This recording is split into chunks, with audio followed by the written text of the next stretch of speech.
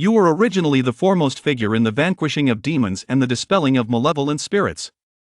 However, when the demon clan leads its vast army to confront humanity, when all the world implores you to vanquish demons and eradicate malevolence, yet you remain indifferent, wandering carefreely through the world. Each day is not merely filled with indulgence and leisure. It is simply engaging in singing and dancing at KTV, playing basketball, and rapping. Nearly due to 2.5 years prior. At the pivotal moment of your shattered mirror, the child of destiny, in alliance with the 8 great demon kings, seizes the opportunity to launch a surprise attack. Though you exerted every effort to slay the destined child of fate. However, he was gravely injured and unable to confront the demon king. They can only retreat back to the interior of the human realm. As a result, not only did the world fail to extend a helping hand to you, but it also publicly judged you as a sinner of humankind. At this moment, the entire Canglan region is filled with fervent indignation towards you. According to the sect's regulations, you are to be imprisoned in the Forbidden Grounds for 3 years, followed by expulsion from the sect. Can you accept this? Such punishment has been meted out with regard to your years of service. Do not be ungrateful for the kindness bestowed upon you. Elder Lu. At the tender age of 18, I ventured to Jiangcheng to vanquish demons and eliminate evil. A century's worth of merit goes unnoticed. Yet a single moment of failure renders me the target of 1,000 accusations. Impudent. Elder Lu struck the table. With a commanding voice he admonished the hall. Lu Yang. Do not mention your so-called accomplishments. Do you still believe, even now, that no one but you can safeguard Jiangcheng? You are mistaken, gravely mistaken. Let us not dwell on the recent years. The Canglan region has long been at peace, and the demon clans no longer possess the valor of their former days. Surely, you do not believe that the sects remain as they were a century ago. In this past century, every individual within the sect has risen to greatness, far surpassing their former selves. Moreover, after the sect has devoted so many years to your cultivation, is it not only natural for you to contribute to its endeavors? As a disciple of the Xiantian sect, is it not your rightful duty to serve the Canglan Domain with unwavering loyalty? How utterly taken for granted.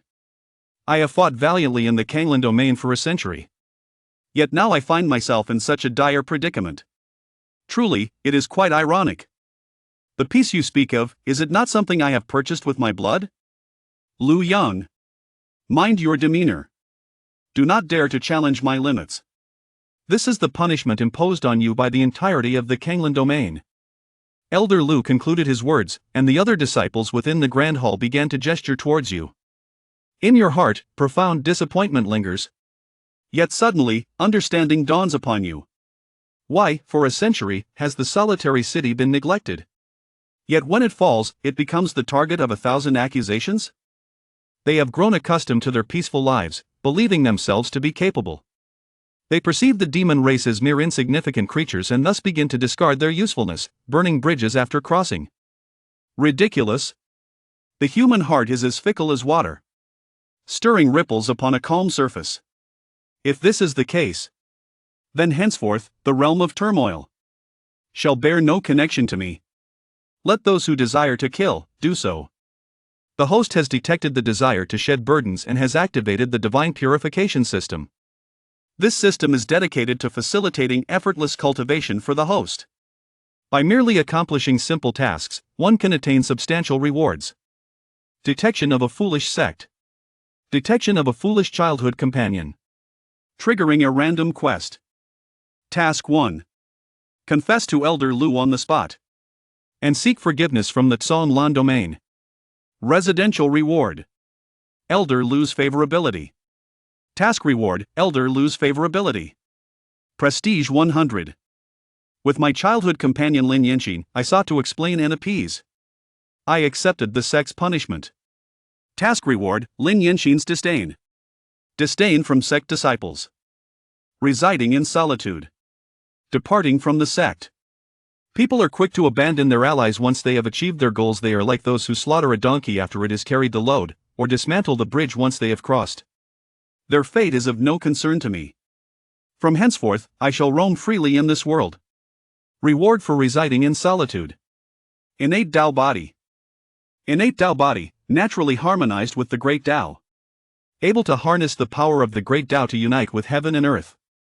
Can merge with the primal sacred body to form the innate sacred body Tao embryo. In the realm of choices, pleading for forgiveness may yield naught. Embracing the sect's punishment only invites disdain.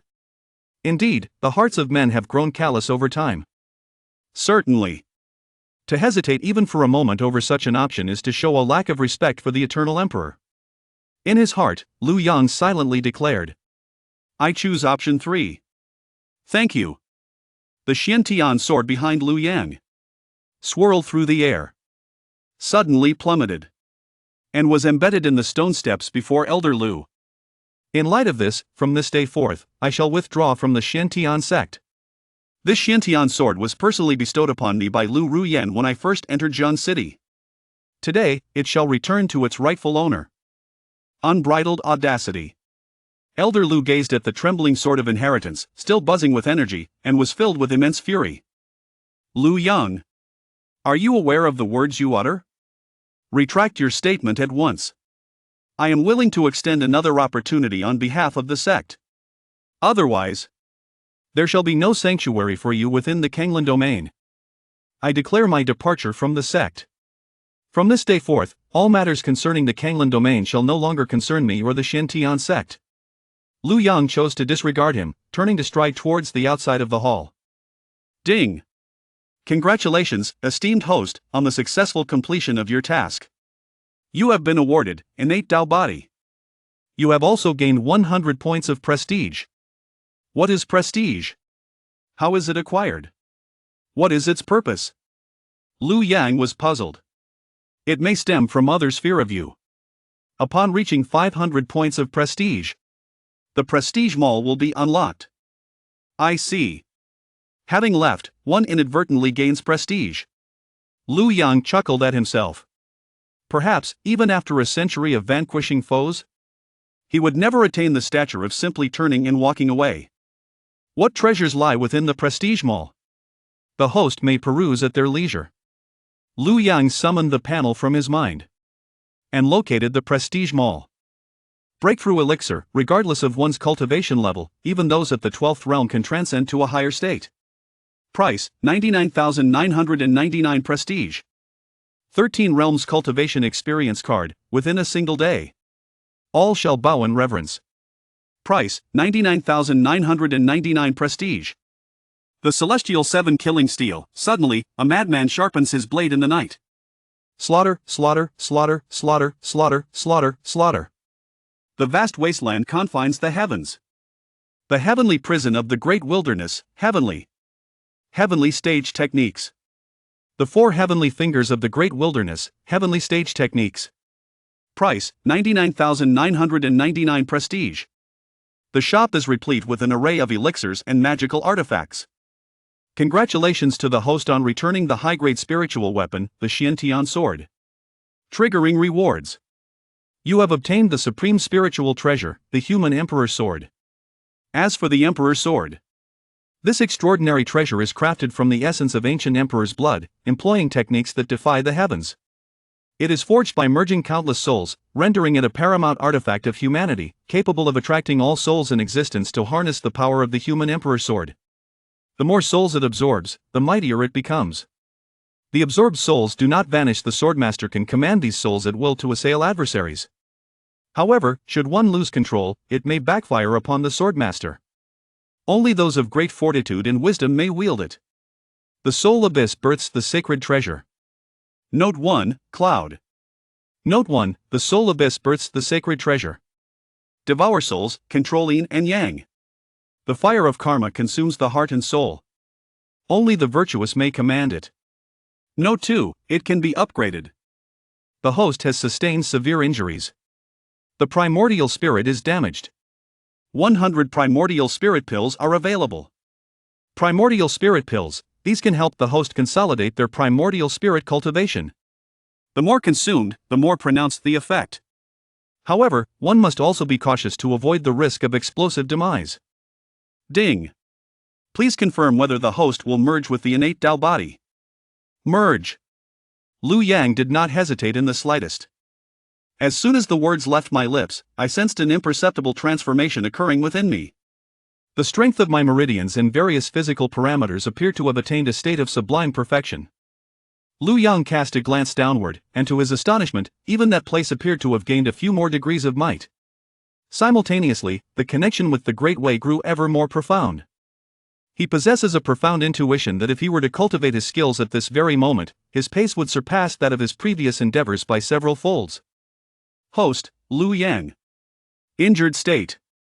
Cultivation, perfected primordial spirit realm.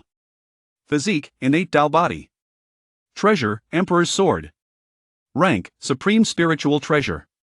Elixirs, 100 primordial spirit pills. Ding. The host is grievously injured. A mission has been activated. Consume the soul restoration pill to mend your wounds. Mission 1. Draw your sword and return to Jiang City. Engage in a life-and-death battle with the demonic beasts. Mission reward, 1 foundation establishment pill. Prestige in the Canglan Domain. Title, Beyond Cure. The system will automatically activate.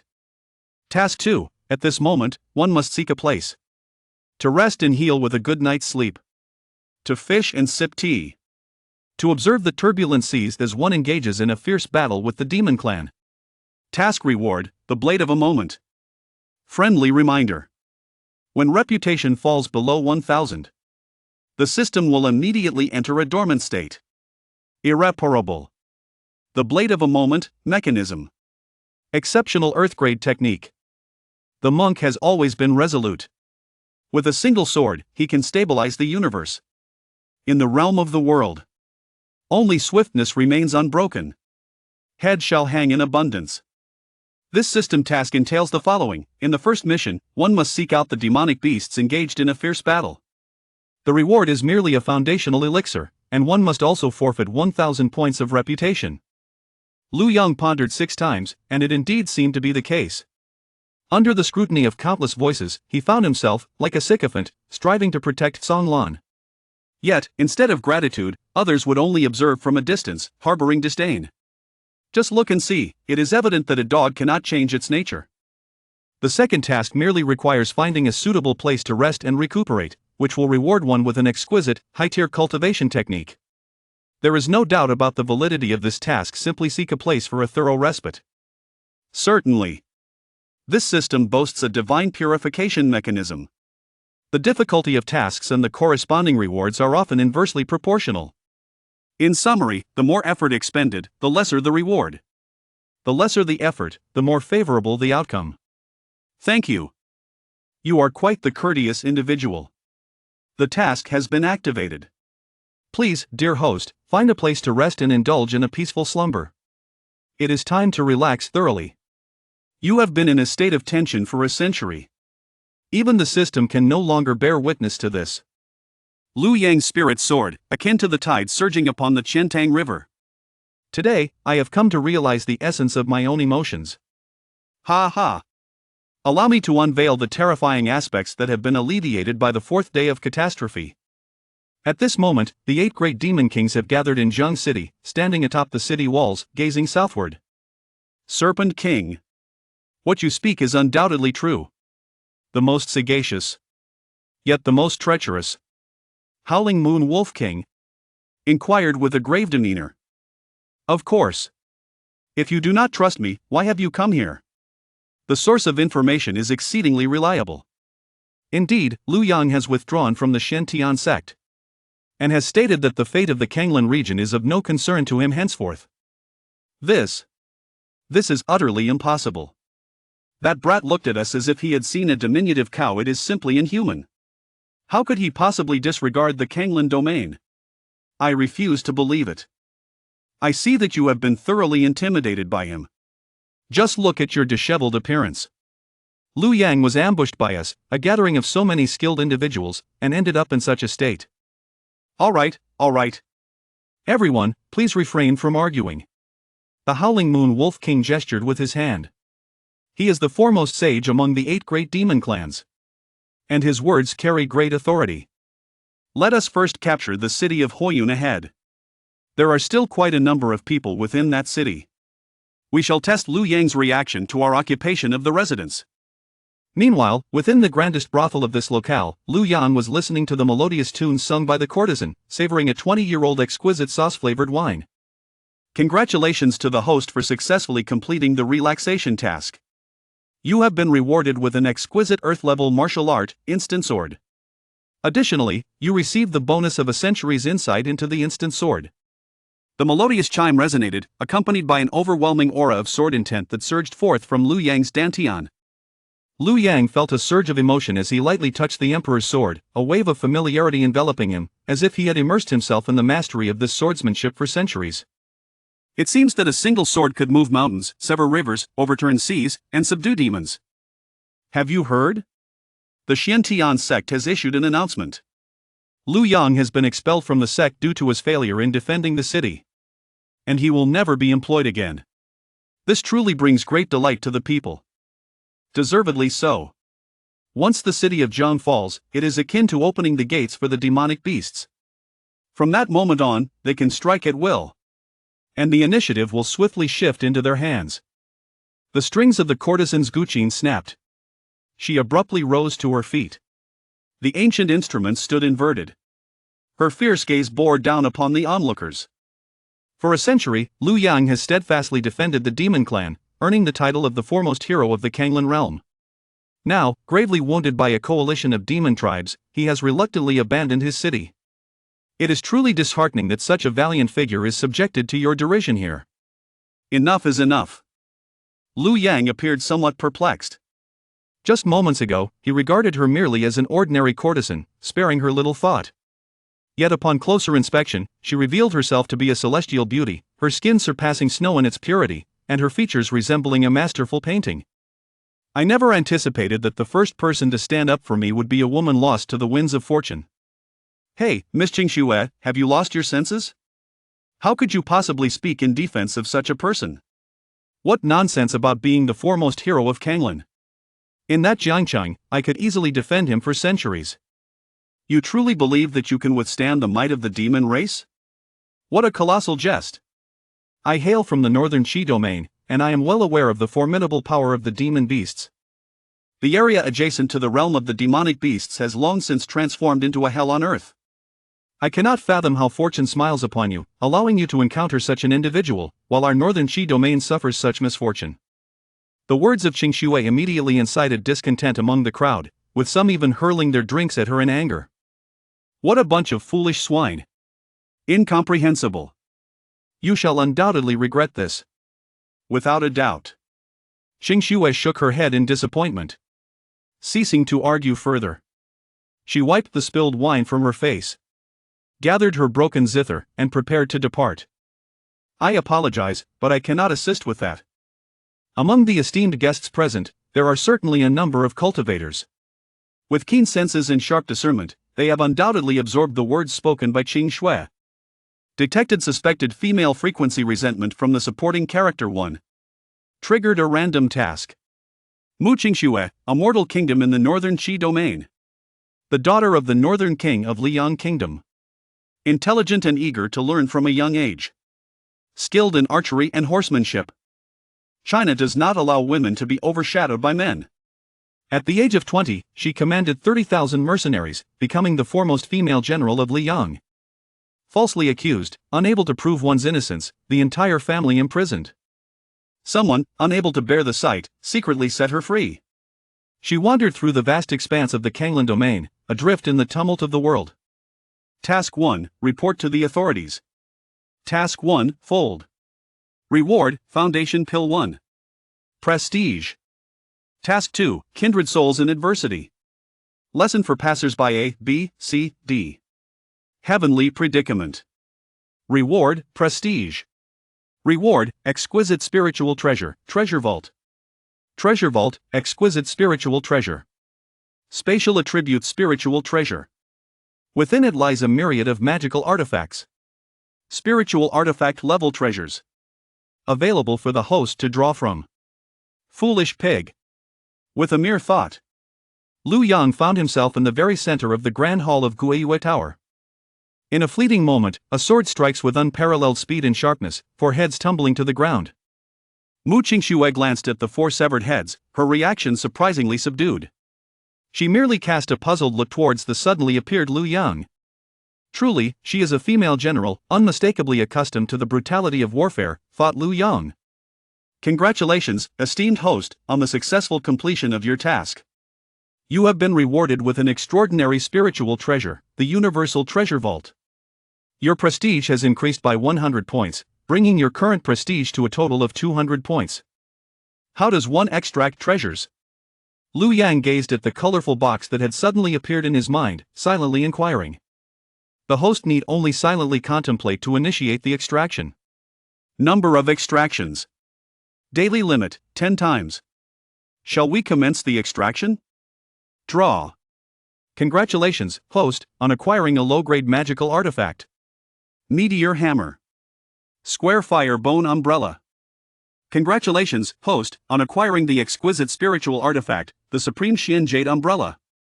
In the realm of the system, Lu Yang found himself momentarily dazed, as 10 spiritual artifacts were already displayed before him. Senior Lu, are you alright?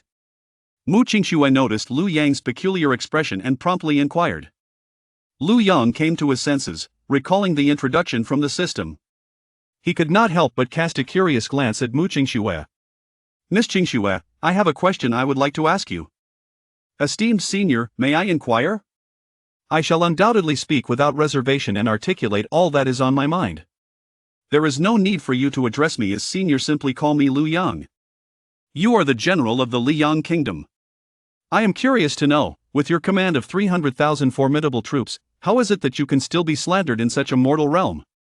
Have you never contemplated rising in rebellion? Ah, esteemed senior. Qingxue harbors no ambitions of rebellion. Do not be anxious, I am merely inquiring casually. Qingxue never contemplated rebellion, she merely sought to gather evidence to substantiate her innocence. However, given the current oppressive atmosphere within the country, she has temporarily retreated to this vast and desolate domain. After numerous twists and turns, it is precisely for this reason. In due course, I shall return to that place to continue my quest for evidence. You have just spoken with righteous candor, exuding the essence of a chivalrous heroine. Allow me to present you with this umbrella. With a mere thought, Lu Yang summoned the exquisite spiritual artifact, the Supreme Xian Jade Umbrella, which materialized in his hand. I cannot accept this. Senior. This is far too precious. I, as a junior, am unable to bear such a burden. Mu Qingxue hurriedly declined. Such a treasure, enveloped in spiritual energy, must at least be of the grade of a spiritual artifact. Spiritual artifacts, in certain prestigious sects, can incite fierce competition among individuals, often resulting in bloodshed. I merely addressed the matter at hand, offering a few words in his defense. Such kindness is a treasure beyond my deserving. Take it away, I was actually intending to dispose of it. Gao Mu Qingsu was utterly astounded. Such a coveted treasure, long sought after by others, was being prepared.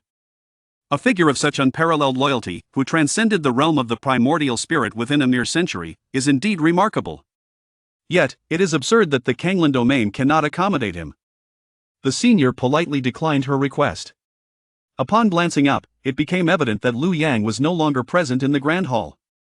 A gentle breeze swept through, lifting a few strands of Mu Qingxue's hair.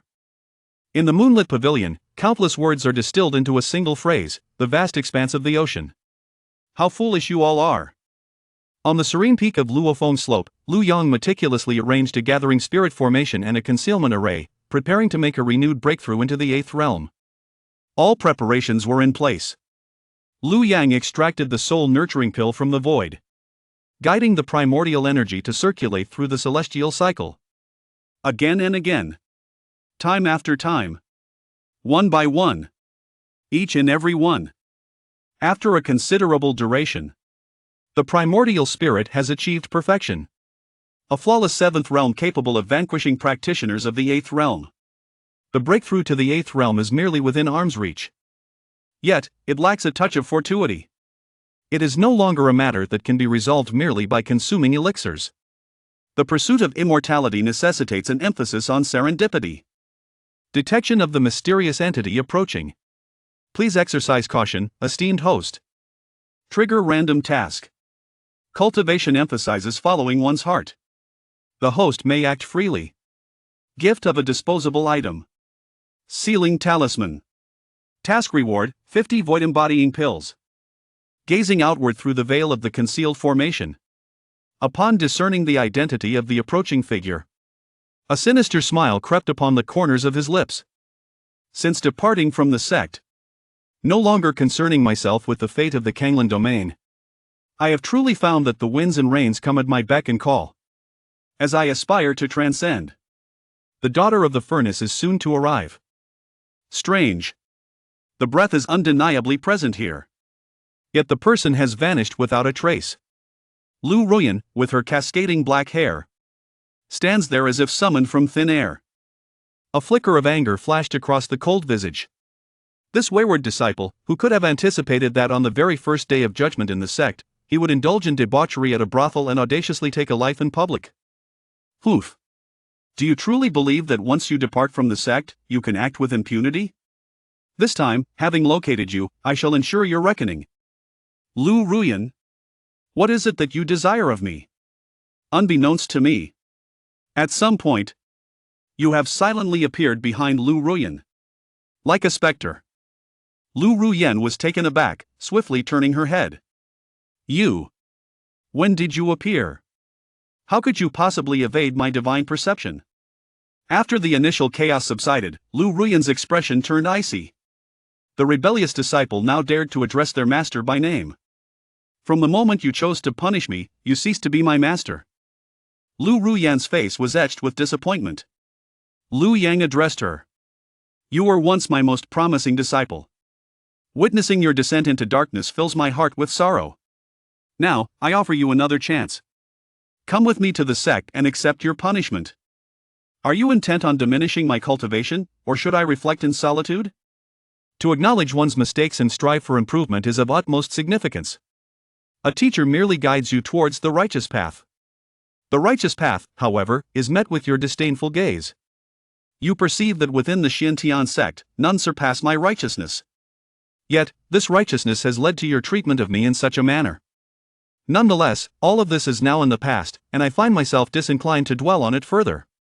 Since you have branded me as one who has succumbed to darkness, then I shall indeed embrace this darkness. Lu Yang suddenly wore a sinister smile. Lu Ruyan. The child cannot be taught. Wait a moment. What did you say? Lu Ruyan could hardly believe her ears. What did this rebellious disciple just utter? He instructed her to gather her hair into an updo. I instructed you to tie up your hair, and immediately, a sealing talisman flew out, binding Lu Ruyan. Like a phantom, he approached her side and delivered a sharp slap upon her rear, creating ripples that echoed outward. Could she not hear it? Rebellious disciple. A surge of humiliation and anger rushed from her soles to the crown of her head. Lu Ruyan had always been an object of admiration. Never had she endured such indignity. Not only did you speak provocatively, but also did you twist your hair into an elegant bun and struck yourself in a fit of rage. You have successfully ignited my ire. Her silver teeth clenched tightly, and her entire being erupted with profound energy, determined to subdue Lu Yang immediately. Yet, unexpectedly, the energy within her felt as if it were sealed, rendering her utterly incapable of harnessing even a fraction of it. She cast a perplexed glance at Lu Yang, as an exceedingly absurd notion dawned upon her mind. He has sealed me. How is this possible? As an 8th realm practitioner, I can distinctly sense that Lu Yang remains at the 7th realm. To seal an 8th realm with a 7th realm? What a farce! He must possess some formidable treasure. What have you done to me? Clap, clap, clap yet another 3 resounding slaps. Lu Ruyan. My patience is finite, while my limits are boundless. It would be wise not to provoke my ire. At this moment, Lu Ruyan felt a surge of terror. Gazing into Lu Yang's frigid eyes, an unsettling sensation gripped her heart. This wayward disciple, she thought, truly possessed the capacity to engage in actions devoid of any moral boundaries. I am your master. 3. I shall allow you. I ponder. A surge of remorse and regret welled up within her, and tears immediately began to cascade down her cheeks. With trembling hands, she delicately gathered her disheveled hair into an elegant arrangement. Spray, spray, spray. Now that is more like it. All day long, with disheveled hair, resembling a ghostly figure. Upon closer inspection, the master possesses a certain charm. Lu Yang's gaze unabashedly roamed over her form. Her physique is quite admirable. Sufficient to grace the world of high fashion as a supermodel. What do you wish to accomplish? Feeling the intense radiance of Lu Yang, Lu Ruyan was both infuriated and embarrassed, her voice trembling. The essence of the Xian Pin, what do you expect of me? Lu Yang lifted Lu Ruyan's chin with one hand. His gaze laced with playful mockery. The essence of the Xian Pin, the legendary optimal furnace, Lu Ruyan, your arrival is indeed timely. My dear disciple, I implore you. Please do not create a scene, grant your master some respite. Lu Ruyan lamented internally, questioning whether she had come to chastise him or to intervene unexpectedly. In the next moment, Lu Yang enveloped Lu Ruyan's slender waist, and they found themselves within the concealed array. You may undress now, master. Chapter 8, Jian Yin possesses the essence of supremacy, he is destined to surpass Lu Yang. With hair like clouds and a visage adorned with flowers.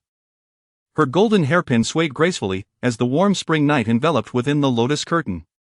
An hour later, Lu Ruyan clasped her hands to her chest, weeping profusely. Her heart a tumult of emotions. This rebellious disciple. Not only had he seized her primordial Yin, but he had also compelled her into such humiliating actions. Truly, one cannot discern a person's heart by merely knowing their face. Where did he acquire such cunning tricks? The once flawless disciple had inexplicably transformed into this. Was it merely because she had failed to defend the city that he punished her? She glanced back at Lu Yang, finding him in deep meditation. And couldn't help but steal a few more glances. Broad shoulders and a slender waist, devoid of any excess fat. His high nose and rounded cheekbones, combined with the aura of darkness about him, seemed to possess an irresistible allure to any woman. Have you seen enough? Lu Yang slowly opened his eyes, using his foot to lift Lu Ruyan's chin. No doubt, you are a true Xian Pin body, indeed a superior furnace. Lu Yang, why have you become like this? Your current self feels so foreign to me. Lu Yang, weary of revisiting the past, remained silent. Why? Because he had been reborn, no longer living for others. He noticed Lu Ruyan shivering, her hands tightly clasped to her chest. Let go. An hour later, Lu Ruyan turned her back to Lu Yang. Her S-shaped curves on full display, her body glistening with sweat and trembling slightly. Lu Ruyan, isn't Lin Yanqing your daughter? Why do you still possess the Xian Pin body? The Xian Pin body is the gateway to all mysteries, with its primordial Yin being highly beneficial for a cultivator's progress. It opens the path to the supreme way. At that moment, Lu Yang felt on the verge of breaking through to the eighth realm, the coveted state of Dongshu he had long pursued. Yet, the primordial Yin is singular, and Lu Ruyan astonishingly still retained hers.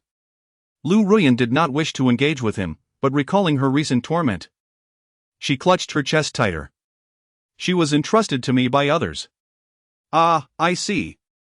Lu Yang held little interest in Lin Yanqing and was disinclined to inquire about her chaotic affairs. He closed his eyes once more, savoring the benefits bestowed by the Xian Pin body. Lu Yang. Be silent. Lu Yang chuckled coldly. Lu Ruyan. I could easily take vengeance on you now, but I am not as malevolent as you, I possess a kind heart. I shall relish the sight of you being devoured by the demon clan. Lu Ruyan anxiously awaited Lu Yang's inquiry, yet time passed, and she felt no stirrings from him. Was he not curious about what would unfold next? Gathering her courage, she turned to look only to find no trace of Lu Yang. Rebellious disciple. Lu Ruyan kicked in frustration. How could he suddenly become so heartless? Alas, her kick brought a sharp pain to her abdomen, her cultivation sealed. She was now no different from an ordinary person. After enduring a series of strenuous movements, how could she withstand it? You will regret this, rebellious disciple. After an indeterminate passage of time, the seals within her gradually began to unfurl. Lu Ruyan performed several earth-grade purification spells upon herself, emerging pristine. In the next moment, She reappeared atop the azure stones of the sect's rear mountain, restored to her breathtaking, ethereal beauty. Her raven hair cascaded down her shoulders like a waterfall. "Mother, I have come to bid you farewell." Lin Yinxin stood beside Lu Ruyan, gazing at her mother, who resembled a celestial being, with a hint of envy. She silently vowed to become a woman as formidable as her in the future. Lu Ruyan's mood was less than favorable. Her mind plagued by memories of being toyed with, her voice tinged with an unusual coldness, devoid of her customary warmth. "Mother, where did you just go? I searched for you several times, yet you were nowhere to be found. Why must you bring that up?" Lu Ruyan's lips twitched slightly, irritation evident in her tone. "I went to pay respects at the grave." "Oh, you went to honor father. I thought perhaps you were off to hunt down Lu Yang." "Indeed. But I was ambushed instead." Lu Ruyan fell silent. "Mother, why do I sense that you appear rather unwell today, as though you are fatigued?" Lin Yinxin noticed Lu Ruyan's disquiet. Though she sat poised, embodying the cold elegance of a celestial being, there was an air of exhaustion about her, reminiscent of a warrior after a fierce battle. The thought startled Lin Yinxin. Was there truly an adversary in the Canglan Domain capable of exhausting her mother? After all, her mother was a powerhouse at the 8th realm. It's merely an issue with my cultivation. There is no one in the Canglan Domain worthy of my attention. Do not jump to conclusions. Lu Ruyan furrowed her brow, striving to suppress her inner turmoil. Very well then. Lin Yinxin was aware that her mother was being evasive. Recognizing her reluctance to elaborate, she refrained from pressing further, instead brandishing her petite fists. "Mother, please do not always regard me as a child. I have achieved a level of cultivation and can assist you. Should you encounter a challenging opponent again, you may call upon me. Enough. Do cease your chatter." Lu Ruyan's lips twitched in exasperation as she hurriedly interrupted her. "You may go, several elders will be there to protect you, so there should be no issues." "Wait a moment, mother. Junior brother Jianyun has also arrived," Lin Yinxin declared, not waiting for Lu Ruyan's consent as she waved toward the distance. "Junior brother, come here." No sooner had she spoken than Jianyun, who had been waiting, swiftly rode the wind to appear before Lu Ruyan. "Greetings, master and sect leader." Jianyun bowed respectfully, his large, watery eyes discreetly glancing at Lu Ruyan. In his heart, he marveled at her stunning beauty, thinking to himself, how exquisite. She truly embodies the essence of the Xianpin body. Each encounter with her left him in awe, her demeanor both frigid and captivating. Especially now, she resembled a rose, resplendent after a rain, more enchanting than ever. "Mother, how is junior brother Jianyun's talent?" Lin Yinxin proudly nudged Lu Ruyan's arm, pointing toward Jianyun with a beaming expression. "Mother." Although junior brother Jianyun ascended the mountain with mere talent, after 2.5 years of cultivation, he has already achieved the pinnacle of the 6th realm. The Purple Mansion. Should the sect provide ample support, breaking into the 7th realm of the Yuan spirit within a century is certainly within reach. Such innate ability, not only in our Canglan domain but even in the central 3 domains, marks him as an absolute prodigy. Surpassing that rogue Lu Yang will be a swift affair. At this moment, Lu Ruyan lifted her eyelids and scrutinized her closed-door disciple once more. His appearance, though honest, lacked much of the heroic spirit and seemed somewhat insipid. His lips were slightly thick, with a subtle underbite, yet his brows contained the weight of the universe. In terms of talent, he is incomparably superior to Lu Yang. With this thought, Lu Ruyan's previous gloom dissipated entirely. "Lu Yang, oh Lu Yang, you consider yourself a genius, daring to disregard me. Just look at the disciple I have chosen to replace you. With the supreme bone, a naturally supreme being. In the future, he will undoubtedly keep Lu Yang from rising again." "Excellent. Once you all successfully complete this task, I shall reward you with the sect's treasured medicinal elixirs." Lin Yinxin and Jianyun were both overjoyed. "Mother, is that the Yuan spirit pill?" Lin Yinxin suppressed her overwhelming joy but could not entirely conceal the tremor in her voice. A sense of pride lit up Lu Ruyan's face. "Indeed. It is the exceptional pill that the sect painstakingly acquired within the Canglan secret realm. The Yuan spirit pill." Chapter 9, Consuming Spirit Stones, a Millionfold Return. Ding, congratulations to the host for completing the task. Reward, Void Essence Pills 50. Void Essence Pills. Lu Yang's heart surged with joy. This invaluable item, which was scarce in the outside world, had just been granted to him in a quantity of 50. Its ability to provide spiritual energy far exceeded that of the essence pills. The more extraordinary one's physique, the greater the resources required for each advancement. As an avid reader of various online novels, he was well aware of this principle. This was also the reason he refrained from forcing a breakthrough during his deep conversation with Lu Ruyan. Lu Yang took a deep breath, calming his mind. He consumed a void essence pill.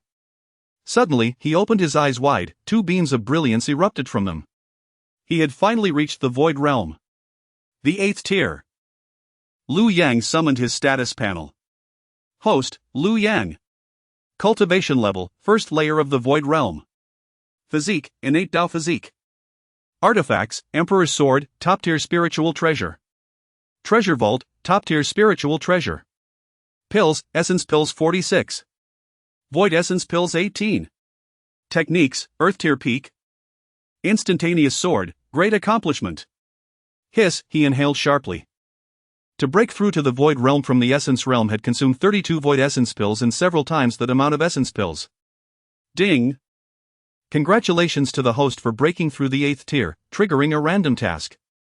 Task 1, as the host has just entered the 8th tier and is eager to witness his strength.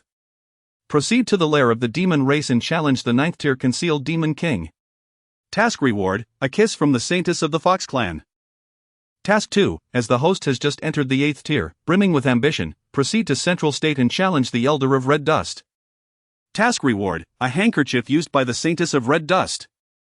Task 3, cultivation should not only be about valor in fighting but also enjoying the comfortable life of a high-level cultivator. Proceed to Yenzhou to flaunt wealth. Randomly gift 1 essence pill, task reward, hundredfold return. In an instant, Lu Yang made his choice. To gift 1 essence pill for a hundredfold return, what cultivator could resist such a trial? As for the recipient of the gift, Lu Yang immediately thought of Mu Qingxue, whom he had met at Guiyue Tower last time.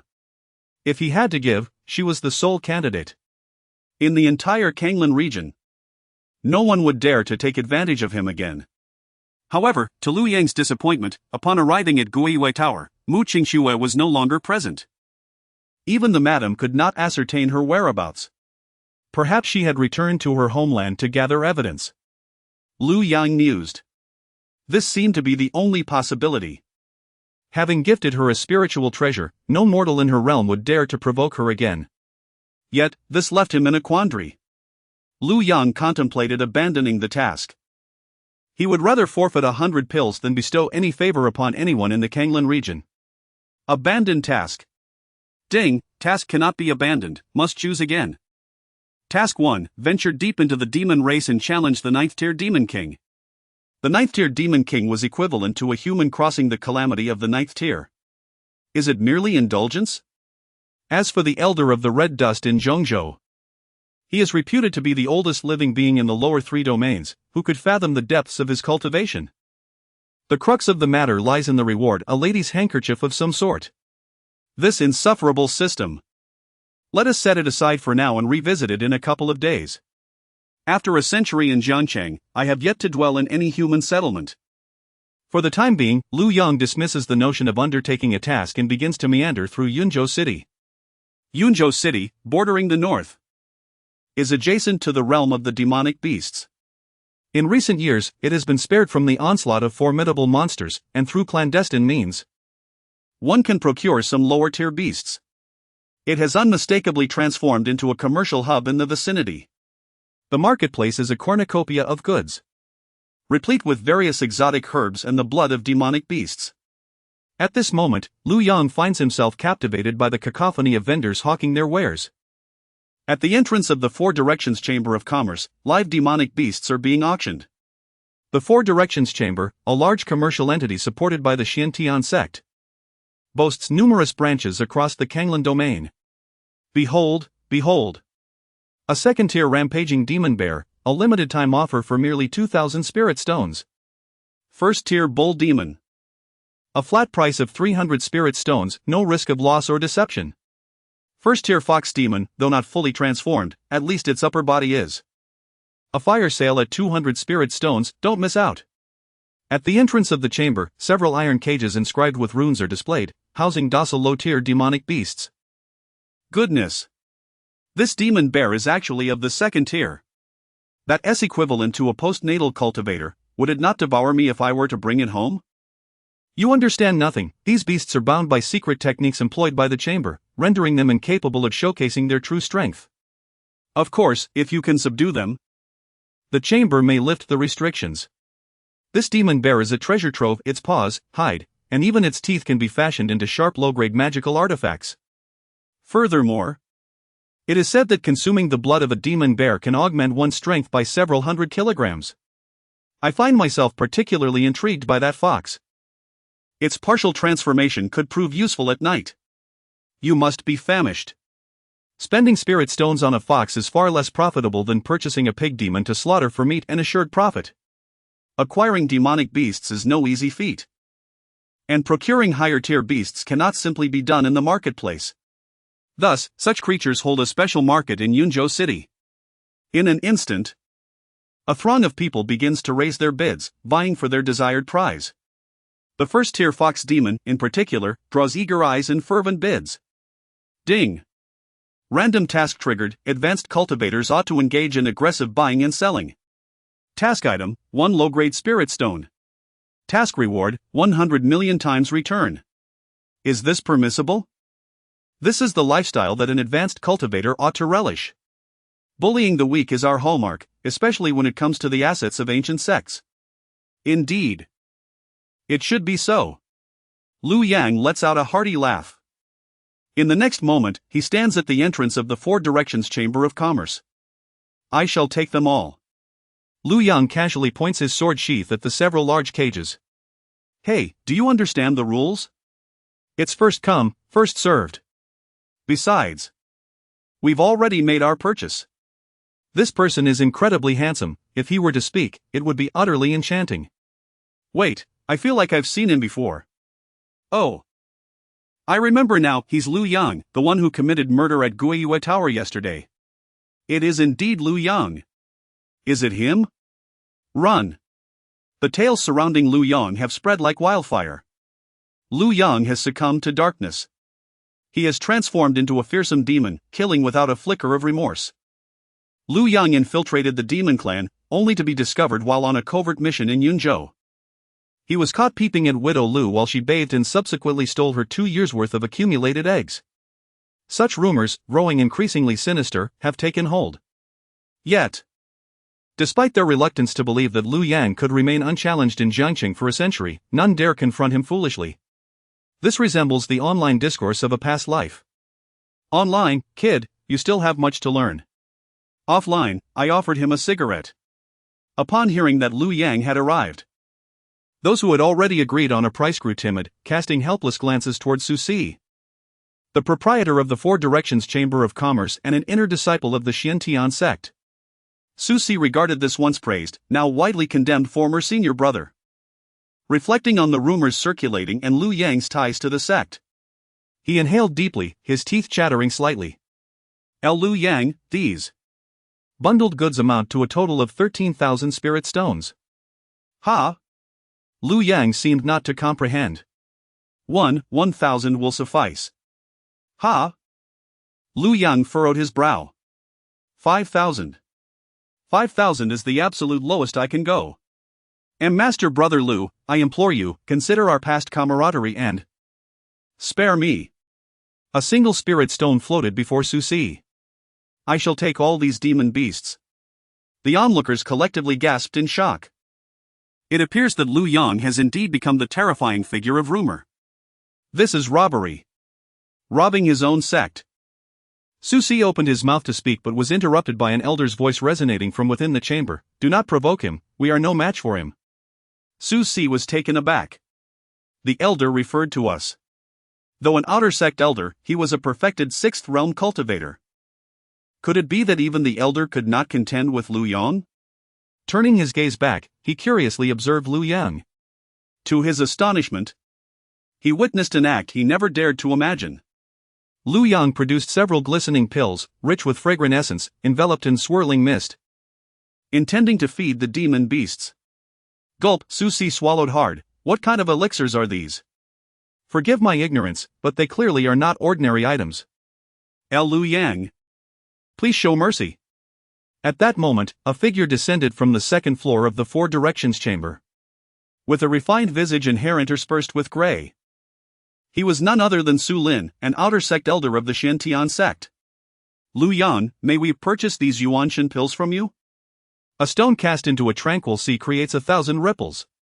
The phrase resonates like 3 heavy blows, striking forcefully within the hearts of all who hear it. Oh! My heavens!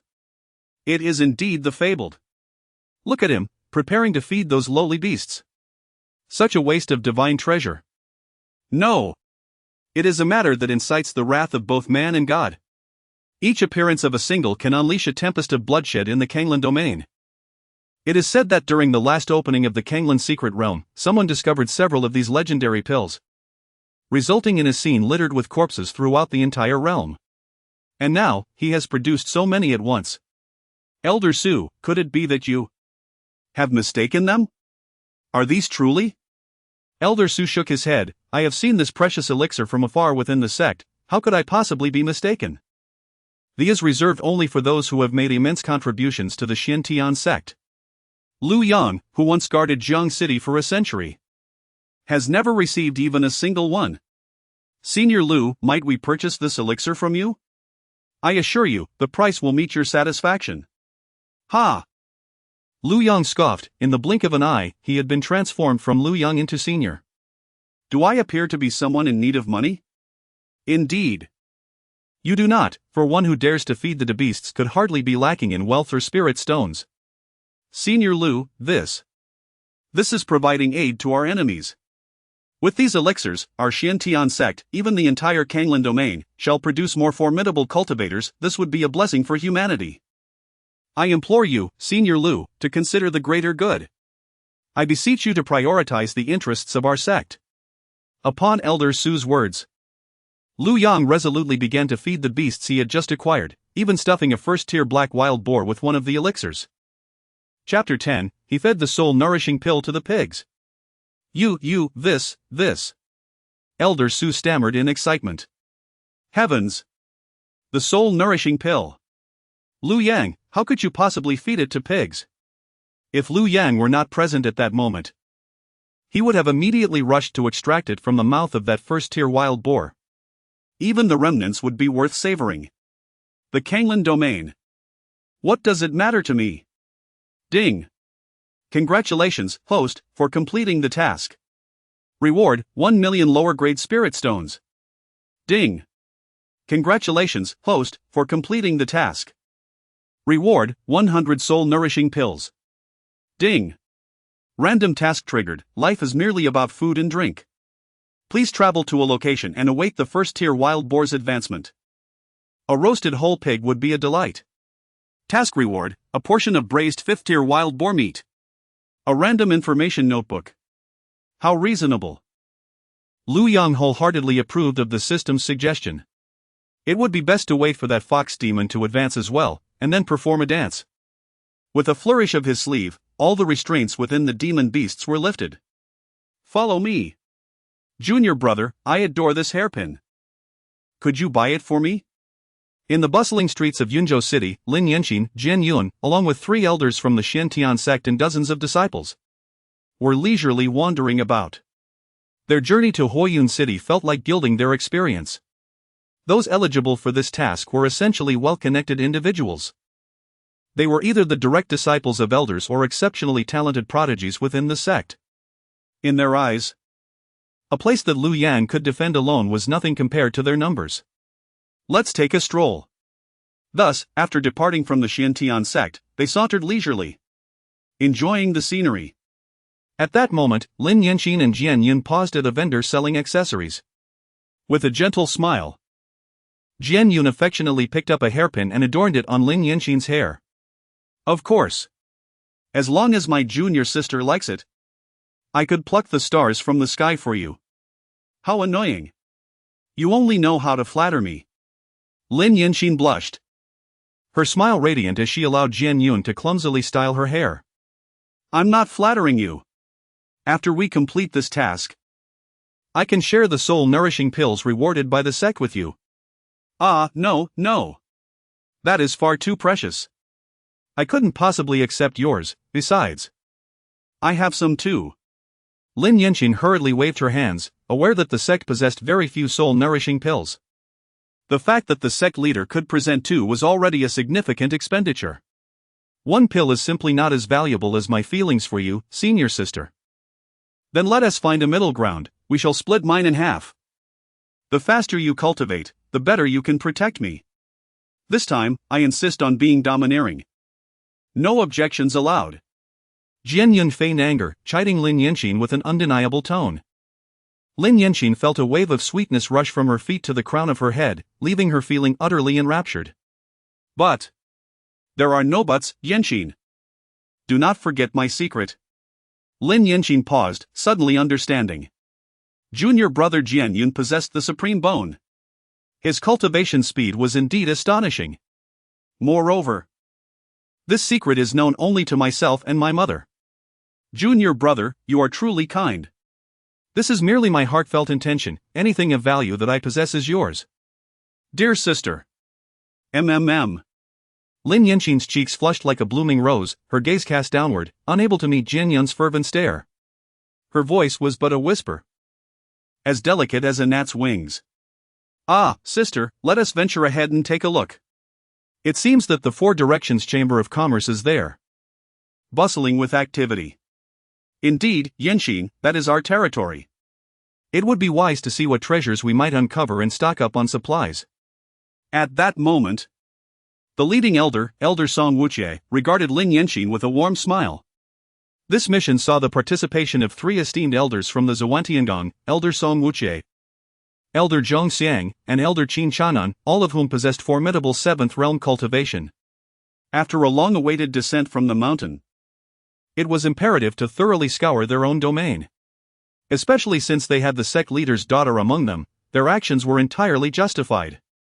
Everyone heeded Elder Song's words. Lin Yinxin was entirely enraptured in her romantic reverie, oblivious to the world around her. She merely nodded in mechanical agreement, allowing Jian Yun to lead her. What a delightful fragrance! As Elder Song approached the entrance of the Four Directions Chamber of Commerce, an alluring aroma of elixirs wafted towards him, lingering tantalizingly at the tip of his nose. He inhaled deeply, closing his eyes to savor the moment. The other 2 elders also noticed the enticing scent. They exchanged astonished glances, each reflecting the shock mirrored in the other's eyes. This is a Yuan Shendan. The fragrance was unforgettable. A scent they would carry with them for a lifetime. To their astonishment, such a bountiful discovery awaited them on this descent. The 3 were elated. It felt as though an old lady had entered a warm bed. How delightful! The Yuan Shendan was precisely the elixir they so desperately required. Initially, they thought their excursion was but a trivial affair, yet here lay a grand surprise. Su Lin! Come forth! Elder Song bellowed with vigor from the 2nd floor of the chamber. Su Lin, why do you not come to greet us? Have you grown so accustomed to lingering outside that you have forgotten the sect's customs? Elder Song Wuchie scoffed. It is unjust, Elder, it is merely that Elder Su. Su Si pointed towards a corner near the chamber's entrance. The gathered individuals turned to see Su Lin seated on the ground, arms dangling limply. Legs stretched straight against the wall, his expression vacant and ashen, staring blankly ahead. Occasionally, his legs would twitch involuntarily. What has befallen him? Elder Song's brow furrowed deeply. A sense of dread creeping into his heart. Could it be that he had been robbed? Though he voiced his inquiry, he was already moving towards Su Lin's side, grasping his wrist and channeling a surge of true essence into him. Su Lin shook his head vigorously, staring blankly at the crowd before him. What has happened to you? You appear uninjured. Why do you look this way? Ah, I pay my respects to the 2nd elder. Spare the formalities, and quickly explain the situation. Su Lin shook his head once more, regaining his composure as he recalled the recent events. Suddenly, he felt a wave of convulsions coming on. Fortunately, The second elder was quick-witted and channeled a surge of vital energy towards him. Second elder. Lu Yang, what has transpired? Speak clearly. Upon hearing the mention of Lu Yang, Lin Yanqin and Jian Yun also moved closer. Second elder, in my entire life, I have never witnessed such a phenomenon. He fed the spirit-nourishing pill to a pig. Now, let us summarize the established framework in 20,000 words. Cultivation realms, Qi induction realm, postnatal realm, innate realm, foundation establishment realm, divine abode realm, purple mansion realm, spirit realm, cave void realm, tribulation crossing realm, path severing realm. Supreme realm, primordial realm, emperor realm. There are 5 grades of magical treasures: artifact, spiritual tool, spiritual treasure, mystic heavenly spiritual treasure, and immortal treasure. Each grade is further divided into 4 levels: inferior, medium, superior, and extraordinary. 8 great demon clans: Thundersword Tiger Clan, Shadow Demon Fox, Howling Moon Sky Wolf, Volcanic Cloud Leopard, Berserk Demon Bear, Titan Giant Ape, Shadow Serpent, and 5-colored Divine Ox. 9 domains, 13 heavens. Lower 3 domains: Canglan Domain, Beiki Domain, Zhengzhou Domain. Middle 3 domains: Demon Flame Domain, Fengxian City, Shura Island.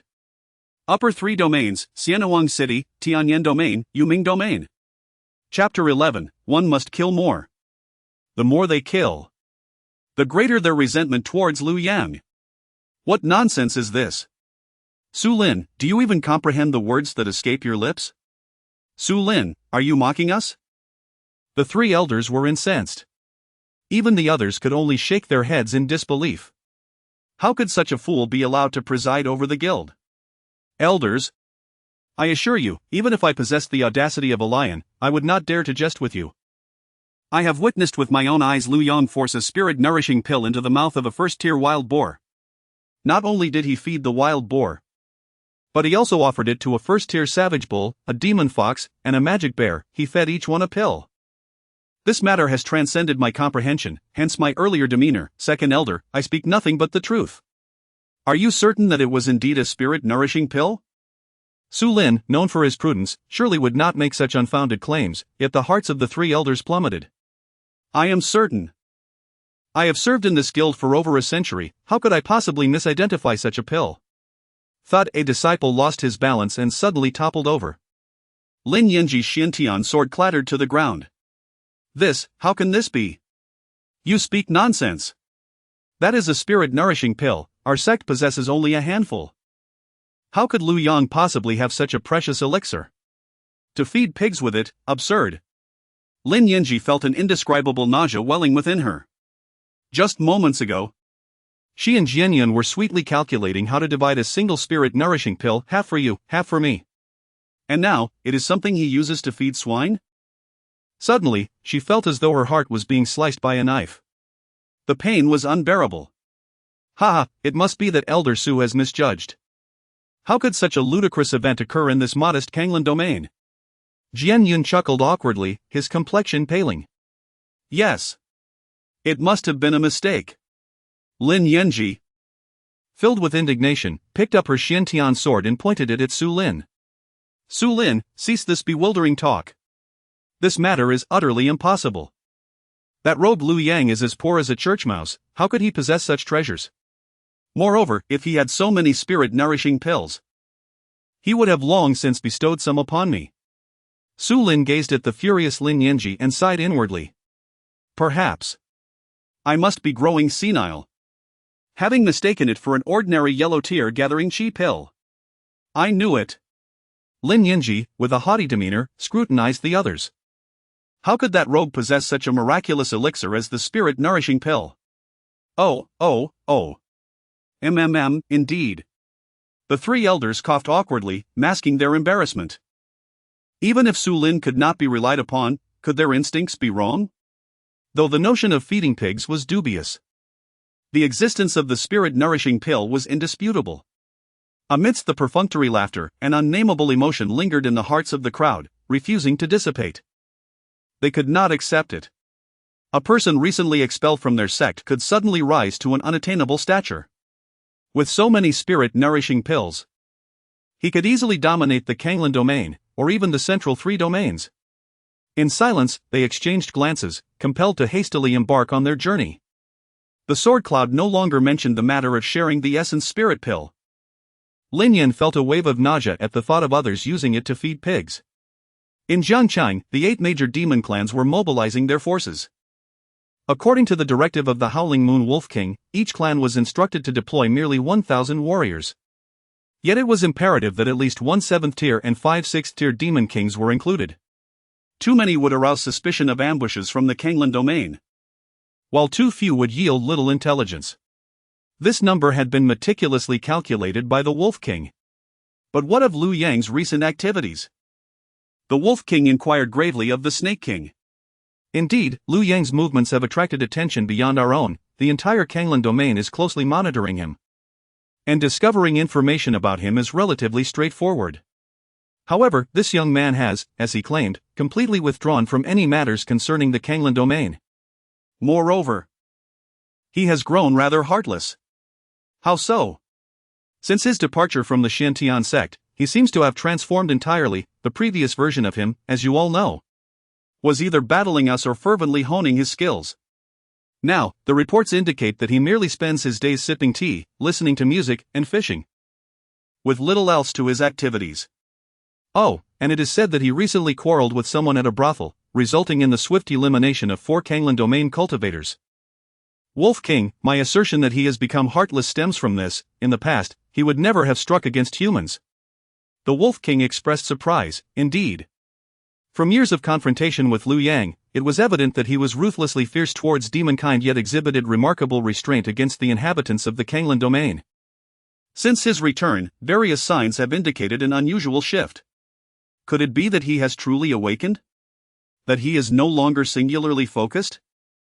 Such a scheme of self-inflicted suffering seems excessively harsh for him. To slaughter his own kind would invite scorn upon him. Others may remain unaffected, but his persona does not permit such actions. He embodies the purest essence of a moral gentleman. This scenario certainly does not align with what one would expect from this young man. Oh. And it has come to my attention that today he seized a few of our lower-tier kin from the Four Directions Chamber of Commerce, seemingly administering some sort of elixir to them.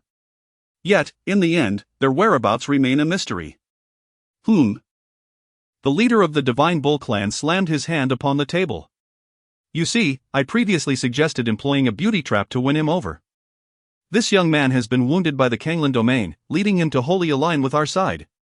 He is extending an olive branch towards us. Though the old bull may seem a bit dim-witted at times, I must concur with your viewpoint this time. Vixen, come forth. Swiftly send your saintess to seize the opportunity. As the ancient human proverb goes, with diligent effort, even an iron pestle can be ground into a needle. I refuse to believe that while he remains, my heart shall not find peace. Damn it, despite being of a lower tier, how can he be so formidable? The Fox King, beaming with delight, suddenly rose and transformed into a delicate and enchanting maiden. The soft, fluffy fur elegantly concealed her bosom. Among her bright white fur, the depths of the mountains could be faintly discerned. Her waist was as slender as a willow branch. Beneath the short leather skirt, the curves were ample and alluring. It was futile, in the past, even when I took matters into my own hands. He remained unmoved. This man is impervious to temptation, although he has recently frequented brothels.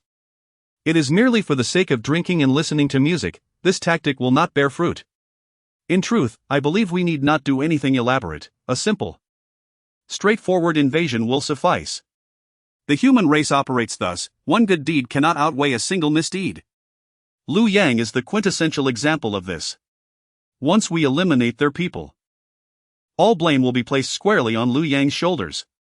Over time, he will find no refuge in the Canglan Domain and will be compelled to ally with us. The words of the Shadow Fox King were met with resounding approval. The Divine Bull King slammed the table in agreement. Excellent. This aligns perfectly with my thoughts. Humans are not as forthright as we are. Merit is merit, and none can erase it. I too concur with the Fox Maiden. Indeed, the Fox King's insights are astute. Truly, he has a keen understanding of human nature. Now, our forces have gathered, prepared for a grand assault on Huoyun City. Remember, the objective is to slay many. The more we kill, the greater their animosity towards Liu Yang will grow. The Wolf King pronounced with finality. One more thing. The Xiantian sect has dispatched personnel en route to Huoyun City. We must be vigilant. The Wolf King scoffed at the mention of the Xiantian sect. Even if their leader were to come personally, it would be of no consequence. Without Liu Yang's formidable prowess, what can they accomplish? Their arrival is timely.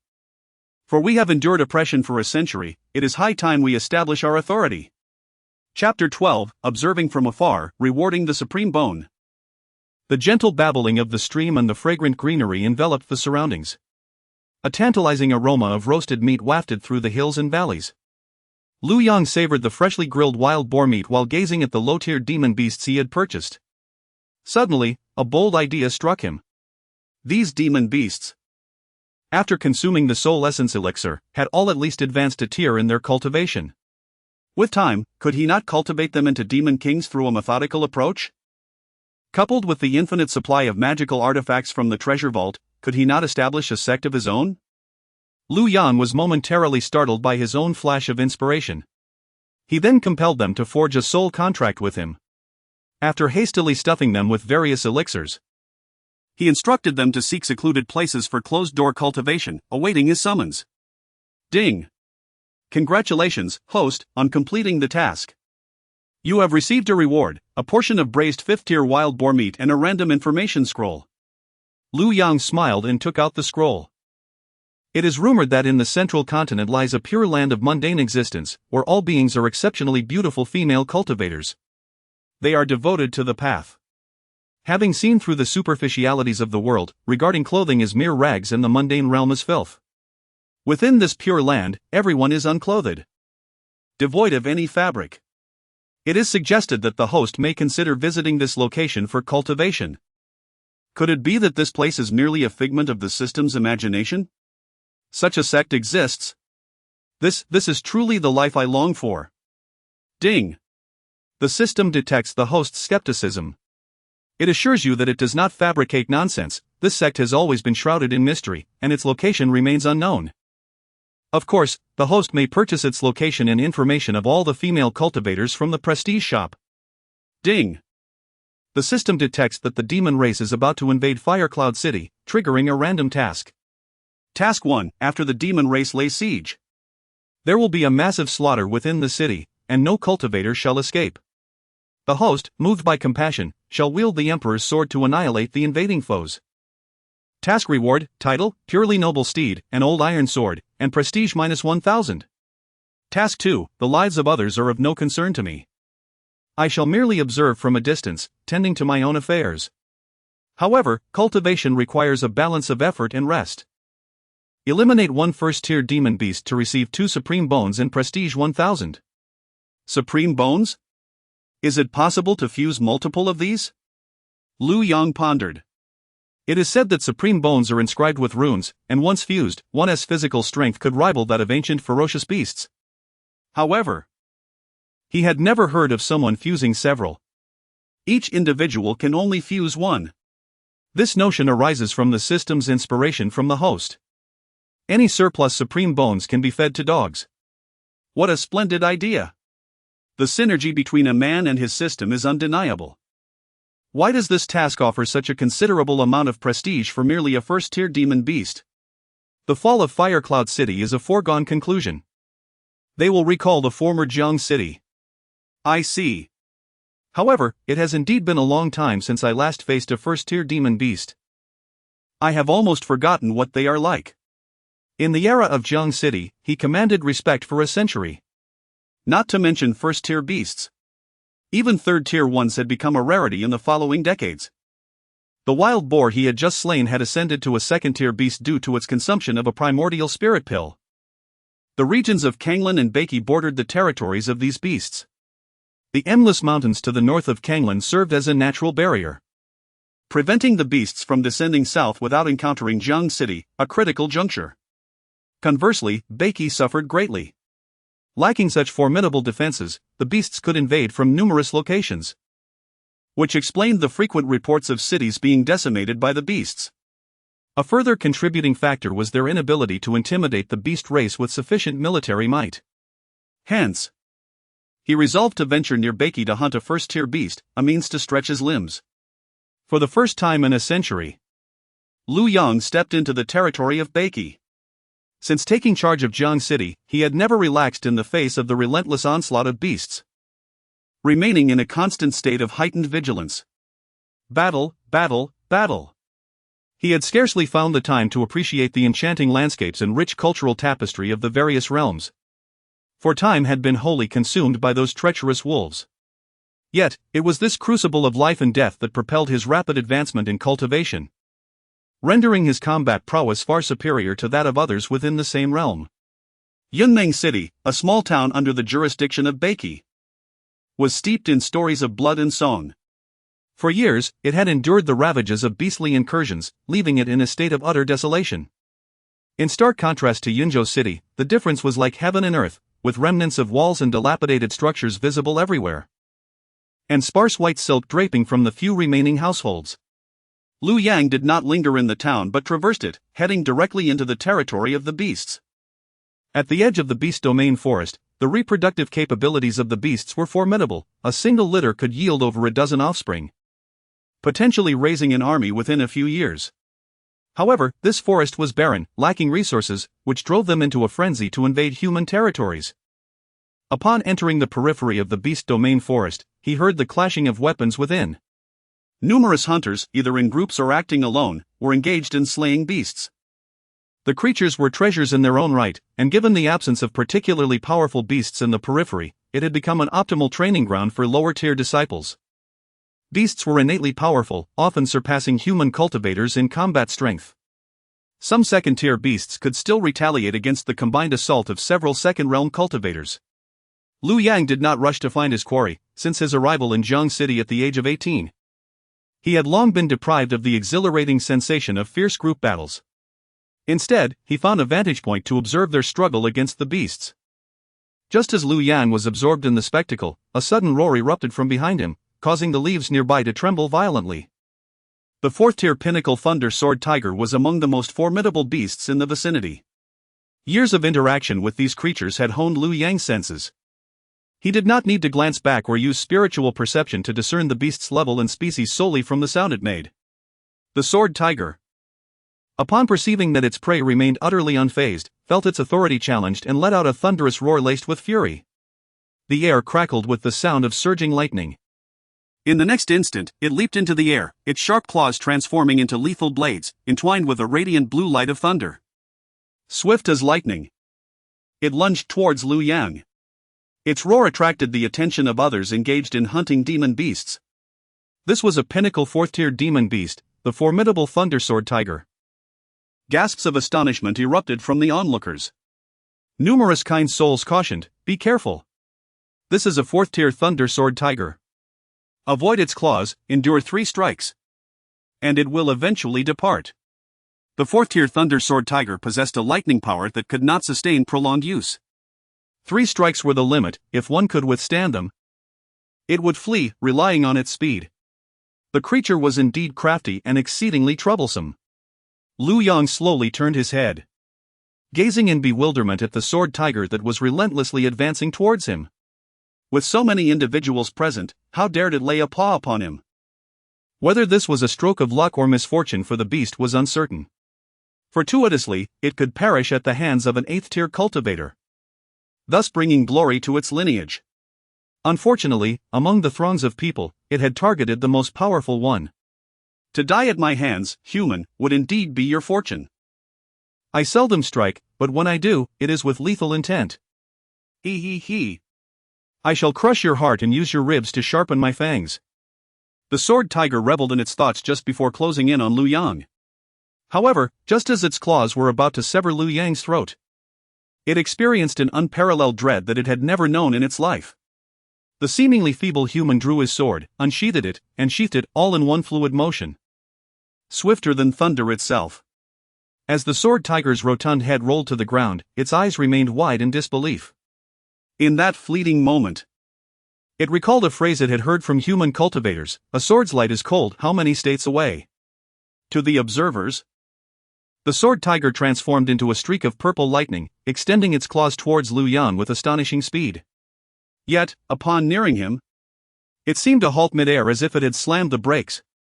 It froze in place, and then, its head separated from its body, descending in free fall. It had come in a rush and departed just as hastily.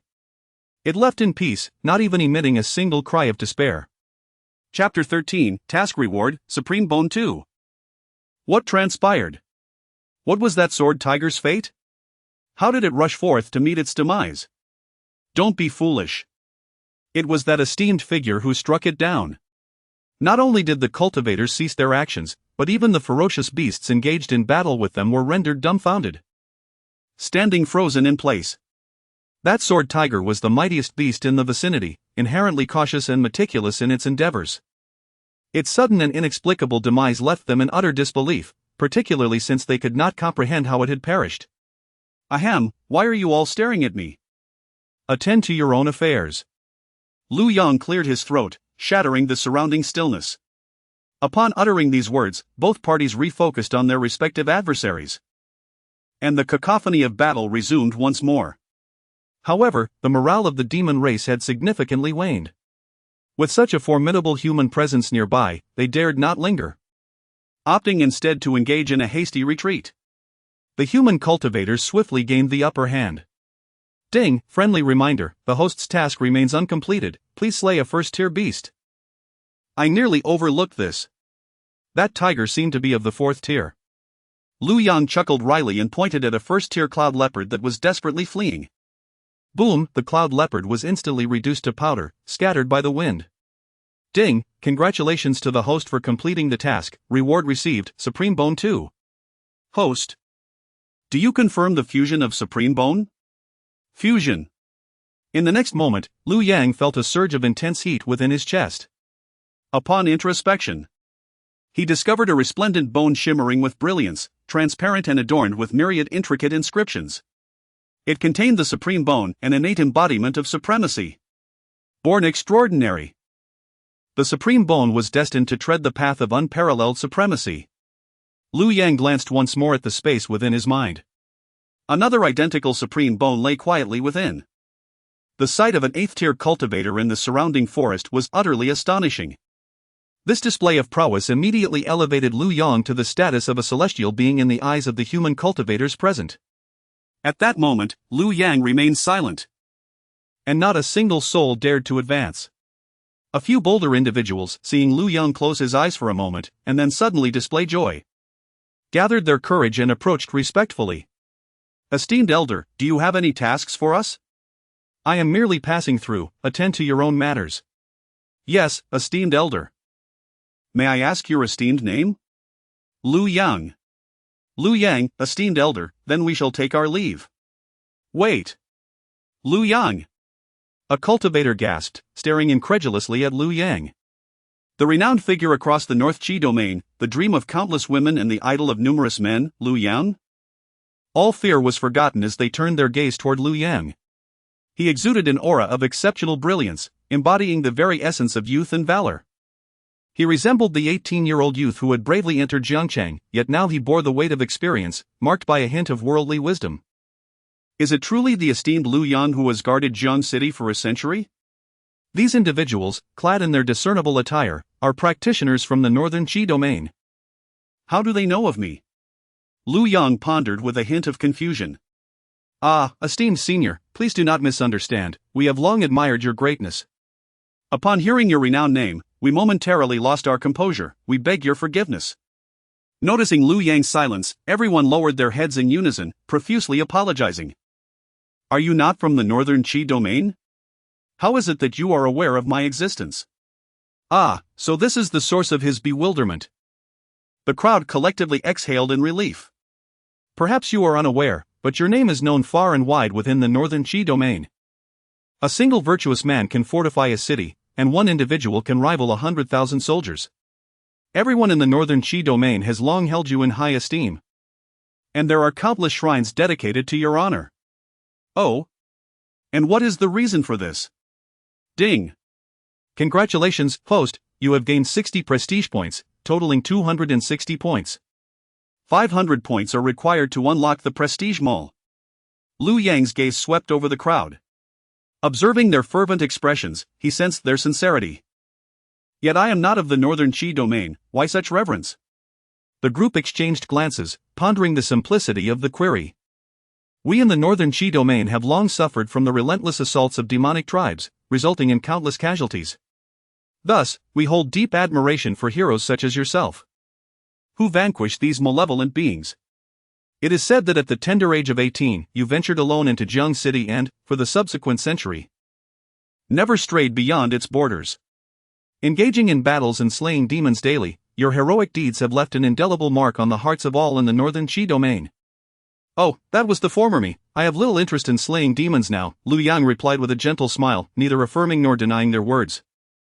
We have all heard of your past, lamenting that the people of Canglan Domain are so ungrateful, tearing down the bridges after crossing them. The Xiantian sect, blind to your valor, has wronged such a hero. Truly, they are a bunch of foolish swine. How infuriating. Lu Yang, uninterested in their lamentations, felt detached from the praises or criticisms of the world. He yearned to indulge in the pleasures of life. Esteemed senior, where do you intend to go now? I shall take refuge in Yunmeng City. You would do well to heed my warning. 3 miles ahead lies a peak 5th-tier shadow serpent. Esteemed senior, they called out. Yet Lu Yang's figure had already vanished from sight. A 5th-tier peak creature equates to a fully realized practitioner of the divine concealment realm. How could such a high-tier beast appear in this vicinity? Do you still doubt the words of Lu Yang? Our lives are at stake, we should retreat for now. The presence of Lu Yang here indicates that high-tier demonic beasts are indeed a possibility. Quickly, we must report this to Qingyun sect. Lu Yang is in Yunmeng City. If he remains in the northern Qi domain, his mere reputation would deter the demonic tribes from their arrogance. Our northern Qi domain will rise again. In the thickets 3 miles away, a blue shadow serpent lay in wait, previously reveling in its superiority, now pondering that the illustrious Lu Yang was not so formidable after all. Unbeknownst to him, he had been eavesdropping all along. Upon hearing Lu Yang's words, he shuddered in fear. It turned out that Lu Yang had long been aware of his presence but chose not to take action. Yet, he had ventured into the northern Qi domain. Could it be that our Canglan Domain's demon clan is on the verge of rising? No. This matter must be reported to the clan leader immediately. In the next instant, the shadowy serpent transformed into a streak of azure light, vanishing in the blink of an eye. Chapter 14, The Master of Qingyun, the Enchanting Xianzi. Qingyun sect, the foremost sect in the northern Qi domain. Its standing is comparable to that of the Xiantian sect in the Canglan Domain. However, the number of 7th realm cultivators is lamentably scarce, far inferior to the might of Xiantian sect. Mu Qingxue, your aptitude is quite remarkable. Would you be willing to become my direct disciple? The master of Qingyun sect, Li Miaozhen, stood before her. Clad in a flowing black Taoist robe, she had long shed the innocence of youth. As she glanced back, the mature beauty of a woman was fully manifest. At this moment, she gazed at the young girl before her, unabashedly revealing her admiration. Though you are a woman, there is an air of heroism about you, surpassing that of ordinary men. I am indeed moved by your talent. There is no rush. You may contemplate this decision at your leisure. Even if you decline, I shall not impose upon you. I am willing. Mu Qingxue nodded fervently, her heart brimming with excitement. Ever since she acquired the superior spiritual artifact gifted by Lu Yang, she had been eager to return to Liyan Kingdom to clear her name. However, upon entering the northern Qi domain, she encountered a group of Canglan Domain cultivators masquerading as demon beasts, plundering towns. Unable to tolerate their actions, she sought to intervene. Yet, her lack of power resulted in her spiritual treasure being seized, and she nearly fell victim to them. Fortunately, an elder from Qingyun sect happened to pass by, rescuing her and bringing her back to the mountain. In this moment, she could hardly comprehend the magnitude of her fortune. The master of Qingyun sect, one of the most esteemed individuals in the northern Qi domain, was willing to accept her as a disciple. Truly, it was a blessing in disguise. An unbroken string of joyful events followed. It felt as though her ancestral grave had sprouted mushrooms. First, the gift from Lu Yang, then the master's personal acceptance. It was so dreamlike that she could scarcely believe it. If she could cultivate successfully within Qingyun's sect and return to gather evidence to clear her name, would it not become infinitely simpler? Excellent. Henceforth, you shall be my direct disciple. Devote yourself to training within Qingyun's sect and strive to eliminate demons at the earliest opportunity. Li Miaojin was equally elated. In her eyes, character surpassed aptitude. The temperament of this young woman was commendable. This spiritual artifact of yours is exceedingly precious. Remember, do not use it carelessly, for possessing such a treasure can invite calamity. The worth of a superior spiritual artifact is enough to tempt even the most reclusive old monsters to seize it. Li Miaojin gazed in astonishment at Mu Qingshua's Tai Xian jade umbrella, marveling at its extraordinary nature. Master, my cultivation is still shallow. Perhaps this spiritual artifact should be gifted to you instead, it would surely unleash greater power in your hands. Li Miaojin was taken aback, then chuckled helplessly. Good disciple. I possess my own spiritual artifacts. This is your opportunity, and I merely wish to remind you that obtaining this artifact likely came at a considerable cost. Master. This spiritual artifact was actually gifted by a great being. Whom? A gift from a great being? Li Miaojin questioned whether she had misheard. A superior spiritual artifact is a treasure even within Qingyun sect. In the northern Qi domain, and even in the Canglan Domain, she could scarcely fathom who would possess the audacity to bestow such a treasure upon another. Master, do you know Lu Yang? The one from Jiangcheng. Him? Li Miaojin nodded, feeling a sense of deep emotion. Having long heard of the illustrious reputation of this hero from the Canglan region, she could not help but admire him, even without having met him in person. I have often pondered that if I were in Jiangcheng, even disregarding the issue of cultivation, I would not be able to endure such intense battles for long. 10 years?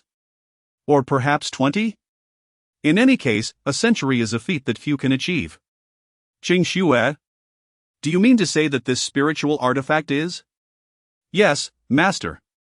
It is indeed a gift from Senior Lu. Mu Qingxue nodded vigorously.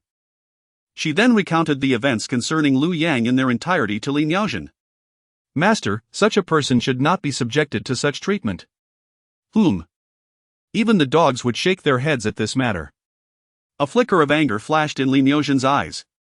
She then remarked mockingly, I suspect it won't be long before the Canglan region regrets its actions. While I do not know how Lu Yang managed to defend Jiangcheng, I am well aware that those from the demon clan are ruthless and merciless. Now that Lu Yang has departed, the sword hanging over their heads has vanished. They will undoubtedly seize this opportunity. Soon enough, misfortune will befall the Canglan region. It is a pity that our Beiki region lacks such a figure, otherwise, we would not have been bullied by those demons to this extent. By the way, Qingxue, did Lu Yang mention where he plans to go next? Now that he is unwelcome in the Canglan region, regarded as an enemy by all, where will he take refuge? Mu Qingxue weakly shook her head. After leaving this spiritual treasure behind, Senior Lu vanished without a word. Alas! The master and disciple exchanged glances, each recognizing the profound regret reflected in the other's eyes. At that moment, a hurried sound of footsteps echoed from outside. The voice of Elder Lu Wenqing, the Grand Elder of Qingyun sect, rang out. Elder Lu, please come in. I was just looking for you. The matter of the sect leader taking on a direct disciple is of great significance. And Li Miaojin must establish a formal status for her new apprentice. Elder Lu, this young lady, Mu Qingxue, is my newly accepted direct disciple. And she deserves all the corresponding treatment. You will personally oversee the arrangements. Yes, sect leader, but I have an urgent matter to report. Lu Wenqing said dismissively, his heart racing with urgency. Although the matter of the sect leader accepting a disciple is ordinarily routine, it takes precedence now. Sect leader. Lu Yang has appeared in Yunmeng City. Ah! Li Miaojin and Mu Qingxue exclaimed in unison. They had just been discussing Lu Yang. And now news of him had emerged? Yunmeng City. Is it not a small city near the Canglan region?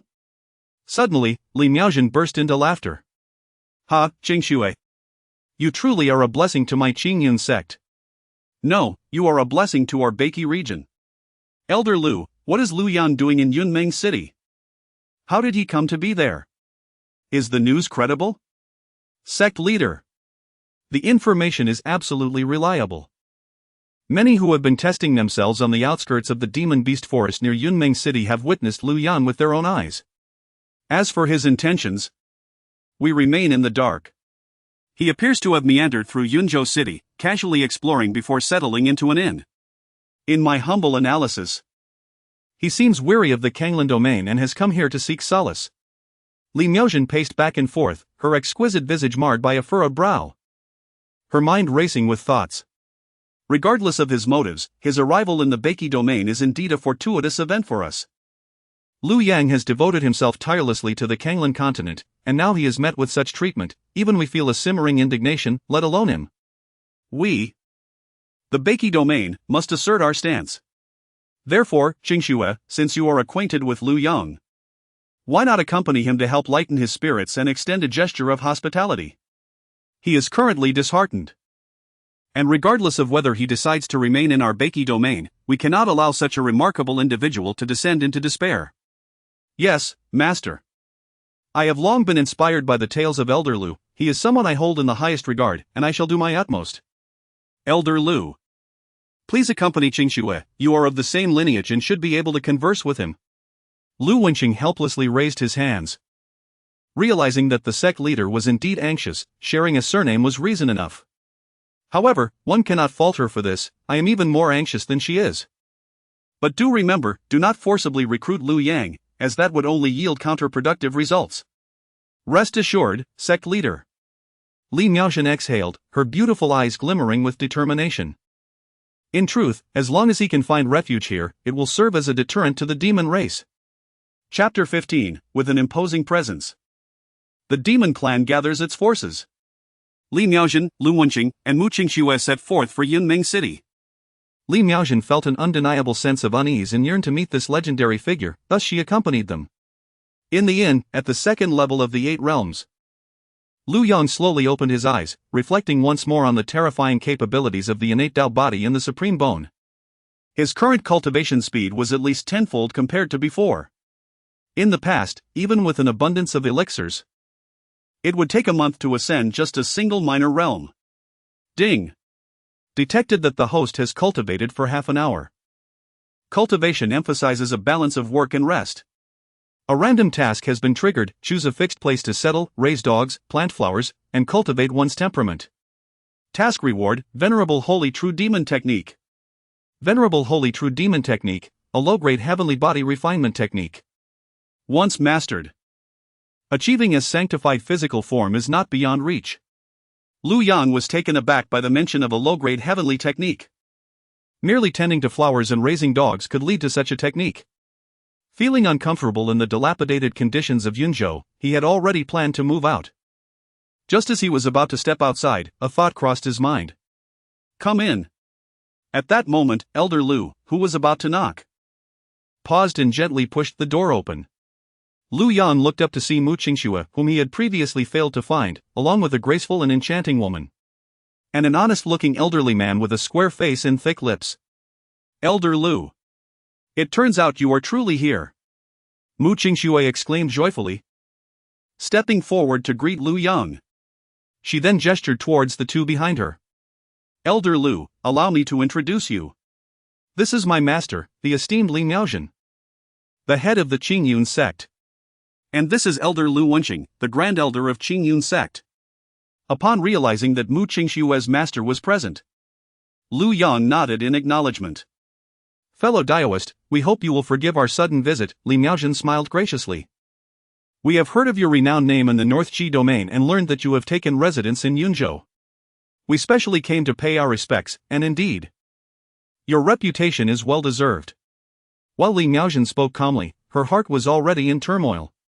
She could not see through Lu Yang's cultivation. This could only mean that his abilities far surpassed her own. With her peak 7th realm prowess, she was among the few experts in the North Qi domain. Was he at the 8th realm? To have reached the 8th realm in just 100 years? Such an occurrence had never been recorded in the history of the North Qi domain. Even in the upper 3 domains, he would be considered a prodigy. Observing Liu Yang's chiseled features, though his expression was gentle, the occasional spark of brilliance in his eyes was enough to captivate any onlooker.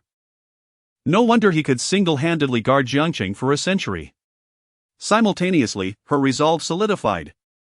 No matter the cost, she must find a way to keep Liu Yang in the North Qi domain. With him around, the North Qi domain could rest easy.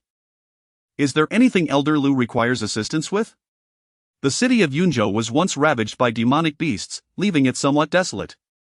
Otherwise, why not stay a few days at our Qingyun sect? Mu Qingshue's heart sank suddenly. What did she just hear? Her master, the esteemed leader of the Qingyun sect, the most distinguished female cultivator in the North Qi domain, actually referred to Liu Yang as a senior. No need for that, I find this Yunzhou quite agreeable, Liu Yang remarked. That said, I do require assistance with something. I intend to seek a secluded spot. Do you have any recommendations? Also, you may simply call me Liu Yang. Elder Liu Wenxing, filled with excitement, nearly lost his composure. Liu Yang, would you like a maidservant? No need. Just procure a dog for me, he replied. The trio meticulously adhered to Li Miaozhen's tactical directives, refraining from any mention of the demon race, instead engaging in light banter. They transitioned from discussing the prominent figures of the 13 realms in the upper 3 domains to the widow Lu from Mungyao village. This allowed Liu Yang, a recluse who had not left Jiangcheng for a century, to glean numerous secrets. Eventually, Li Miaozhen received a message and turned to Liu Yang, cautiously stating, Liu Yang, I just received word that the demon race has gathered forces but remains halted outside Huoyun City, for reasons unknown. Huoyun City is the first city beyond Jiangcheng. After years of interactions, Liu Yang quickly deduced the intentions of the Howling Moon Wolf King. They were evidently waiting for the arrival of the Xiantian sect before launching their assault. Decades prior, the garrisons of various sects had completely withdrawn from Huoyun City, leaving only a few scattered cultivators. Now, with the demon race poised for attack, they surely sought to deliver a resounding victory to intimidate Canglan. What purpose would there be in seizing an empty city? Li Miaozhen nodded in agreement, her beautiful eyes appraising Liu Yang's face. Her thick eyelashes fluttered like the wings of a butterfly. I wonder if you would like. Liu Yang chuckled softly, sensing that many had taken this matter to heart. There is no need for such hesitation, speak plainly. The Canglan Domain and the Xiantian sect hold no relevance to me any longer. The news of the impending demon assault on Huoyun City swiftly spread throughout the Canglan Domain. Such tidings of demonic beasts attacking a city had not been heard in over a century. Consequently, many were initially taken aback upon hearing it. But soon elation ensued. Finally, our time to shine has arrived. After so long in cultivation, I can finally put my skills to use. They exclaimed. Ha! You overestimate yourself. The Xiantian sect has already set out with representatives from various sects, and you will be left empty-handed. It's all Liu Yang's fault. He has obstructed our path for the sake of a mere reputation. I heard that the demons have already retreated over 1,000 miles. Jiangcheng has not seen a demonic beast in decades. Even this could lead to Jiangcheng's downfall, how ridiculous. Ah, don't be angry. Don't be angry. This time, we can finally assess the strength of the demon race and unveil the grand deception Liu Yang has spun for us. Tea houses and taverns buzzed with discussions about this affair. Everyone appeared jubilant, completely dismissing the threat posed by the demon race. Xiantian sect. Lu Ruyan crushed the jade slip in her hand, shaking her head in disbelief. These arrogant demon clans truly overestimate themselves, daring to wait for our cultivators to enter the city first. Do they still believe we are the Canglan Domain of a century ago? Over the past 100 years, the Canglan Domain has entered an unprecedented era of prosperity. All things are flourishing, and I have personally advanced to the 8th realm. Even among my disciples and the common folk, prodigies are as numerous as the fish crossing a river. Liu Yang, back then, could venture into Jiang City with merely his 6th realm cultivation due to the scarcity of talents in Canglan. Now, however, Yanji has reached the pinnacle of the 6th realm. And Jianyun, too, stands at the peak of the 6th realm. I sense that his true cultivation surpasses his apparent realm.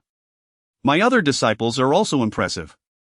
This time, Nearly all who journey to Huoyun City are elite cultivators of the 5th and 6th realms. Not to mention the 3 7th realm elders accompanying us. Together with the experts from other sects, I truly cannot fathom how we could possibly lose. Traitor, the pride you hold so dear will be utterly shattered this time. Your so-called achievements will dissolve into mere illusions. The mere thought of Lu Yang ignites a fury within Lu Ruyan, her silver teeth grinding in frustration. He has taken away her original Een. How despicable. Chapter 16, Self. In the nearly 10 years since I arrived in the Firecloud City, I have yet to witness him take a moment's rest. Firecloud City, where the disciples of the Xiantian sect, alongside those summoned from various other sects, have now all taken their positions atop the city wall. Several dozen miles away, banners fluttered densely, dancing in the wind. There lies the encampment of the demon race. A formidable army of 10,000. The second elder, Song Wuchia, gently stroked his beard, casting a warm smile towards these proud prodigies of the sections. I truly did not anticipate that, after a century of absence, the demon race would have assembled such a formidable force. Tell me, do you possess confidence? The elder jested. In my eyes, these demon soldiers are but insignificant creatures, easily vanquished. Even if our 800 were to face them head-on with their 100,000, I would boldly proclaim, the advantage lies with us. Indeed, it is so. The demon race has long lost their former fierceness, for a century. They have not dared to set foot in the Canglan Domain. Such timid demons, who shy away from real combat, are hardly worthy of mention. The second elder nodded approvingly. Very well, young ones should possess such regal arrogance. However, do not be overly complacent. I have just conducted a reconnaissance and discovered that among them are several 7th-tier king-level demon beasts. Lin Yinxin couldn't help but chuckle. Second elder, they are merely 7th-tier demons. Far inferior to 7th-tier experts like yourself among our human race. These demons, aside from their innate secret techniques, rely solely on their tough hides and brutishness. How could they possibly contend with us? The individuals present here today are all prodigies from various sects, each possesses their own formidable abilities. Moreover, we have our junior brother Jinyun, a genius capable of slaying across realms. A mere handful of 7th-tier demon kings are hardly worth our concern. She paused for a moment. Then scoffed. I heard that he has now ventured to the northern Qi domain, to Human City, no less. It seems he wishes to witness our misfortunes. How laughable. Lu Yang has gone to the northern Qi domain? Many disciples gasped, only to quickly relax. It was surprising, after a century of accustomed loyalty to the Canglan Domain, to hear that he had ventured elsewhere. Having betrayed the sect, he audaciously claims that he now has no ties to the Canglan Domain or the Xiantian sect. What face does he have left to remain here? Indeed, he has labeled us as sinners of the Canglan Domain, asserting that the demons present today are all due to his actions. It would be better if he simply left our Canglan Domain. Humph. A traitor. The next time we encounter him, we shall surely teach him a lesson. Sister Lin, you speak too harshly. He is not here to observe our misfortune, rather. He is likely concerned that we may inflict too much damage upon the demon race, thus tarnishing his reputation. Ha ha ha ha. In truth. I have another question. Why did the demons launch their attack the moment he departed? Is there some unspeakable secret behind this? At this moment, Lin Yinxin was genuinely elated. Lu Yang had blocked Jiang City, lingering there for a century without budging, leaving the disciples with no opportunity to shine. Over the past century, Lu Yang had amassed a considerable reputation. Had it not been for the fall of Jiang City, the denizens of the Canglan Domain might still have believed him to be a hero. Yet, the demon tribe merely knocked at the gates, and Jiang City fell. How absurd. A gathering of fools.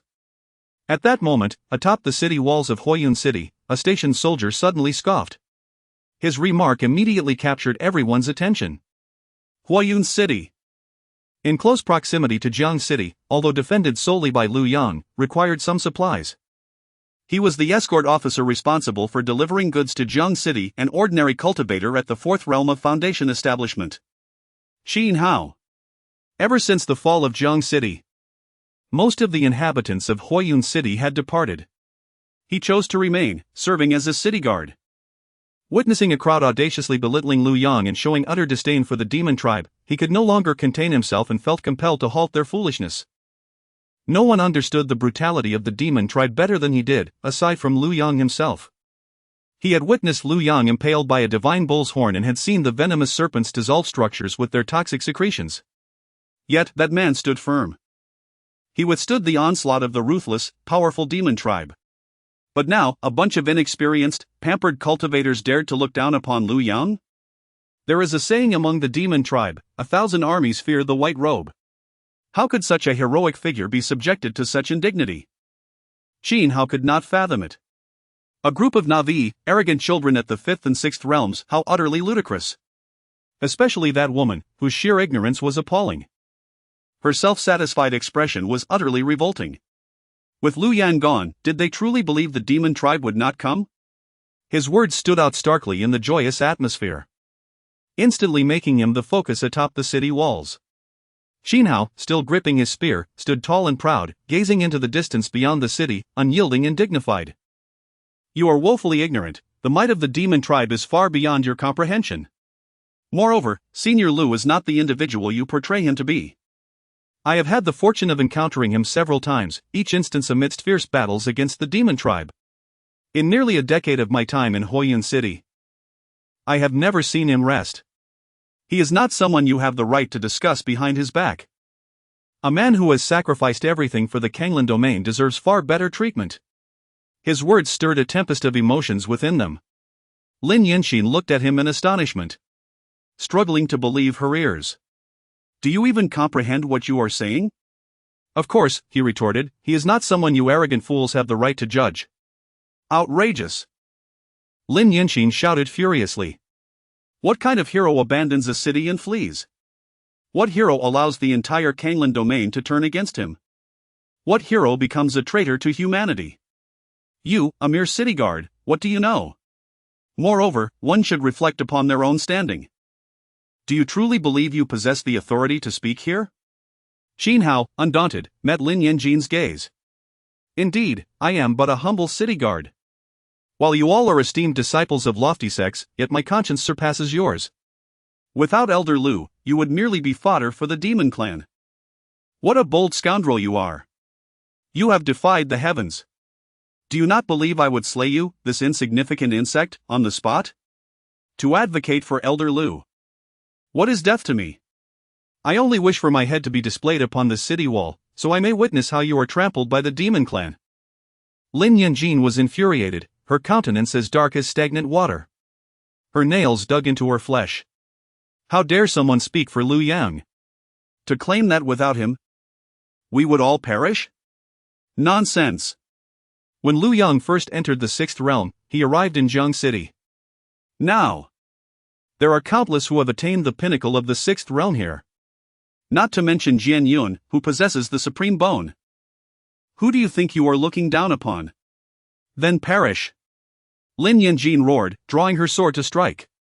Yet, Qingmei remained as calm as a still lake. Devoid of fear. He merely shook his head in derision. Ridiculous! Sister, hold on. Jian Yun interjected, placing a hand on Lin Yinxin's wrist. Sister! Do not lower yourself to the level of such a petty individual. Rather than slaying him, why not hang him upon this city wall?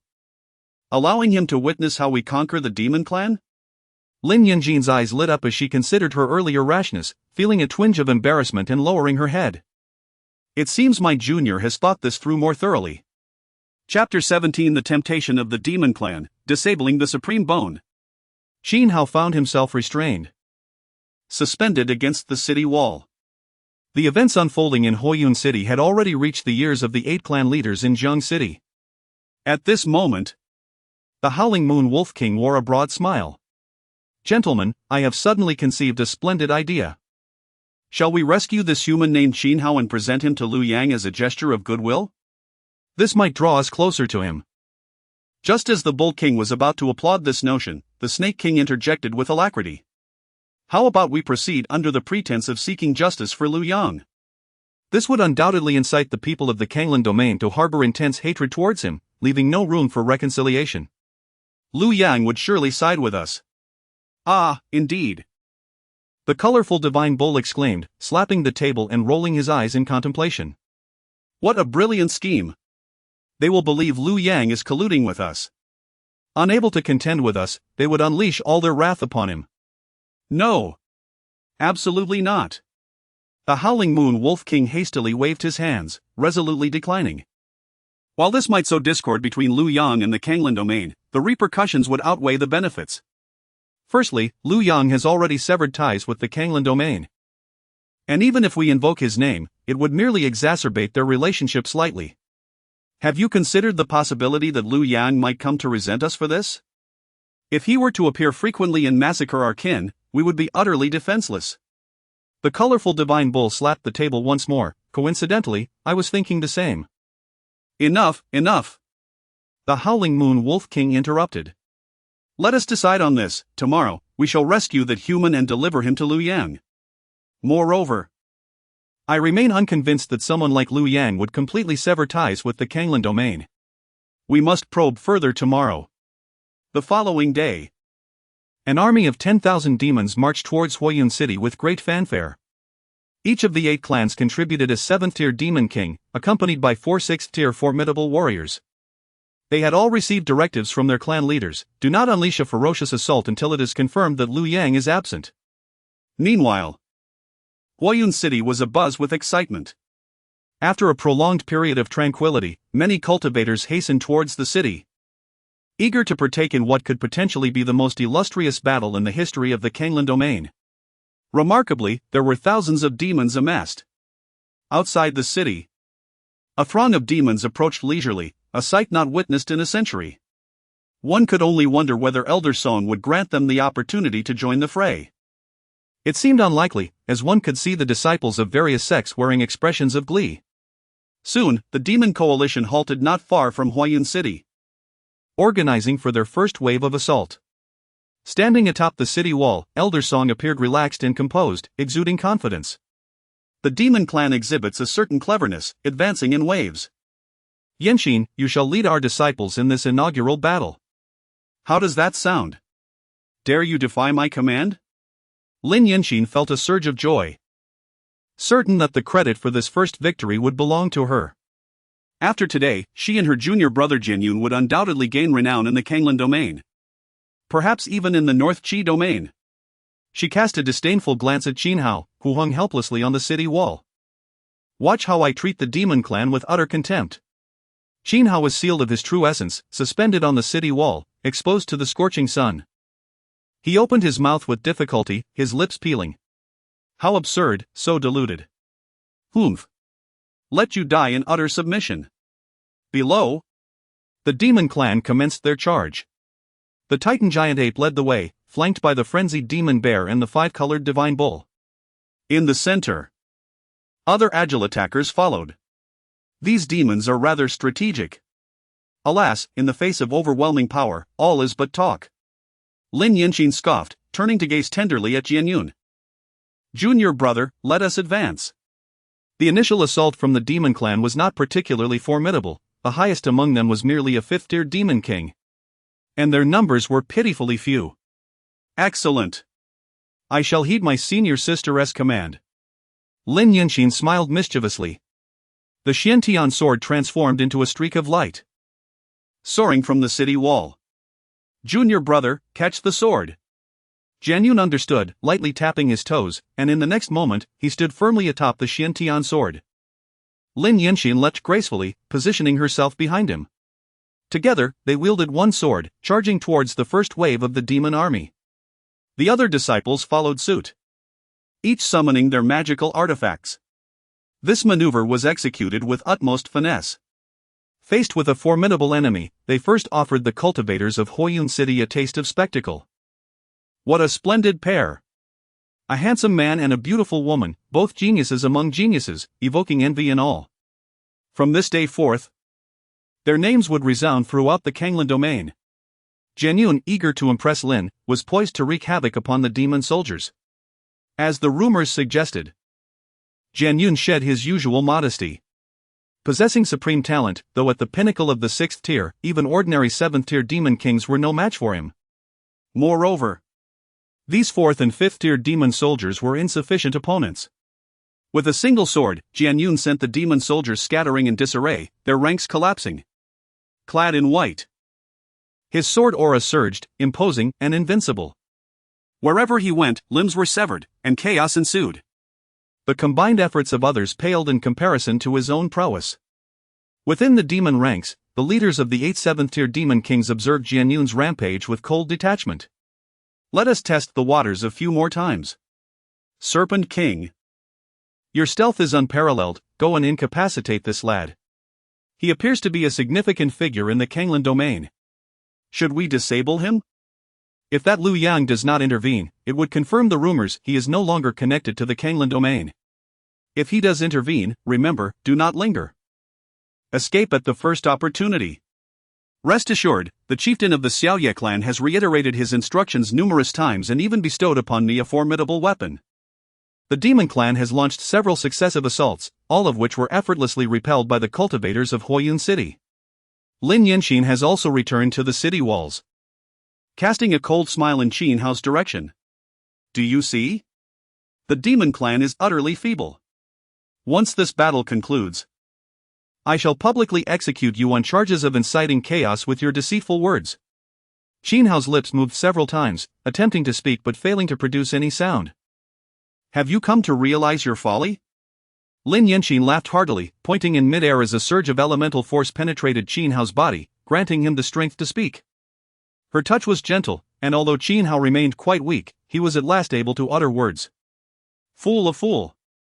Chapter 18, The Unprovoked Assault of the Demon Clan, a breach of martial ethics.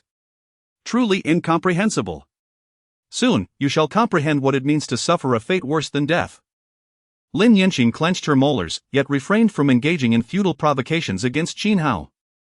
There is little to debate with a man on the brink of demise. She approached the 3 elders.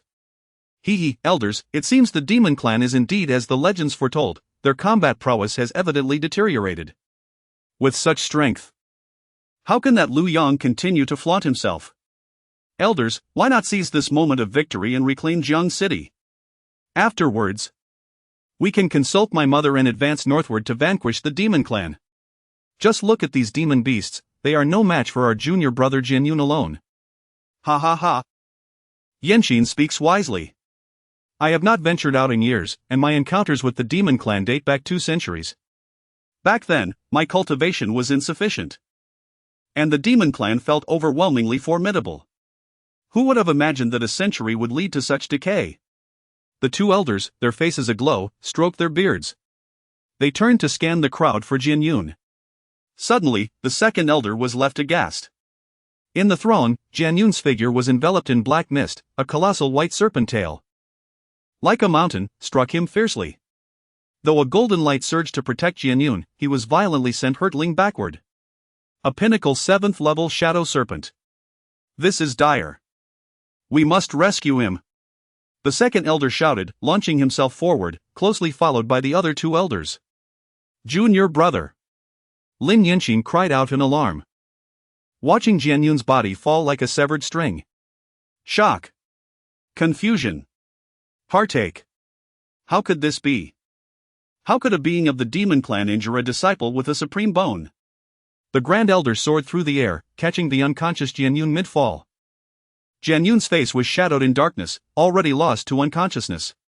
Hold off that serpent demon, I shall tend to Jian Yun's wounds first. The second elder maneuvered deftly, returning to the city wall. This sudden turn of events left the numerous cultivators atop the wall in stunned silence. Just as the demon clan was retreating, how had Jian Yun sustained injury? How had such a powerful serpent demon appeared out of nowhere? The 3rd elder and the 6th elder, witnessing the 7th level shadow serpent wound Jian Yun, promptly prepared to withdraw. With a sneer, they brandished their swords and charged at the serpent. How can we allow it to injure our own and escape unscathed? Do we, the Xintian sect, lack dignity?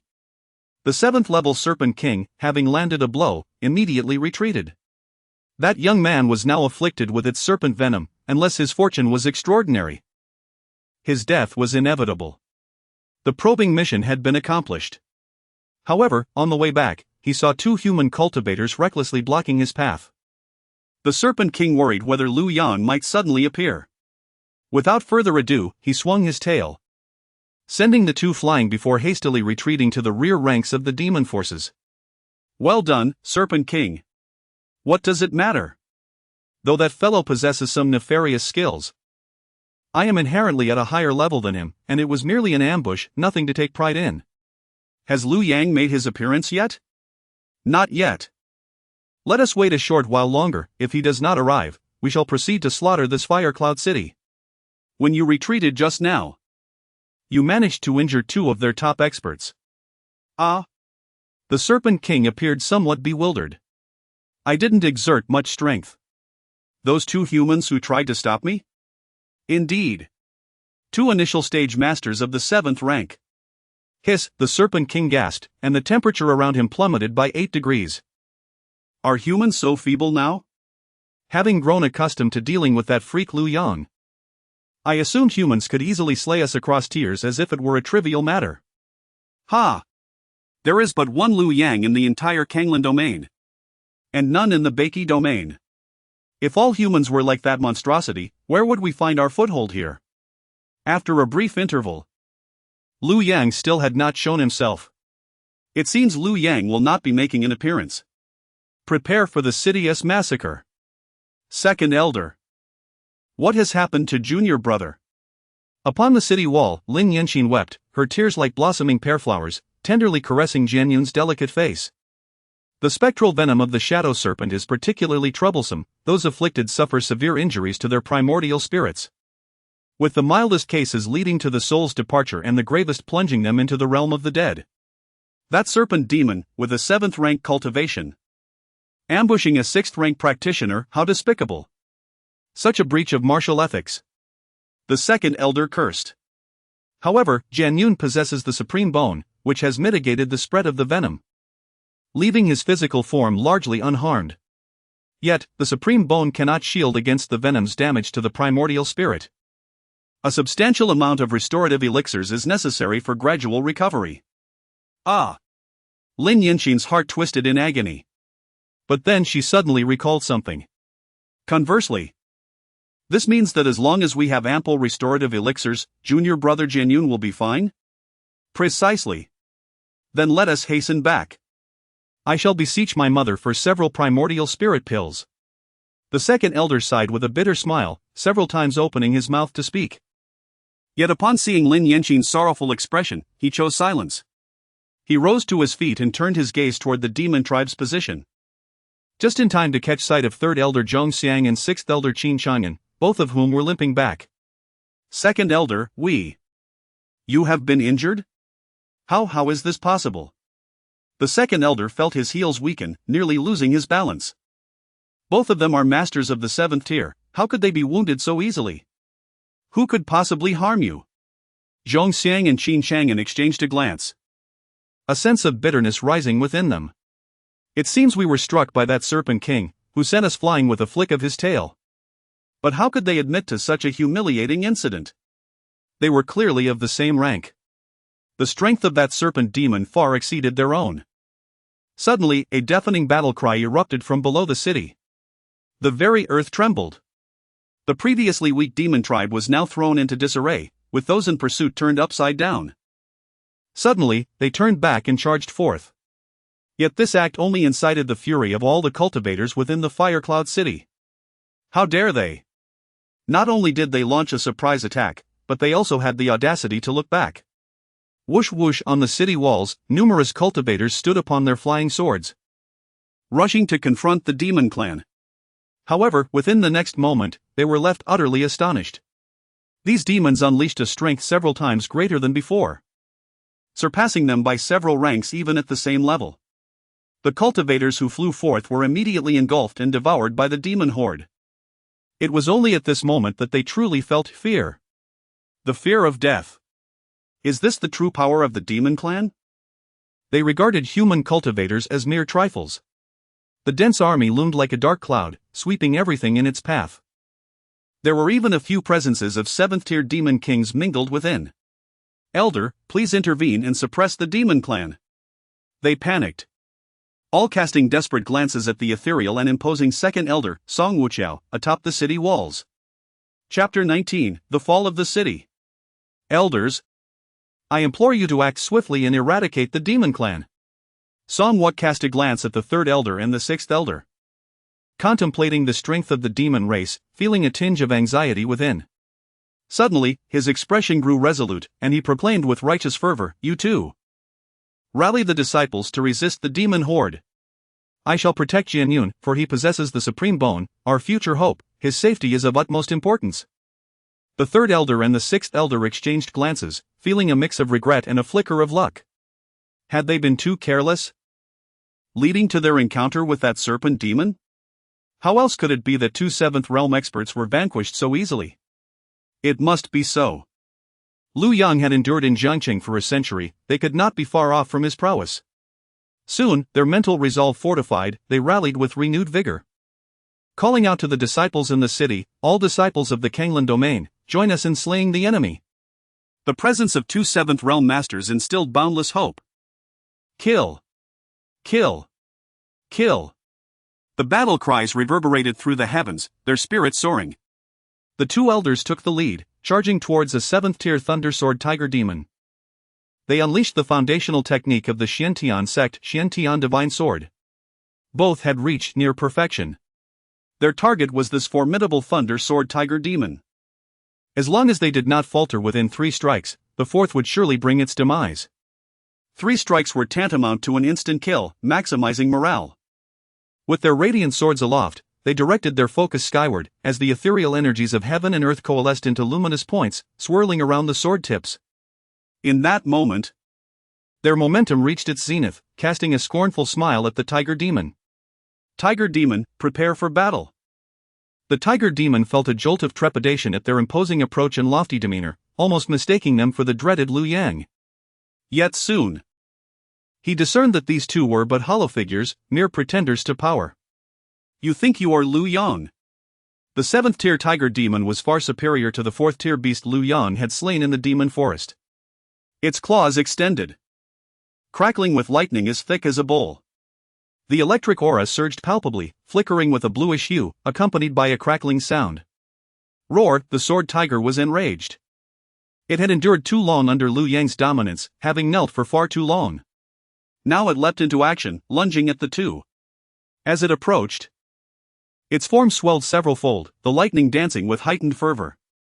With a single claw strike, it unleashed a power greater than ever before, enveloped in the might of thunder, creating a tempestuous roar. The two elders raised their swords to defend, but in an instant, their bodies were cleaved in twain. An instant kill. They truly believed themselves formidable. Daring to challenge me, a mere initial 7th realm. 2A. In that moment, the city of Huoyun fell eerily silent. A deathly stillness enveloped the surroundings. A palpable dread enveloped the hearts of all present cultivators. How could this be possible? The two elders Zhang, having witnessed the scene with their own eyes, could hardly believe their vision. Even when joining forces, defeating them would demand a tremendous cost. Yet, how could the sword tiger perish before unleashing the full might of its 3 strikes? If all opponents were of such caliber, how had Lu Yang survived in Star City? Was this tiger demon merely a guise for a formidable being? Fear arises from the unknown, and the unknown breeds a greater anxiety. The second elder gritted his teeth. The situation was dire. He made a swift decision, scooping up Jianyun and seizing Ling Yanxin, transforming into a fleeting beam of light, fleeing with all his might into the distance. Boom! The spectators felt as though their minds had been struck by thunder, rendered utterly speechless. The unfolding events surpassed their wildest imaginations. What they had anticipated as a crushing victory had turned into a complete reversal. Among the 3 elders of the Xiantian sect, 2 had perished while 1 fled. In stark contrast, the demon clan, aside from a few initial casualties, had suffered almost no losses since their counterattack commenced. Did Lu Yang face such elite beasts every day? No, that could not be the case. Lu Yang was at most a 7th rank. How could he possess such combat prowess? Yet, if that were not the case, how had he survived in Jiang City? A wave of bitterness surged through the crowd. Had they been too harsh on Lu Yang? After enduring for a century against such demon beasts, was it fair to hold him accountable for a single moment of defeat? Flee! Do not stand there in shock! Cried a voice among the throng. The elders of the Xiantian sect have already departed. We have lost our top combat strength. No matter how many we are, we cannot stand against these demons. Run for your lives. These demons are merciless. A cultivator in the crowd was the first to react, shouting to rouse the others still in a state of shock. Yes, escape. To fall into the hands of the demons is akin to the demons falling into human hands. The consequences would be horrifying. Yet, it was too late. The demon army surged forward, relentless and ruthless, storming the city walls. Countless cultivators, unable to escape in time, fell victim to the demons' onslaught. Those who managed to flee numbered scarcely 1 in 10. Xinhao, suspended from the city wall, slowly closed his eyes, the corners of his mouth curling into a faint smile. In Qingmei City, at the foot of the desolate mountain, in a quaint courtyard nestled by the water, lush greenery surrounded the area. Lu Yang sat within, a small puppy resting beside him, while 8 low-tier demon beasts stood behind him, creatures he had acquired on his last venture. Bound by a soul contract, having found a place to settle, he had summoned them back at the earliest opportunity. With a larger company, the atmosphere was livelier. Rather than naming them, he simply numbered them by their cultivation levels, a D, a R, a San, and so forth, up to a Ba. The highest among them, a D, belonged to the 5-color divine bull lineage, albeit with diluted blood, only manifesting a single hue of yellow. It is merely the realm of the 3rd stage. Ding! Congratulations to the host for acquiring 10,000 prestige points, bringing the total to 10,260 points.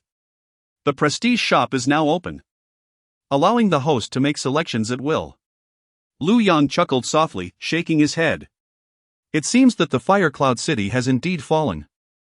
He was not in a hurry to open the shop. Instead, his gaze was fixed upon the treasure vault. 10 consecutive draws. Ding! Congratulations to the host for obtaining a superior magic weapon, the Dark Ancient Sword. Ding! Congratulations to the host for acquiring an inferior magic weapon, the Greenwood Stone. Ding! Congratulations to the host for receiving an inferior spiritual artifact, the 6 Armor Silver Spirit. Ding! Congratulations to the host for obtaining a superior spiritual artifact, the Jade Maiden Armor. Ding! Ding! The daily 10 consecutive draws must not be wasted. Not only did each of those 13 demon beasts possess one, but even the dog gifted to him by the Qingyun sect wore an inferior spiritual artifact, the Black Stone Chain, around its neck. Astonishingly, there was also a superior spiritual artifact. With a thought, Lu Yang summoned the Jade Maiden Armor. The armor was as thin as a cicada's wing, weightless and delicate. What powers does it possess? Is it merely ordinary defensive armor? Jade Maiden Armor, superior spiritual artifact. This armor not only boasts remarkable defensive capabilities, but its design can also transform at will. A replica of the celestial silkworm armor from the Hahuan sect of the upper 3 domains. Hahuan sect? Ah, understood. JK, black stockings, suspender, made outfits, perhaps. He glanced at the fox girl behind him, shaking his head in resignation. Unfortunately, she could not yet fully transform. The old ox, however, was capable of complete transformation, but never mind. Perhaps he would find someone to experiment with later. The prestige shop offered an abundance of options. Techniques, weapons, elixirs, everything one could desire, a dazzling array. The method of transformation, 99,999 prestige. The Divine Elephant Suppression Technique, 99,999 prestige. The Chaotic God Demon Visualization Technique, 99,999 prestige. The Evil God Technique, 99,999 prestige. The Great Wilderness Prison Skyfinger, 99,999 prestige. The Gate of Eternal Life, 99,999 prestige. The 9 Dragons Coffin, 99,999 prestige. The Heaven's Bottle, 99,999 prestige. The Gate of Creation, 99,999 prestige. The Breakup Pill, 9,999 prestige. The Chen Creation Pill, 99,999 prestige. The Emperor Pill, 99,999 prestige. The 7 Transformation Golden Pill, 99, 999 prestige.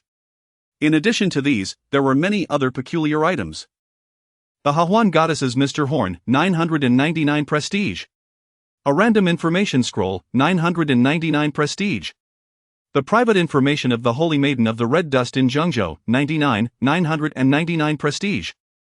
The Ancestral Barbecue Recipe, 999 prestige.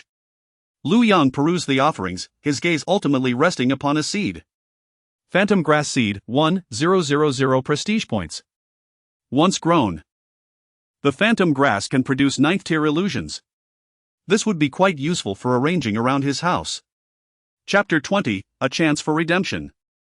100,000 cultivators prepare to annihilate the demon race. Li Miuzhen and Mu Qingxue settled not far from Lu Yang. The Grand Elder, Lu Wenqing, was dispatched by Li Miuzhen back to the sect to oversee daily affairs. With a subtle gesture, Li Miuzhen transformed the communication jade slip into nothingness. Master, what has transpired? Mu Qingxue inquired anxiously, fully aware that the matter pertained to the news from Huoyun City. Despite her deep-seated hatred for the demon race, she harbored a faint hope that they would breach Huoyun City, allowing the people there to recognize the folly of their treatment towards Lu Yang. She wished for the demons to rend their grotesque pride asunder. Li Miuzhen smiled faintly. Huoyun City has been besieged, with countless casualties and captives among the cultivators. The losses might not have been so severe, but many from the Canglan Domain mistakenly believed it would be a one-sided battle and flocked to Huoyun City to witness the spectacle. It is truly laughable, the demons, having pent up their strength for centuries, unleashed a 7th-tier sword tiger that effortlessly dispatched 2 elders of the Xiantian sect of the same rank. The Canglan Domain is doomed. Upon hearing this, Mu Qingxue finally exhaled in relief. She recalled the last encounter at Guiyue Tower, where those trifling cultivators of the 3rd and 4th realms dared to boast recklessly, and found it utterly ridiculous. Their self-destruction was a fitting retribution. By the way, Master, what level of strength does Senior Lu possess? How is he able to defend Zhang City? If the demon race were to launch a full-scale attack, it would be terrifying for a single individual. Even the mightiest force should be rendered ineffective amidst a sea of adversaries. Is it possible that Lu Yang has grown powerful enough to rival an army? Mu Qingxue was perplexed. Zhang City was easy to defend but challenging to assault. To breach the city, one would need to overwhelm Lu Yang with unparalleled martial prowess, rendering numerical superiority moot. Li Miuzhen sighed inwardly, regrettably. There was no such place in the North Qi domain. Had there been, she would have certainly relocated the entire Qingyun sect there to intimidate the demon race. Nonetheless, even such a stronghold would not guarantee that Lu Yang could endure for a century, a feat that would be beyond ordinary individuals. If it were her, she might have perished long ago. He is a person of remarkable resolve. Seeing her master sing Lu Yang's praises so wholeheartedly, Mu Qingxue felt a sweet sensation in her heart.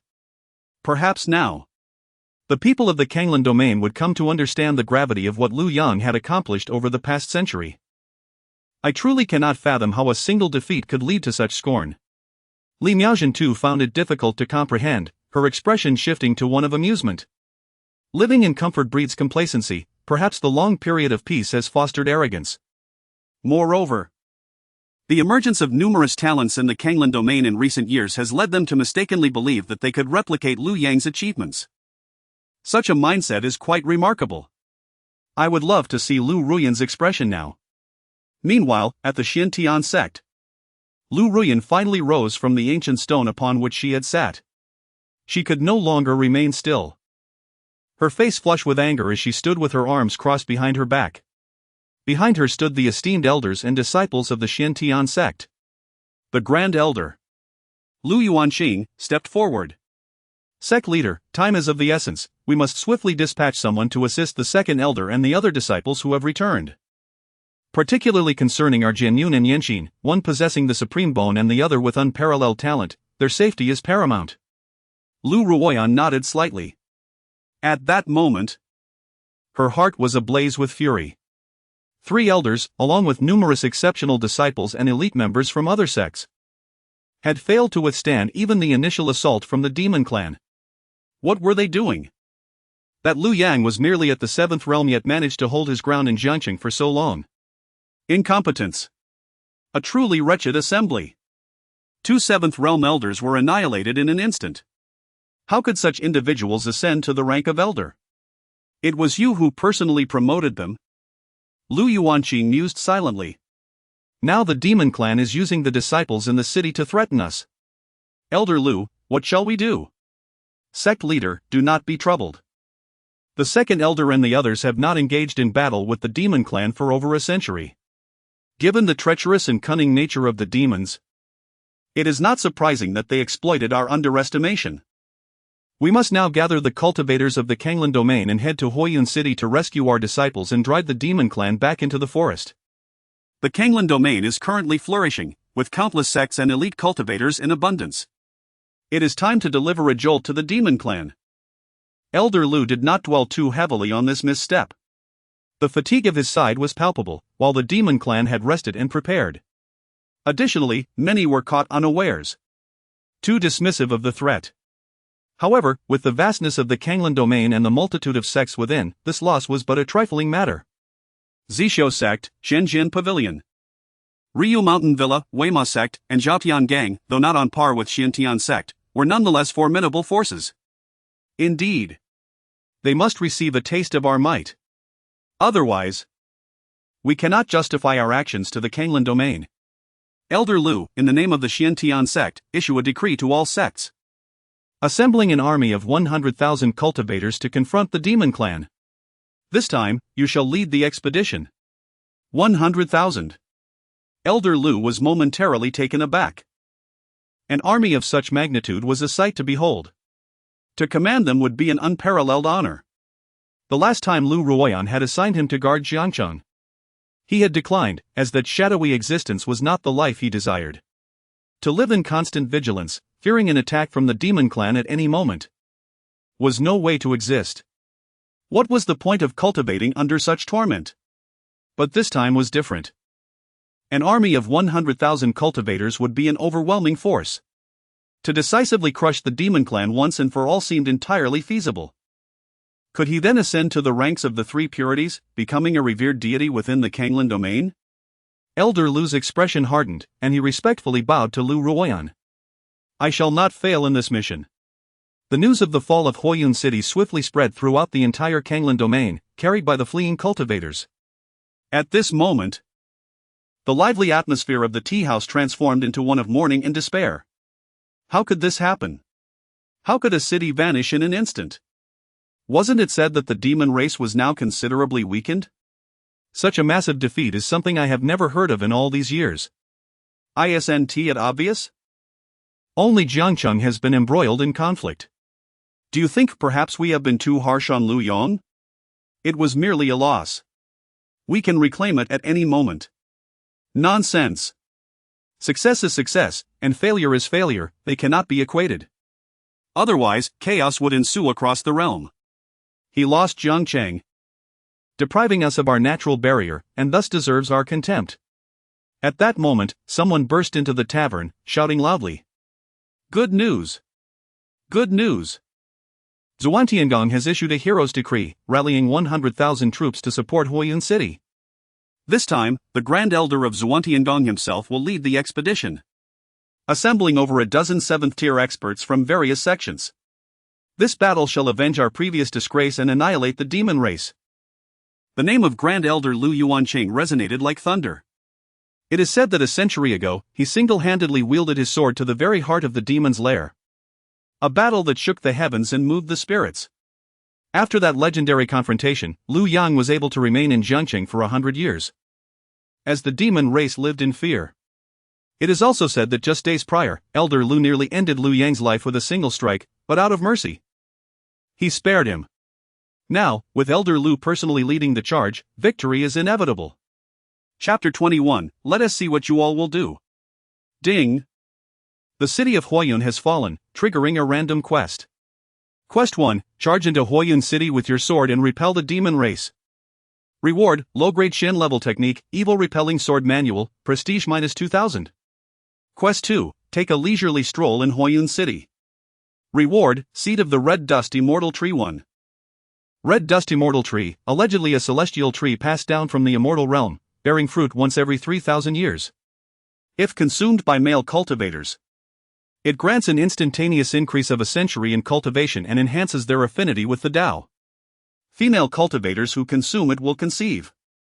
As Lu Yang was cultivating the illusory grass, he heard the system notification. The red dust immortal tree? Ripe once every 3,000 years? Consuming it could lead to pregnancy for women? How intriguing!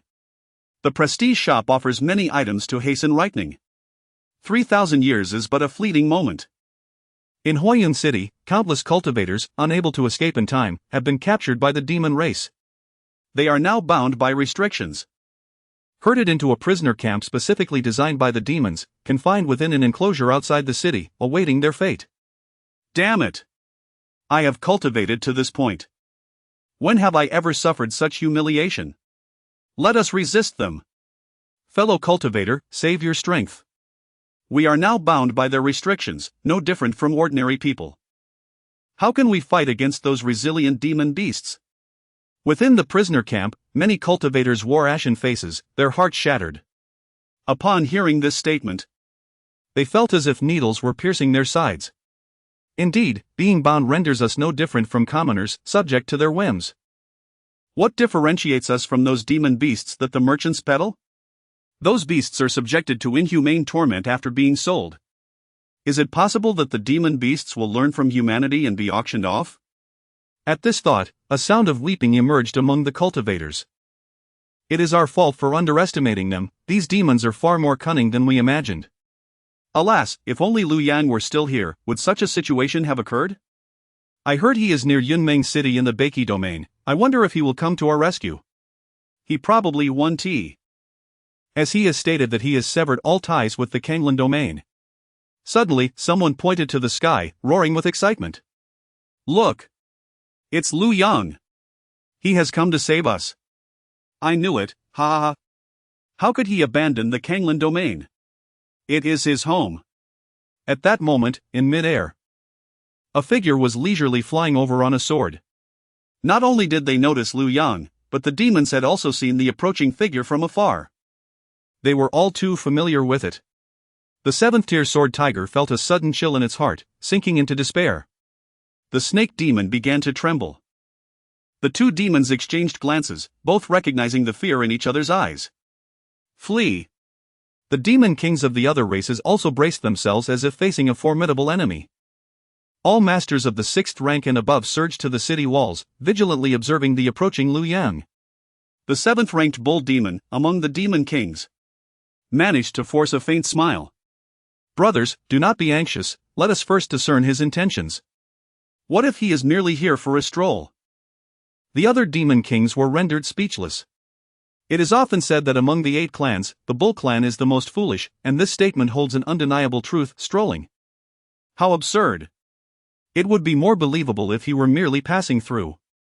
This scourge. Did he not abandon the Canglan Domain?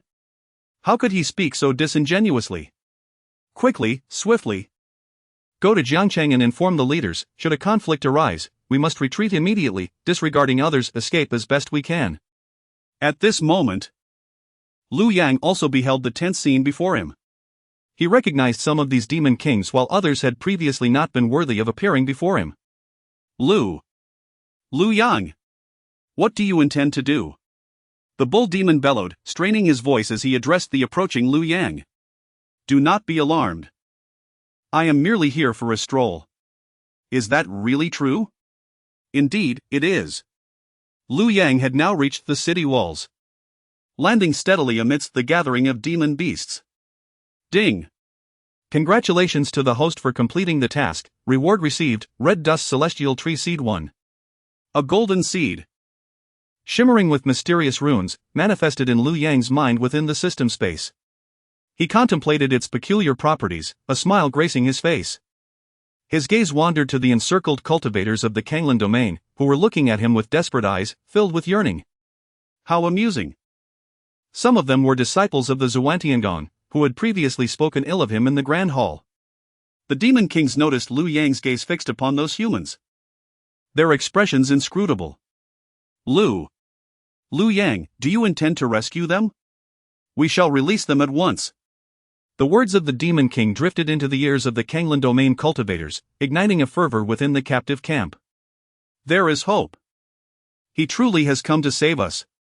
This is the Lu Yan we know, always placing the righteousness of humanity above all, eternally safeguarding the safety of the Canglan Domain.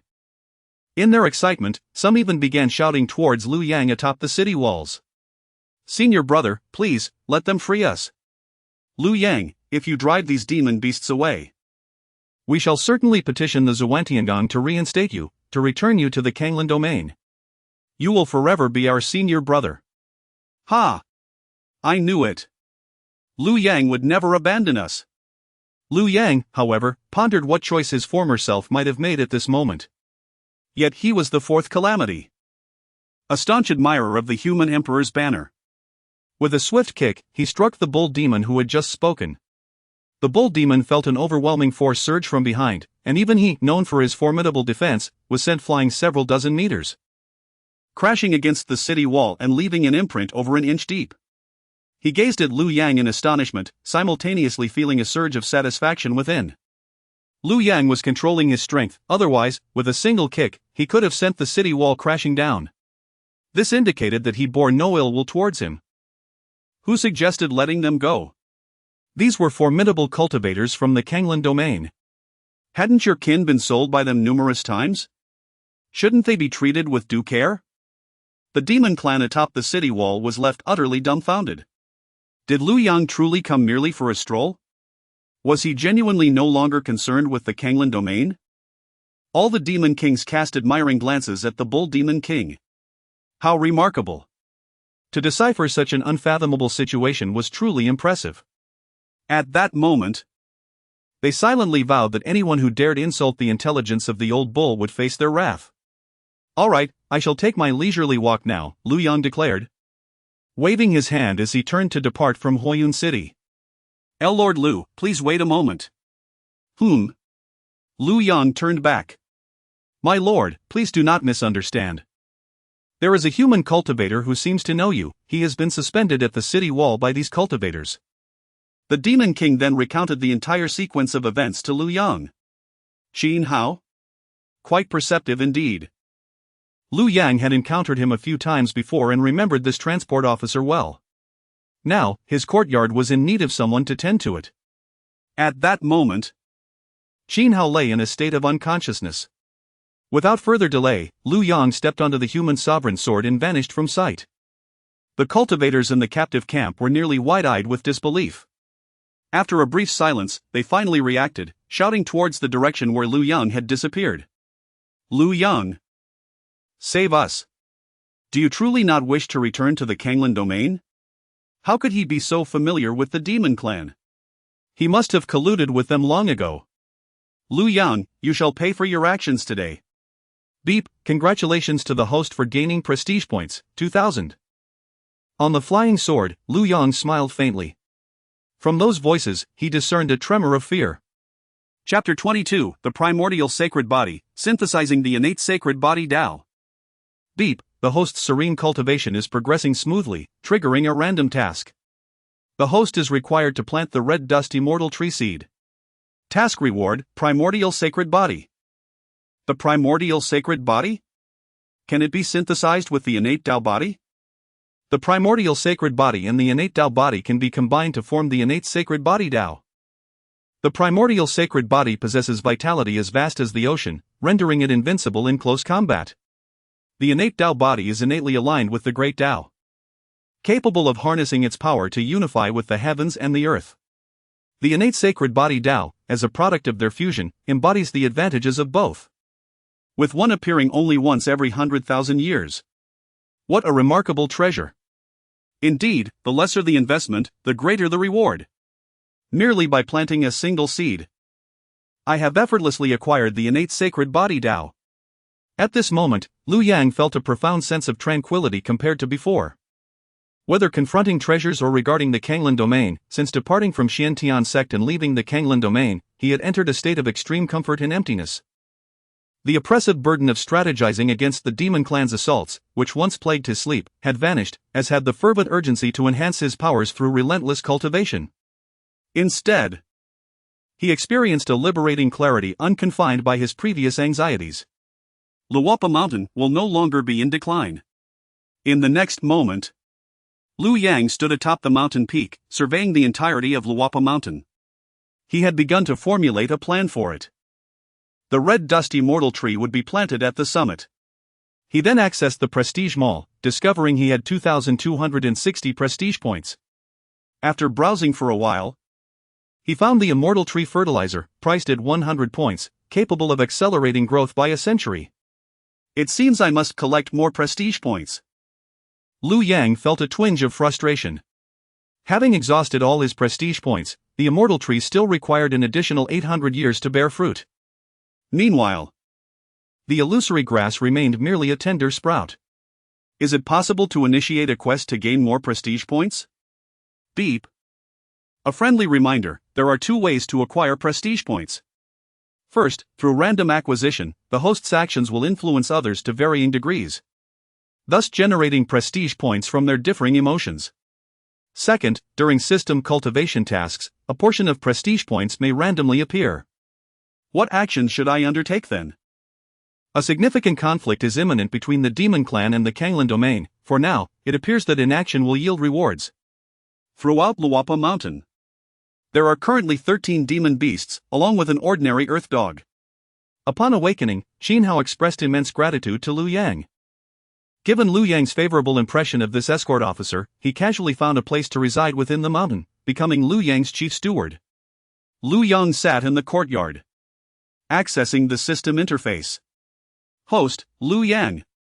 Cultivation level, 3rd layer of Dongshu realm. Physique, innate sacred body Dao.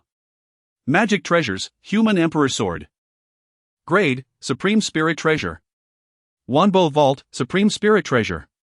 Treasures below spirit treasure are not counted. Cultivation techniques, venerable holy true demon technique, beginner heaven grade low tier body refinement technique. In an ephemeral moment, a sword was drawn, revealing an exceptional earth grade martial art. The prestige was noted at 260 points, associated with the faction of Luapa Mountain, and accompanied by subordinates such as the Four Realms cultivator Qingmei, a 3rd-tier bull demon, a 3rd-tier wolf demon, and a 2nd-tier fox demon, along with a mere earth dog. The cultivation of the Brahma Holy True Demon technique was merely at the rudimentary stage, rendering it rather inadequate. Lu Yang pondered how to enhance this body-refining technique. Distracted, he grasped a handful of Yuaning pills and fed them to several transformed beasts. The Yuaning pills had become increasingly less beneficial for his cultivation. Although they could still augment the strength of his primordial spirit, their effectiveness was ultimately too limited compared to the more practical Dongshu pills. System, do not be idle, continue issuing tasks. He commanded. Ding. This system's tasks require random activation. Came the response. Lu Yang was once again amusing himself with the demon beasts when suddenly, 2 enchanting figures appeared before him. One was strikingly youthful, exuding a pure and spirited aura, while the other, mature and voluptuous, possessed a unique charm characteristic of her age. They were none other than Master Li Miaojin and her disciple. Under Lu Yang's insistence, they had taken to addressing him differently, no longer referring to him as senior. Since moving in, Lu Yang had spent his days tending to flowers and walking dogs, living in a state of relaxation that suggested a desire for permanence. This brought them great joy. Suddenly, Li Miaojin's eyes widened in astonishment as she beheld the pills Lu Yang was throwing, her lips twitching slightly. Is that the 7th-tier treasure pill? The Yuan Shandan? In the next moment, both of them found several pills in their hands. These were meant for the young Lady Qing Shui. But upon arriving at Guoyu Tower, Lu Yang had already departed, making this a timely opportunity to compensate. Goodness! Li Miaojin, typically composed and graceful, exclaimed in shock. Her ample bosom rose and fell with agitation. Lu Yang! You fed the Yuan Shandan to these demon races, and even to that earth dog. Feeling the pills in her hands, there was no doubt they were indeed Yuan Shandan. Such extravagant waste! Though feeding the demon beasts could be understood as his attempt to cultivate formidable subordinates, the earth dog was merely a cute creature chosen at random in Yunming City. devoid of any demon lineage. As Lu Yang sought an explanation, Li Miaozhen respectfully bowed to him. Thank you for the generous gift of pills, esteemed senior. To be the leader of a sect was no simple feat, and Li Miaozhen recognized her blunder.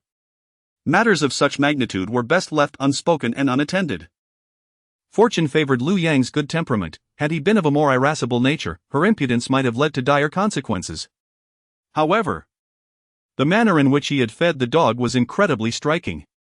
She resolved to ensure Lu Yang remained with them, even if it meant. Li Miaozhen felt her cheeks flush slightly, silently reprimanding herself. Li Miaozhen, what are you truly contemplating? Ahem. Lu Yang, I have come to convey some news. The Fire Cloud City has fallen. Oh, I am already aware, I even took a glance at it, and it appears rather well. Upon noticing Lu Yang's calm demeanor, devoid of any discernible turmoil, Li Miaozhen cautiously continued, I have heard that Lu Ruyan, the leader of the Xiantian sect, has summoned an army of 100,000 cultivators, preparing to reclaim Fire Cloud City and Jiang City, and may even venture deep into the territory of the demon race to eradicate them. Oh. Lu Yang remained non-committal. The Divine Phoenix Empire, situated in the central state and bordering the Canglan region, is also stirring, eager to seize opportunities as the Canglan sect's forces march northward. This realm is known as the Lower Heaven Domain, comprising the Canglan region, the Northern Qi region, and the central state, which stand in a precarious balance. However, rather than a true equilibrium, it is more accurate to describe it as a dominant force. The territory and prowess of the central state far surpass the combined might of the other two regions. Within, there exists a multitude of formidable experts, and its cultivation civilization is vastly more advanced than that of the other two realms. The Divine Phoenix Empire, an ordinary empire within the central state, boasts a territory comparable to that of the Canglan region. Yet, simultaneously, the central state bears the responsibility of fending off the southern barbarians. Naturally, Lu Yang held little concern for these matters. The Canglan region is of no consequence to me, and the sect leader need not continue to probe me. I merely wish to lead a leisurely life, tending to my dogs and watering my flowers, and to truly relax. Indeed, that is only fitting. Li Miaozhen beamed with radiant joy. Chapter 23, Jian Yun, a man with supreme bones. Elder Song Wujie hastily led Jian Yun and Lin Yanxin 1,000 miles away before finally coming to a halt. He cast a glance at Jian Yun, whose complexion, though pale, seemed to have improved slightly. This elicited a sense of wonder within him. So this is the child of destiny. Even with such severe soul injuries, he can still heal autonomously. There must be more than just supreme bones within him. Elder Song felt a wave of reassurance. As long as Jian Yun and Lin Yanxin were unharmed, he would not face any repercussions. At most, he might endure a few days of wall-sitting or a few months of minor penalties. However, Lin Yanxin was not as composed. She placed Jian Yun's hand against her cheek, feeling the heat emanating from his palm. Junior brother, you must not come to harm. You promised to take me to the central domain and the celestial domain. Cough, cough. Miss Yanxin, Elder Song interjected, it seems Jian Yun possesses the ability to automatically mend his soul, so he should not face any serious issues. It will merely take some time. And this period will be quite painful. Ah! Lin Yanxin exclaimed in delight, only to furrow her brow in distress, her voice tinged with a sob. Then junior brother Jian Yun will have to endure so much suffering, how can that be allowed? At that moment, Jian Yun stirred awake, gazing at Lin Yanxin with effort, and managed to move his lips. Sister, I am fine, as long as you are here, I cannot feel the pain. His words only deepened Lin Yanxin's heartache, tears streaming down her face like rain on a pear blossom. Foolish junior brother. But suddenly, a spark of inspiration struck her. Elder Song, you mentioned that as long as we have a soul restoration pill, junior brother Jian Yun will recover quickly, correct? Indeed, he replied. Perfect. This place is quite close to Yunmeng City, where I hear that the scoundrel Lu Yang is located. He possesses many soul restoration pills, does he not? Elder Song. You must demand them from him. If he refuses, you can say they are for me. If he still does not comply, then you should take them by force. Elder Song looked at Lin Yanxin in astonishment.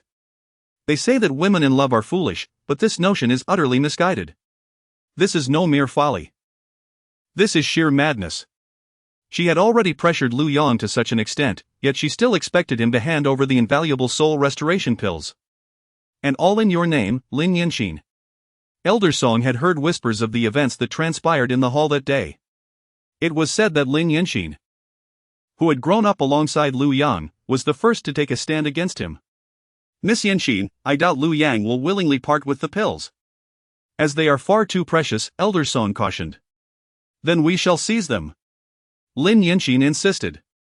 Elder Song, you are a 7th realm expert. While he is also at the 7th realm, but you have honed your skills in this realm for over a century longer. You are undoubtedly far superior. It was unclear whether this was praise or insult. Elder Song intended to refuse once more. But he noticed the weakened Jianyun struggling to raise his hand to wipe away Lin Yanqin's tears. Sister, it's nothing, this little pain. Oh, no. It's not significant. Yet, the tears that Lin Yanqin had just wiped away cascaded down once more. Turning to Elder Song, he shouted vehemently. Elder Song, will you go or not? Look at how weak junior brother Jianyun has become. He possesses the supreme bone and will undoubtedly be the future leader of our Xintian sect. He is destined to lead us in conquering the demon race, to triumph over the central continent, and ascend to the celestial domain as an unparalleled talent. Will you merely stand by and watch our sect decline? Oh. And Elder Song, please inform Lu Yang that if he performs well and presents enough primordial spirit pills, I can act on my mother's behalf to grant him another opportunity to return to the Canglan Domain and rejoin the Xintian sect. This young lady. Sigh. If Lu Yang truly possesses such an abundance of primordial spirit pills, would he even consider the Xintian sect? He is someone who could stride boldly through the central continent. Song Wuqiu shook his head and mounted his flying sword, heading towards Yunmeng City. Upon arriving in Yunmeng City, a pang of apprehension struck him. Why is Yunmeng City so desolate?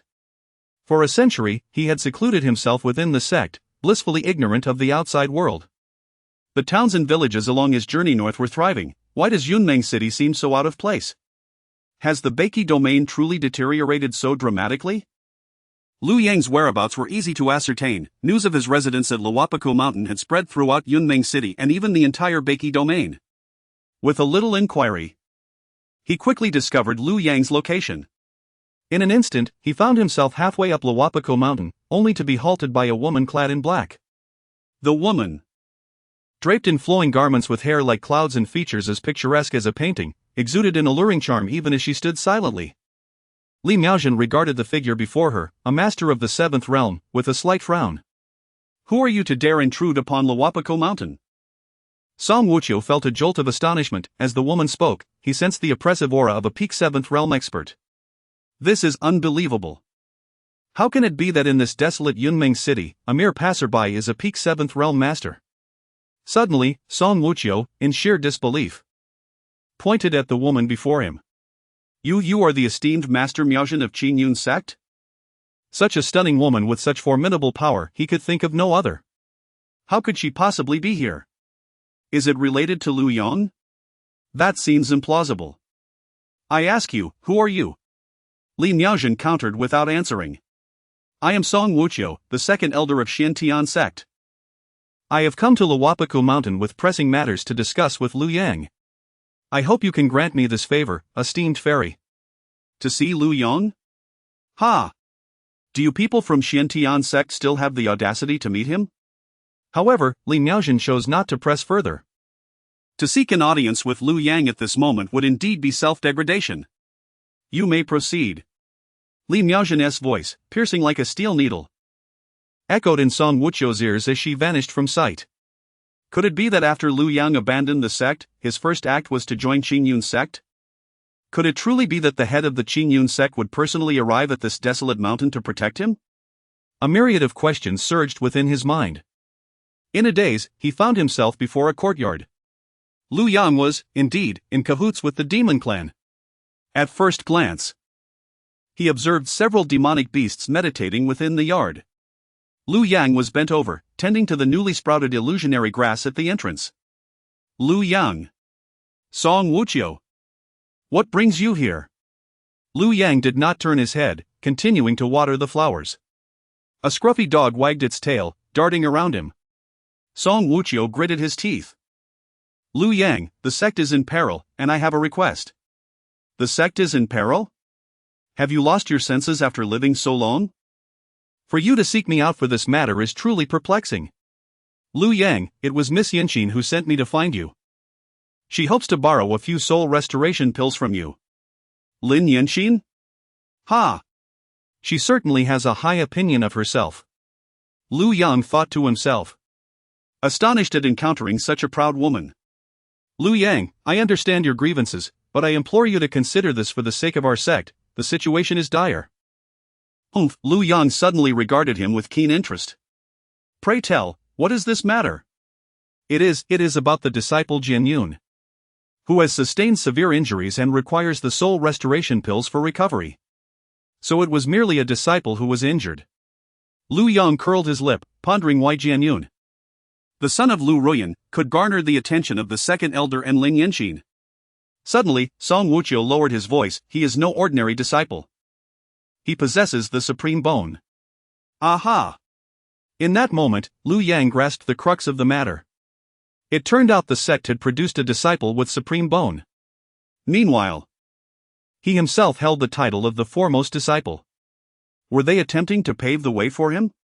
Lu Yang, I beseech you to set aside your personal attachments and consider the greater good of the sect. A person with supreme bone is truly a rarity in this world.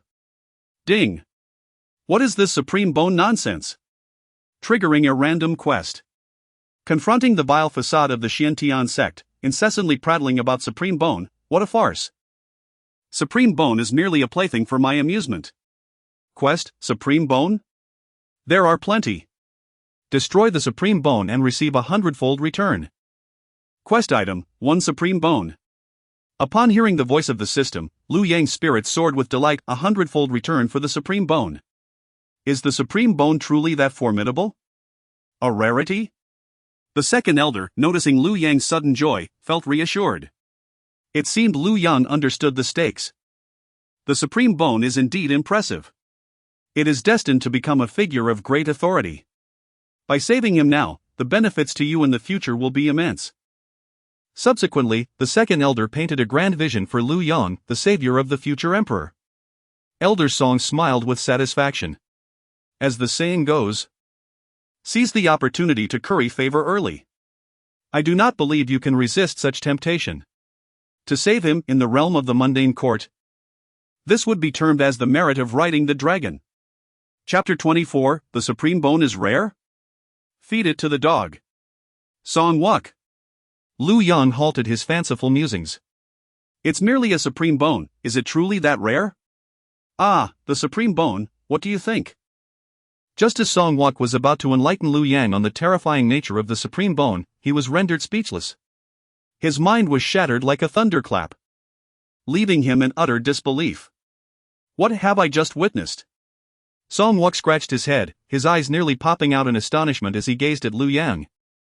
At that moment, Lu Yang held a radiant golden supreme bone, inscribed with flowing runes. He tossed the bone to a mutt. It's merely a supreme bone, fit only for feeding dogs. Lu Yang cast a disdainful glance at Song Wuk. Beep. Host is exceptional, host is formidable. Feeding a supreme bone to a dog for the first time. Triggering a hundredfold return, reward, supreme bone 100. You. Song Wuk's mind was on the verge of explosion. He was consumed by a single thought, to snatch that supreme bone from the dog's mouth. Just as he intended to move, he found Lu Yang right beside him, pinning him down with an unyielding grip, rendering him immobile. Lu Yang regarded him with amusement. To covet even a dog's food, you truly disgrace your position as an elder. You truly treat the supreme bone as a treasure. In Lu Yang's hands, several more supreme bones appeared. A san come and eat. He casually tossed dozens of supreme bones to the low-tier demonic beasts. Thank you, Master. 13 demonic beasts, their eyes gleaming with fervor, seized the bones as they were thrown from Lu Yang's hand, each finding a spot to absorb them. Song Wuk had never encountered such a spectacle. Overwhelmed, he could no longer withstand the thunderous chaos in his mind. His eyes rolled back. and darkness enveloped him as he collapsed. 100 supreme bones. Managing them was somewhat cumbersome for Liu Yang. Each individual could only absorb one. With 13 demonic beasts and a dog consuming 14, he called upon Qin Hao. Liu Yang perceived great potential in Qin Hao, as he had always regarded himself as an idol. "Master, did you call for me?" Liu Yang was speechless. Ever since rescuing Qin Hao and providing him with some spiritual essence pills, this stalwart man had taken to addressing him as master with an iron-faced demeanor. Liu Yang could hardly be bothered to contest this title any longer. "What unfolds next, do not be overly excited. Rest assured, master, though my cultivation is modest. I have spent many years on the battlefield and encountered numerous demonic beasts, my heart is as tranquil as a placid lake." Qin Hao's dark visage revealed no sign of panic. Liu Yang nodded in satisfaction. "Excellent, this is the spirit a soldier should possess. Here. Take this and proceed to absorb it." "Yes, master." Qin Hao replied calmly as he accepted the supreme bone. Liu Yang nodded in satisfaction once more, truly remarkable. He remained unfazed even in the presence of the supreme bone. Such composure is unparalleled across the 9 heavens and 10 realms. In the next moment, with a thud similar to Song Wuqiu, Qin Hao also fainted upon beholding the supreme bone. When Elder Song regained consciousness, he found himself discarded outside Yunming City. He conducted a thorough self-examination and discovered no serious injuries. Liu Yang had refrained from taking advantage of his unconsciousness. However, the previous scene had been utterly absurd, and the powerful shockwave continued to reverberate in his mind. Elder Song steadied his breath and took several deep inhalations. After meditating for a considerable time, he gradually restored his tranquility. Perhaps that was not the supreme bone but merely a bone resembling it. Yes, it must be so. The sheer number of supreme bones would indeed be excessive. Yet, that peculiar inscription, the dazzling golden radiance. Elder Song sighed helplessly. As for the Yuanshan pill, the drool left by that dog seemed to indeed carry the scent of the Yuanshan pill. Such a fragrance could not easily be mistaken by his discerning nose. The fact that the Yuanshan pill could be fed to a dog prompted a contemplation. Could it be that the supreme bone was also a possibility? How had Liu Yang become so affluent immediately after departing from the sect? A ludicrous thought suddenly surged in his mind. If Liu Yang had not left the sect, could it be that the Yuanshan pill intended for the dog was actually meant for himself? If the supreme bone were real, wouldn't there now be a resplendent golden bone nestled within his chest? Alas, Lu Ruyan, the esteemed leader, did you err this time?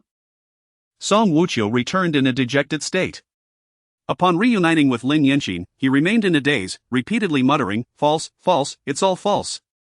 "Elder Song, what troubles you?" Lin Yanxin inquired, observing the distraught elder with suspicion. She then extended her hand. "Where is the Yuanshan pill?" "The Yuanshan pill?" Elder Song cast a fleeting glance at Lin Yanxin and shook his head bitterly. "None. None." Lin Yanxin felt a mixture of joy and concern. The joy stemmed from the realization that the tale of Liu Yang feeding the Yuanshan pill to a dog was likely unfounded. The concern arose from the notion that junior brother Jian Yun's injuries would suffer yet another unnecessary burden. I knew it, how could he possibly possess so many Yuanshan pills? What a waste of time. I must return and properly reprimand Su Lin for this. Such deceit in reporting military affairs. As an outer sect elder, his time is surely up. He should have Yuanshan pills, Elder Song sighed. Feeding pigs must also hold some truth. For I sensed the fragrance of the Yuanshan pill from his pet. Then why did he not provide them? Did you mention my name? I did. Did he dare refuse? Lin Yanxin appeared incredulous at this revelation. How could he have the audacity? Did you inform him that if he performed well, there might be consideration for his return to the sect? This is quite unexpected. Humph, I knew you wouldn't say anything, otherwise, given his temperament, he would undoubtedly be eager to exchange everything for this opportunity. I understand him all too well. After saying this, she emphasized once more. No one in the entire sect knows him better than I do, this is simply his nature. In his lexicon, there exists only the notion of selflessness. Did you mention that it was to save the people of the sect, to secure a future for those with the supreme bone? I did. After mentioning this, how could he possibly refuse? The supreme bone. Elder Song was once again reminded of that rather unpleasant episode. To him, the supreme bone seemed rather insignificant. He had even fed the supreme bone to the dogs. Chapter 25, The Three Avatars of the 13 Realms Emperor. Elder Song. Have you considered the implications of your words? At this moment, Lin Yanqing began to doubt whether Elder Song had been ensnared by the demon clan along the way. Since his return, he had appeared restless, like a fool incessantly repeating a single phrase. Now, he uttered something utterly ludicrous, supreme bone fed to dogs? Surely. Such a notion would not even cross the mind of the 13 Realms Emperor. Elder Song sighed bitterly, pondering how to elucidate this matter. What he had witnessed firsthand was beyond belief. He then recounted to Lin Yanqing all that had transpired, leaving the judgment of right and wrong to her. It was likely that the bones, coated in gold dust, were merely a ploy to provoke us. Lin Yanqing concluded decisively. You mentioned seeing numerous demon clan members within his courtyard? Yes, perhaps a dozen or so. Aha, so it is true. Lin Yanqing bit down on her molars. He had indeed conspired with the demon clan long before. How could he possibly have defended Jiang City for a century? Even someone as capable as junior brother Jianyun could not withstand the demon clan's ambush. What a cunning ruse this was, deliberately injuring himself. Elder Song. You just said he appeared unscathed, correct? Indeed, not only was he unharmed, but he seemed to have advanced further. Lin Yanqing began to peel back the layers of deception. This further clarified that he had forged some arrangement with the demon clan, surrendering Jiang City to them while attempting to garner our sympathy through a feigned sacrifice. A perfect scheme for an inside job when the demon clan arrived. His injuries were all an act. Those bones and the soul essence pills were merely gifts from the demon clan. Otherwise, how could one explain his ability to withstand the combined assault of 8 demon kings? How could he recover so swiftly from such grievous wounds? Even junior brother Jianyun, possessing supreme bone, could not recuperate so easily. What a treacherous ambition he harbors! Lin Yanqing spoke in a rush, as if uncovering a monumental secret. Her expression suddenly grew tense. We must return to the sect at once and proclaim this matter to the world. Ding! Congratulations, host, for completing the relaxation task by taking a nap. Reward: Insight from a Century of Cultivation 1, Random Information Notebook 1. Lu Yang felt somewhat helpless. The tasks assigned by the system were exceedingly astute. He had just begun to study the true demonic arts of the Brahma Saint, preparing to refine his body. After only a few hours of diligent effort, he was met with a task to rest. Another century's worth of cultivation insight. This insight was akin to skill points. Having just achieved mastery in the instant sword, he decisively allocated it to that skill. Ding! Congratulations, host, your instant sword has reached the state of great perfection, limit. Please confirm whether to use the information notebook. Use it. Ding! A hostile intent towards the host has been detected. The random information notebook has been modified to a specified one. Jianyun. In the realm of the upper 3 domains, within the Nether domain, the human path avatar of the 13th realm Nether Emperor is present. The Nether Emperor, in his quest to transcend to the 14th realm, has practiced the secret art of one chi transforming into 3 purities, dividing his own soul into 3 avatars representing heaven, earth, and humanity. He aspires to cultivate all 3 avatars to the 13th realm before merging them, hoping to achieve a breakthrough.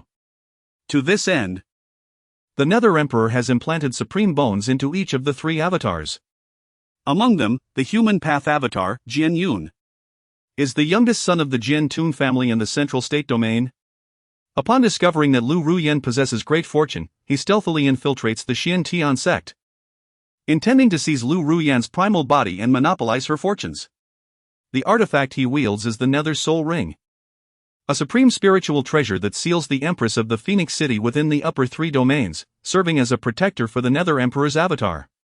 His cultivation level stands at the pinnacle of the 6th realm, with a current probability of killing the protagonist at a mere 0.0034. This information leaves Lu Yang somewhat bewildered. Although I am at the 3rd layer of the 8th realm, far surpassing the average 8th realm cultivator. How could the probability of slaying him be so low?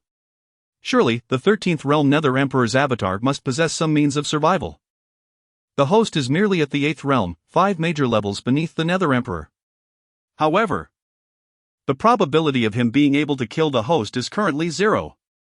While the Nether Emperor's realm is high, his avatars have begun their cultivation from scratch, thus remaining significantly inferior to the host.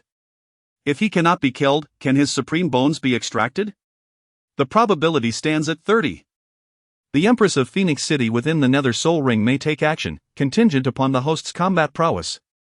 Is the cultivation realm limited to just the 13th realm?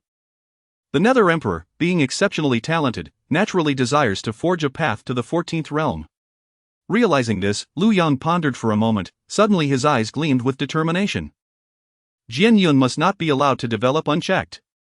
Ding, congratulations to the host's subordinate for breaking through, reward, 50 prestige points. Ding. Congratulations to the host's subordinate for breaking through, reward, 50 prestige points. A series of notifications followed. Lu Yang's heart stirred. With a 3rd-tier demon beast, full transformation could be achieved. He recalled the jade maiden armor and the dark red hair of the shadow demon fox, along with its furry beastly ears.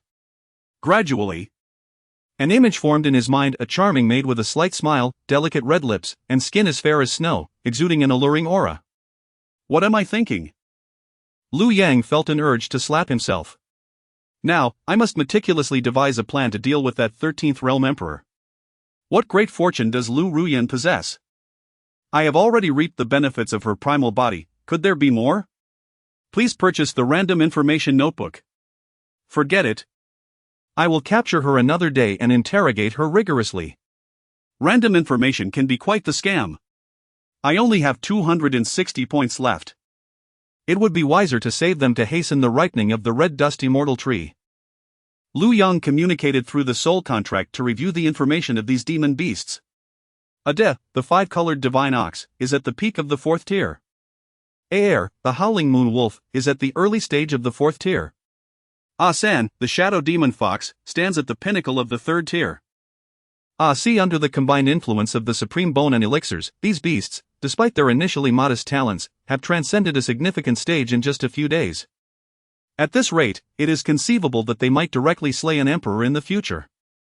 Indeed, ambition lurks beneath the surface. Upon hearing Lin Yinxin's analysis, Lu Ruyan pondered for a moment and considered it highly plausible. No wonder he was able to seal me that day. It must be some secret art of the demon clan. Infuriating. Traitor. The image of that traitor, hooking her chin with his foot, flashed through Lu Ruyan's mind. Elder Song. You must immediately bring him back. Song Wuching was taken aback. How could this be possible? He could not discern Lu Yang's cultivation level, and crucially, that Li Miaozhen, a practitioner at the peak of the 7th realm, was guarding the hillside. Master, please calm your anger. I would relish the opportunity to tear Lu Yang asunder. But now is not the right moment. Do you dare defy my orders? Lu Ruyan's gaze turned frigid, exuding an air of chilling authority. Master, allow me to explain.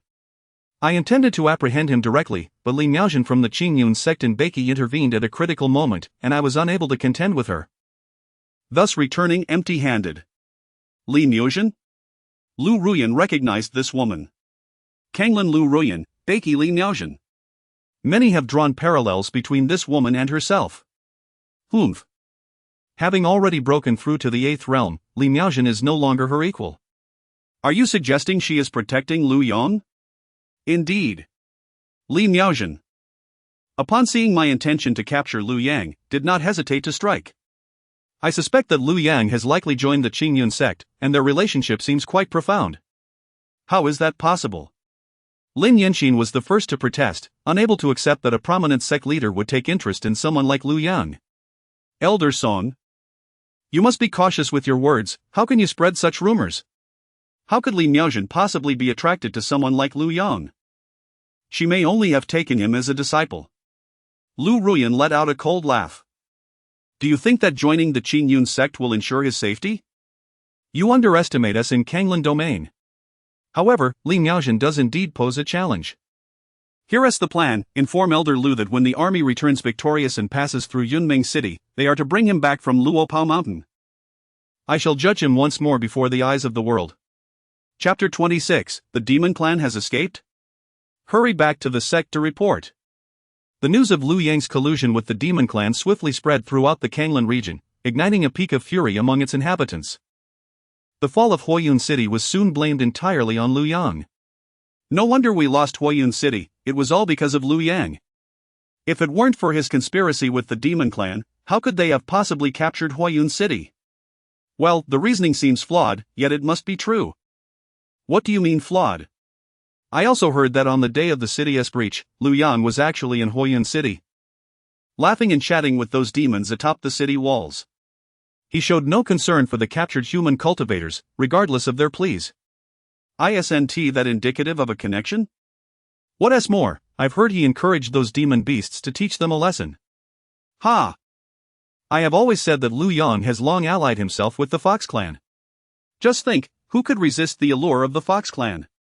Lu Yang is a normal man. After spending so much time in Jiang City with the Fox Clan, it was only a matter of time. The Fox Clan excels in charm techniques, and you all understand what that means for someone like Lu Yang, who lacks a partner. One Fox Clan member is trivial. But they say he has become brothers with the most formidable of the 8 demon clans. This Huoyun City is his declaration of allegiance to the demons. How detestable. If I ever lay eyes on him again, I shall rend his body to pieces. Jiang City. In the high-level meeting of the Demon Clan, the Fox Clan leader covered her mouth, stifling a laugh. The beast skin draped across her chest swayed with her movements, nearly bursting at the seams. See? I told you. We don't need to do anything, they will pin this blame squarely on Lu Yang. Now the entire Canglan region is gossiping about Lu Yang being in collusion with us. It's truly laughable. Human cultivators are adept at scheming against their own kind, despite their other shortcomings. Ha! They even say that Lu Yang is already a servant beneath your Fox Clan leader, saying it as if they had witnessed it firsthand. I almost find it believable. Is there any truth to this? The Divine Bull Clan leader's eyes widened, filled with suspicion as he gazed at the Fox Clan leader. I would like to believe it. Who wouldn't covet someone like Lu Yang? Strong and resolute, yet alas, he does not fancy me. The Fox Clan leader flicked her hair back and shot a disdainful glance at the old bull. However, what shall we do about the 100,000 cultivators? How about you? Xiao Ye? You have the most ideas. What is there to contemplate? Let us just charge in, it's merely 100,000 cultivators. The Divine Bull Clan leader slammed the table. The cultivators of the Canglan region are like blossoms in a garden, despite some boasting high realms. Their practical combat abilities are woefully inadequate, and they lack courage. Even we, the Divine Bull Clan, could traverse their entire region. Don't speak nonsense. Let us heed the Wolf King's counsel. After all, it's 100,000 cultivators. Even if we emerge victorious, we would incur substantial losses among our kin. Indeed. A Pyrrhic victory is worse than defeat. You stubborn bull, can you cease your disruptions? Are you unaware of your own intellect? What do you mean? Do you look down upon me, brother bull? The Ox Clan has endured countless tribulations to achieve its present state. A testament to the adage that one must endure hardship to attain greatness. The words of the great Ox leader immediately incited dissatisfaction among the other clan leaders. The Howling Moon Wolf King squinted, surveying the assembly. In truth, I find myself in agreement with old Ox's sentiments. It has been far too long since we engaged in a significant battle with the Canglan Domain. This time, we must decisively defeat them. We have been stalled outside Jiang City for far too long, and a resounding victory is essential to bolster our morale. Furthermore, we must withdraw our brothers from Huoyun City and prepare to engage them in war at Jiang City. But why, you may ask? We have scarcely managed to seize that city, how can we so easily relinquish it? I will not stand for such disgrace. The great Ox's eyes shimmered with stubborn resolve, shaking his head vigorously. The Fox Clan leader's large tail swished forth. To call you foolish is an understatement. Surely the Howling Moon intends to lead them into underestimating us, only to deliver a devastating blow.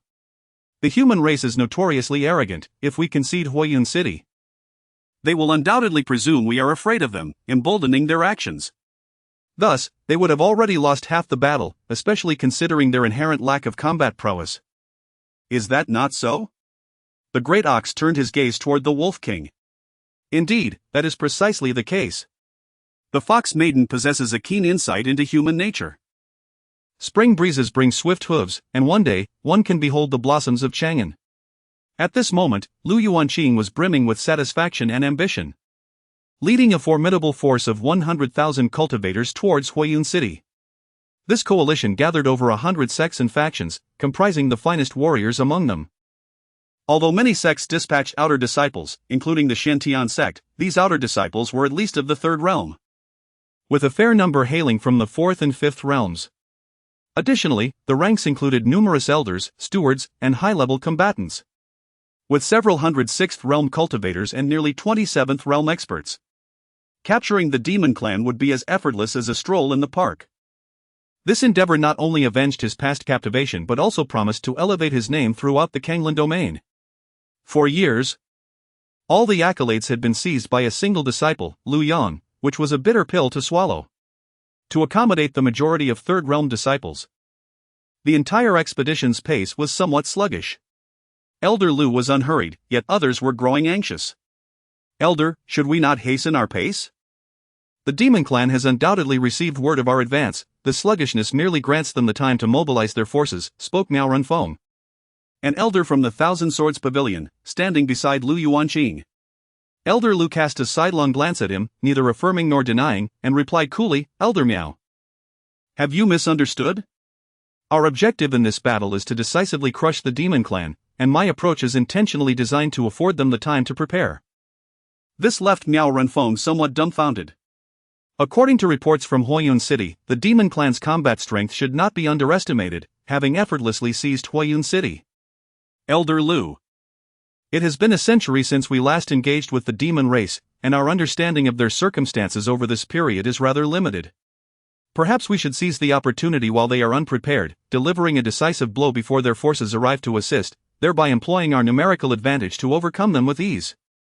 Miao Renfeng, mindful of Lu Yuanqing's reputation, refrained from directly mentioning the battle at Huayun City, where the main force was the Zhuantianzong and the defeat was quite disheartening.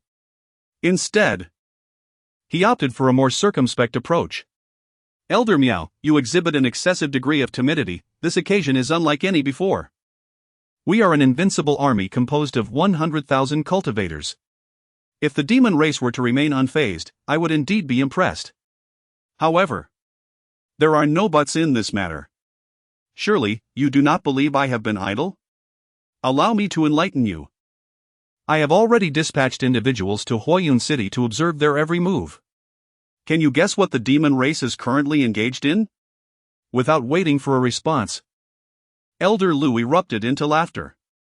The demons, at this moment, are trembling in fear, preparing to retreat. It seems they possess a degree of self-awareness. As they advanced a little further, a fifth-stage cultivator hurriedly approached. Elder Lu, news from ahead indicates that the demon race has hastily withdrawn from Huayun City, leaving even our captured cultivators behind. Is that true? Lu Yuanqing's eyes sparkled with excitement. The demon race is known for their brutality. Their hurried departure without taking their captives suggests their profound insecurity. This clearly illustrates that the battle at Huayun City was a testament to the incompetence of the second elder. Indeed, it is absolutely certain. Ha ha ha. Lu Yuanqing cast a smug glance at Miao Renfeng. Elder Miao, did you witness that? The demon race is genuinely frightened. They did not even take the time to eliminate those captives before their hasty escape. This battle will undoubtedly eradicate the demon race and resolve the long-standing issues plaguing our Canglan Domain for millennia. Let us promptly relay this joyous news back to the sect. Chapter 27, The Child of Fortune? First, I shall extract your supreme bone.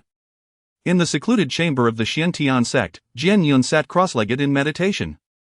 Truly deserving of the title Child of Fortune, reincarnated from a 13th realm emperor, he remained unscathed despite sustaining grievous injuries. Rather, he was fortuitously propelled to the Yuan Shen realm. The dark wedding ring upon his finger emitted a derisive snort. a child of fortune, blessed by the heavens. Could even ascend from a fall into an abyss. What wonder is there in my Yuanshan being devoured instead? Initially, my journey to the Canglan Domain was solely to pursue Lu Ruyan, yet unexpectedly, I encountered Lin Yanjin, a woman of the bloodline, as well as a genius cultivator who achieved the 7th realm within a century.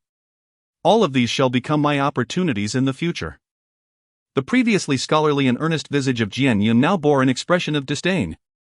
With the 7th realm and my supreme bone, I am nearly invincible in this modest Canglan Domain.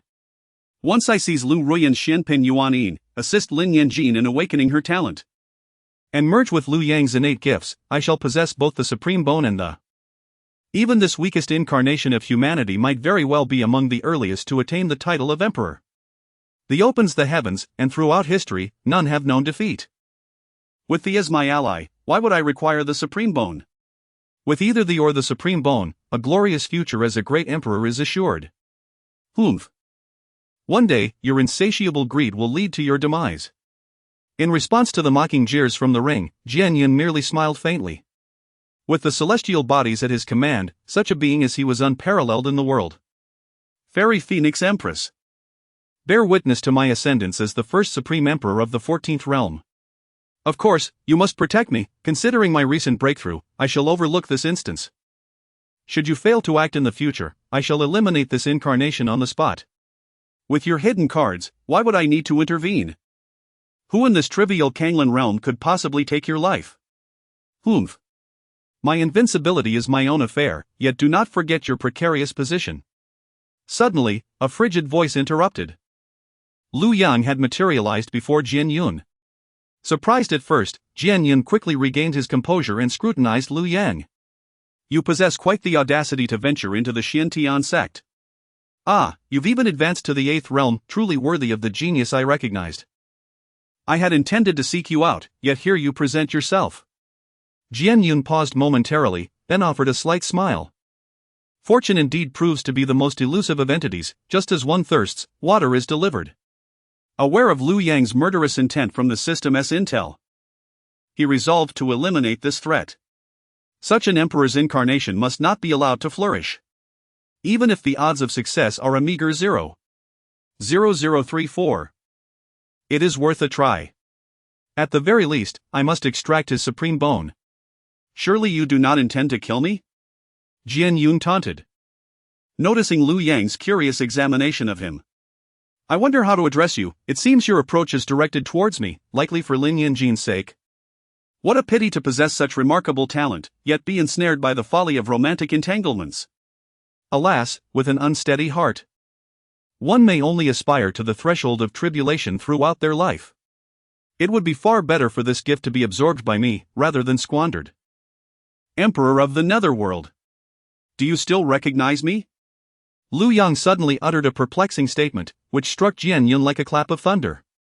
He was utterly taken aback. Even the ring emitted a gasp of astonishment. Could it be that Lu Yang was aware of his true identity? How could that be?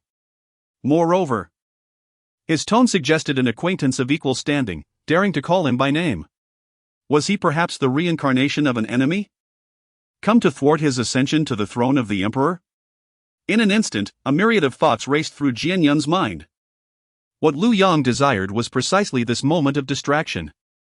With a meager 0.0034 chance of killing, a direct confrontation seemed utterly implausible. Lu Yang moved swiftly. Armed with the supreme spirit treasure, the human emperor's sword, and bolstered by his perfected technique, he channeled every ounce of his true essence into a single strike. Determined to achieve a decisive blow, the human emperor's sword was drawn, dark energy swirling around it, as the blade shimmered like a fleeting light. In an instant, it closed in on Jian Yun, severing his left arm without hesitation, and then piercing through his chest, penetrating his heart. With a lateral motion, Lu Yang aimed for his supreme bone, while simultaneously suppressing all spiritual awareness within the ring, severing the connection between Jian Yun and the artifact. Each maneuver had been meticulously planned, executed with impeccable precision, devoid of hesitation. In the blink of an eye, Jian Yun, caught unawares, saw the human emperor's sword make contact with his heart, plunging him into darkness. Just before closing his eyes, he beheld a golden bone suspended before him. Such a mere insect of the 7th realm dares to conspire against me. Lu Yang scoffed coldly. Yet, his incredulity soon followed. Jian Yun, having been pierced through the heart and stripped of his supreme bone, was enveloped by a formidable surge of true essence, vanishing into thin air. Lu Yang, you shall regret this, echoed Jian Yun's voice, though he had already vanished without a trace. Lu Yang's consciousness spread out, yet he could not locate Jian Yun's whereabouts. Ah, truly. He is a fragment of the 13th realm emperor. To survive such a blow is remarkable, no wonder the system indicated a mere 0.0034. He had meticulously assessed the situation, exerting all his strength, initially distracting Jian Yun, severing the connection with the ring, and extracting the supreme bone. Even with his extraordinary prowess at the 8th realm, he had allowed this 7th realm insect to escape. With a resigned shake of his head, Lu Yang retrieved the supreme bone and cast it into the system's space. On the desolate Mount Lu Yang's true essence surged forth. A pressure of spiritual awareness enveloping the ring. Indeed, a remnant soul was concealed within. It was a strikingly beautiful woman adorned with a phoenix crown. Lu Yang sensed her strength, although she was merely a fragment of a soul, her power seemed to surpass his own. Yet, she appeared to be quite fearful of him. This was rather intriguing, Lu Yang mused, casting a cold smile at the woman. Will you emerge on your own, or shall I compel you to do so? First, sheath your sword. Why does this Canglan Domain harbor such a malevolent blade? Ah, it appears to fear the Emperor's sword of humanity. Lu Yang suddenly comprehended, recalling the description of the Emperor's sword. Indeed, it is the nemesis of all souls. This cannot be allowed. Should you flee, what then? Surrender your resistance and permit me to inscribe a soul mark upon you, or I shall seize your spirit forthwith. Do you know who I am? A mere lowly cultivator from the Canglan Domain dares to impose a soul mark upon me? I am a dignified supreme being of the 12th realm. How could I allow you to tattoo my soul? Even the Emperor of the 13th realm would not dare to do so. A soul mark is a cruel means of control, akin to the soul contracts of demonic beasts. The one marked becomes akin to a servant, bound to the whims of the one who inscribed it, unless they perish and relinquish their spirit. Otherwise, for the entirety of their existence, they remain at another's beck and call. You are you, and I am I. Within 3 breaths, should you fail to comply with my commands, you shall find yourself imprisoned within the Emperor's sword. You have some audacity. I would rather die than endure such humiliation. After 3 breaths, a radiant red light burst forth from the ring, revealing a regal woman who stood before Lu Yan with utmost reverence. Master. Chapter 28, Lin Yanxin's dual pupils, my determination is unwavering. Lu Yang's gaze roamed over her with abandon. She stood there in tranquil silence, her head bowed, yet emanating an aura of transcendence. As if this delicate figure were positioned at the pinnacle of decisive authority. Her voluptuous form, with its alluring curves, radiated a subtle dominance. How did Jian Yun manage to escape? The methods of the 13th realm emperor are elusive and unpredictable, yet I sense the aura he emitted before his departure. He must have employed the Nether Escape Talisman. What is that? It is a life-preserving treasure prepared by the Nether Emperor for each of his avatars. Akin to a protective charm that allows one to vanish in an instant during life and death situations. Is there a way to counter it? Lu Yang's brow furrowed. It seems he has irrevocably antagonized this so-called emperor. Given their natures, it is destined to be a battle to the death. He must first confine the space around him, leaving no opportunity for escape, but his cultivation must surpass the emperor's significantly.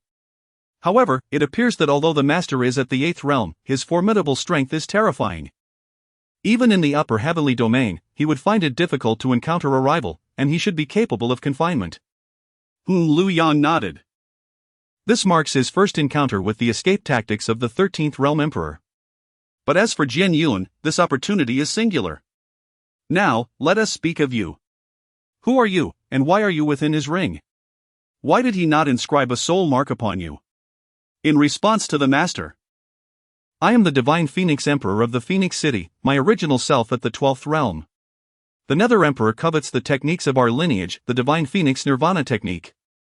Divine Phoenix Emperor? What relation do you have to the divine Phoenix Empire of the Central Continent? That was merely an empire established by a distant branch of our family in the lower 3 domains long ago. There is no significant connection.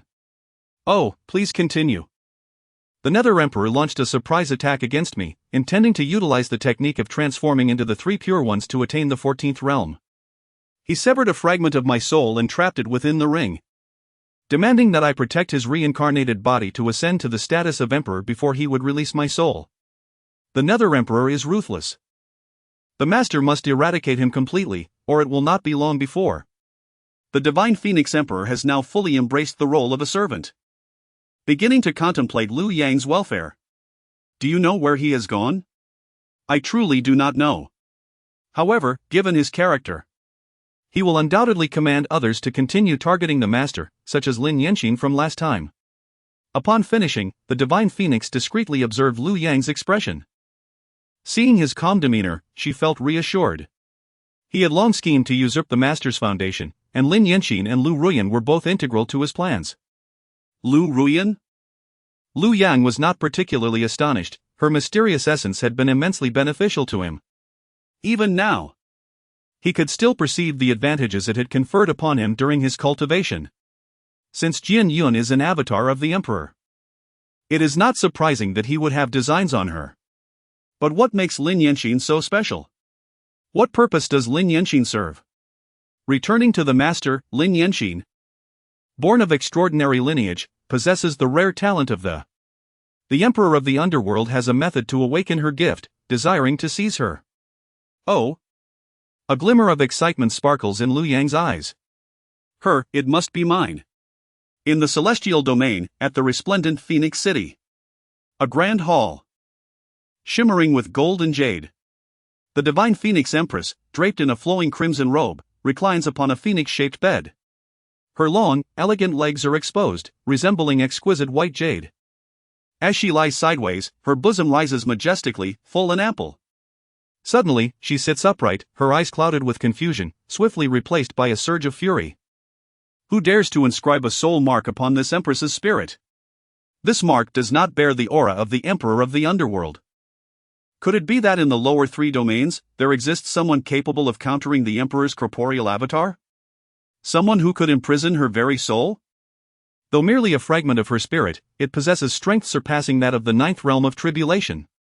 How could such a figure exist there? Her mind is a tempest of chaos. Does this not mean that her soul fragment has already recognized a master? If she were to be humiliated without cause, what then? Even if it is not her true self that is insulted, what manner of identity does the Divine Phoenix Empress hold? How could even a fragment allow such insignificant beings from the lower 3 domains to tarnish her honor? To lay eyes upon her is a transgression. I must capture you. I shall rend you limb from limb. At the Xiantian sect, Lu Ruyan, clad in white, her black hair cascading down her back, stands with her back to the crowd. An aura of chilling grace envelopes her, evoking a sense of purity that is both distant and untouchable. Mother, this morning I visited Jian Yun. After consuming 2 primordial spirit pills, he is nearly healed. Thank you, Mother! Lin Yanxin exclaims, her eyes sparkling with delight. Indeed, junior brother Jian Yun is a person of great fortune. He has managed to break through even under such circumstances. Surely a person of supreme bone is extraordinary. Lu Ruyan feels a wave of satisfaction, knowing her efforts were not in vain. Those 2 primordial spirit pills were hard-won. The reason the cultivation levels in the lower 3 domains are so low is largely due to the scarcity of alchemists. Medicinal pills are exceedingly rare. 1 primordial spirit pill is coveted fiercely among the various sections. Lu Ruyan has heard of Lu Yang feeding primordial spirit pills to pigs, merely a humorous anecdote, easily dismissed. Congratulations, Sect Master. Congratulations. Song Wuqiu bows, a beaming smile upon his face, feeling a sense of shared glory. In his heart, he is further convinced that Liu Yang's supreme bone must be a fabrication. Such a defiant treasure, how could he possess so many? This trial alongside Jian Yun can be considered a bond forged in adversity, a friendship that may lead to mutual benefit should he ascend the path of supremacy. Having a disciple like Jian Yun is indeed a blessing for our Xiantian sect. Today is a day of double celebration. Sect Master, news has arrived that the Demon Clan, upon hearing of our advancing army, has abandoned Huoyun City and scurried back to Jiang City. Oh! Lu Ruyan is taken aback, then overjoyed. Her face remained adorned with an air of icy composure as she defiantly raised her chin. The demon clan, albeit somewhat astute, harbored ulterior motives. Believing that retreating to Jiang City would grant them a sense of security. The image of that insufferable traitor lingered in her mind, reminding her of the humiliation she endured. Forced to lie there like a mere dog. Instantly, her mood soured, and a cold sneer formed within her heart. If it were not for your loss of Jiang City, none of this would transpire. Yet you continue to act as if you have sacrificed so much, unable to tolerate the slightest grievance. Having lost a city, are you not deserving of some punishment? The demon clan seems utterly fragile, poised to crumble with a single blow. After this, I shall promptly dispatch Jian Yun to guard Jiang City, determined to strip away your last vestige of dignity. Moreover, this time, we shall thoroughly eradicate the demon clan, publicly exposing your collusion with them for all to witness. The sect leader noted that the demon clan had retreated to Jiang City, establishing formations as if preparing for a direct confrontation with us. Oh! They exhibit a surprising audacity. We are deploying 20 masters of the 7th realm, while the demon clan scarcely has a handful, merely 2 or 3 from each race, at best. Furthermore, the demons are inherently brutal and unruly. The very fact that they do not turn on one another is a miracle. To think they would dare to challenge the cultivators of the Canglan Domain head-on is utterly laughable. Chapter 29, In the Name of Lu Yang. Proclaim the name of Sang Biao. The Forest of Beasts, akin to the realms of Canglan and Beiki, is divided into 2 principal regions, one to the east and one to the west, bordering the realm of humanity. The western portion of the Forest of Beasts has but a single entrance for the human race, located in Jiang City. Coupled with Lu Yang's valor, this has prompted many beasts to descend towards the east, where the power of the beast clans far surpasses that of the west. The inhabitants are scattered and discordant, lacking unity. Unlike the western territories, where the Howling Moon Wolf King can command respect and coordination, the Frost Giant Wolf Clan finds itself at the closest proximity to Yunmeng City. At this moment, the clan leader, Sang Biao, has summoned all clan members to commence a roll call. He has reached a momentous decision, to take action against Lu Yang, who has made his residence in Yunmeng City. This act will serve as a declaration to the entire beast clan that there can only be one Wolf King in this forest, namely, Sang Biao himself. As for the Howling Moon Clan, while their strength is commendable, their timidity and lack of capability are glaring flaws. For years, they have failed to seize Jiang City and have been intimidated by a mere human. How absurd! To be daunted by a human. Sang Biao, throughout the entire Beiki realm, fears only one individual, the esteemed leader of the Qingyun sect, Li Miaozhen. Yet, this fear is but a shadow of trepidation, far from genuine fear. In a true battle, it remains uncertain who would emerge victorious. Ah, Howling Moon, how you have brought disgrace upon yourselves, akin to being cast into a dog's den. Sang Biao reflected. Surrounded by 4 elders within his clan, each a 7th-tier beast king. Together, they comprise 5 7th-tier wolf kings, and this time, Lu Yang shall be theirs to claim. In the name of Lu Yang, let the name of Sang Biao resound. Children, follow me as we wash Yunmeng City in blood, with the clan leader leading the charge. Not a blade of grass shall survive. The Frost Giant Wolf, king of the Beast Clan. With one hand, he shall rend Lu Yang, capturing Li Miaozhen alive, and drenching Yunmeng City in blood. The members of the Beast Clan below began to roar with fervor. In the spirit of seizing opportunities, each foray into Beiki has always yielded bountiful spoils, food, crystals, and the treasured artifacts and elixirs of humanity are the objects of their deepest desires. Soon enough, the Frost Giant Wolf Clan mobilized en masse. They are social beasts, and their actions are nearly always in unison, regardless of how many adversaries they face. Whether it be 10,000 or merely one, they remain a multitude of wolves. 1,000 Frost Giant wolves surged forth, a formidable tide heading towards Yunmeng City. The immense tremors caused by their advance unsettled those training at the fringes of the Forest of Beasts. Yet, their concern was not for their own safety. This boundary had long been established as a trial ground for the progeny of both humanity and beastkind. Large-scale slaughters were expressly forbidden, as it benefits both sides. allowing their descendants to engage in life and death trials to hone their prowess. What is that sound? A beast tide? Is the beast clan preparing for a grand assault? Many cultivators furrowed their brows. The beast clans are now powerful. Every significant conflict has resulted in losses for the Baki realm. In the next moment, a majestic wolf demon, its fur as white as snow and exuding a chilling aura, suddenly leaped forth from the distance. It appeared to be surrounded by orbs of ice, towering like a hill. The wolf demon paid no heed to the low-level cultivators on the periphery, continuing its rapid advance without pausing. Behind it followed a throng of wolf demons, the frost giants. What were their intentions? This tribe is notoriously shameless, always mobilizing their entire clan to strike in places where they are least likely to encounter resistance. Alas!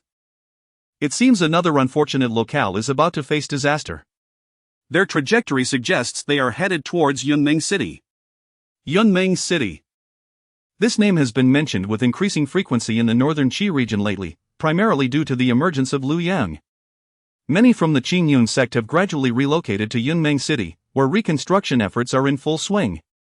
However, it is unlikely that they intend to confront the Qingyun sect directly. The wolf demons would not dare to engage in conflict with a large sect, as they are rather protective of their dwindling kin. Liu Yang. The two characters instantly resonated in the minds of the onlookers. It dawned on them that the wolf demons were seeking Liu Yang. They had heard that the frost giants and the howling moon wolves had formed an alliance, presumably to avenge themselves. Alternatively, they might aim to establish dominance, eliminating potential threats while Liu Yang is still finding his footing. We must hasten to deliver the warning. Ever since Liu Yang took residence here, the demon tribes in the northern Qi region seem to have experienced a significant lull in unrest. Without further delay, numerous cultivators summoned their magical artifacts and raced towards Yunmeng City. Meanwhile, the disciples of the Qingyun sect responded to their master's command. Many arrived at Yunmeng City for various purposes: first, to assist in the reconstruction; second, to maintain vigilance over the city; and third, due to Li Miaozhen's premonition. After witnessing Liu Yang casually toss a primordial spirit pill, she felt that this place would undoubtedly become a sensation throughout the lower three realms. She had also observed him cultivating peculiar flora atop the desolate mountain, particularly a tree at its peak that instilled in her a sense of awe, perhaps even fear. Ever since that tree was planted, the concentration of spiritual energy in Yunmeng City seemed to surpass that of other regions. Thus, Li Miaozhen resolved to remain here, unafraid of Liu Yang asking her to leave. There is a saying, one need not fear a girl at 18, but rather a sister who was adept at everything. Whether it pertains to sect management or the art of culinary pairing, Li Miaozhen is exceptionally skilled. Liu Yang would surely find her talents invaluable. Therefore, she often brought her disciples to assist Liu Yang watering plants, feeding the beasts, and in doing so, she fostered a good rapport with the magical creatures under his care. At this moment, she was in Liu Yang's courtyard, cheerfully observing a spar between Mu Qingxue and a second-tier sword tiger. "Do you yield?" came Mu Qingxue's clear voice. Roar. "Refusing, are we?" Bang. Bang. Bang. Roar. "Still not yielding?" Bang. Roar. Bang. Li Miaozhen laughed heartily, her mirth resonating like ripples across her chest, shaking the very ground beneath her. This apprentice is indeed a genius. In such a brief span, he has already managed to defeat this second-tier sword tiger. Truly, she is a warrior of noble lineage. A woman of valor who does not yield to the might of tigers. Suddenly, the laughter ceased abruptly. Li Miaozhen furrowed her brow, let out a cold snort, and kicked Liu Yang's old cow. Both man and beast vanished from the courtyard. Outside Yunmeng City, tensions were mounting. The disciples of Qingyun sect were locked in a standoff with the frost giant wolves. Sangbiao let out a howl. "I shall bestow upon you one final opportunity. Depart swiftly, or else do not blame me for lacking consideration for your Qingyun sect. Our sole aim is Liu Yang. Do not compel me to unleash a massacre. Who are you trying to intimidate?" At that moment, the cultivators from the North Qi domain, returning from the outskirts of the beast forest, joined forces with the Qingyun sect members, standing resolutely against the wolf clan. "Liu Yang is our esteemed guest, and you shall not disturb him. Sangbiao, should you dare to provoke us today, your frost giant wolf clan will face the relentless retribution of Qingyun sect." Humph. Based on what? Sang Biao scoffed, you're hardly worthy. Get out of my way. I am about to lose my temper. Sang Biao, are you courting death? At this moment a sound, as delicate as a hidden orchid in a secluded valley yet infused with regal might, echoed through the air. The crowd turned towards the source of the sound. Upon the city wall stood a formidable figure, a bovine demon with a robust physique and a coat of golden fur. Panting heavily. A striking silhouette, clad in black and wielding a sword, stood gracefully atop the beast, her flowing hair cascading like a waterfall in the breeze. Chapter 30, The Emperor's Sword annihilates a clan in its first battle. Under the supremacy, I am invincible. Li Miaozhen, clad in flowing black garments, bore a visage of exquisite beauty now marred by an aura of malevolence. Sang Biao, retreat now, and I shall overlook today's transgressions. Otherwise, do not blame me for my ruthlessness. Sang Biao, undeterred, regarded Li Miaozhen with mocking disdain. Who would have thought that a grand sect leader like yourself would stoop to this, shouting for someone else? How utterly disgraceful. What sort of enchantment has that boy cast upon you to evoke such loyalty? If you desire men, I could easily procure a few for you.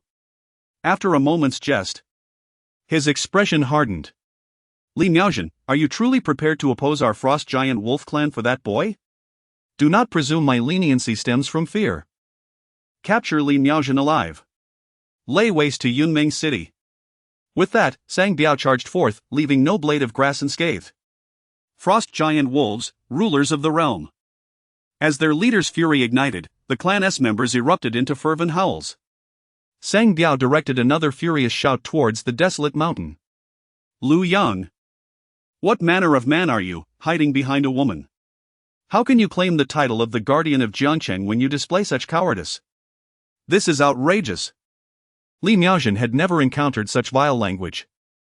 Her brows knitted in displeasure. With a resounding clash, the Emperor's sword emerged from its sheath by 3 inches. Wait. Lu Yang, having appeared beside her unbeknownst to her, returned the sword to its scabbard. Since they have come seeking me, it is I who shall deal with them. Lu Yang surveyed the frost giant wolf clan below. Merely 5 7th-tier warriors?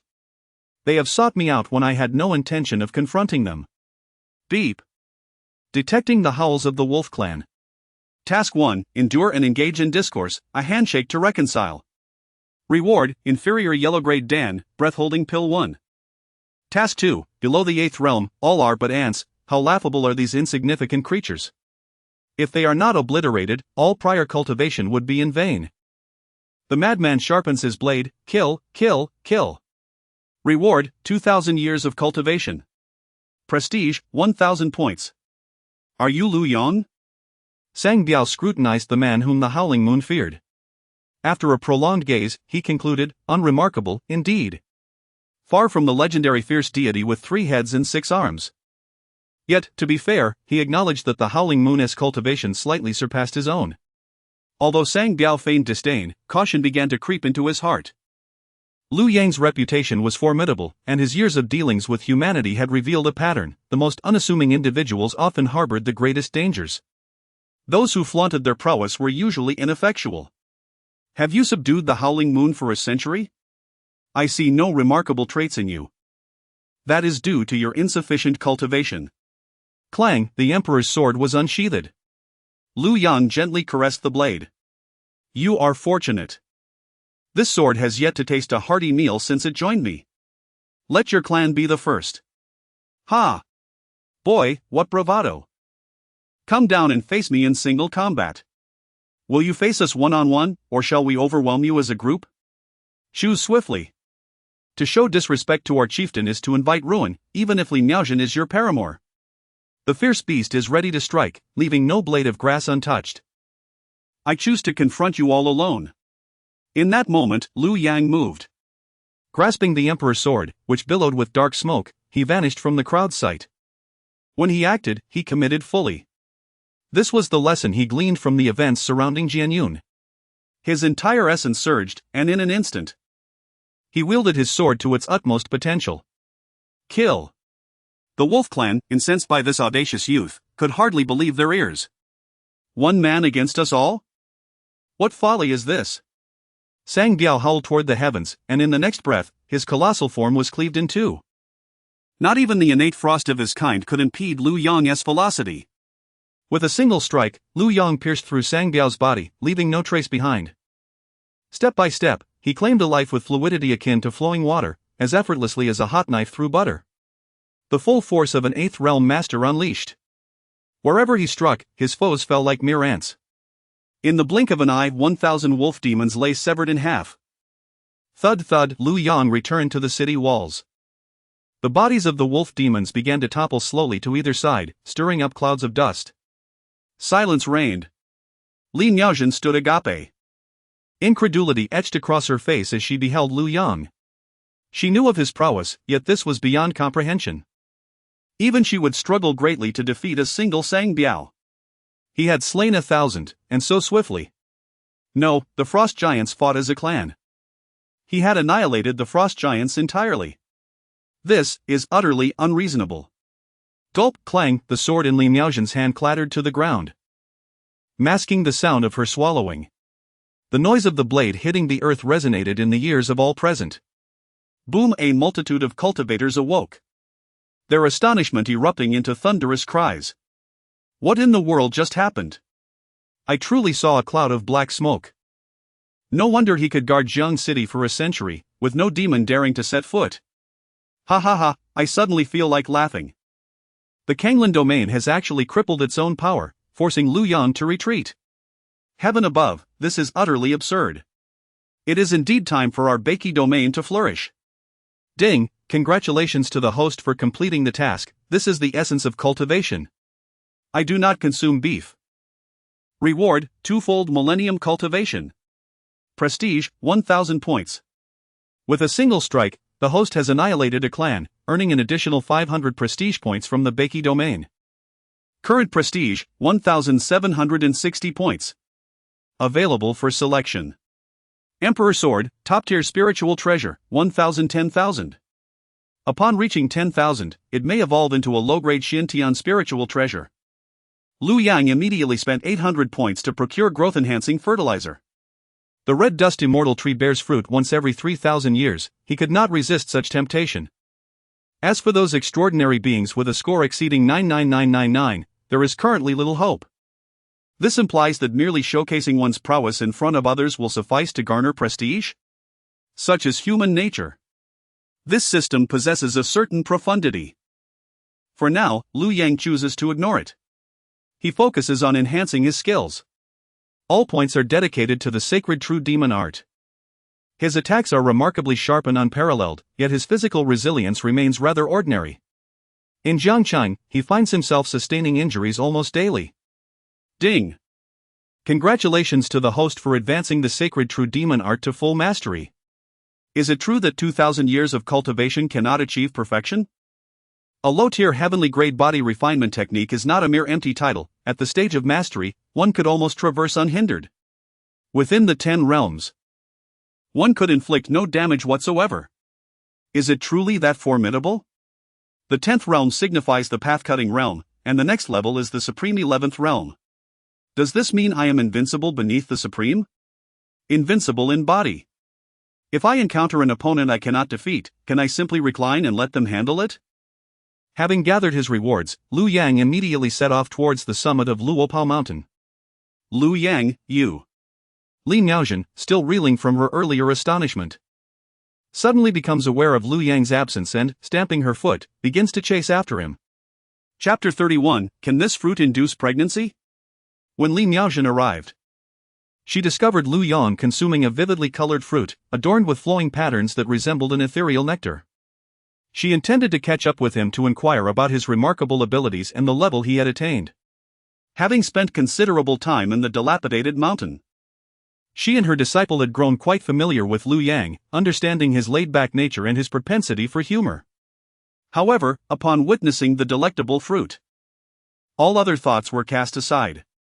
Cough, cough. Lu Yang, Lu Yang, perceiving her expression, swiftly cradled the fruit to his chest. You cannot eat this. Why not? Just know that you absolutely must not. So stingy. Is it going to make me pregnant or something? Indeed, it might actually induce pregnancy. Lu Yang mused inwardly, deciding it prudent to keep such an absurd thought to himself lest he be deemed insane by those around him. Why would such an effect exist? He pondered. The Red Dust Immortal Tree is a treasured artifact of the Red Dust sect in the Immortal Realm. A fragment of the information you have encountered regarding the Pure Land of the Red Dust sect. Similar to the Red Dust sect, all practitioners are women.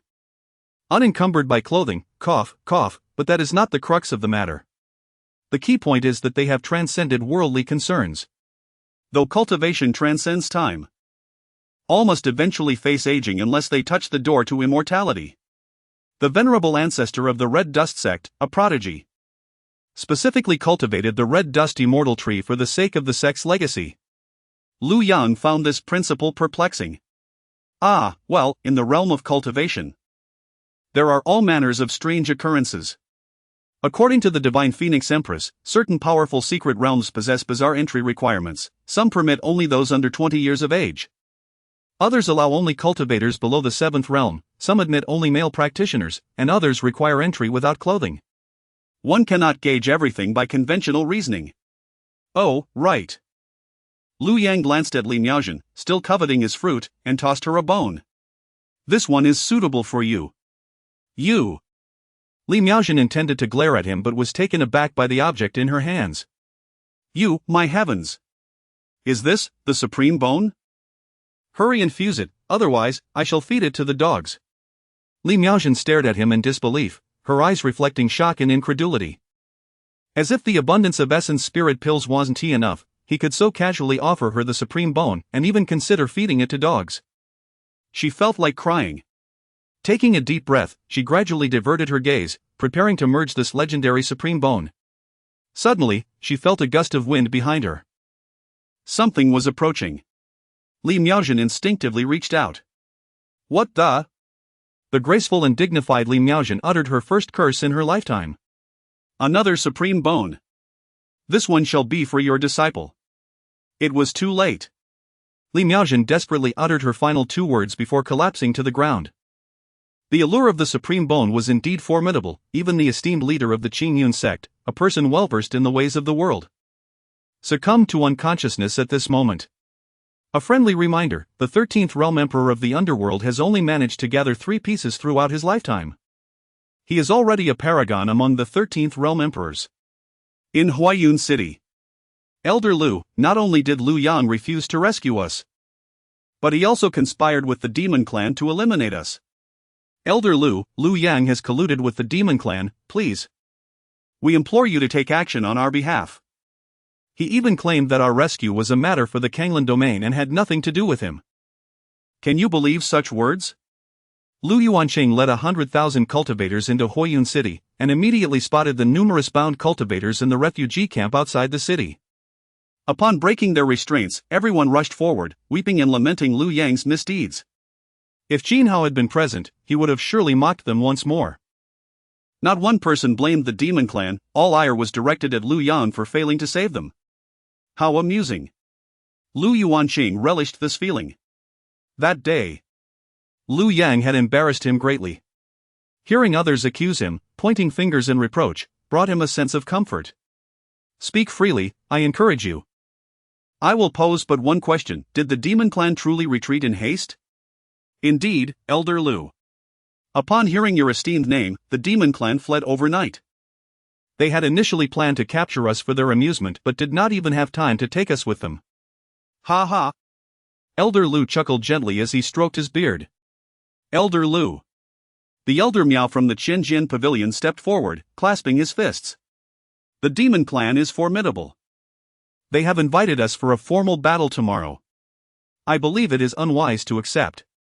Instead, we should launch a surprise attack tonight while they are unprepared. With our 100,000 cultivators, the demon clan would surely face defeat. Such a proposal was met with immediate dissent. Voices rose in opposition. Our human race values the principle of honor. The demon clan dares to offer courtesy before conflict. If we resort to ambush, would we not become the subject of ridicule? A victory achieved in such a manner would be hollow. Indeed, should we win, we would still be scorned behind our backs. The demon clan has always been known for their brute strength, direct and straightforward. Their hasty retreat signifies their inner turmoil. Now is the perfect opportunity for us to strike them head-on. What honor lies in stealth and subterfuge?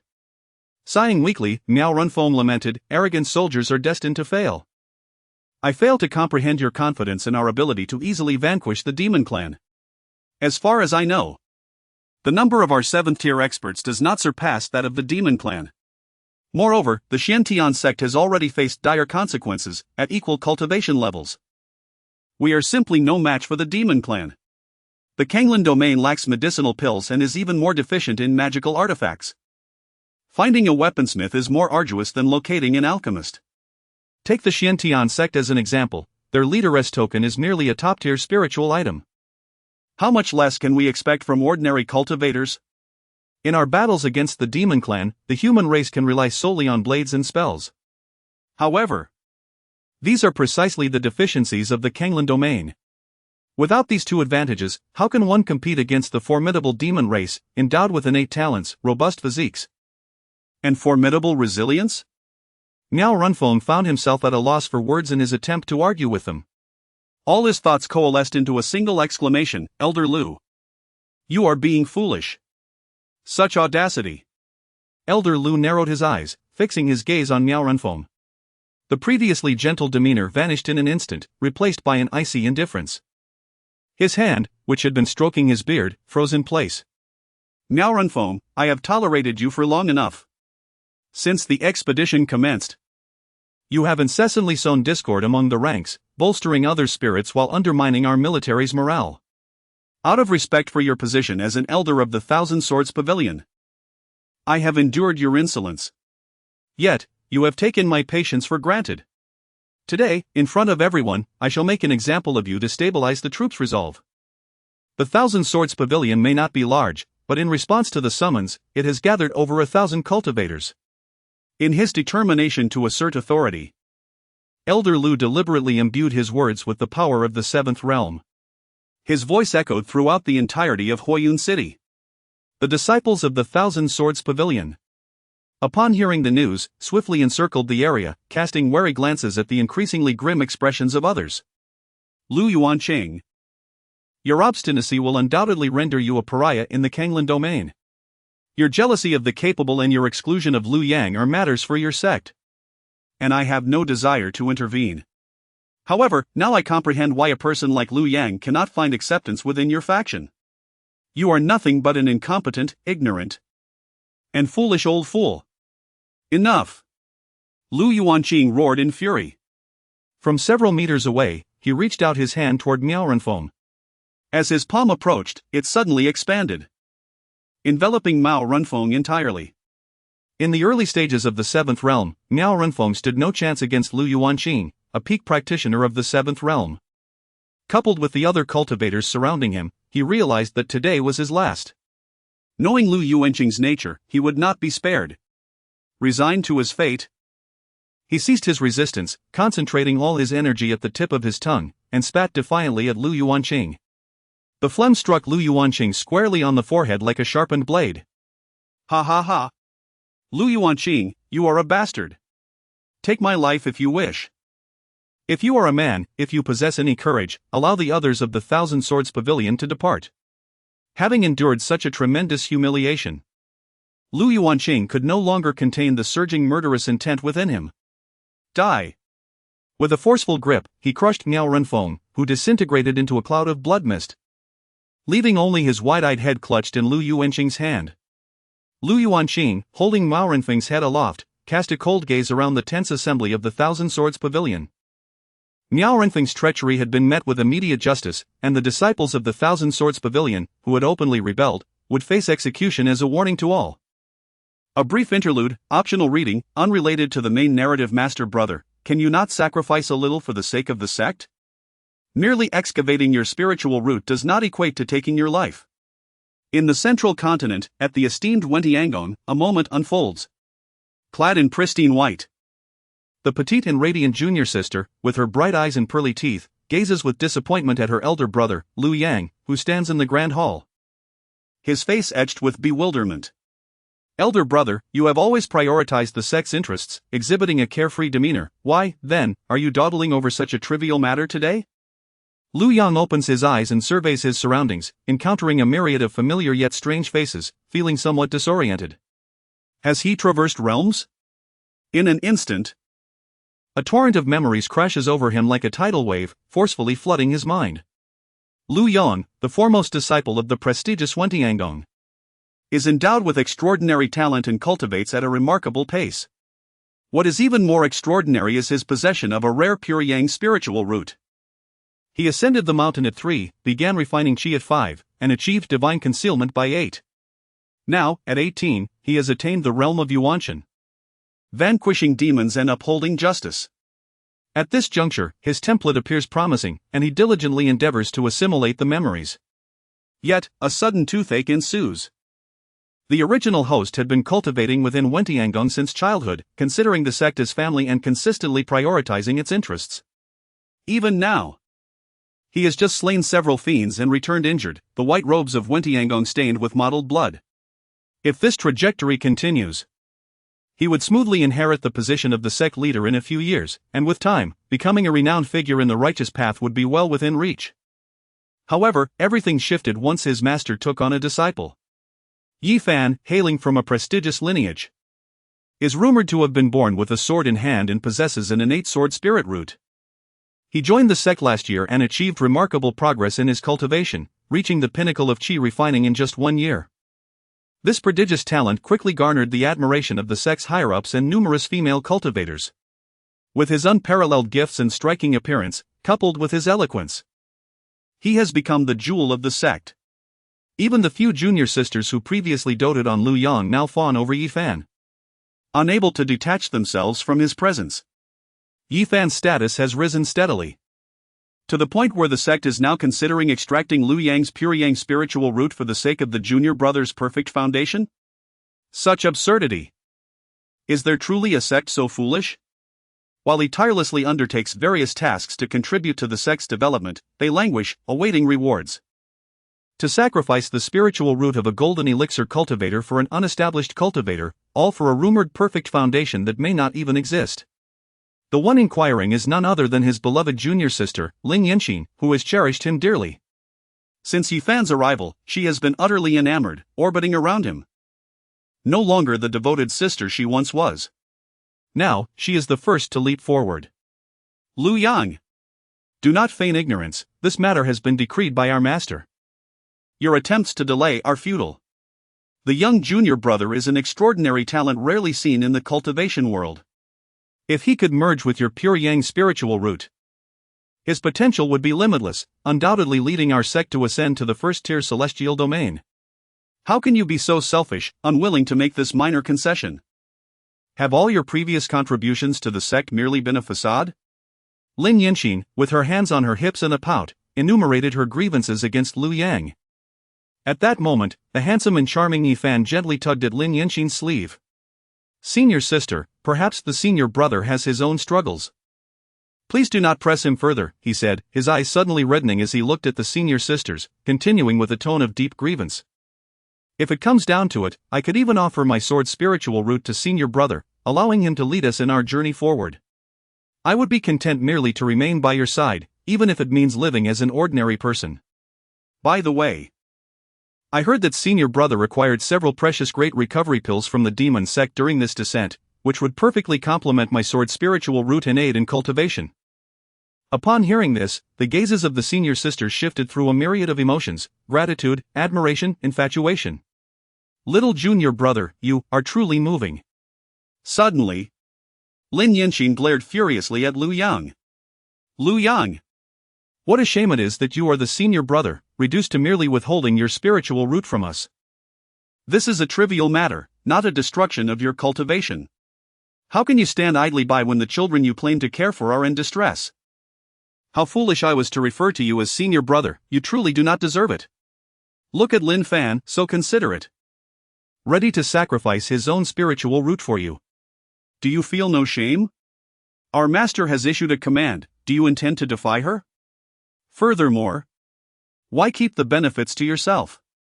Are you so selfish as to hoard them? What an utterly absurd situation this is. Lu Yang was fed up with these naive fools. Ever since they ascended the mountain, he had nurtured them as if they were his own offspring. He had made special efforts to teach them, delaying his own cultivation in the process. He had fought against demonic sects, risking his life to accumulate points and resources for them. He was even still wanted on the bounty list of the demon path, descending the mountain only to face bloodshed. He had generously bestowed his treasures and elixirs upon them, only for them to be passed to Lin Fan. He had fulfilled his responsibilities as a father figure. Yet he was merely 18 himself. How could they vilify him so callously over a few empty words from a manipulative person? To demand he sacrifice his spiritual root with such righteous indignation? What does a spiritual root mean to a cultivator? It is their very life. Once lost, their cultivation would plummet, leaving them lesser than an ordinary person in no time. How dare they? Are they all fools? Lin Yinxin, I ask you. Despite being merely a mixed spiritual root, would you consent to its extraction? Junior sister, while you all live in luxury, I engage in relentless battles daily. These elixirs are earned by my own hands. Am I to be accused of hoarding them and required to relinquish them freely to you? Junior sister. Who was it that clung to me incessantly, proclaiming that once a master, forever a father? Who even sought to drug me? Junior sister 4. When you fell into the abyss of obsession, who disregarded the damage to their golden core to forcibly rescue you? Who, during a torrential downpour, beseeched others for 3 days and nights to reclaim your elixirs from the Danding sect? You ungrateful lot now dare to question me. Lu Yang vented his pent-up frustrations and then turned coldly to Yi Fan. Wretch, cease your prattle. Did you not vow to extract your sword spirit root for me? Then do it now. You dare insult us. Several junior sisters shrieked in disbelief at Lu Yang. In that moment, they felt a sense of estrangement. Traditionally, Lu Yang would have acted for the greater good and extracted the spiritual root himself by now. Insult you? I would rather slay you all this very instant. Impudence! A voice laced with the pressure of the nascent soul echoed, akin to the ringing of a sword. It crushed Lu Yang's breath, rendering his face pale. The elder of the law enforcement hall, Elder Lu, cast a cold glance at Lu Yang. Lu Yang, this is your master's command. Do you dare challenge the authority of the law enforcement hall? Elder Lu. Lu Yang clasped his hands, forcibly suppressing his fury. The previous voice had left him somewhat shaken. He was no match for this individual. The notion was utterly absurd. If his spiritual root were extracted, he would be rendered powerless. Powerless? Elder Lu scoffed. Better than being dead, I suppose. Will you extract it yourself, or shall I do it for you? Very well. You old scoundrel, you go too far. In that moment, Lu Yang was pushed to the brink of fury. All notions of retreat, humility, or subtlety vanished from his mind. He would rather perish than yield. Just then, a melodious voice resonated in his mind. Ding! The supreme villain system is binding. Ding! System binding successful. Gift for the host, Newbie Gift Pack 1. Please confirm whether to use the Newbie Gift Pack? Use. Lu Yang silently declared. Not overly surprised by the system's arrival, it was merely standard. Ding! Congratulations, host, you have received 1 breakthrough pill and 1 perfect foundation pill. Breakthrough pill allows cultivators below the transformation stage to directly surpass a significant realm. A benevolent suggestion: the higher the realm, the better the effect. Perfect foundation pill enables the host to re-establish their foundation, achieving perfection. Life and death are trivial. If you refuse, then fight. The joys of a villain are beyond your imagination. Rather than cower, strike with full force. How audacious of them! Do they think this is a realm for women? What nonsense! Should I not retaliate and instead engage in a rational discussion with them? The system is rather irritable, mused Lu Yang.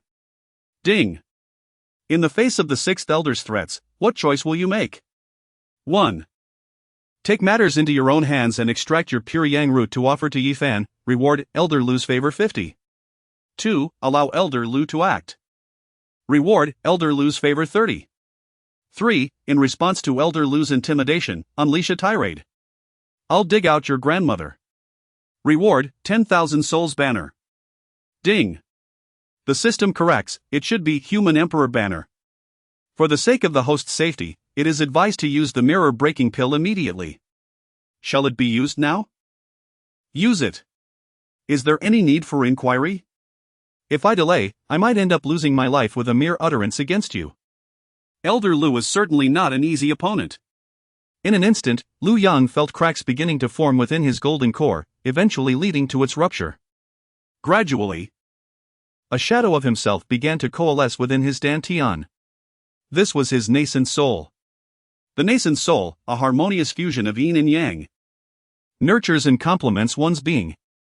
A formidable surge of true essence roiled within him, akin to tumultuous waves crashing upon the shore. Lu Yang closed his eyes to cultivate and regulate his breath.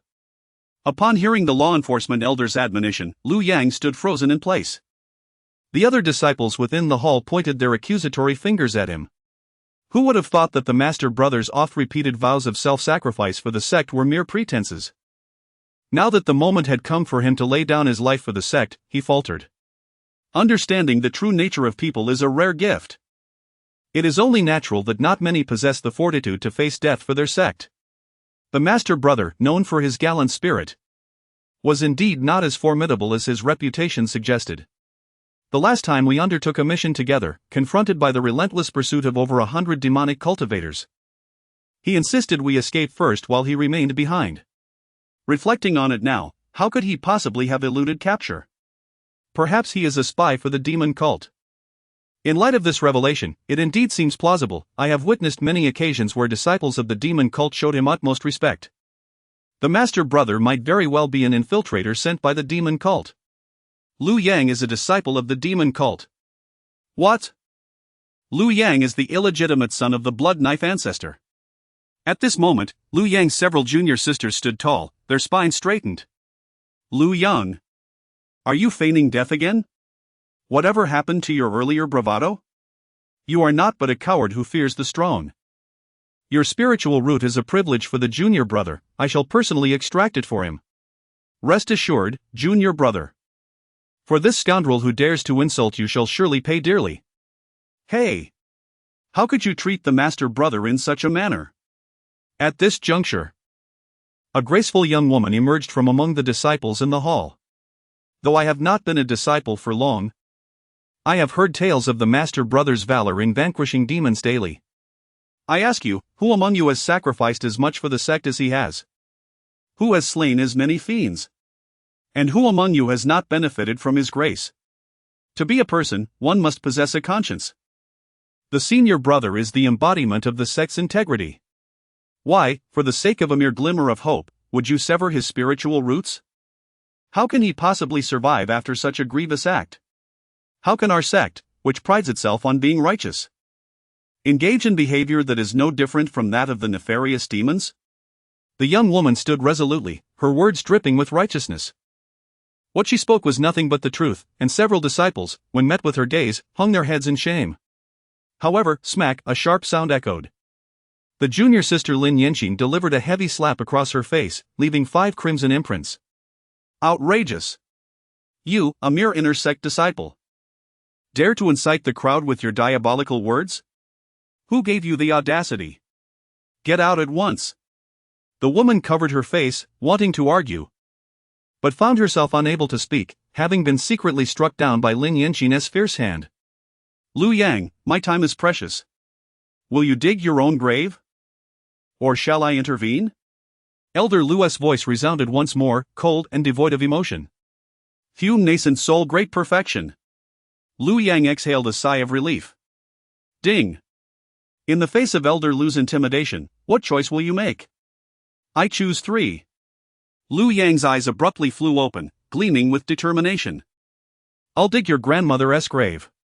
In all my millennia of cultivation, I have never encountered such foolish and shameless individuals as you. I have fought for the sect, only to be treated in this manner? Just because I think of the sect, you wish for me to be rendered useless?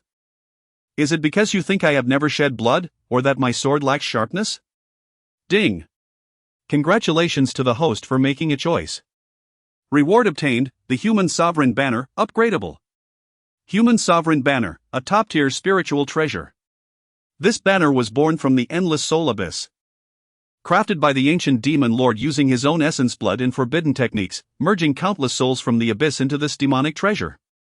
It can attract all souls in the world, and the more it absorbs, the stronger its power.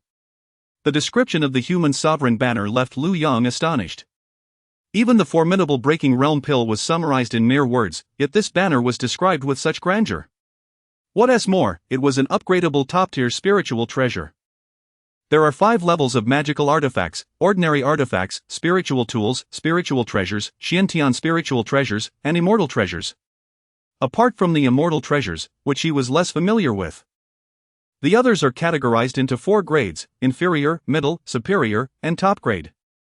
An ordinary spiritual item in this central continent holds immense value. The worth of the Human Sovereign Banner is incalculable. With a thought, he sensed a flag, shrouded in black mist, quietly resting within his internal space. Its exterior appeared ordinary. Yet Lu Yang distinctly felt the immense power within it, resonating deep within his soul. Wielding the Human Sovereign Banner, vanquishing cultivators of a higher tier would be a mere trifle. In response to Lu Yang's rebuke, Elder Lu merely smiled instead of becoming enraged. Lu Yang, I once considered your contributions to the sect and refrained from taking direct action. Your blatant disrespect, are you attempting to rebel? Or do you wish to betray the sect? Betray the sect? Lu Yang let out a derisive snort, feeling a wave of disgust wash over him at the thought of this sect. From this moment forth, this sect shall have no connection with me. Seeking death. Elder Lu. Hold on. At this moment, Yifan stepped forward and respectfully saluted Elder Lu. Calm your anger, Elder. Our sect has always upheld righteousness. Allow me to persuade the senior brother once more. He may simply be unable to accept this situation at present. Perhaps due to some provocation. Indeed. Elder Lu nodded appreciatively. Yifan, you are truly worthy of being the next standard-bearer chosen unanimously by our sect. Such composure is commendable. Junior Brother Yi indeed embodies the spirit of righteousness. To address someone wishing to betray the sect with reason is truly admirable. Junior Brother Yi. Do not waste your breath on him any longer. Such an antiquated individual is unworthy of your persuasion. Well done, Junior Brother Yi. This reflects the dignity of our righteous sect. The hall erupted in a chorus of praise for Yifan's gallant actions. Several women gazed at him with starry eyes, proudly puffing out their chests in admiration. Yifan felt a swell of pride within, though his expression remained composed as he turned to Lu Yang. Senior brother. For the greater good of our sect, why cling to personal grievances? Is it merely a spiritual root? Should you provoke the sect, you may even lose your life. Senior brother, why persist in this misguided obsession? Oh. Lu Yang regarded this arrogant Yifan with interest. His appearance, it seemed, was not superior to his own. As for talent, his sword spirit root was not to be underestimated, his pure yang root was equally formidable. And in terms of combat experience, disregarding cultivation levels, how could a practitioner raised in the comfort of a woman's domain compete with someone forged in the crucible of bloodshed like himself? You just said it is merely a spiritual root, right? Indeed. Senior brother. Yifan felt an inexplicable irritation at Lu Yang's playful gaze. You're on the brink of death. Yet you still put on such airs. Once I assimilate your spiritual root, he had grown weary of Lu Yang's theatrics. The reputation he desired had already been secured. A mere spiritual root, after all, senior brother, you may as well take matters into your own hands. It might lessen the pain. If Elder Lu intervenes, the suffering will be tenfold. I can only secure this much for you. Is extracting a spiritual root painful? Lu Yang remained non-committal. It is indeed excruciating. A common person could hardly endure it. Lu Yang surveyed the crowd in the hall. Do you all share this sentiment? Lu Yang, the junior brother, has shown enough compassion. Do not make it difficult for him any further. What purpose does this inquiry serve? The junior brother's stance is our stance. Proceed, then. It is merely a spiritual route. Your incessant chatter is quite bothersome. Lu Yang chuckled lightly. Then, it shall be simple. In the next instant, his figure flickered, and Lu Yang appeared before Yi Fan. An overwhelming Yuan-ing aura pinning Yi Fan in place, rendering him utterly immobile. With a series of sharp cracks, Yi Fan's face visibly swelled. Lu Yang then planted a foot upon his face. A golden sword phantom detached from Yi Fan's body, slowly ascending into the air. The entire grand hall, including Elder Lu of the nascent soul stage, was petrified. All eyes were wide with astonishment as they gazed at Lu Yang. He had audaciously exposed Yi Fan's sword spirit root in public. A mere chi refining ant dared to threaten a golden core. Lu Yang turned to Yi Fan, who appeared pale and drenched in sweat, and gently inquired, "Does it hurt?" Yi Fan felt as though a colossal mountain bore down upon his face. An overwhelming force that rendered him incapable of resistance. The pain was excruciating, unbearably so. Ding! Congratulations to the host for achieving clarity of thought, by seizing the spirit root. You are rewarded with the devouring heaven demon art. Chapter 32, The Eve of the Great War, Continuous Breakthroughs at Ruined Mountain. On that day, Elder Lu Yuanqing issued a series of commands, wielding both authority and benevolence to restore discipline within the ranks of the cultivators. First, he ordered the expulsion of all traitors from the Thousand Swords Pavilion. Those who complied would prosper, while those who opposed would perish. Second, he commanded the establishment of camp. Without orders, no one was permitted to venture outside, and violators would face execution.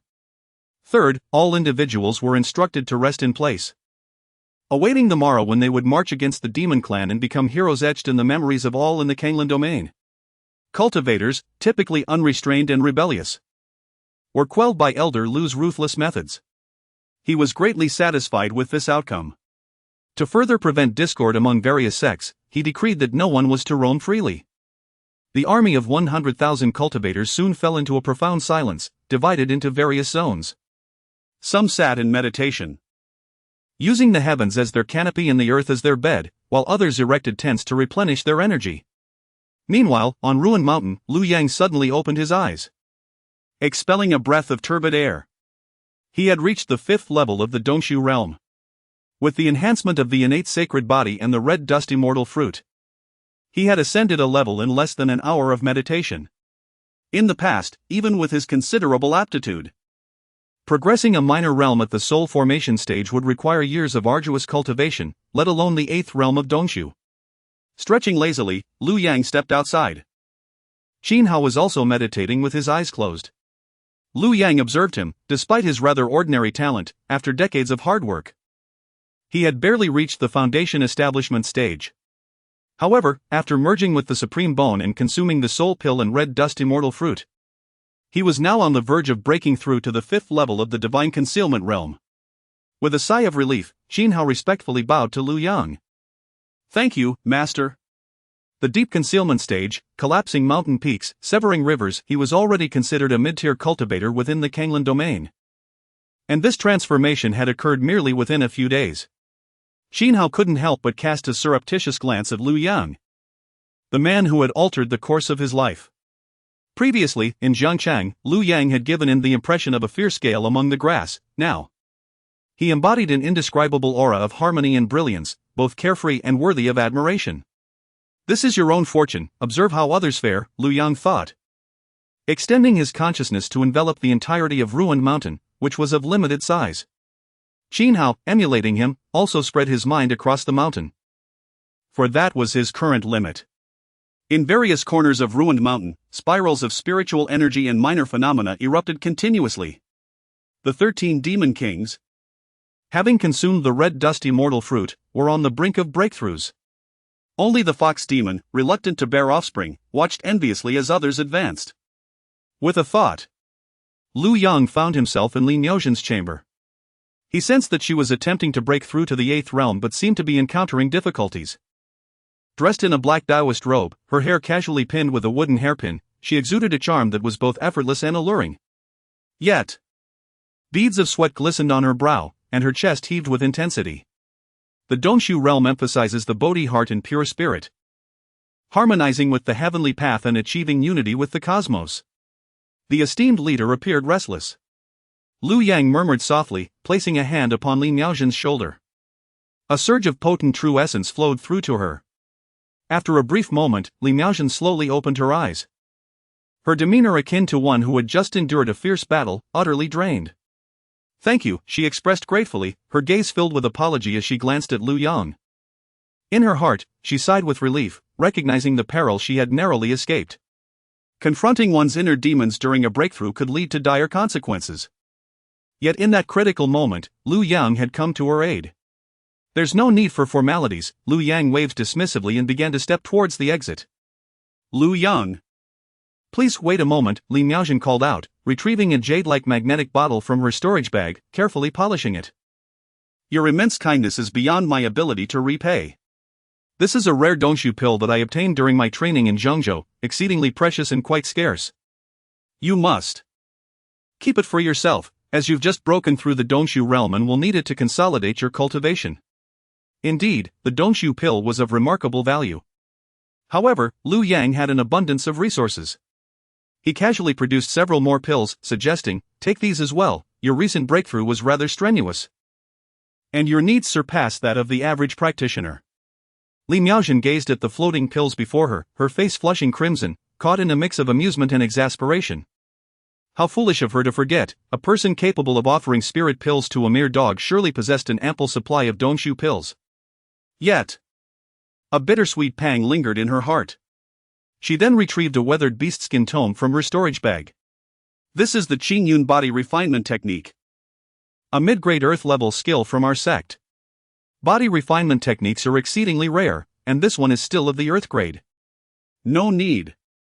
I already possess a body refinement technique," Lu Yang interjected. "This is our sect's treasured weapon, the Zhuxian sword. Although it is a replica, it is still a low-grade spiritual treasure." Li Miaozhen's thoughts abruptly turned to her disciple's umbrella, which was also a low-grade spiritual treasure. "This." Lu Yang chuckled softly, "I am not seeking your repayment, these items hold little value for me." What are you doing?" Suddenly, Lu Yang was taken aback. Li Miaozhen had loosened her sash, allowing her black robe to gracefully slide down to her ankles, revealing a delicate undergarment beneath, exposing a considerable expanse of skin. Cough, cough, cough. The unexpected sight nearly left Lu Yang in shock. Li Miaozhen, her head bowed, obscured her expression. "Supreme bone, dongxu pill. I truly find myself at a loss for how to repay you. After much contemplation, this is the only thing I possess that could be deemed presentable. I have heard of your connection with the Fox Demon clan, so..." Her voice dwindled to a whisper, barely audible, reminiscent of a fluttering mosquito. "Li Miaozhen, you truly misunderstand. I, Lu Yang, could never be that sort of person. How could you possibly believe such rumors?" Yet, he recalled the way she regarded that little fox demon, and now, the way she looked at him. Lu Yang felt his cheeks flush with embarrassment as he hastily turned away, having gazed too intently. Gazing at the fox spirit. "I merely contemplated the various styles of the Jade Maiden armor's transformation, yet I have never utilized it. Moreover, what man of sound mind could resist such temptation? Everyone possesses a desire for beauty, this matter unfolds naturally in its own time. Furthermore, I, Lu Yang, am a man of virtue." Upon finishing his words, Lu Yang strode towards the door. A gentleman may appreciate beauty, but he does so within proper bounds. As for Lu Ruyan, her motivations were purely self-serving, driven solely by the desire to seize the Xianin for her own cultivation. Such acts of leveraging favors for personal gain are beneath me. Thus, just before exiting, he waved his sleeve, and the Jade Maiden armor descended upon Li Miaozhen. "What is this?" Yet Lu Yang had already departed the chamber. "Water flows naturally." "Water." Li Miaozhen murmured softly, feeling the gossamer-like fabric of the attire. "Armor?" Half an hour later, Li Miaozhen posed before the mirror, releasing a series of exclamations. "So this is how it can be played. That scoundrel. A man of virtue. Jiang Cheng. The five-colored divine ox clan. Serving as the vanguard for the Howling Moon Wolf King." At this moment, the clan leader, Qingmei, led the most elite 800 demons out of the city with swagger. The demon race is inherently rebellious, and their relationship with other races is merely one of cooperation. Thus, military discipline holds little sway over them. Moreover, there is another reason: victory is assured. On the eve of battle, Qingmei's excitement mirrored the explosive energy of his muscular frame, pounding vigorously. He had endured a century of frustration. Finally, he would confront the human race head-on. After consuming several barrels of wine within the city, he could no longer contain his racing heart and prepared to flaunt his might. 5 king oxen of the 7th realm, 20 of the 6th realm, and the remainder predominantly above the 5th realm. This constituted an elite force among the demon race. Leader, do you think we can prevail this time? 100,000 cultivators. Just thinking about it makes my scalp tingle. The procession of oxen ambled toward the direction of Firecloud City. A 7th-tier ox demon, the most remarkable genius of the 5-colored divine ox clan, looked anxiously at the inebriated leader. Qingmei laughed heartily. You were born late and cultivate quickly. In dealings with the human race, Liu Yang is the only one you've encountered. Do you think every individual in the Canglan Domain is like him? Indeed. That rascal is incredibly abnormal. Even as a 7th tier, I cannot withstand a single strike from him. The key is, he seems to possess an exceptionally resilient constitution. Impervious to pain. Are all humans this peculiar? Ha ha ha. Youthful naivety. You have yet to witness the world. Qingmei shook his head repeatedly. And the other clan members mirrored his sentiment with smiles of youthful ignorance. Let me tell you, this Liu Yang is a rarity in the entire Canglan Domain. As for the others, that Liu fellow leading this charge was once our captive. Do you believe that a single roar from me could send him scurrying in fear? By tomorrow, I shall introduce you to the world, allowing you to witness the true essence of the practitioners from the Canglan region, what they are truly like. Chapter 33, How is it possible, 800 against 100,000? Chief. Ahead lies their encampment. I can see it. A sudden shock coursed through Qingmei's heart. He had merely intended to come and intimidate a few people under the influence of alcohol, never anticipating that 100,000 cultivators would appear so formidable. Outside the city of Firecloud, the landscape was densely populated with practitioners.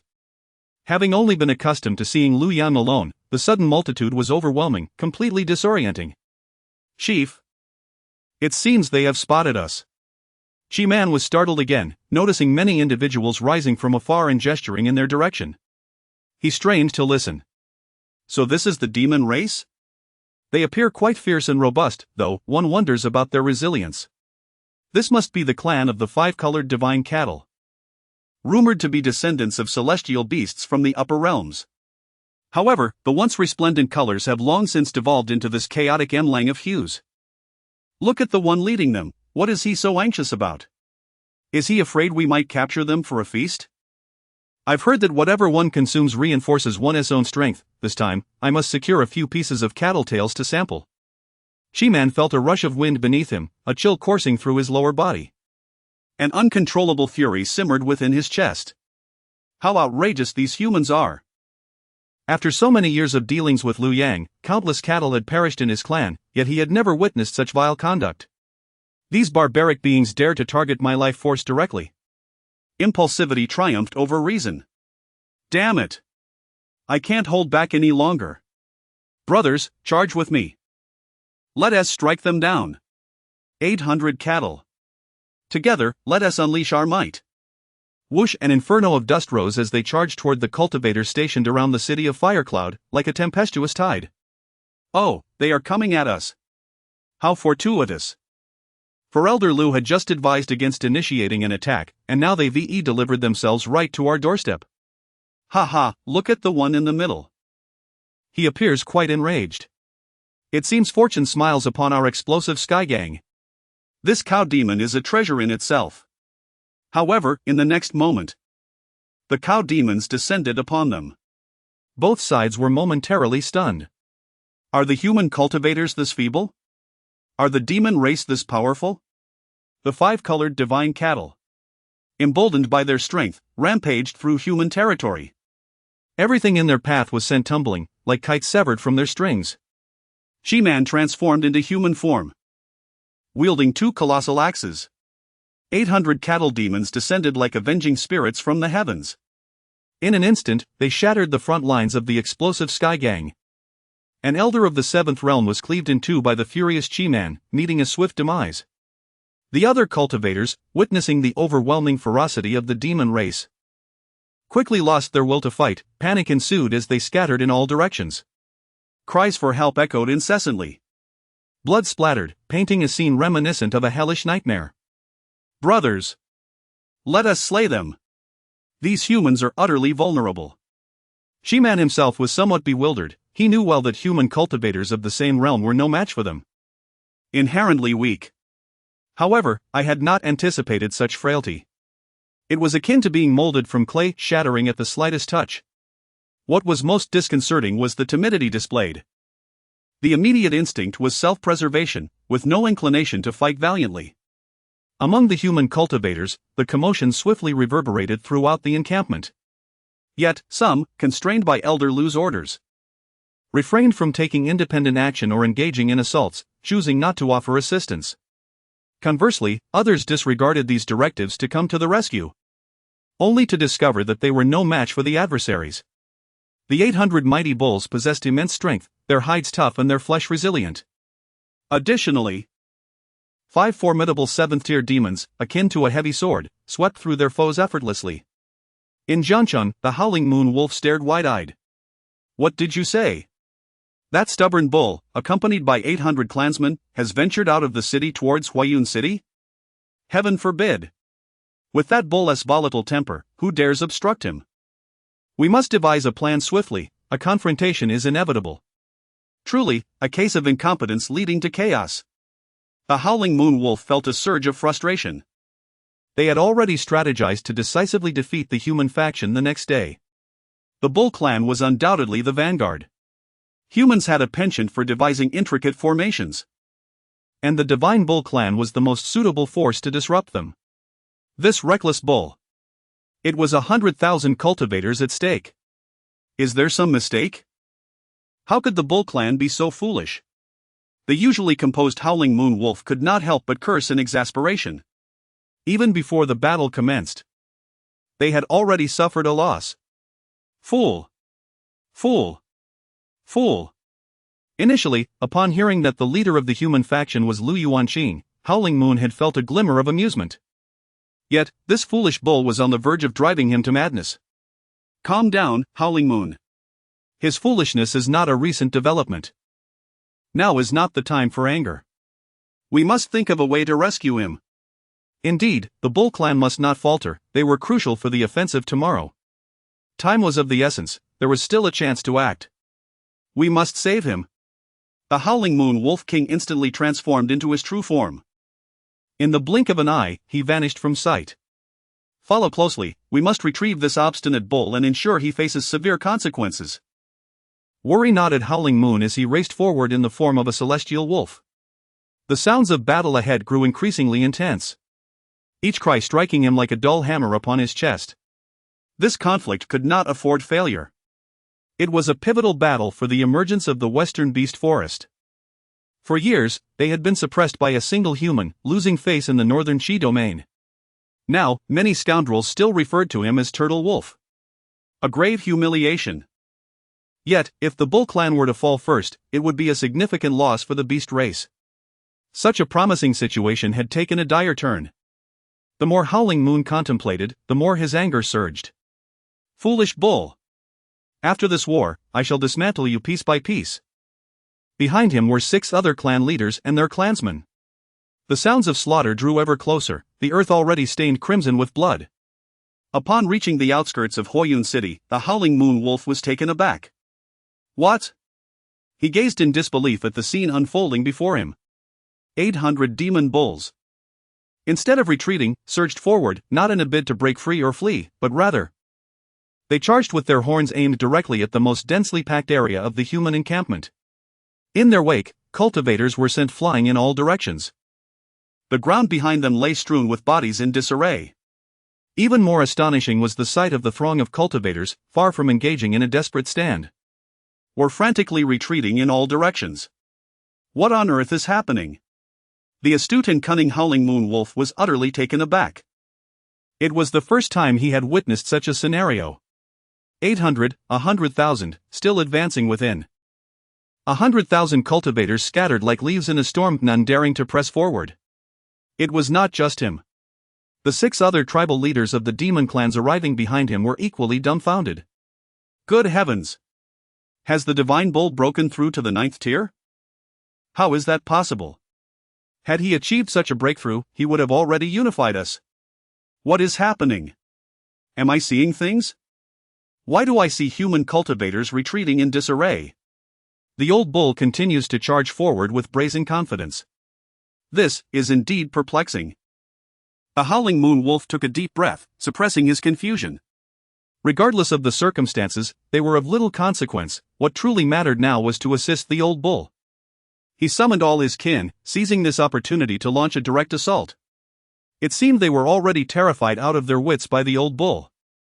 If that was the case, why not seize victory in this war between humans and demons ahead of time? Let us first take down their 7th tier cultivators.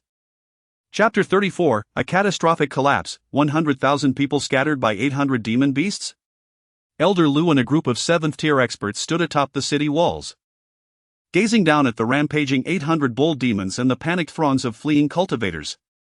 Despair filled their hearts, each one feeling as disheartened as a frost-bitten eggplant. The moment the two sides clashed, their ranks crumbled like a house of cards. The situation worsened after the bull demon dispatched a 7th tier elder from the exploding Sky Gang with ease, leading to utter disarray and a breakdown in morale. The might of the demon race surpassed their wildest imaginations. Presently, 5 7th tier demon kings faced them, while their own forces consisted of a mere 20 7th tier practitioners. It was an insurmountable disadvantage. Moreover, their army had already fled in disarray. What good would it do for these aged veterans to fight to the last breath? Elder Lu momentarily lost himself in thought, recalling a voice that once commanded him. This very bull had tormented him in the past. Elder Lu, the situation is dire. We must retreat. It was not out of cowardice, but rather the desire to avoid pointless sacrifice. The demon army was already en route for reinforcement, and resistance was futile. Let us withdraw to conserve our strength. Elder Lu feebly waved his hand. The perception of the 7th tier experts had long since enveloped the battlefield. In the distance, several overwhelmingly powerful auras approached. The fleeting moment of opportunity slipped away. Had they rallied the other camps for swift reinforcements upon spotting the bull demons and unleashed the full might of the 7th tier experts, perhaps the fate of the battle would have been drastically different. Yet now, these cultivators, unaccustomed to fighting demons, faced this ferocious and brutal foe for the first time. Their courage shattered, they fled in all directions, devoid of fighting spirit. The presence of the remaining 7th tier practitioners proved insufficient. They had grown too accustomed to peaceful days, their swords feeling heavy in their hands. Elder Lu cursed Lu Yang under his breath, but suddenly his expression changed dramatically. Pointing into the distance, he shouted, "Hurry, retreat!" He felt an exceedingly powerful aura, one that rivaled even Lu Ruoyan. It was the demon strategist, the Howling Moon Celestial Wolf. Elder Lu was the first to leap from the city walls, racing swiftly backward. The Howling Moon Celestial Wolf had already taken notice of him. Observing the scene, it let out a hearty laugh. Ah, still the same Lu Yuanchang. That fleeing posture remains unchanged. Transforming into a colossal wolf, it charged toward Huoyun City. Stop him. Quickly. Intercept him. Elder Lu, now several miles away, shouted in terror.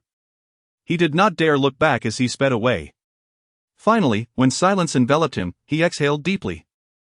It's over, completely over. 100,000 cultivators terrified by 800 beasts. What a collection of worthless beings. Elder Lu stomped his foot in frustration. 800. Each one could be cleaved into meatballs by a single sword. To his dismay, after witnessing the death of a 7th tier cultivator at the hands of the bull demon, all others had forsaken resistance, consumed only by the instinct to survive. It is often said that those who cultivate the path of immortality are particularly valuing of life. Yet, this seems to be an exaggerated form of caution. The speed with which they fled far exceeded the usual display of their cultivation. Ah, they still wished to play the role of a cunning fox, but what now? How will they explain themselves to the Canglan Domain? Among the 100,000 cultivators, chaos ensued, and not a single beast was vanquished. Elder Lu scratched his head, racking his brain to consider every detail. Suddenly, a glimmer of realization struck him. Indeed, he seemed to bear no fault. He had proceeded with steady determination, executing each directive without error. It was the inadequacy of these cultivators that led to the debacle. It was the overwhelming strength of the beasts. It was the discord among the various sects, each hoping to let others take the lead. What could he do? Furthermore, before the reinforcements from the demon clan arrived, he had decisively ordered a retreat, minimizing losses. Moreover, that howling moon wolf seemed to have advanced to the 8th rank. This battle was simply unwinnable. Perhaps he even had some merit? Elder Lu soon convinced himself, his earlier gloom dissipating, clarity of thought restored. In Huoyun City, the reinforcements from the demon clan swiftly cleared the battlefield. This conflict had resulted in the demise of at least 30,000 cultivators from the Canglan Domain. The remaining 70,000 fled with remarkable speed. Upon contact, they immediately retreated. They had mastered the essence of survival. The 7 demon clan leaders now curiously observed Qingmei, the leader of the colorful divine ox clan. Tisk, truly, a bovine without foresight shall surely invite misfortune. What nearly unraveled into chaos was instead turned into a resounding victory due to your actions. Old ox, what were you thinking? Charging towards a force of 100,000 with merely 800? Do you not realize that if they united, even a single spit from each could drown you? Qingmei raised his head and laughed heartily. Haha, I have long proclaimed that human cultivators are utterly feeble, mere blusterers. Initially, they seemed formidable. But after I dispatched a few of them, they were immediately cowed, retreating far and wide, hoping others would take the forefront. With such a mentality, it would be a miracle if they triumphed. The howling moon wolf chuckled in agreement. Indeed, if everyone were as fearless as Liu Yang, we would stand no chance of victory. Humans are peculiar, they can unleash strength multiple times their own, yet, at times, barely manage a fraction of their potential. This, of course, is also the reason for their impending decline. At last, we can hold our heads high before those fellows in the east. The news spread like wildfire, reaching the Canglan Domain, the northern Qi Domain, and even the entire beast forest. 800 versus 100,000. A resounding victory. Although the number of human cultivators slain was not substantial, it was merely due to their swiftness in retreat. In any case, this was the most magnificent, legendary, an absurd war in the history of the demon clan. The name of Qingmei swiftly became synonymous with military prowess among the demon clan. Within the Canglan Domain, despair reigned, as if mourning a great loss. Victory and defeat are but commonplace occurrences in warfare. Yet, this is utterly humiliating. It is said that they were so terrified by the 800 demon clans that they lost their nerve. Is this truly the esteemed cultivators of the Canglan Domain that everyone boasts about? They are nothing but a herd of foolish swine. With 100,000 cultivators, a mere fart from one of them could have suffocated the demons. I have heard that some who returned did not even lay eyes on the demons. They simply declared that they could not withstand the battle ahead and fled. Is this not the most disgraceful war in the annals of our human history? From this day forth, we in the Canglan Domain have become a laughingstock. The northern Qi and central continent domains must be discussing our shameful plight at this very moment. What a disgrace! What an eyesore! Chapter 35, The Demonic Clan's Lack of Martial Virtue, a Pyrrhic Victory. Countless individuals were dejected, their spirits dampened. The streets and alleys brimmed with concern, as every sect bore the weight of anxiety upon their faces. The city of Huoyun had once again fallen. The demonic clan now basked in triumph, their momentum soaring to unprecedented heights. Would they continue their advance southward? Would they press on until they reached our very doorstep? It was rumored that wherever the demonic clan roamed, they left a trail of devastation in their wake. What was once a time of celebration across the realm had morphed into a looming specter of death, a reality too grim for anyone to bear. The demonic clan's decision to relinquish Huoyun City might have been a ruse, a mere ploy to launch a surprise assault under the cover of night. It was said that Elder Lu had issued orders to ensure that this battle would showcase the indomitable spirit of our human race, thus, we refrained from an immediate counterattack. allowing the demonic clan to seize the initiative. Damned be those fiendish creatures, devoid of martial ethics, claiming victory in such a manner. Yet, I contend that the root cause of our defeat lies squarely with Liu Yang. Pray tell, how so? Setting aside the facts, let us analyze the reasons. The crux of our debacle was our practitioners' scant exposure to the demonic clan. They lacked experience. They were youthful. Consequently, when faced with the ruthless and merciless demonic clan, they found themselves ill-equipped, overwhelmed by fear, a natural response. However, the principal architect of this chaos is none other than Liu Yang.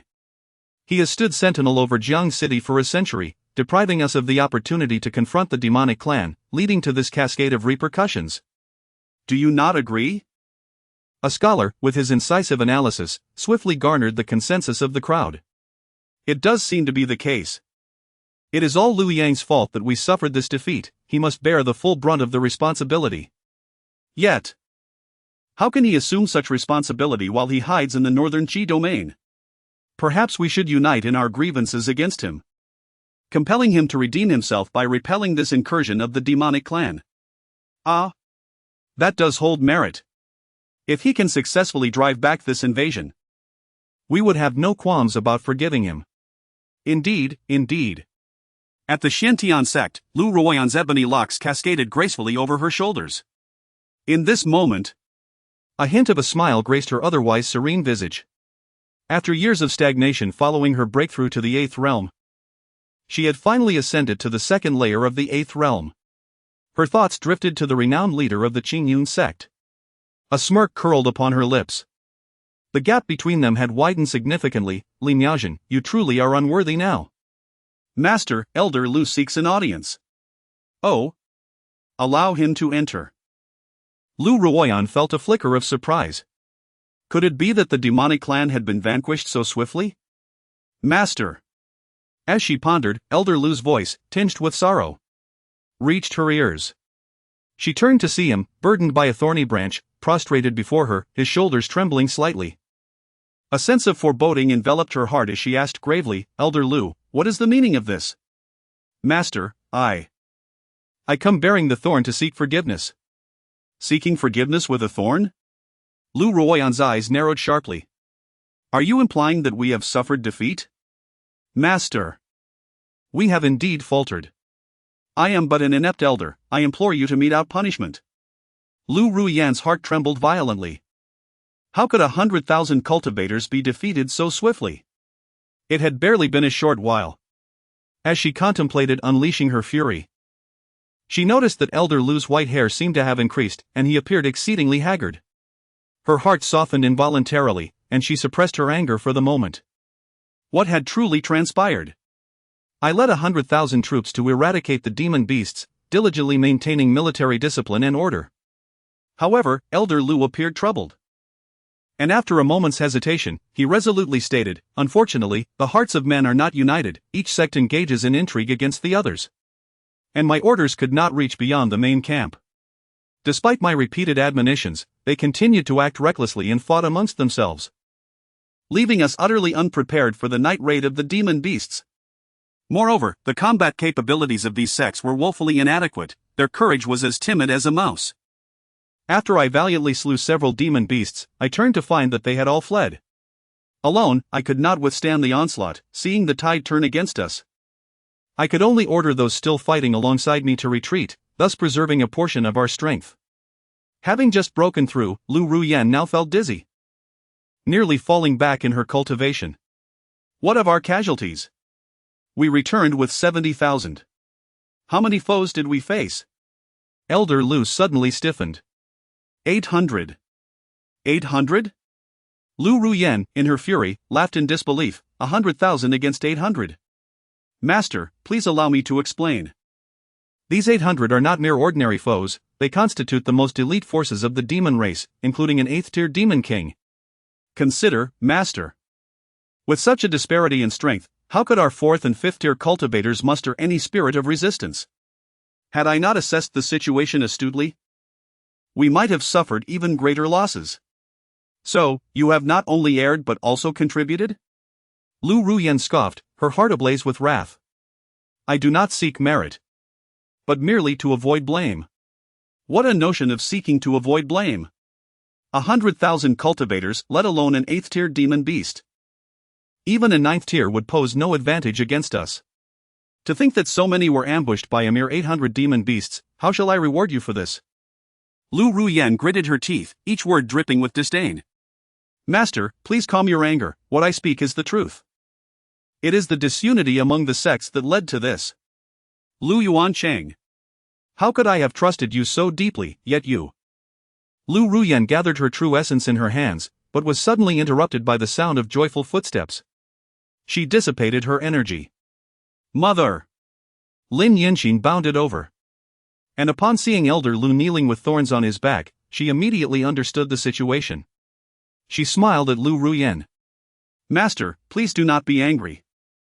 Elder Lu did not intend for this, it was those sects who refused to heed orders. You need not defend him, after this battle. Our Canglan Domain will become the laughingstock of the entire realm. Lu Ruyan glared at Lin Yinxin, feeling that she was being rather insensitive. Mother, fear not. I have come to resolve this matter, and I bear delightful news for you. What splendid news! It concerns Jian Yun. Jian Yun has returned home and communicated to me that the members of the Sword Tomb shall assist us in vanquishing the demon race. The Sword Tomb? The renowned Sword Tomb of Zhengzhou? Lu Ruoyan expressed her astonishment.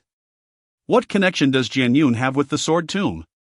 The Sword Tomb is considered a prestigious sect within Zhengzhou. It is said to be teeming with experts, including one who was hailed as the Sword Immortal of our era. How could they possibly come to such a small place as Canglan Domain? Indeed. It is the very Sword Tomb of Zhengzhou. Lin Yan declared proudly, Jian Yun was originally the son of the current Sword Master of the Sword Tomb. Yet he was looked down upon by his kin due to his lack of talent. Consequently, he left the Sword Tomb and came to Canglan Domain. During this time, the dormant supreme bone within him was awakened. In just 2.5 years, he has ascended to the 6th realm.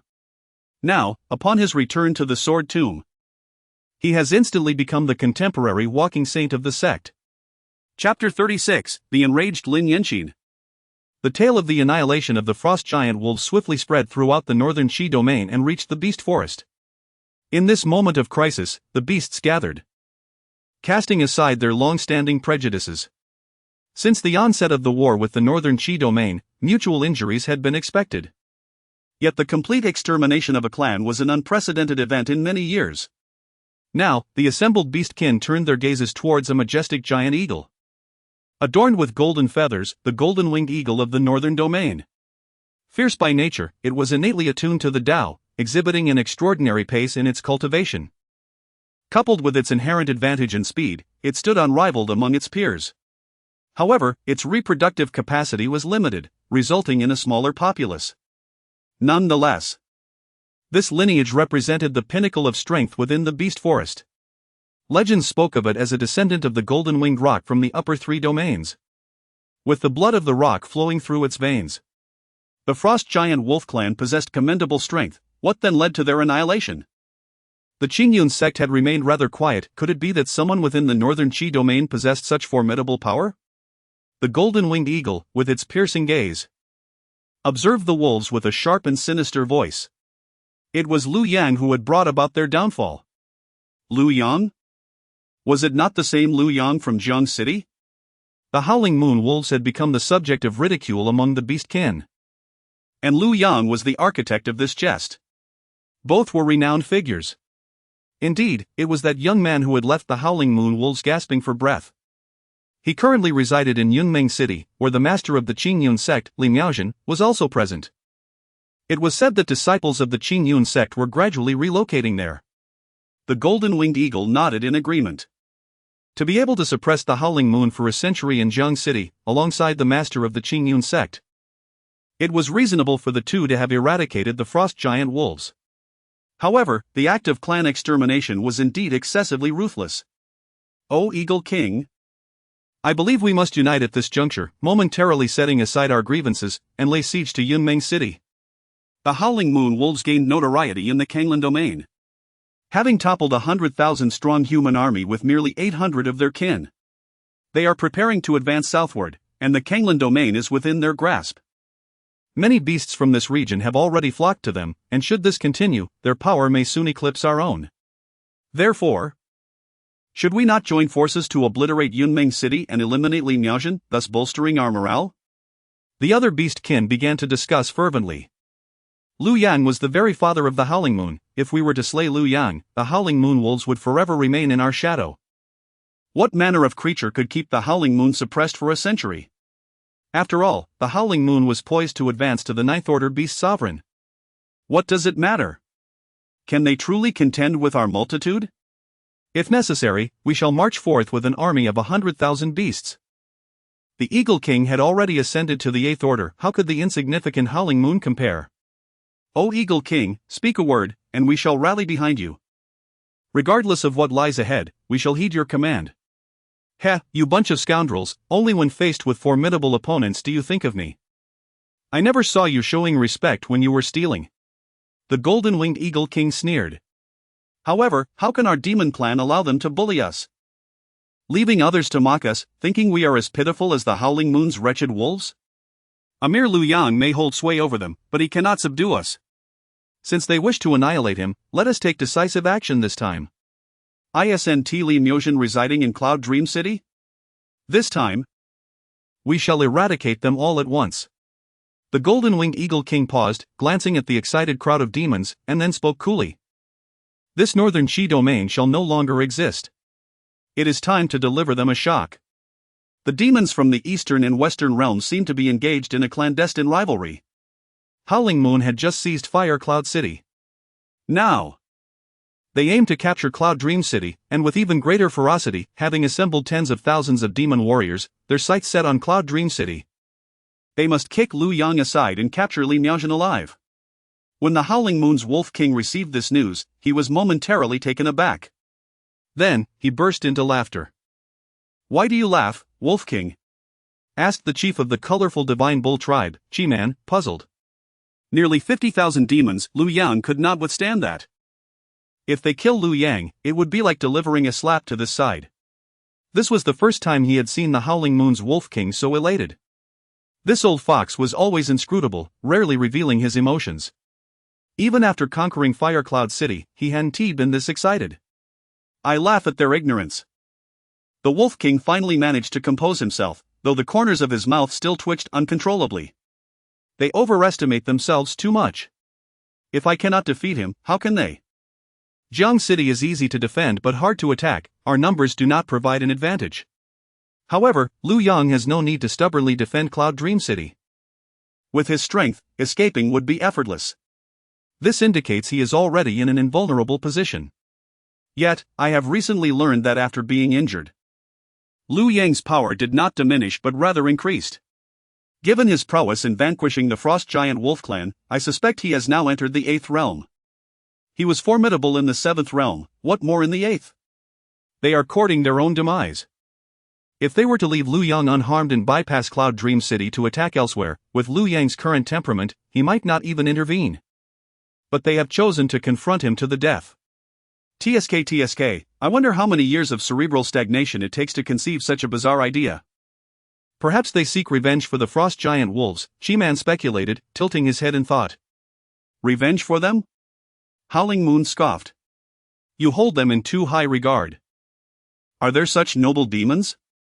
Even if my clan were annihilated, would you, old bull, seek vengeance for me? Probably not. No, certainly not. Howling Moon helplessly glanced at the old bull. What a lack of emotional intelligence. This is precisely the situation. They wish to dominate us. Who is Lu Yang? He is the very blade poised above my head. In their eyes, he is akin to my own father. To slay my father would bring them immense gratification, allowing them to mock us for eternity. Alas, how unfortunate. A band of imbeciles. Let us disregard the affairs here for now. I shall personally witness how they reap the consequences of their actions and ascertain the extent of Lu Yang's prowess. Should they truly manage to subdue Lu Yang, I would not hesitate to lend them a hand in eradicating him. After all, this wretched individual is the root of my humiliation.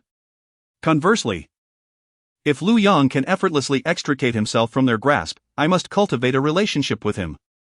The news simultaneously reached the Canglan Domain. Infuriating. Lin Yanqin stamped her foot. Her cheeks puffed with indignation. That Lu Yang. Ever since that day in the Grand Hall, he has shown no desire to return to me. This is not the senior brother I once knew. I recall the time when Lu Yang had just become a disciple under my mother. He secretly gifted me the elixirs awarded by our sect.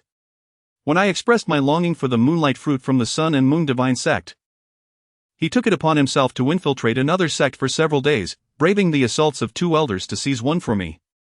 How has he transformed into this person? Is it merely because I offered him a few words of counsel in the Grand Hall? Such pettiness. So melodramatic. He has forsaken Jiangcheng. Colluded with the demon race. Withheld elixirs from the sect. He has disregarded me entirely. Each of these grave offenses cannot be spoken of lightly. Moreover, he has left my junior brother Jianyun in a state of perpetual paranoia and fear. The mere thought of Jianyun's sudden departure ignites a greater fury within Lin Yanqin. It must be him, threatening Jianyun to leave me during my absence. It must be so. How could he be permitted to perish so easily? That would be far too lenient. Miss Yanqin, do not be so agitated. If he were to die in such a manner, it would indeed be poetic justice. Elder Song Wuqia interjected. Since witnessing Jianyun's extraordinary supreme bone, he had resolved to align himself with these two. Who knows, should the future emperor take a liking to them? He might even attain the 9th realm himself. He deserves to meet his end in the Canglan Domain. He ought to face judgment once more. Although the evidence against him is irrefutable, his denial unsettles me. Why should he suddenly be able to cast everything aside and frolic freely over there? Suddenly, an idea sparked in Yanqin's mind. Elder Song, why not pay a visit yourself? Ah. Song Wuqia felt a lingering trepidation from his last encounter. You are familiar with the area. This time, you can seize Lu Yang's elixirs amidst the chaos and conveniently retrieve his bones as well. We must expose him. That. Miss Yanqin, there are 50,000 demons. To snatch items from them would be exceedingly difficult. Even if you cannot acquire them, simply bring back his corpse. The disciple Jianyun is both loyal and affectionate. Although he once spoke of Lu Yang's past transgressions, he acknowledged his merits as well. And he is determined to ensure that Lu Yang receives a proper burial. Chapter 37. Is this truly the culmination of my cultivation? In Yunmeng City, Li Miaozhen languidly reclined on her bed, only stirring when the sunlight cascaded onto her curvaceous form. She rubbed her drowsy eyes and, stretching her arms, let out a languorous yawn. With that stretch, the delicate white lining of her garment could no longer withstand the strain, fraying at several seams. Peering down, she shook her head in frustration and released a resigned sigh. Her thick lashes fluttered for a while, yet she could not locate her toes. Normally, someone of her cultivation level would forego sleep in favor of meditation each night. However, after a night besieged by inner demons and the acquisition of a precious armor, she had indulged in a whimsical display of poses for half the night, leaving her somewhat mentally fatigued. She ultimately succumbed to slumber, allowing herself to awaken naturally. It appeared that this armor not only provided protection but also bestowed a semblance of youth. Li Miaozhen chuckled at her own folly. Recalling how she had preened before the mirror like a young girl, a faint blush creeping across her cheeks. Master! Something terrible has happened. The sound of hurried footsteps heralded Mu Qingshui's frantic voice before she even entered the room. Li Miaozhen immediately snapped to attention. In a swift motion, she donned her attire and resumed her role as the authoritative sect leader. What is the cause of such alarm? Gasping for breath, Mu Qingshui's cheeks flushed with excitement. Master! The demon clan has assembled an army of 50,000. They are already at the city gates, threatening to set fire to Luopashan and flatten Qingyun sect. What? Li Miaozhen's fury ignited, mingled with an undercurrent of panic. 50,000 demons. Such unity among the demon clan was unprecedented. They had always fought their own battles. What could possibly have caused this? But as she pondered, clarity dawned upon her. They must have been stirred by the recent victory of the demon clan in the Canglan Domain. The demons intended to target both Lu Yang and herself. 50,000 demons. Such overwhelming odds. Where is Lu Yang? We must inform him immediately to retreat. He seems to be grilling fish. Grilling fish? Li Miaozhen's eyes widened in shock. He had caught fish that morning and was now grilling them. Mu Qingxue helplessly shrugged. Quickly, we must notify him to evacuate. And inform all disciples to retreat from Yunming City immediately. In a blink, two figures dashed toward Lu Yang's modest courtyard nestled in Luopashan. The savory aroma of grilled fish wafted through the air. Lu Yang was busy grilling and blowing on the flames, while nearby, a dozen demon beasts stared hungrily at the perfectly golden fish, drooling in anticipation. How delightful! Li Miaozhen exclaimed, unable to contain her delight. You two have quite the keen noses. I just finished grilling. To complete this task, Lu Yang had even spent 100 prestige points to acquire a secret barbecue recipe. Could it be anything less than irresistible? Oh dear! Li Miaozhen smacked her forehead, wishing she could chastise herself for forgetting the pressing matter at hand. Lu Yang. The demon army is about to arrive. We must hasten our retreat to avoid confrontation. As Li Miaozhen observed Lu Yang engrossed in his barbecue, she anxiously exclaimed, Lu Yang. This time is unlike any other. The demon clan has gathered an army of 50,000. Led by the 8th Order Golden-Winged Eagle King, this creature is not to be underestimated. Their innate abilities are remarkably potent, with speed that surpasses all, claiming to be invincible among their peers. Noticing that Lu Yang had initially listened intently but suddenly broke into a smile, she pressed on, You still dare to smile. I am aware that you do not regard ordinary 8th Order beings lightly, yet the Golden-Winged Eagle King is different. Common cultivators cannot even graze his shadow. Do you possess any techniques related to body movement? Lu Yang pondered and realized he indeed lacked such skills. His methods primarily relied on manipulating true essence. No, he admitted. I suspected as much. Techniques for body movement are scarce, and those available are merely of the mysterious tier, often consuming too much true essence to be worthwhile. We should first retreat from danger, gather the cultivators from the North Qi region, and then confront them head-on. Ding! Congratulations, host, for completing the fishing task. Reward, insight into techniques for 100 years. Ding! Congratulations, host, for completing the barbecue task. Reward, technique, Soaring Phoenix, Void Escape. Soaring Phoenix, Void Escape, a low-grade celestial technique that allows the user to teleport freely during combat, even briefly traversing spatial rifts, and release 3 afterimages. With a mere thought, the user can return to one of the afterimages, rendering them unpredictable and elusive. Only now do I receive the rewards while the fish is nearly charred. Lu Yang waited eagerly for this moment. Please wait a moment. I shall cultivate my body movement technique. He gestured for Li Miaozhen to be patient. Simultaneously, he called out in his mind, allocate points. Soaring Phoenix, Void Escape. A familiar sensation of instantaneous elevation surged within him. Wait, you. Li Miaozhen was at a loss for words. How can you be cultivating at such a critical moment? What use is sharpening a spear on the eve of battle? She attempted to call out to Lu Yang, only to find him already seated in meditation. Li Miaozhen, in a state of urgency, began pacing back and forth, one hand striking the back of the other. Qingxue swiftly informed the disciples to refrain from retreating, delay as long as possible.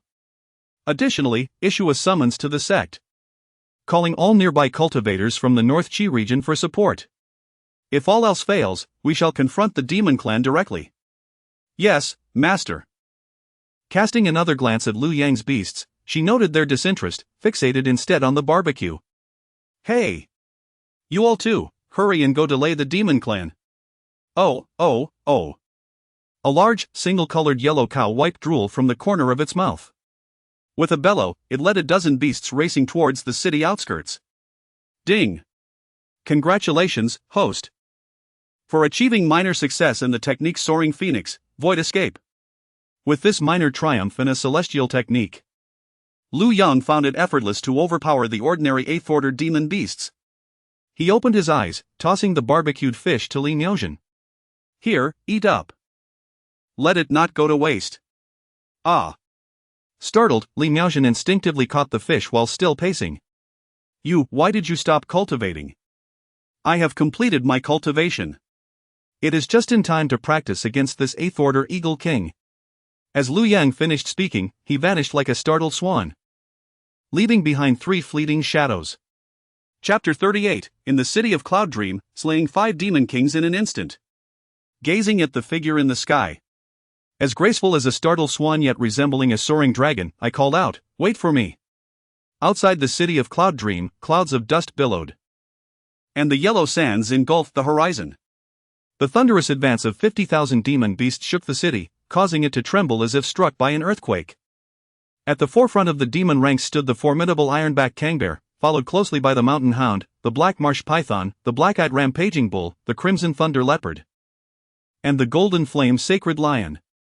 Among them were even a few hybrid breeds, 2-headed lion-tiger beasts, born of the lion and tiger clans. At the center lay a circular area, home to the 7th-tier rulers of various clans. Dominating this space was the 8th-tier golden-winged eagle king, its human-faced beak and massive golden wings casting a shadow that obscured the sun. Meanwhile, the concealed corners on both sides of the city were densely packed with spectators, both human and demon, who had come to witness the spectacle. Atop a towering ancient tree, Howling Moon Skywolf stood alongside 7 other demon clan leaders, their eyes fixed intently on Liu Yang atop the city of Cloud Dream. It had been a while since he had seen this young man, and he found himself oddly yearning for him. Liu Yang seemed markedly different. In the past, he would have worn a sullen expression, perpetually ready for a fight. But now he appeared unfazed, as if nothing troubled him. The leader of the Shadow Demon Fox clan, stroking her 7-colored tail, let out a playful laugh. He appears even more captivating in this state. Previously, his face was unbearable, as if he were perpetually owed a debt, always quick to brawl without an ounce of charm. Why do I feel he has grown stronger? Though I could never defeat him, there was always a lingering hope. Now, he exudes an aura of invincibility. How peculiar. The golden-winged Eagle King was not merely a figure of reputation, one must witness his prowess firsthand. On a distant rooftop, Elder Song Wuxia bore a complex expression. Observing Liu Yang's calm demeanor amidst the sea of 50,000 demon warriors, he felt a surge of admiration. Recalling his own moment of arrogance in Fire Cloud City, which spiraled into chaos, he realized he had not acted with composure. Reflecting on the recent tales surrounding Liu Yang, he fleetingly considered that perhaps Liu Yang's future achievements might eclipse even those of Jian Yun. Yet, this thought was but a momentary fancy. He quickly dismissed it. For Jian Yun was a man of unparalleled talent. Standing beside Liu Yang, Mu Qingxue stole a glance at him. Seeing his tranquil expression, she felt a wave of relief. Finally, she stood alongside the legendary Liu Yang, facing the demon horde. The tales of Liu Yang, the lone city hero, were well known throughout the North Qi domain. As a member of a prestigious family, she deeply admired such a loyal and valiant figure. Countless times, she had imagined what it would be like to fight alongside him on the battlefield. Today, that dream had come to fruition. Had he truly endured such a life for a century? Mu Qingxue hesitated to contemplate it. Perhaps there were not as many foes as she envisioned. But the demon tribe would surely engage in relentless provocations. Indeed, a seasoned warrior leaves no trace of glory. A century of such strife had long led the people of the Canglan region to forget him. 3 words suddenly emerged in Mu Qingxue's mind, gradually merging with the image of Liu Yang: beauty, strength, tragedy. He defended a city alone, embodying a century of loyalty and virtue for the Canglan Domain. He single-handedly quelled the demon clan, a once-in-a-thousand-years prodigy. Abandoned by the world, he must have felt an overwhelming desolation. The golden-winged Eagle King cast a glance at the city wall. 13 demon beasts lined up, surrounding a young human. On either side stood disciples of the Qingyun sect. With a powerful flap of his colossal wings, he soared into the sky, instantly reaching beyond the city wall, pointing at the 13 demon beasts. You, too, are of the demon race, yet you willingly align yourselves with humans. How disgraceful.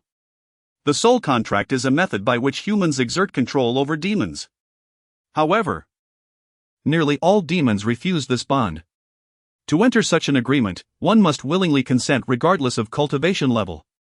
Those few standing beside Liu Yang, whether bound by a soul contract or not, must have done so out of their own volition. Although they were merely lower-tier demons, the highest among them was but a 4th-tier variant of the colorless divine bull. Nevertheless, this sight filled the golden-winged Eagle King with disdain. How could the demon race stoop so low? Adi and the others merely regarded him coldly, their eyes alight with battle intent. Ha, obstinately foolish. The golden-winged Eagle King turned his gaze toward Lu Yang. You must be Lu Yang. If you and Li Miaozhen surrender obediently, I might consider sparing Yunmeng City. Fool. Li Miaozhen descended gracefully upon the city wall like a black lotus. If we are to battle, let us do so without further ado. Lu Yang scrutinized the golden-winged Eagle King, marveling at the wonders of nature's creations. From head to tail, and through to his feathers, he epitomized the perfect aerodynamic curve. Truly, a demon king renowned for his speed. Lu Yang shook his head. You are far from the Xiaoye Skywolf. He never indulges in idle chatter, always strikes first, or ambushes, leaving no time for his foes to prepare. If you were to assault the city directly, even if I could slay you, I could not stop your entire force. However, your desire to flaunt your might and halt your army's advance leaves me no choice but to strike you down with thunderous force. Do you think they will fight again or flee for their lives? Haha, you think so? The golden-winged Eagle King sneered at Lu Yang. To compare yourself to the Xiaoye Skywolf while claiming inferiority is excessive. He knew that Xiaoye was lurking nearby. How could that pathetic wolf be compared to himself? In the moment the golden-winged Eagle King was distracted, Lu Yang had vanished from his sight, transforming into 3 ethereal shadows. One charged toward him, while the other 2 darted toward the heart of the demon army, where the demon leaders congregated. Is this all the speed you possess? The golden-winged Eagle King scoffed. Yet inwardly alarmed, this human speed was becoming difficult to discern. With a sudden beat of his wings, he darted past Lu Yang's shadow, barely 100 meters away. Yet he felt a formidable sword aura enveloping him, akin to the opening of the heavens. In the next moment, the phantom moved with relentless speed, striking with lethal precision. The might of the human sovereign sword was beyond his capacity to withstand. Lu Yang, in the 8th realm at the 5th stage, was already far superior, and furthermore, he was a formidable opponent capable of contending against the 9th realm. In an instant, the human sovereign sword cleaved through the body of the golden-winged Eagle King with the force of a thunderclap, utterly unmatched. You are not only foolish, but also overconfident. The golden-winged Eagle King could hardly believe that he faced Lu Yang without even a shred of ability to retaliate. The speed he had prided himself on was reduced to nothingness. Even the overwhelming strength of the 8th stage could not withstand a single strike from his opponent. What was more alarming was that the adversary, so vastly superior, resorted to deceit and feints. Who was this person? After dispatching him, Lu Yang did not linger. These demon tribes must be intimidated with an iron fist. To capture the ringleader first. In the next moment, as if traversing through space, he appeared atop another phantom, an imposing golden flame sacred lion, departing this world in terror. He could not fathom how Lu Yang had traversed from the city wall directly to his side. Next, Lu Yang manifested upon yet another specter, his figure elusive. Sword aura slicing through the air. At that very moment, 2 more phantoms erupted forth. Thus, he executed the stunning flight technique twice in succession. Lu Yang was secretly alarmed. His true essence had been depleted by more than half. This was exceedingly taxing. The innate sacred body and supreme bone he had harnessed to break through to the 8th realm were immensely powerful. Yet these 2 moves had drained half of his true essence. Having swiftly vanquished 5 demon beasts, 1 of the 8th stage and 4 of the 7th, Lu Yang returned to the city wall. Discreetly, he consumed a void-opening pill to rapidly restore his internal essence. Maintaining an air of nonchalance, he directed his full essence towards the stunned army of 50,000 demon tribes outside the city. Begone! Chapter 39, The Mortal Realm's Celestial Fruit, Whosoever partakes shall conceive. Please kindly relay this to my esteemed junior sister. The voice, though not thunderous, reverberated like rolling thunder, leaving the ears of the demon clan members ringing. Simultaneously, a singular thought emerged in their minds. Oh my! How we comprehend the fiery moon sky wolf now! In an instant, it swiftly dispatched the golden-winged Eagle King, renowned for its 8th tier speed. What more is there to contest? Although individual prowess may be of little significance amidst a sea of soldiers, one must consider just how formidable that prowess truly is. The mere flicker of 3 residual shadows is enough to obliterate at first glance. Moreover, with the leadership absent, the 50,000 demons, under Lu Yang's imposing demeanor, commenced a hasty retreat. Ultimately, disregarding their dignity, they turned and fled in a frenzy, trampling countless underfoot. Mu Qingmei, having momentarily snapped out of her reverie of fighting alongside Lu Yang, inwardly scoffed. This is utterly monstrous. Truly, a man who could feed even the supreme bone to a dog. Li Miaozhen suddenly found her eyes reddening. That sword strike from Lu Yang could, at the very least, ensure several years of peace in the northern Qi domain. After this battle, would the demon clan dare to wreak havoc in northern Qi again? Now, that is what one could call a sword capable of facing 1,000,000 troops. Yet, a blend of humor and despair washed over her. Was this the very technique he had just practiced? In mere moments, he had achieved such a level? It's unbearable. Thud. Elder Song plummeted directly from the rooftop. He had fainted again. However, this time, fortune favored him.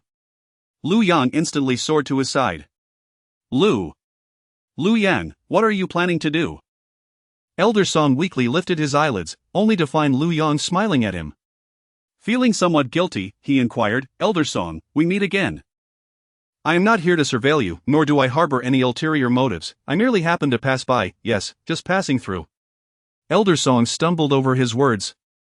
The shock that Lu Yang had just delivered far surpassing that of the previous incident involving the Supreme Bone.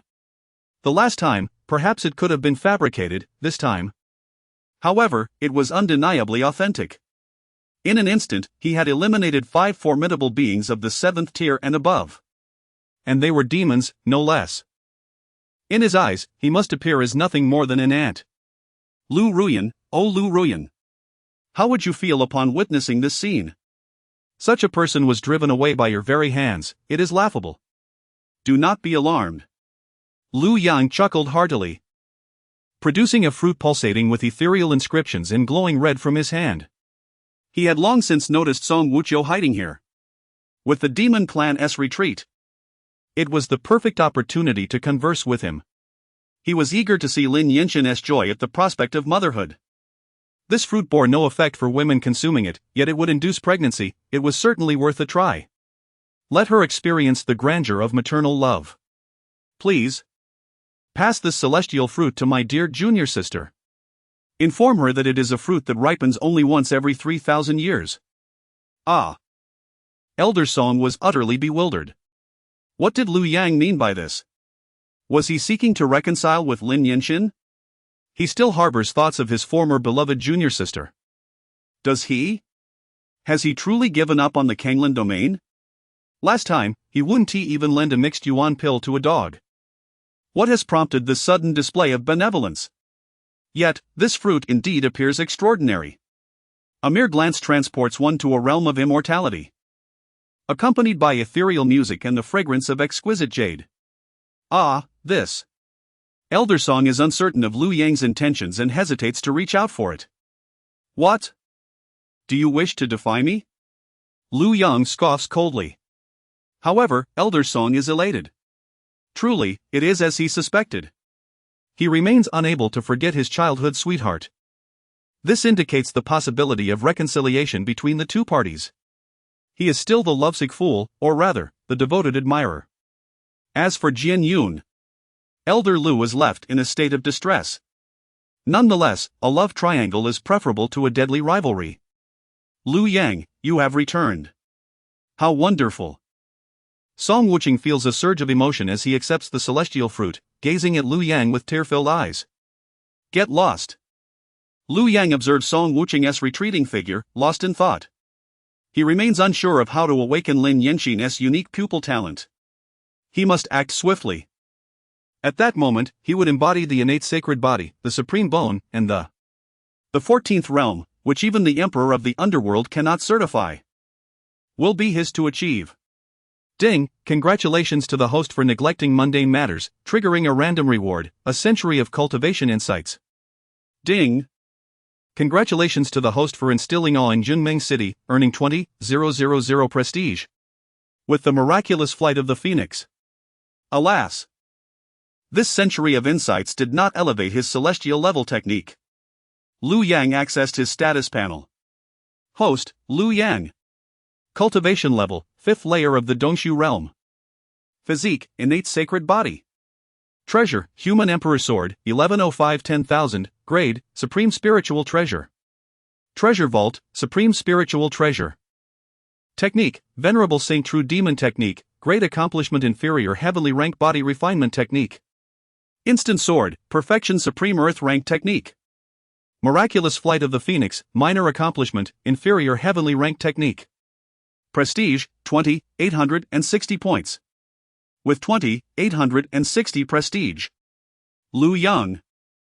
Suddenly wealthy after long hardship, promptly spends 1,000 points to purchase 10 random information scrolls, eager to uncover Jianyun's whereabouts.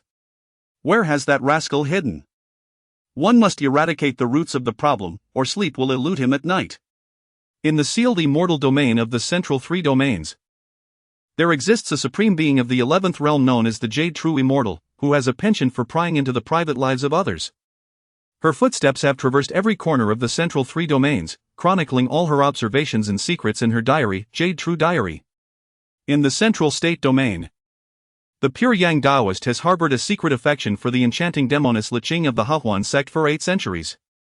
Within the city of Haoshi, the largest brothel, the Wanyu Pavilion, has a hidden basement dedicated to providing services exclusively for women.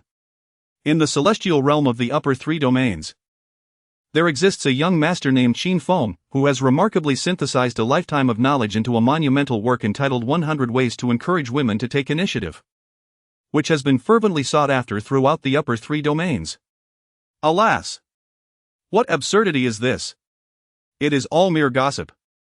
Liu Yang could only internally lament, having expended 4,000 prestige points in vain, yet he still could not uncover any information regarding Jianyun. Reluctantly, he resolved to abandon his search. At that moment, a familiar voice resonated in his ears. Liu Yang regained his composure. It was none other than Xiaoye and the leaders of the 8 major demon clans. Liu Yang. Do not misunderstand, we have not come to confront you this time, Xiaoye hastily clarified. The memory of Liu Yang's previous display of prowess still sent shivers down his spine. To speak candidly, had he been in the place of the Eagle King, he would undoubtedly have been unable to evade that strike. In just a few short days apart, he too had ascended to the 8th tier. However, Liu Yang was now capable of effortlessly vanquishing him. So, what brings you here? Liu Yang inquired. Here's the matter. Liu Yang, we wish to continue our offensive against the Canglan Domain and would like to know your thoughts on the matter. Attacking the Canglan Domain? Why seek my counsel? This is your affair, Liu Yang replied. No. Xiaoye quickly gestured dismissively. Having resolved inwardly that rather than cowering in fear of Liu Yang's potential disapproval, it would be better to be forthright. With a serious expression, he earnestly stated.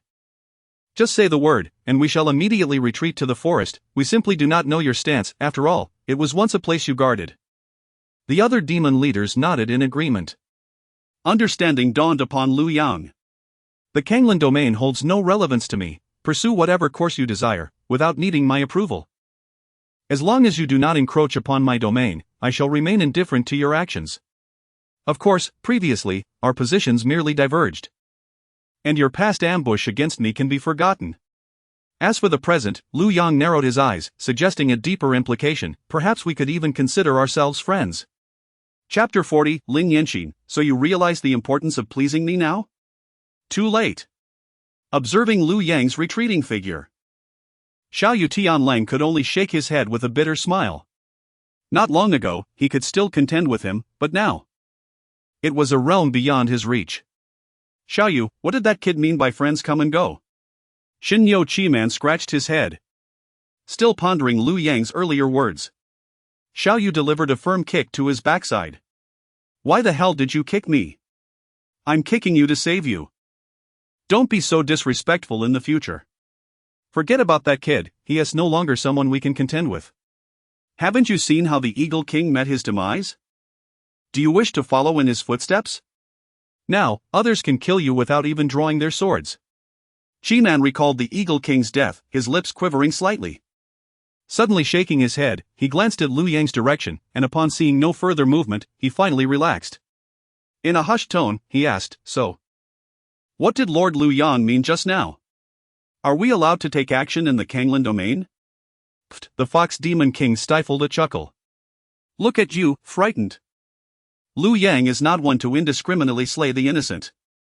However, his meaning is quite clear: let the Canglan Domain stir as it pleases. If it escalates, we might even turn enemies into friends, don't you think, shall you?" "Certainly. His implications are rather evident, haha." Xiao Yu Tianlong's expression hardened. "Return and summon all the elite members of our clan. If we cannot subdue the Canglan Domain this time, then we shall not return at all." A dreadful thought suddenly crossed his mind: if they failed to pacify the Canglan Domain, Liu Yang might very well turn against him first. The aroma of grilled fish still lingered in the air, yet Li Miaojin found herself devoid of appetite. She felt as though she were caught in a dream. Liu Yang, all on his own, had repelled an army of 50,000 demon tribesmen with effortless ease. The northern Qi domain had long suffered relentless assaults from demon tribes, leading to widespread devastation and ceaseless warfare. The cities adjacent to the beast forest were desolate, with nearly every household draped in white mourning cloths. As the leader of the esteemed Qingyun sect, the foremost sect in the northern Qi domain, she bore the heavy responsibility of combating the demon tribes. This burden weighed heavily upon Li Miaojin's shoulders. Yet, despite the loss of countless cultivators, peace remained elusive. Instead, the demon tribes grew increasingly formidable, while the human race dwindled in strength. In stark contrast, the Canglan Domain had thrived for a century, enjoying peace and prosperity, continuously nurturing gifted cultivators. It was as if the two domains existed in entirely different worlds. Reflecting on this, Li Miaojin scoffed. Now, everything would be rewritten. With Liu Yang's decisive action, the northern Qi domain could finally recuperate. She felt an unexpected sense of relief, as though the immense pressure weighing upon her had vanished. He was the benefactor of the entire northern Qi domain.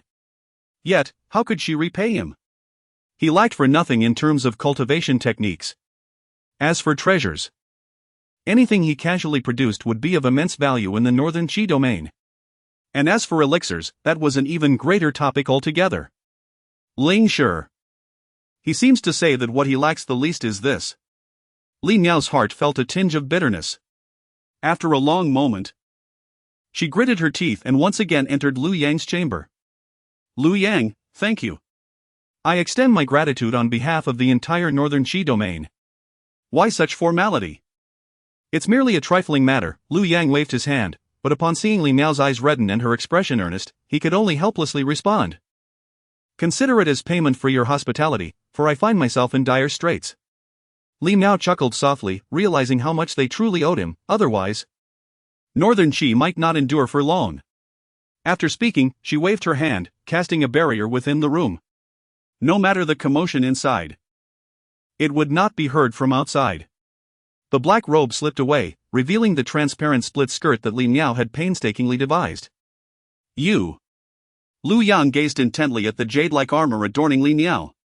It must be said, although cultivators are unrestrained and imaginative, they often possess little insight in this regard. This transparent split skirt, presumably, it was the result of Li Miao's long contemplation, a style she deemed most alluring. The crux of the matter, however, was how it led to such an unexpected turn of events. This could be considered a commendable habit. "Liu Yang, I truly do not know how to express my gratitude. If you do not mind, please accept this." Li Miao's face flushed a deep crimson. Her gaze lowered, unable to meet Liu Yang's eyes. Yet this bashful demeanor only added to her allure.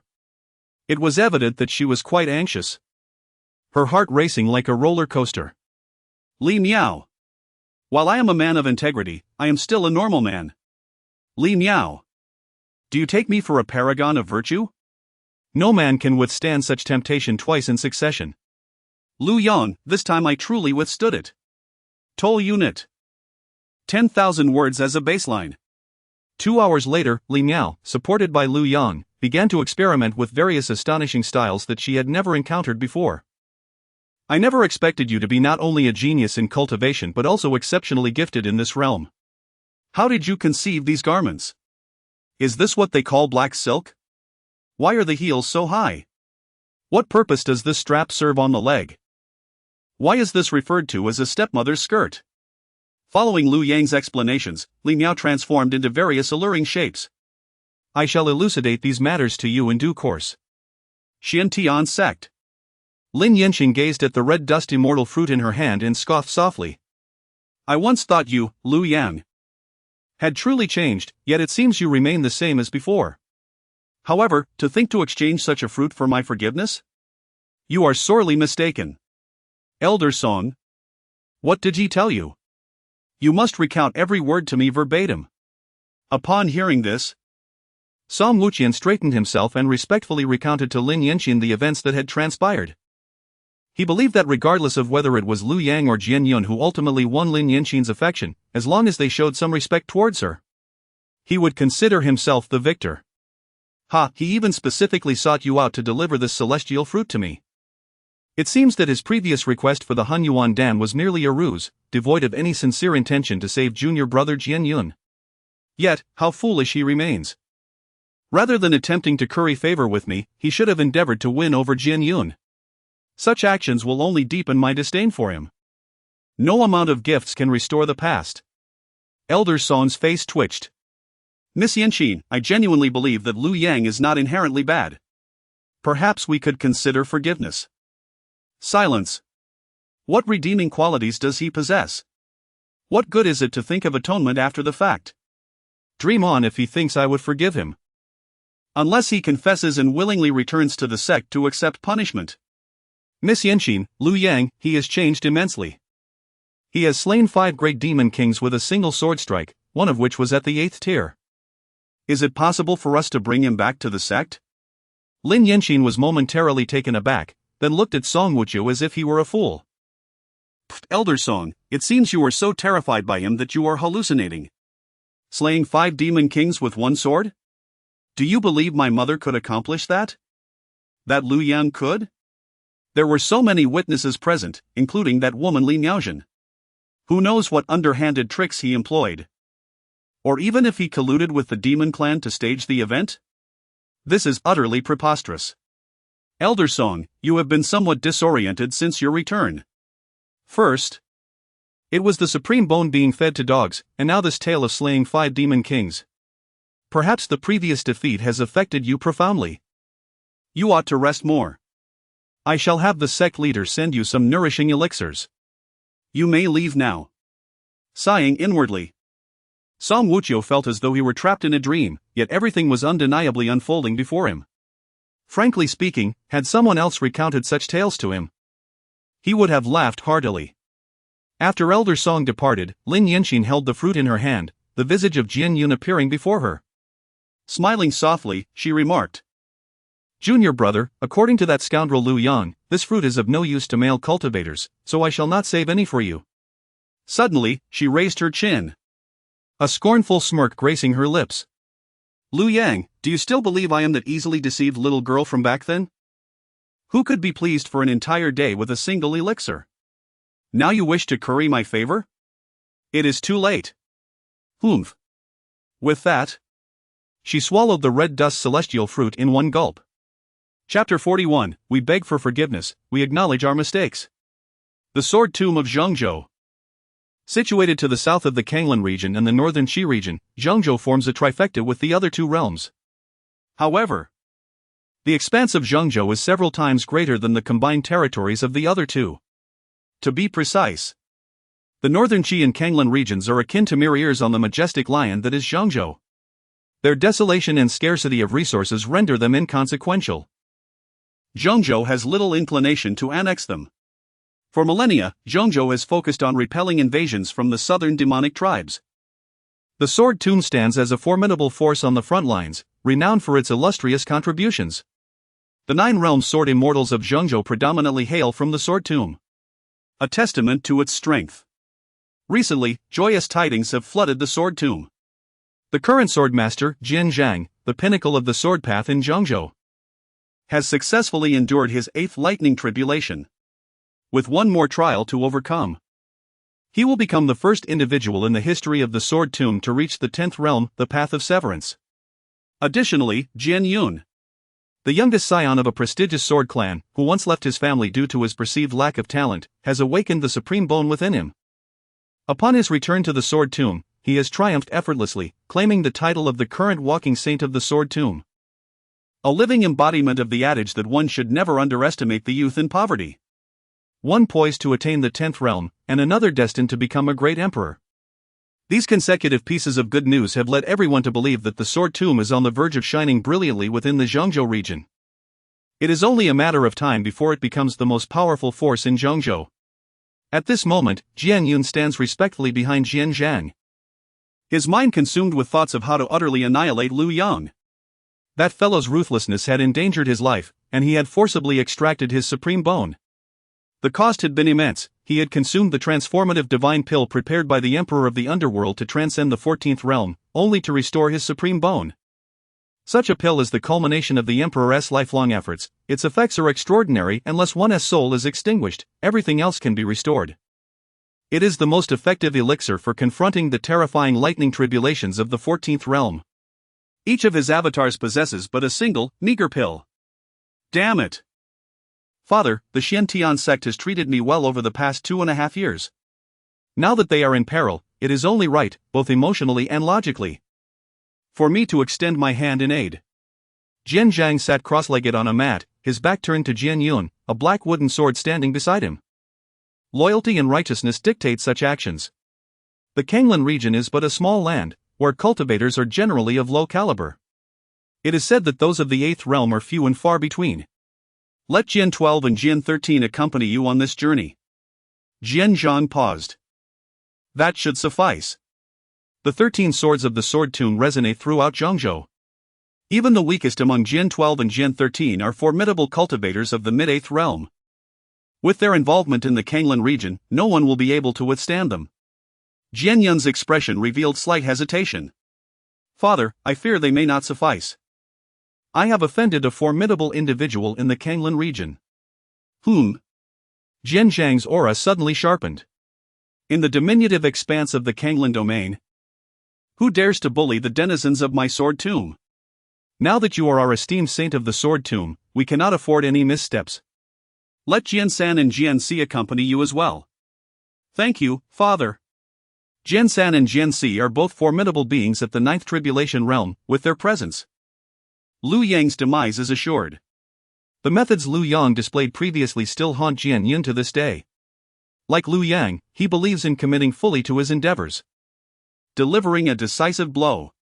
By his estimation, the combined efforts of 2 8th realm cultivators would yield a significant advantage in slaying Lu Yang. Yet he cannot guarantee that the man who has thrived in Jiang City for a century lacks other means of escape. Father, I intend to seize the Dao bone from that Canglan Domain cultivator. Jian Yun pondered the implications.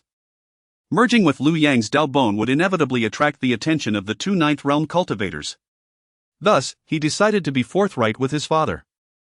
Actively reporting to others is a distinct concept from merely sharing information. Indeed, Jian Zhang exhibited no signs of resistance, instead chuckling lightly. Yuner, remember. The length of the sword's aura determines the magnitude of the principle. Beneath strength, the sword embodies justice. If you assimilate his Dao bone, it merely indicates his inadequacy in cultivation and skill. No blame lies with others. This is the law of cultivators. Furthermore, take this peachwood divine sword with you. The black wooden sword beside Jian Zhang suddenly soared into the air, producing a sound akin to the slicing of the void, and gently landed beside Jian Yun. A mid-grade spiritual treasure. Thank you, Father. Jian Yun feigned elation, yet inwardly scoffed, having previously regarded it as a mere firewood stick.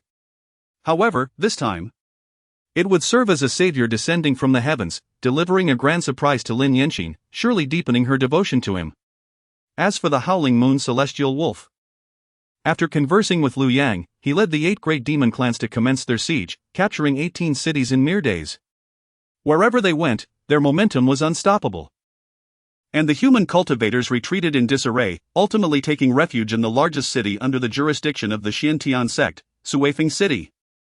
Outside of Yunzhou City, A throng of people filled the area, all cultivators fleeing from the Canglan Domain, desperately pleading to be let into the city. Behind them, a battalion of demon soldiers watched with predatory eyes, yet they too hesitated, casting wary glances toward Yunmeng City, unwilling to advance a single step, merely maintaining a distant watch. Please, open the city gates and allow us entry. We are all refugees from the Canglan Domain, and among us are many of Liu Yang's former brothers. Master Li, please convey to Liu Yang that we have come to seek refuge with him. Indeed, Master Li, kindly request that senior brother Liu Yang come forth for a discussion. Li Miaozhen stood atop the city walls, coldly observing the scene outside. Ha! Now, in the face of life and death, you remember Liu Yang? Where were your voices of support when he needed it? You ungrateful wretches, this is your just end. You wish to enter the city? You must be dreaming.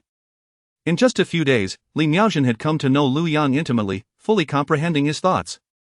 Thus, she harbored not a shred of goodwill towards these cultivators. As the head of the sect, her presence among these individuals already diminished her stature. Yet, she felt compelled to speak, to witness the grotesque visages of these people. Cursing them provided her a sense of relief, a means to vindicate Liu Yang. Clarity of thought enveloped her, when the opportunity arose. She would undoubtedly storm the Xintian sect and inquire of Liu Ruyan her sentiments. Would she feel remorse for her actions? Li Miaozhen's words resonated like a death sentence for the cultivators outside the city. Behind her loomed the fierce and menacing soldiers of the demon clan. Denying them entry into the city was tantamount to consigning them to a fatal confrontation with those demons. Such a fate was undeniably grim. Since Liu Yang's battle, Yunmeng City had become the safest haven in the vicinity, in close proximity to the Canglan Domain, making it the primary refuge for many fleeing cultivators. Headmaster Li, we beseech your mercy, we do not wish to perish, please save us. Headmaster Li, we were wrong, we implore you. Let senior brother Liu come out. He will surely rescue us. We truly recognize our mistakes.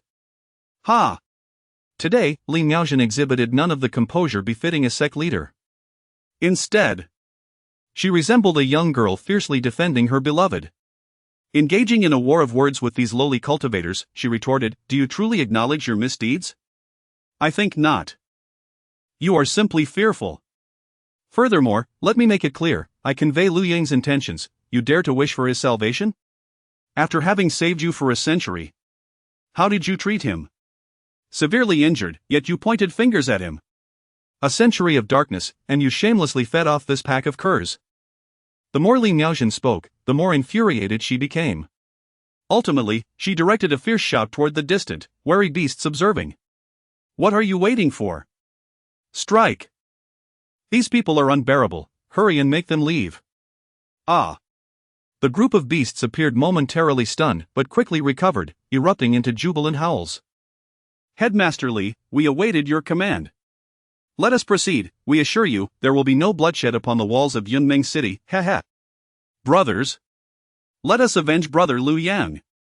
Chapter 42, Liu Ruyan, go and capture that rebellious disciple. The last remark from the demon clan was evidently an attempt to curry favor with Liu Yang, carrying an undercurrent of boasting and incitement. However, Li Miaozhen did not intervene. She was aware that such words would undoubtedly reach the ears of those in Canglan Domain. It was of no consequence. Hiss, this phrase taught by Liu Yang made Li, the Grand Master, feel a twinge of shame. Recently, his temper had grown increasingly unlike his former authoritative self. Liu Yang had once advised him that for cultivators, the essence lies in a clear mind.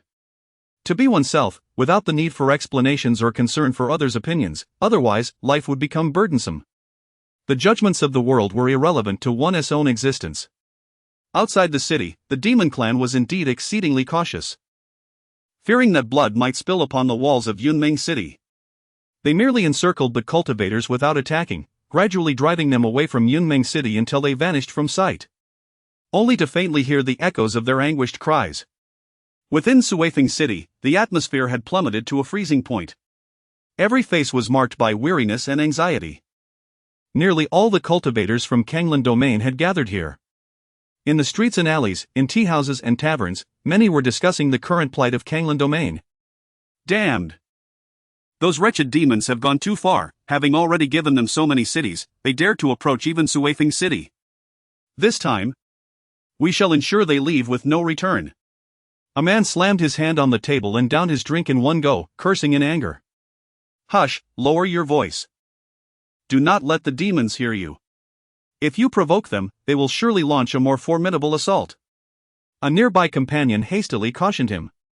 The man, startled, covering his mouth, glanced warily around, then lowered his voice again. I almost forgot, but I truly do not understand how the demon clan could so easily invade. What are the guards at the city doing? Alas, I miss the old days. How did it suddenly turn into this? Indeed, in the past, at this hour, one would be indulging in pleasures at a brothel, and now, look, one raises their head only to find a sword hanging overhead, poised to fall at any moment. It is true that a sword now looms over Suifeng City. Although the demon clan cannot seize them for the time being, they launch attacks every few days, instilling fear amongst the populace. Everyone felt a sense of precariousness, as if their lives were ever at the mercy of others. The demons do not withdraw. They remain a sharp sword suspended over their heads. Yet, the demon clan is overwhelmingly powerful. It is said that Lu Ruyan, the sect master of Xiantian sect, had once personally graced the battlefield, engaging fiercely with the demon clan as Howling Moon Sky Wolf, resulting in a stalemate where neither side could gain the upper hand. However, the remaining mid to low tier forces were utterly no match for the demon clan. Were it not for the fortified city, they would have likely been trampled long ago. A pall of gloom enveloped everyone's hearts, as if their lives rested precariously in another's grasp. Meanwhile, the tale of Lu Yang slaying 5 7th-tier demons with a single sword stroke began to circulate widely. Although many harbor skepticism, the transformation of Yunming City is undeniably evident. Now, it stands as the safest bastion adjacent to the Canglan region. It is said that numerous demon tribes are stationed nearby, vigilant against any potential escapees from Canglan. Alas! It is all due to that Lu Yang, with his absurd claim of a sword that vanquishes 5 demon kings. If he truly possessed such prowess, why not serve the Canglan region instead of fleeing to the North Qi region? It is utterly ridiculous. Indeed, this seems to hold some truth.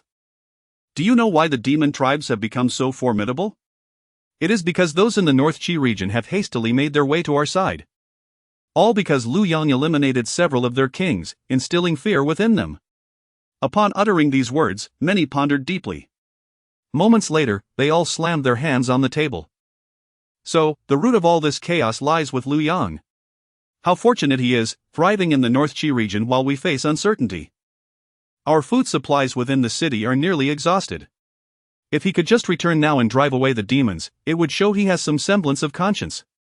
Indeed. All of this traces back to the loss of Jiang City. Had he not faltered there, we would not be in this predicament. The crux of the matter is that our intention was merely to confine him for 3 months and expel him from the sect. We never meant for him to leave the Canglan region. Yet he, in his temper, hastily fled to the North Qi region, making us feel as though we had wronged him.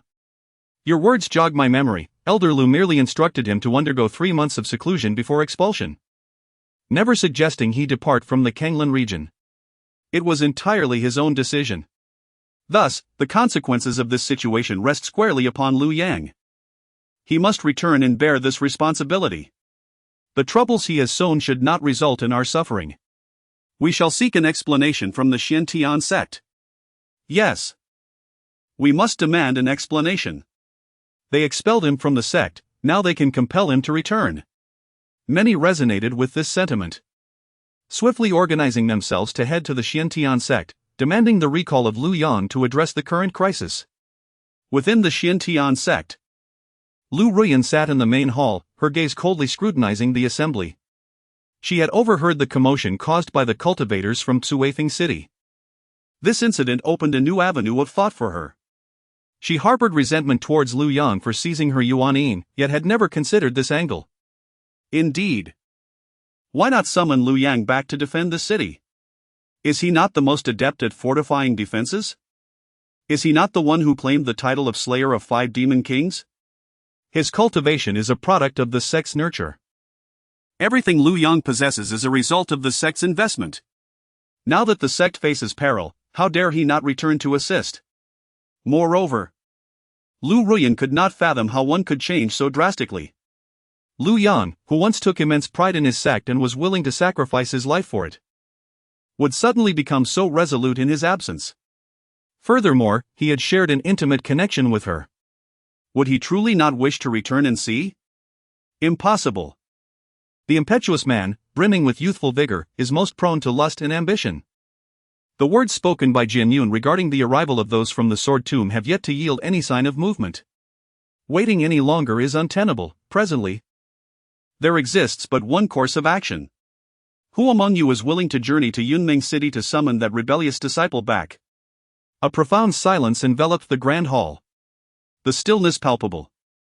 While they could derogate Lu Yang behind his back for 3 days and nights without repetition, the thought of confronting him directly was daunting. Having slain 5 demon kings, this solitary figure had endured a century of isolation in Zhang City. None wished to face such a formidable adversary alone. A congregation of ineptitude. Not a single one dared to step forward when called upon. Lu Ruyan, incensed, observed that these individuals were quick to declare that if Lu Yang were to appear before them, they would ensure his dismemberment. Yet, when the moment truly came, they stood speechless, one and all. Ineptitude, ineptitude. They are all utterly worthless. Lin Yinxin, with a mischievous smile, stepped forward, puffing out her chest with pride as she surveyed the assembly. Master, allow me to undertake this task. In her view, bringing Lu Yang back was merely a matter of uttering a single phrase. The fact that he had sent someone to deliver items to her indicated his lingering desire for her. Suddenly, an unsettling wave of nausea washed over her. As if her stomach were rebelling, it was an uncomfortable sensation that left her perturbed, though she could not discern the cause. She attributed it to the complications arising from her yearning for Jian Yun, but despite her discomfort, she did not dwell on it. You? Lu Ruyan cast a sidelong glance at her. Lin Yinxin had certainly boasted about Lu Yang's gestures of goodwill before her. However, she had heard that Li Miaozhen had taken up residence there, refusing to leave. The two had previously clashed in the secret realm. Should she learn of her daughter's arrival? Her reaction could be unpredictable. You cannot go. The path to Yunming City is currently fraught with demon tribes. Your cultivation level is insufficient, posing a danger. We require someone seasoned and with profound strength to undertake this journey. Lu Ruyan waved her hand, interrupting Lin Yinxin before she could speak further, and pointed to Elder Lu. Elder Lu, you are the most eloquent among us, it would be prudent for you to go. Lu Yuanqing was taken aback, his expression a blend of confusion and disbelief. Had Lu Ruyan lost her senses? She had previously taken the lead in punishing Lu Yang, now she expected him to summon him back? What a jest! It would be a miracle if Lu Yang did not obliterate him on the spot. However, he remained unperturbed, merely smiling gently. As per the master's command, I shall comply. However, my prior conflicts with Lu Yang may lead to unintended consequences. It would be more suitable to send Elder Song, who has met with Lu Yang twice and engaged in amicable discussions. He would be the most appropriate choice to persuade Lu Yang.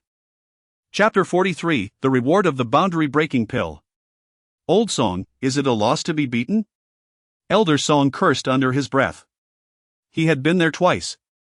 Each time feeling akin to consuming excrement while being constipated. To make matters worse, he fainted on both occasions.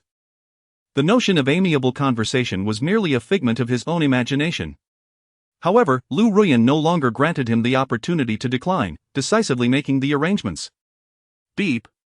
The host has been cultivating for half an hour. Appropriate relaxation will facilitate breakthroughs. New task triggered. Please water the flowers in the courtyard and complete the fertilization. Task rewards, Boundary Breaking Pill, small, 2. Boundary Breaking Pill, enables the host to break through any minor realm. Lu Yang slowly rose. He employed a cleansing technique to rid himself of the lipstick mark left by Li Miaozhen. Fetching a bucket and a spade, he commenced his retirement life in the manner of an old bureaucrat. Through repeated experiences, he had concluded a vital lesson: these simple daily tasks must be executed personally. Employing spells would not suffice. Now, this small courtyard was brimming with a profusion of flora, all sourced from the system's provided seeds. There was the dragon birth fragrance herb, which, upon maturity, could enhance the cultivator's divine perception. The 10 Directions extinction grass, when in bloom, would gather the powers of the 10 Directions, enabling the master to achieve the 10 Directions extinction, which was priced at 999 prestige in the prestige marketplace. Yet, it required a millennium to mature. One could hasten its growth with 10,000 prestige, but Liu Yang hesitated to expend it, aspiring to accumulate 999 to purchase the Great Wilderness Prison Skyfinger first. The starflower, as its name suggests, bore petals that shimmered with brilliant starlight. At night, it was exceedingly dazzling, a mere decorative bloom. Lying amidst them felt akin to wandering through the Milky Way. Upon hearing of the flower's effects, Li Miaozhen's face inexplicably flushed. Beep. Congratulations to the host for completing the watering task, rewarded with a boundary-breaking pill, small, 1. Beep. Congratulations to the host for completing the fertilization task, rewarded with a boundary-breaking pill, small, 1. Utilizing them. Liu Yang had originally intended to use his spare time to break through a minor realm, ascending to the 6th layer of the 8th realm. With 2 consecutive boundary-breaking pills, he had now reached the 8th layer of the 8th realm, leaving just 1 step before the 9th realm's tribulation. The tribulation realm consists of 9 layers, each layer corresponding to a thunder tribulation, with the power of each layer's breakthrough exponentially surpassing the prior. This scarcity of individuals at the 9th realm and the lower 3 domains was a testament to the numerous talented cultivators who had perished beneath these thunder tribulations. Of course, that was a matter for others. Liu Yang possessed a perfected low-grade heavenly body refinement technique, the venerable holy true demon art, which rendered him impervious to the tribulations encountered during the 9th realm breakthrough. Beep. Detecting a foolish elder from the Xiantian sect 1. He wishes to persuade you to return to the sect and aid the Canglan Domain against the demon race. When it rains in the heavens, the ground becomes slippery, one must rise after a fall. When friends arrive, there is fine wine, when fools come, there are fists. Your enthusiastic self is prepared to give him a good thrashing. Those who burn bridges should roll away. Task: beat the Xiantian sect elder into a pig's head, reward, 100 years of cultivation insights 10. Ha ha. The system is indeed capable, even composing poetry. And it seems to align more with my taste. It is merely human nature. Long before they became ungrateful and oppressed the virtuous, the heavens had already set a price. Enough with the literary pretensions. Liu Yang conveyed to the inhabitants of Yunmeng City not to intercept the esteemed elder of Xiantian sect. Soon, Song Wuqiu reappeared before Liu Yang, his expression a complex tapestry of emotions as he gazed at him. I wonder if, after the Canglan Domain triumphs over the demon tribe, a tale will emerge. Song Wuqiu's 3 visits to the desolate mountain. The first time he arrived here, Yunmeng City lay in ruins, a sight too pitiful to behold, while Liu Yang's humble abode was just being erected. At that time, the Canglan Domain had only lost Huiyun City and was still basking in prosperity and revelry. Upon his second visit, Yunmeng City had flourished, teeming with the vibrant essence of life. It was then that the 10,000 cultivators of the Canglan Domain had caused the greatest jest under the heavens, yet fortunately, they had only lost Huiyun City. Today, as he revisits, Yunmeng City has transformed into the most prosperous and secure city in the vicinity, now serving as the new stronghold of Qingyun sect. Meanwhile, the Canglan Domain has been reduced to but a mere fragment of its former self, ravaged by the demon tribe. Liu Yang. I have returned. Please hold on, we shall speak later. Yes, you attend to your matters, I shall wait for you, Elder Liu replied politely. Liu Yang set aside his gardening tools and wiped his hands. First, I shall give you a good thrashing. Ha? What do you mean? Song Wuqiu was momentarily taken aback, only to see a fist the size of a clay pot heading straight for his face. Even as a high-level cultivator of the 7th realm, he could not evade such a powerful blow. Bang! Song Wuqiu felt stars dancing before his eyes, his 7th realm spiritual defense shattered in an instant. Bang bang, he sensed a ringing in his ears and blood trickling from his nose. Bang bang bang, he became numb to the sensations. Yet, suddenly, a warm current flowed through him. Liu Yang had imparted a strand of true essence. Then, the sounds of impact resumed. Half an hour later, Song Wuqiu's face was swollen to the size of a pig's head, his mouth askew, eyes squinting, and nose bruised. Moreover, Liu Yang had suppressed his cultivation, rendering him incapable of healing. Speak, what brings you here this time? This is under the command of the sect master, seeking to invite you back to the sect. Song Wuqiu spoke with a slight lisp, his distorted features gazing at Lu Yang. Yet, he swore he bore no disrespect. Return to the sect? Lu Yang looked at Song Wuqiu as if he were a fool. Old Song, I must say, accepting such tasks only invites trouble, does it not? No. It does not. However, I am curious to hear what their reasoning is this time. Under what delusion do they believe they can call me back to the sect? What a peculiar mindset it must take to conceive such an idea. It is. Sect Master Lu Ruyan has stated that all that you possess is a gift from her, the sect is in need of you now, you must return. Furthermore, it was proclaimed that should you successfully repel the demon clan, you would ascend to the esteemed position of Grand Elder of the Central Sect, assisting Jian Yun in governance. The prospect of jointly managing the sect brought her immense joy, as Jian Yun too was a remarkable talent. However, this proposal lacked allure, dear old Song. Additionally, allow me to convey that the so-called prodigy is hardly worthy of my attention. Miss Yanxin has also instructed me to inform you that the fruits from Shangqi are quite commendable, and she has graciously accepted them. Should you return, she may indeed find it within her heart to forgive you. Oh? Has she consumed them? Yes, she has, and expressed that she appreciates your sentiments. Ah, that is splendid. Lu Yang nodded in satisfaction. The cultivators of the Canglan Domain have collectively asserted that as long as you can thwart the demon clan, they would permit your return to the Canglan Domain. If it pleases you, you could even take up a post guarding Jiang City. Lu Yang was taken aback. Without a decade of mental instability, one would hardly be worthy of a second-hand rose. The Canglan Domain, including the Xiantian sect, is devoid of any rational beings. A bunch of fools. Congratulations, host, for completing the task. You have earned rewards, insight into a century of cultivation 10. In confronting fools, the finest approach is to render them even more foolish. Congratulations, host, for achieving a perfect state of mind, triggering a random task. Task 1, assist Canglan City in repelling the demon clan, subsequently journey alone to Jiang City for its defense, endure accusations of forfeiting your cultivation. Depart from the Canglan Domain, return, and engage in this cyclical endeavor. Task reward, immortal recognition in the annals of Canglan Domain. Task 2, you resolve to personally escort Song Wuqiu back to Cuifing City, delivering a resounding slap to their faces. Task reward, 20,000 prestige. Great Wilderness Prisoner of Heaven Point.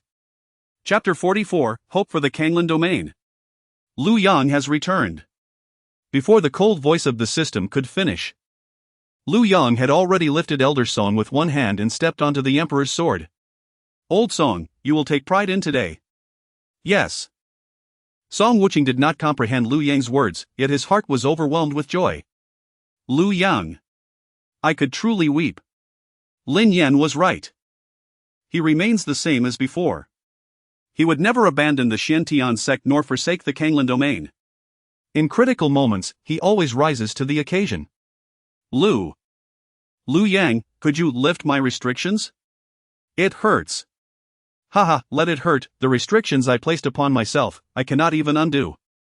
Lu Yang glanced at him and could not help but burst into laughter.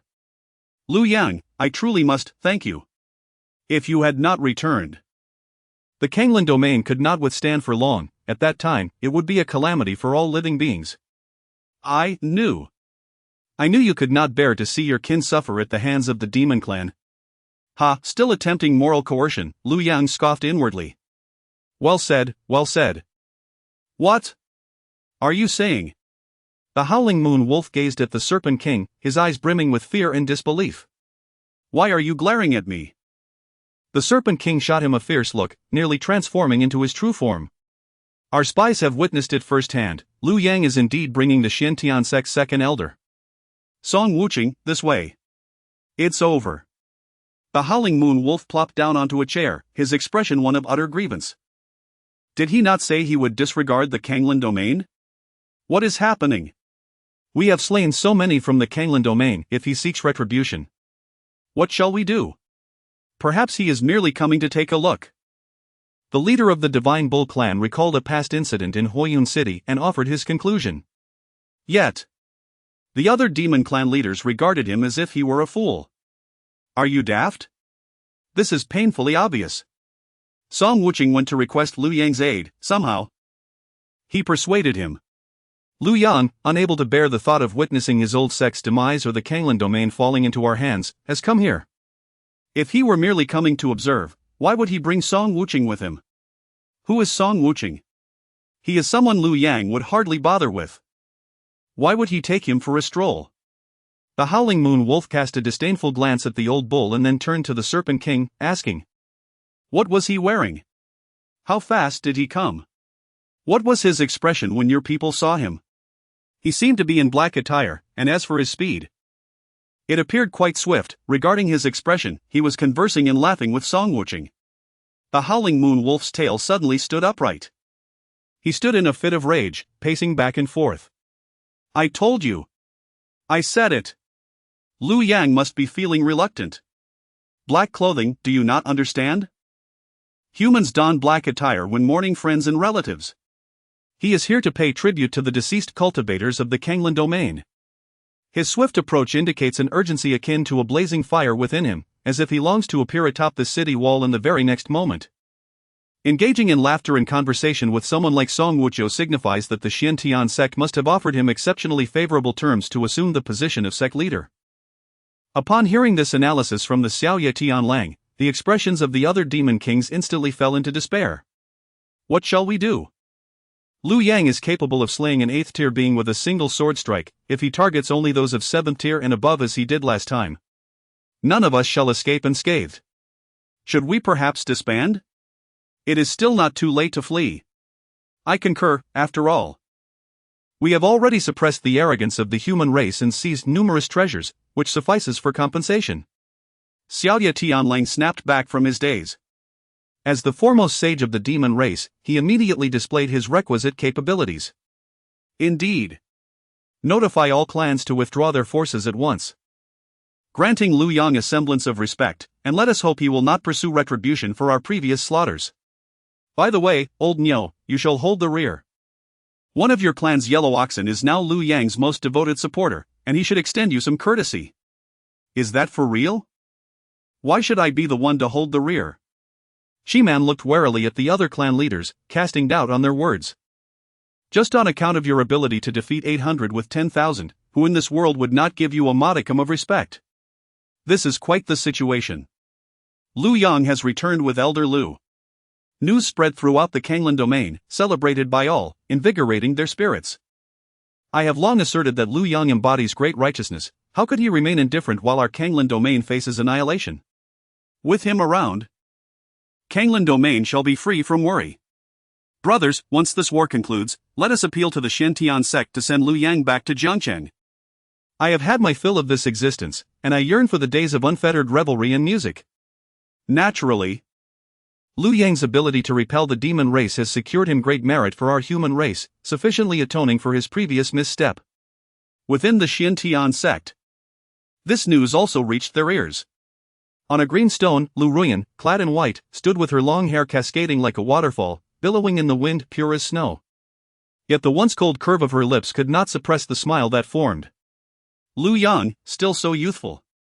You cannot truly believe that after repelling the demon race, I would genuinely reinstate you, can you? Nor would you presume that having seized my Yuan, I would remain utterly devoted to you. Ha! Cultivators struggle against the heavens, for the sake of cultivation, all else is but a fleeting illusion, and the body is merely a trifling mass of flesh. Moreover, I have expelled what you left within me. Once the demon race retreats, it will be the moment for your downfall, my rebellious disciple. I shall make you experience the humiliation of lying there like a dog. In contrast to Lu Ruyan, Ling Yan remained notably tranquil at this moment.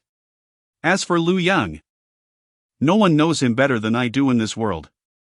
This time, she had even instructed Elder Liu to convey her sentiments to him. So how could he not come? Liu Yang's return had long been anticipated by her. There was neither joy nor astonishment in her heart. Instead, she felt a lingering concern for Jian Yun, who had not sent her any messages for quite some time. Her mother had even scolded her once. lamenting about the assistance from the sword tomb. Assistance through mere words? Yet, she was unable to locate him. What was she to do? Recently, she had been envisioning Jian Yun's divine arrival at the moment of the cataclysm in the Canglan Domain. What a magnificent scene that would be. But suddenly, a wave of nausea surged within her stomach. Chapter 45, I wish to see the demon race slaughter you one by one. Outside Suifeng City. Old Song. Parting is inevitable after sending you 1,000 miles, let us bid farewell here. Ah. Song Wuching suddenly turned, staring blankly at Lu Yang. His mind seemed to momentarily falter. No, you are leaving? Weren't you here to assist us? Ha, old Song. Which of your ears heard that I intended to help you? You have visited me numerous times, and out of both sentiment and reason, I must send you off. Return quickly, perhaps the demon race will soon launch an assault on the city, and we are counting on you, Elder Song. Ah. Why send me back if you want help? I thought you, sigh. Elder Song, allow me to explain why I am sending you back. Lu Yang beckoned to Song Wuching with a finger. With a soft smile, he said, I wish to see you all fall one after another beneath the hands of the demon race. Ah. Boom! Elder Song felt as if struck by lightning. His head seemingly hammered by a mighty force. He pointed at Lu Yang, disbelief etched across his face. Is this truly the Lu Yang he knew? Such heartlessness. Such cruelty in his words, and he still smiles while saying them. You will become a sinner of the Canglan Domain. Sinner? Lu Yang remained non-committal. Atop the walls of Suifeng City, the cultivators beheld Lu Yang and Elder Song. Observing Lu Yang's seemingly carefree demeanor while speaking, they raised their voices in unison. Lu Yang, you have finally returned. Lu Yang, don't just stand there, hurry and slay that Xiaoya Tianlang. We have suffered greatly at his hands lately. Lu Yang, when the beast tide recedes, it will be the moment of reckoning. Do not linger. Go forth and slay a few demon clan leaders as a token of your commitment. Look, comrades. Those demons appear to be retreating. Someone suddenly pointed at the demon camp, shouting in surprise. At this exclamation, others quickly followed suit, gazing in that direction. The demons were stealthily withdrawing, while only the 800 stout warriors of the Bull clan remained frozen in place. This revelation sent waves of joy throughout the crowd. The demons are retreating? The surprise came too suddenly. After days of torment, it seems relief is finally at hand. Lu Yang, quick, do not let them escape. What are you waiting for? Now is the moment to pursue them as they flee, hasten, Lu Yang. Especially those 800 bull demons who have humiliated us, we must not let them go unpunished. Lu Yang cast a cold glance at the Canglan Domain cultivators atop the wall. He kicked Song Wuching aside. The demons are retreating, why do you not pursue them? We can handle this without you. Hurry, if the demons escape because of your inaction, it will be solely your fault. Truly a group of incomprehensible fools. Lu Yang turned and swiftly made his way towards the direction of the demon retreat. He is going. Ha ha ha ha. Lord Lu Yang, what brings you here? The warriors led by Qingmei stood frozen, unable to move at the sight of Lu Yang. Qingmei had clearly witnessed Lu Yang's formidable power last time. His forelegs trembled slightly, and had it not been for the presence of his clan, he might have knelt before Lu Yang. Hull Moon, lead me to capture him. With a swift movement, Lu Yang was already atop Qingmei's back, muttering under his breath. This Hull Moon truly is wise yet foolish at times. Big brother, hold steady. Qingmei straightened his forelegs and, with a powerful thrust of his hind legs, executed a graceful aerial spin. Whoosh! Clouds of dust swirled as he darted off in pursuit of Hull Moon, who had fled. Behind them, the cultivators atop Suifeng City erupted in cheers, though their hearts raced with trepidation. Just moments ago, Lu Yang had approached, and the legendary leader of the Niu clan, who had defeated hundreds of thousands of human warriors, had nearly knelt in abject humility. Lu Yang possessed such overwhelming authority. After all, he had vanquished an army of 100,000. Humph. What does it matter how great his abilities are? He must still heed the commands of Xuantiangong. Will he face danger alone? And if he does, what of it? He is the one who has brought us all here. Elder Song gazed blankly in the direction Lu Yang had taken, unable to utter a word. The mocking voices around him only deepened his grimace. Soon, they, including himself, would be begging Lu Yang for mercy. He was now utterly convinced that Lu Yang's purpose was to halt the retreat of the demon clans. The words he had spoken earlier echoed like thunder in Song Wucheng's ears. Sword Cloud, if you do not bring the Sword Tomb's people forth, the Canglan Domain shall perish. Lu Yang was resolute in his intention to witness their downfall. The 7 demon clan leaders stood before Lu Yang, heads bowed like children caught in mischief. Too intimidated to speak. Only Qingmei stood proudly beside Lu Yang, his eyes sparkling with intelligence as he observed the other clan leaders, feeling the thrill of superiority. Lord Lu Yang, I just mentioned that you must have come for a leisurely stroll, but they did not believe me, leading to this farcical situation. That wolf. Do you understand the saying, a wise man may have a moment of folly? Ha ha ha. Silence. Halmoon let out a long sigh, glaring fiercely at Qingmei before turning helplessly to Lu Yang. This is a misunderstanding. I thought you were coming to seek vengeance for the Canglan Domain. Which is why I ordered the retreat. Halmoon, it seems you truly do not comprehend human speech. Do you recall what I said last time? Lu Yang shook his sword, a wisp of black smoke spilling forth from the sheath. The smoke, almost alive, danced lightly up the blade, coiling around the hilt. Halmoon trembled in fear. You claim to have no ties to the Canglan Domain, yet why do you suspect that I would assist them? Are you doubting my words? Ah, I would never dare to do so, I merely express my concern that you still harbor lingering attachments. Xiaoye Tianlang, once you were a formidable figure. Yet now you hesitate like a timid soul, overly concerned with the opinions of others. Do you still possess the resolve to conquer the Canglan Domain? Lu Yang's voice thundered, resonating like a mighty bell. So, do you or do you not? Xiaoye Tianlang gazed earnestly, albeit with a hint of trepidation, at Lu Yang. His tone was tinged with caution. Answer me clearly. Yes. In that moment, Xiaoye Tianlang comprehended Lu Yang's intentions. Yet, he faltered. My lord Lu Yang. Might this tarnish your reputation? After all, many have witnessed our retreat. Goodness, you've truly become timid, so unlike your former self. Is it not due to your rapid enhancement in strength? Xiaoye Tianlang lamented inwardly. Xiaoye, allow me to impart a lesson I have recently grasped.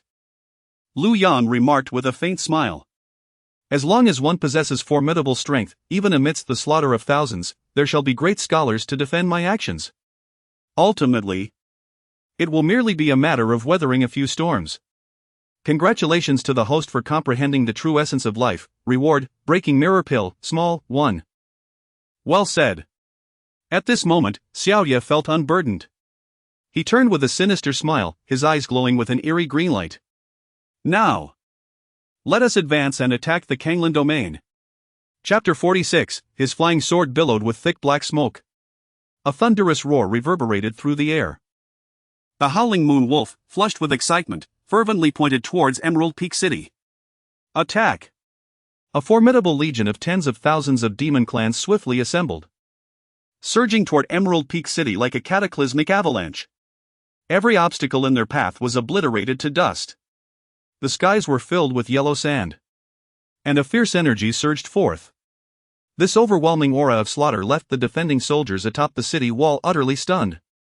Although the demon clans had besieged the city for several days, they had never launched such a large-scale assault. There had never been a situation so desperate. The howling moon wolf, being astute, would never engage in such a mutually destructive folly. In the face of the cultivators gathered in Emerald Peak City, he had consistently employed strategies of psychological warfare, aiming to shatter their resolve and compel them into surrender without a fight. Moreover, he had never displayed such overwhelming bloodlust. What on earth was happening? Why were they suddenly launching an attack? Could it be that their earlier retreat was merely a ruse to feign defeat? But there was no need for such deception, no one had attacked them. A myriad of questions flooded their minds, yet this was not the moment for contemplation. Confronted with such a vast beast tide, archery proved to be the most effective response. Rows of archers, composed of cultivators, gathered their true essence, drawing their bows taut. Specially crafted low-grade magical explosive arrows whistled through the air. Tens of thousands of explosive arrows fell like a torrential rain. Before the first wave of arrows even landed, another line of archers was already readying their shots. Whoosh! Another wave of arrows was unleashed. This was the finest force of the Canglan region, led by an elder from the Xuantiangong sect. Having dealt with the demon beasts for several days, they had developed a degree of coordination. 2 volleys of arrows were released simultaneously, and many low-tier demon beasts were shot down. However, this had little effect on the high-tier beasts. Following the rain of arrows, the cultivators faced off directly against the demon beasts. The ferocious bear demons pounded their chests, swinging their massive fists against the energy shield formed by the cultivators of the Canglan region at the city gates. The volcanic cloud leopards and titan apes utilized their agile physiques to swiftly scale the city walls, confronting the myriad flying swords wielded by the cultivators. Meanwhile, the saintess of the Shadow Fox clan, adorned in a sheer crimson robe, exuded an enchanting allure. With a graceful gesture, a large drum materialized before her. She leapt atop it, dancing gracefully, her feet executing an unusual rhythm. Each footfall resonated with a drumbeat that invigorated the fighting spirit of the demon clans engaged in battle ahead. The team attack buff left Lu Yang in awe. When he had defended Jiang City alone, he had never had the opportunity to witness such captivating dance. Each of the 8 demon clans showcased their unique abilities. The human cultivators, akin to a kaleidoscope, unleashed dazzling spells and radiant magical artifacts. Although the demon clans possessed formidable individual combat strength, the nature of siege warfare was not merely a head-on clash. Though firmly suppressing the situation on the battlefield, there was little that could be done against the cultivators who could re-enter the city at any moment. Lu Yang stood in midair, expressionless, observing the movements of both sides. The demon beasts grew stronger with each battle, while the human race appeared increasingly timid. If the Howling Moon Wolf retreated and merely conducted small-scale assaults on the city, instilling fear among its inhabitants without pushing them to the brink, it would not be long before Xuefeng City fell. This created immense psychological pressure. Unless the inhabitants were willing to face death as he once did, which was evidently not the case, many seemed to merely fulfill their duties, enduring only as long as necessary. The Howling Moon Wolf seemed to discern this. Suddenly, a retreat was sounded, followed by a shout directed at the city walls: "Those who surrender shall be spared. Those who resist shall face the 10 tortures of the demon race after the city falls." At this moment, Xuefeng City finally caught its breath. However, just as they began to relax, someone noticed Lu Yang, who was observing from the air with his arms crossed. It dawned on them that the main figure had been absent from the fray. Wasn't he here to assist in dealing with the demon race? Why was he doing nothing? Lu Yang, make your move. Since you could slay 5 demon kings with a single sword strike, they are no match for you after their recent battle. Go and eliminate them. The Howling Moon Wolf, already in retreat, trembled at these words. Turning back, it cast a gaze filled with complexity towards Lu Yang. There was no escape for them if Lu Yang wished to pursue them. Among the demon race, who could match the speed of the Golden-Winged Eagle King? Even the Golden-Winged Eagle King could not rival Lu Yang's swiftness. Rather than worry about Lu Yang potentially switching sides, it would be prudent to take this opportunity to ascertain whether he harbored any murderous intent towards them. This was a direct confrontation between Lu Yang and the realm of Canglan. Fortunately, Lu Yang showed no intention of attacking. He merely stood there, arms crossed, finding amusement in the plight of those in Xuefeng City. Lu Yang, what are you waiting for? Once they have recuperated, it will be far more difficult to defeat them. If you fail to vanquish them, the city will surely fall. Do you intend to watch your fellow countrymen be slaughtered by the demon race? Are you truly willing to witness countless cultivators from Canglan lose their souls? Lu Yang, regardless of the circumstances, Canglan will always be your home. Can you bear to see your family ravaged by the demons? Seeing Lu Yang remain unmoved, the voice grew more impassioned. You possess the ability to kill them yet choose not to act. If everyone perishes because of your inaction, you will become a sinner to the entirety of Canglan. And perhaps even to the entire human race. How absurd. Ha ha ha. Lu Yang found their claims amusing. Just because one has the power to kill, does it necessitate action? Are you suggesting that my refusal to engage the demon race makes me a traitor to humanity, a reprehensible criminal? Indeed, I could repel them, and even slay their leader. Howling Moon, with ease.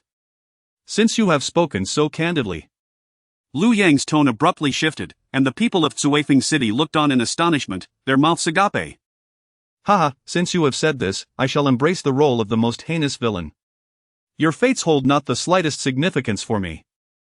He then cast his gaze towards the position of the Howling Moon Wolf.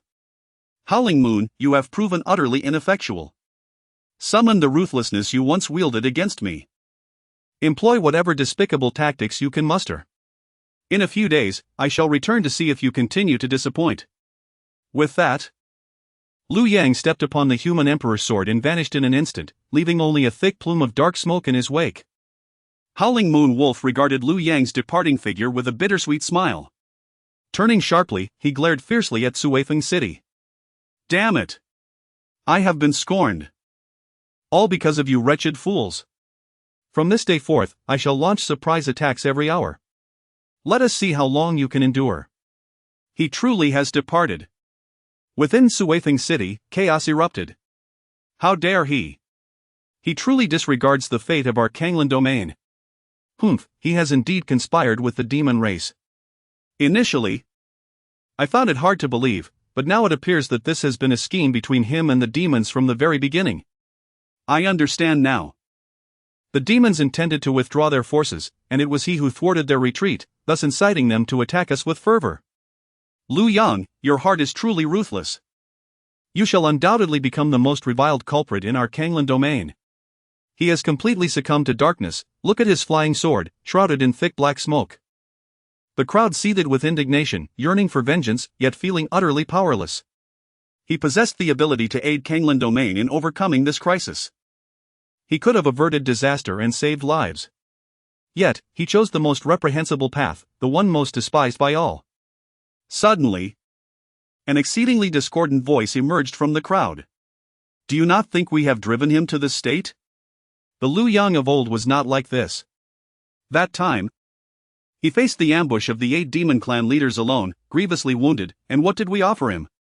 Scorn, a judgment against him. He spent a century in Jiang City, while we lived our lives in peace. Yet we naively believed the demon race to be weak, hurling insults at him. Even seeking to incapacitate him. Sigh. The crowd fell silent for a moment. How did events unfold in such a manner? This should not have been the case. As the sun set, the evening breeze rustled the remaining tattered banners. On the city walls, only an endless sense of bewilderment and helplessness remained. Chapter 47, I shall ensure that the inhabitants of Emerald Peak City can no longer enjoy a moment of peace. However, it was not long before this dismal scene was abruptly replaced by a cacophony of furious voices. Humph. He has left, so what? Without him, are we destined to perish? When the day arrives that we repel the demon horde, I shall claim his head. The Xintian sect is already en route, this time. Master Lu Ruyan will personally guard Emerald Peak City and lead us in a counteroffensive. Do they truly believe they cannot survive without him? Roar!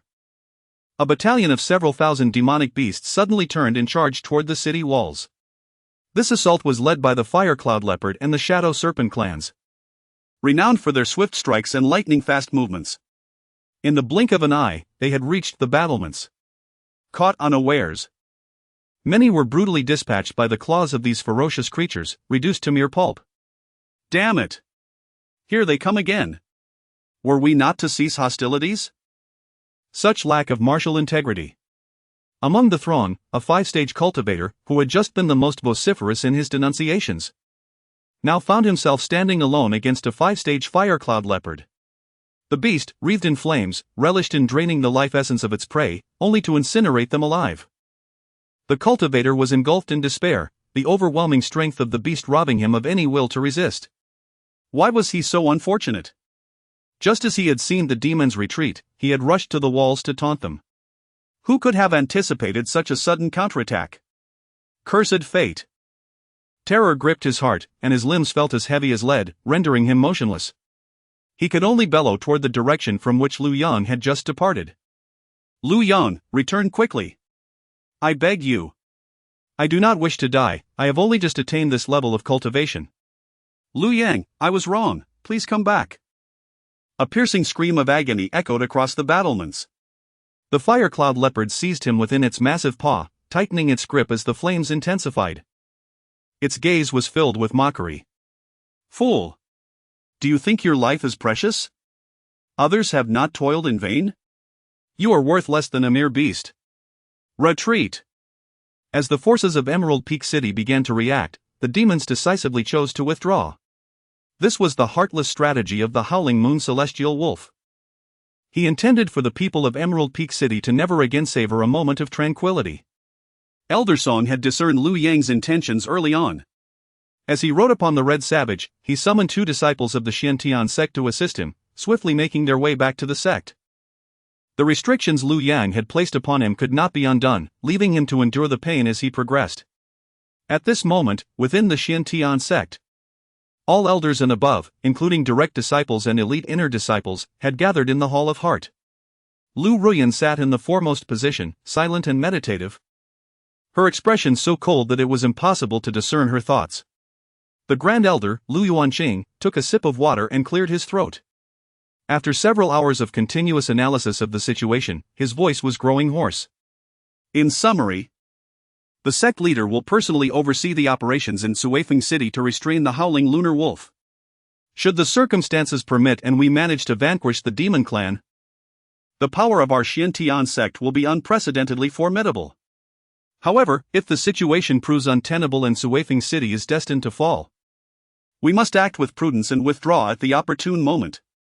The Empress of the Divine Phoenix Empire in the Central Continent has already initiated contact with us. If we pledge our allegiance to their court, they shall grant us the privilege to establish our own sect within the Divine Phoenix Empire, leaving the affairs of the demon clan entirely to them. Do you all comprehend? We must not engage in futile battles, instead, we shall act as the circumstances dictate. Each of you present here is a guarantee for our sect's future resurgence, and we cannot afford any missteps. Understood. Within the Grand Hall, the 12 elders of the Xiantian sect, 30 direct disciples, and 300 elite inner disciples all bore solemn expressions, responding in unison. Excellent. Lu Yuanqing nodded in satisfaction and continued with a measured tone. Do not feel undue remorse, we are merely retreating temporarily. As the saying goes, a wise man does not suffer immediate loss. As long as the Green Mountains remain, one need not worry about firewood. There is no need for unnecessary sacrifices. Once we are stronger, we shall retaliate. At that moment, sect leader, Elder Song requests an audience. Let him in. Lu Ruoyan abruptly opened her eyes, her expression slightly easing. She wondered how that rebellious disciple would react upon hearing the benefits she had promised. Upon seeing Elder Song, Lin Yanqin instinctively covered her mouth and laughed aloud. At this moment, Song Wuqiu appeared disheveled, his face marred with bruises, swollen to more than twice its usual size. Noticing the astonished gazes directed at her, Lin Yanqin quickly cleared her throat to mask her embarrassment. Elder Song, what has happened to you?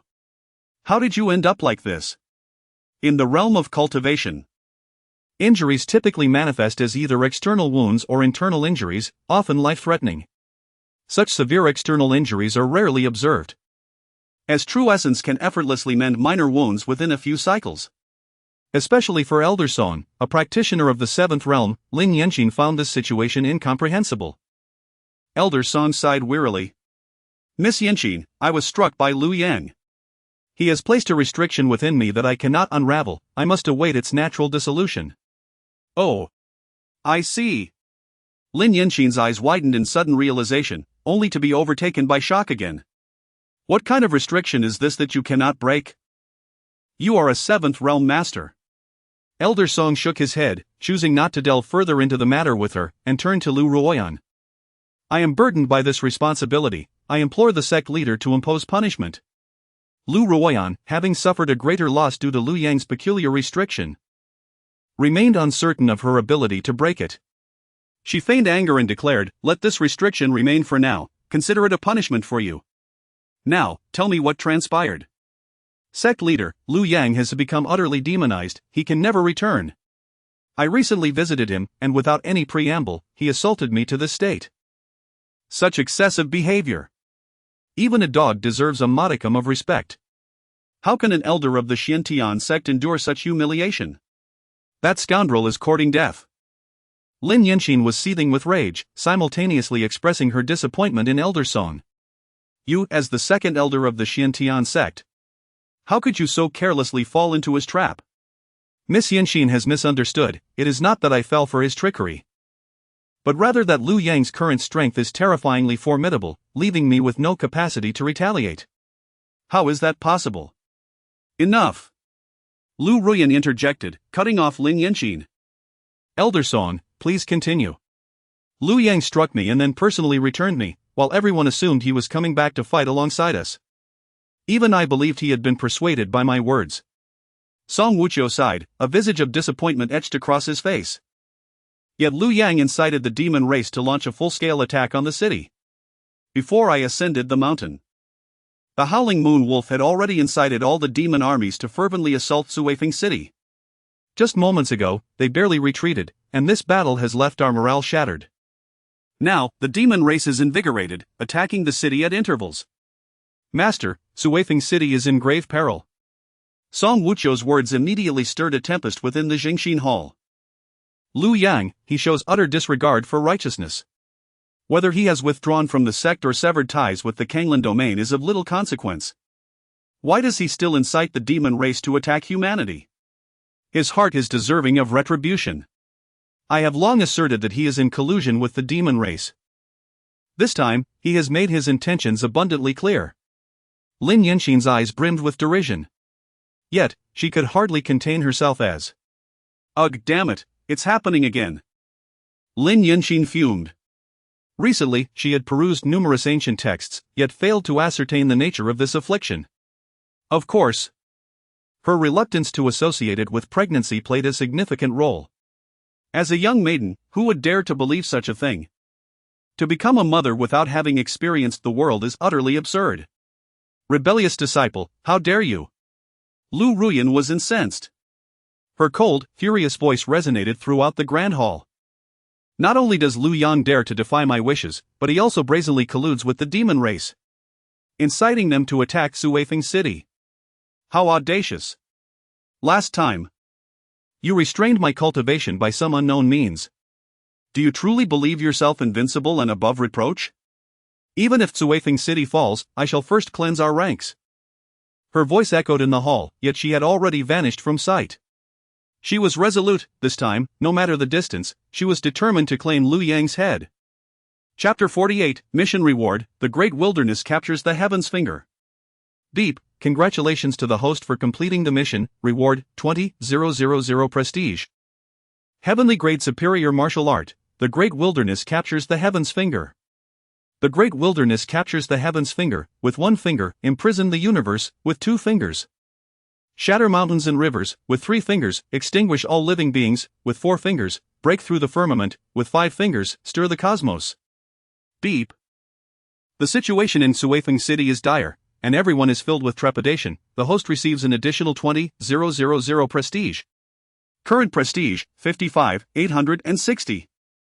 Lu Yang felt a surge of joy. This martial art, valued at over 99,999, had been obtained with such ease. The Great Wilderness captures the heaven's finger. The most prestigious martial art. However, he soon discovered something amiss. Although the Great Wilderness captures the heaven's finger was granted, it seemed unusable. His panel displayed, Pathway Unseen. Lu Yang combined the century of comprehension gained from defeating Elder Lu with it, but it sank into silence, yielding no response whatsoever. Truly, it was a heavenly grade superior martial art. Did he have to cultivate it himself? What kind of flawed cultivation system was this? Lu Yang muttered in discontent. What was the difference from an ordinary cultivator? Beep, detecting the hostess complaints, the system is in disarray. The Great Wilderness captures the heaven's finger is a heavenly grade superior martial art. Obtaining such a technique is no small fortune. Beep. Triggering a mission. Mission 1, travel to Yunmeng City to relax, chat, sip tea, and savor life. Reward, unlock the Great Wilderness captures the heaven's finger. One finger captures the universe. Beep. Mission 2, team up to hunt 2 beasts of any realm in the Demon Domain forest. Reward: unlock the great wilderness captures the heavens finger, 2 fingers shatter mountains and rivers. Ah, this is acceptable. Lu Yang merely intended to vent his frustration. Unexpectedly, the system reacted swiftly. 2 simple tasks could save him countless years of arduous cultivation. The difficulty of practicing such a heavenly grade technique was unfathomable. Lu Yang also noted the additional 20,000 prestige points. He chuckled coldly to himself. In the face of life and death, do they now know regret? Or perhaps fear? Absurd. When they were once the targets of scorn, did they ever foresee such a consequence? At this moment, Yunmeng City, under the diligent efforts of the Qingyun sect, had transformed into the largest city in the northern Qi region. Particularly on the slopes of Luopashan, the rich spiritual energy emanating from the red dust immortal tree made this city a revered sanctuary for numerous cultivators. Yet, Luopashan remained a forbidden area within Yunmeng City, and none dared to trespass. Lu Yang strolled through the streets of Yunmeng City, reminiscing. When he first arrived from the Canglan Domain, the place was nearly desolate, with crumbling walls and empty houses. Now, it bustled with crowds, and vehicles flowed like water, horses galloping like dragons. On both sides of the streets, an unending array of merchant banners flapped in the wind, creating a lively atmosphere. Every face wore a jubilant expression, as if reborn. He did not rush to hunt beasts but instead meandered through the streets. Soon, he was naturally drawn to a newly opened establishment, Red Sleeve Tower. Just like in his previous life, upscale venues reflected the living standards of a city. Many newcomers do not recognize Lu Yang, which spares him considerable trouble. Esteemed guests, our northern Qi domain has undergone a remarkable transformation. The demon tribes are gradually retreating, fleeing towards the east. We, too, can enjoy a peaceful existence akin to that of the Canglan Domain. In my delight, I, Lu, shall cover the expenses of everyone present today. Inside the Red Sleeve Tower, a young gentleman clad in splendid attire bowed to the gathering. He generously instructed the innkeeper to serve everyone a pot of fine tea. Lu Yang cast a curious glance at him, overhearing whispers from nearby. This is the eldest son of Elder Lu Wenqing from the Qingyun sect, Lu Biao. Exceptionally gifted and charismatic, he was once known as the jade-faced young lord of northern Qi, brazenly relying on his father's influence. However, after honing his skills in facing the encroaching demon tribes, he has remained active on the front lines of battle. It is a surprise to see him here today. Lu Biao gestured towards a certain direction and proclaimed, "Our current fortune is largely due to that esteemed figure atop the ruined mountain. One must not forget the well-digger when drinking water. I hope all of you, like me, will remember his kindness. I urge everyone not to be ungrateful like those from the Canglan Domain. Today, in northern Qi, we need no longer live in constant fear of demonic beasts attacking. Everyone can cultivate in peace. Moreover, the spiritual energy emanating from the divine tree on Ruined Mountain is purer than anything found in past secret realms. This is a boon and an opportunity for us all." Lu Biao's words elicited applause from the crowd. "What is this, young Master Lu? Do we need you to remind us? Those from Canglan Domain are despicable, throwing stones at those who have fallen into the well. If such scoundrels were to appear in northern Qi, I would be the first to confront them. I may lack education and high cultivation, but my conscience is unblemished." Indeed. Were it not for that esteemed figure taking refuge on Ruined Mountain, at least half of us gathered here would have already fallen prey to the demon tribes.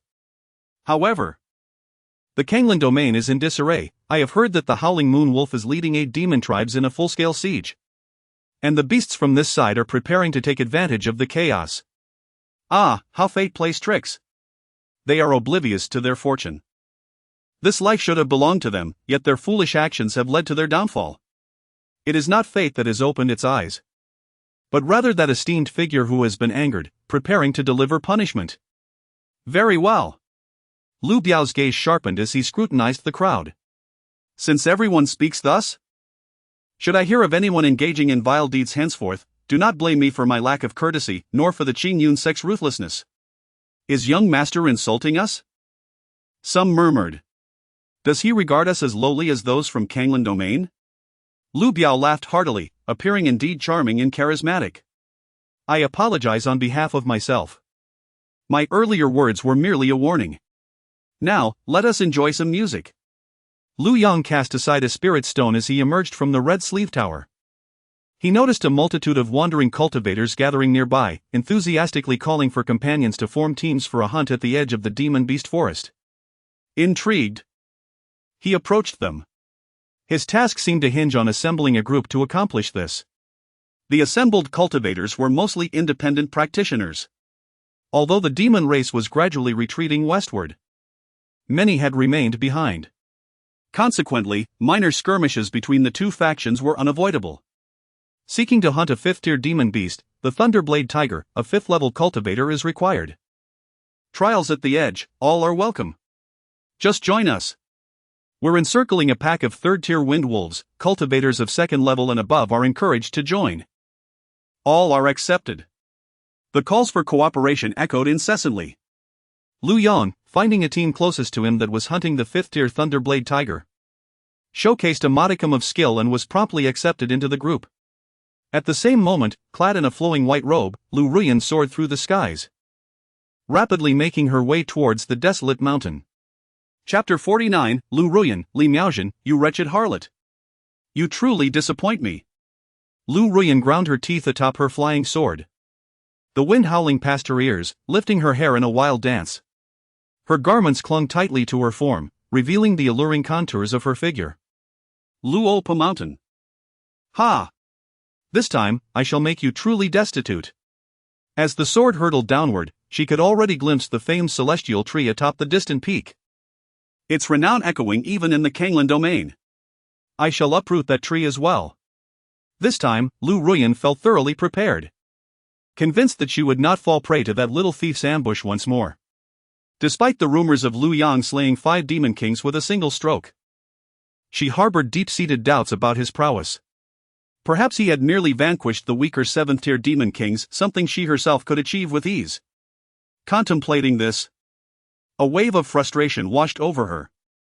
With her 1st-tier 8th realm cultivation, she should have been an invincible force. Yet, that howling moon wolf had also broken through to the 8th tier. In their encounters, Lu Ruyan had consistently suffered hidden losses. The foolish wolf relentlessly tracked her. Wherever she appeared, it would surely follow. This rendered her formidable abilities utterly ineffective, depriving her of the chance to demonstrate her might by slaying a 7th-tier demon king. Moreover, the incident when Lu Yang had stealthily subdued her and forced her to tie up her hair left her questioning the authenticity of her own breakthrough to the 8th realm. Since her ascension, she had never exuded any semblance of grandeur. Instead, she had merely endured humiliation. Now, she intended to unleash all her pent-up fury upon that little thief. As these disheartening memories flooded her mind, she cried out, "Ah! May that little thief meet his demise. I shall make him crawl before me like a dog." Just as Lu Ruyan teetered on the brink of madness, she suddenly heard a voice laced with hostility. She quickly composed herself. When had this person appeared? Her power was not to be underestimated. Lu Ruyan lifted her gaze to see a dark silhouette gracefully hovering before her. She scrutinized the figure, her eyes naturally drifting to the other woman's chest, which only deepened her sense of grievance. Gritting her teeth, she let out a frustrated huff. Li Miaozhen. I never expected, just as the rumors suggested, that you would indeed be here guarding my unworthy disciple. Humph. You were inept before, and now you are even more pathetic. What I cast aside, you cherish as a treasure, how absurd. Is leftover food truly so delectable? Li Miaozhen, unfazed by Lu Ruyan's scorn, smiled instead. Lu Ruyan? Just as you claim, what you discard like refuse, I indeed hold dear as a treasure. I must thank your foolishness, without your brainless actions, how could I have acquired such great fortune? Li Miaozhen. Mind your tone when addressing me. Lu Ruyan shot a glance at Li Miaozhen, her voice frigid and condescending. I have no desire to waste words with you today. Step aside quickly, or do not blame me for my cruelty. Are you on your way to find Lu Yon? Is it an apology or a threat of silencing? Alas, he has no desire to see you. Li Miaozhen deliberately puffed out her chest. Not only is your vision lacking, but your development is also rather insufficient. You should hasten back to your Canglan Domain for some improvement. Oh, wait, perhaps you won't have the opportunity. as the demon clan is already at the gates, and you still have the leisure to slip away. TSK, TSK, TSK. If this scene were to be witnessed by Mu Qingxue, she would surely be left agape in astonishment. The usually gentle and dignified master reveals an unexpectedly youthful side, even engaging in a contest of bravado. Her words, laced with sarcasm, only served to infuriate Lu Ruyan further. Li Miaozhen, the chance has already been granted to you. Since you insist on seeking trouble, I shall take the opportunity to eliminate you. People often speak of the West's Lu and the East's Li, comparing you to me, which I consider a grave insult. You are unworthy. Lu Ruyan's 8th realm spiritual pressure instantly enveloped Li Miaozhen. Such formidable oppression, Lu Ruyan confidently believed, would incapacitate any ordinary 7th realm cultivator, causing internal injuries and bleeding from their orifices. However, Li Miaozhen merely raised her hand slightly, dissipating the spiritual attack with ease. You truly exude confidence. A mere early-stage 8th realm cultivator dares to act recklessly in my presence. If you are foolish, your intelligence is indeed questionable. You have broken through? Lu Ruyan was taken aback, as she knew Li Miaozhen quite well. It was rumored that Li Miaozhen hailed from a powerful lineage. Once a celebrated jewel of a grand family, but for reasons unknown, she had been cast out, her cultivation severely crippled, relegated to the 7th realm. Forever deprived of hope for further advancement. Hence, she had come to this small northern Qi domain to become the leader of Qingyun sect. How could she possibly have broken through? Surprised, Lu Ruyan, this revelation owes much to you. Thank you for bringing Lu Yang, this treasure, to our doorstep. However, it is fortunate that you arrived today, or else in a little while, even a dog here would surpass you. You. The Li Miaozhen of my recollection was noble and graceful. How could she now speak with such sharpness? Like a petty girl defending her man. At this thought, Lu Ruyan suddenly felt a jolt. Li Miaozhen, you truly are the revered fairy Li. It appears you have engaged in some indiscretions with my rebellious disciple, constantly invoking Lu Yang's name. Yet, what Li Miaozhen uttered next utterly shattered Lu Ruyan's composure. That is my honor. You, a distinguished leader of Qingyun sect, once a little princess of the Li family, could utter such shameless words. I truly overestimated you. I merely speak the truth. Harlot. Lu Ruyan was consumed by rage. She could not bear to see someone of her stature shamelessly fawning over a disciple she herself had discarded, proudly boasting about it. It left her with a sense of having been blinded. I never imagined you to be such a Li Miaozhen. You are not to be spared. In a fit of fury, Lu Ruyan struck. Like an arrow, she instantly flashed before Li Miaozhen, delivering a palm strike to her chest. Your jealousy is truly overwhelming. You cannot tolerate the success of others. Li Miao, like a delicate flower, dismissed with a disdainful smile. This Lu Ruyan, why target her heart? Seeking death. She did not evade. As Lu Ruyan struck her chest, a sudden brilliance of golden light erupted. Lu Ruyan was sent flying back. The supreme bone? Lu Ruyan stared incredulously at the golden light emanating from Li Miao's chest. How could you possibly possess the supreme bone? She suddenly recalled what Elder Song had mentioned last time, thinking he had lost his mind. Is it Lu Yan who gave it to you? How could this be? How could it not be? You, Lu Ruyan, shattered the heavenly cards into fragments. This should have all been yours. Yet you were blinded by your own folly. For a mere supreme bone, you treated Lu Yang that way. You are undoubtedly the most foolish woman in the world. You are no longer my opponent, Lu Ruyan. I will not make it difficult for you, just leave. Live well. For I wish to see the moment you regret it to the utmost and blind yourself. At this moment, Lu Ruyan resembled a defeated rooster. She had truly felt Li Miao's overwhelming strength. Not only the supreme bone, but her cultivation seemed to surpass Lu Ruyan's by far. Could this transformation be due to Lu Yang? She found herself devoid of any desire to refute Li Miao, her heart consumed by bitterness. Li Miao's words echoed in her mind, the most foolish woman, this should have all been yours, you were blind, worthless supreme bone. No. This is absolutely impossible. Lu Ruyan suddenly roared. Li Miao, we shall see. Chapter 50, Have you truly encountered Senior Lu? The team that Lu Yang joined consisted of newly arrived cultivators in Yunmeng City, none of whom recognized him. 3 individuals from diverse origins were pleasantly surprised by Liu Yang's ability to exude the pressure of a 5th-level cultivator, and thus they set forth with enthusiasm. With Liu Yang included, the group comprised 2 men and 2 women. The captain, a loquacious male cultivator named Lin Yang, proclaimed, "Everyone! We should find it quite effortless to hunt the 5th-tier Thundersword Tiger with our 5 5th-level cultivators. The more we can slay, the better. For the Thundersword Tiger carries a trace of Thunder's primal essence. Ideally, each of us could return with a corpse to comprehend its essence. Naturally. If the distribution is insufficient, I shall reserve one for myself and generously compensate you all with ample spirit stones." How does that sound? A cold woman named Zhongjin, who was veiled yet possessed a figure suggesting great beauty, nodded in agreement. The others also expressed their consent. Lin Yang, clad in opulent attire and wielding a low-grade spirit weapon, a sword encrusted with gemstones, exuded the air of a pampered heir. Liu Yang merely nodded in response. Were it not for the system task requiring a team, he would have preferred a more straightforward approach, soaring directly to the beast forest and effortlessly dispatching a couple of low-tier beasts. As for Lin Yang's mention of the Thundersword Tiger's thunderous essence, it was hardly a well-guarded secret. The essence was pitifully weak. Having spent a century in Jiang City, Liu Yang had slain numerous Thundersword Tigers. Yet none possessed the ability to condense Thunder's primal essence. To gain such insight, one would need to encounter a Thundersword Tiger of the tribulation phase. With everyone in agreement, the matter was settled. Discussions had been made to prevent discord over spoils later on. Throughout the journey, Lin Yang continued his incessant chatter, while only Liu Yang and a girl named Lin Lu paid him any heed. "Do you two know why I am called Lin Yang?" Lin Lu, intrigued, shook her head in response. "Why?" "Hee, because my idol is named Liu Yang. I used to be called Lin Pingji.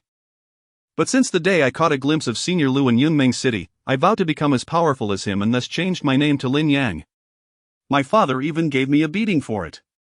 "This name needs to be reconsidered," Liu Yang remarked with a serious nod, deeming it inauspicious.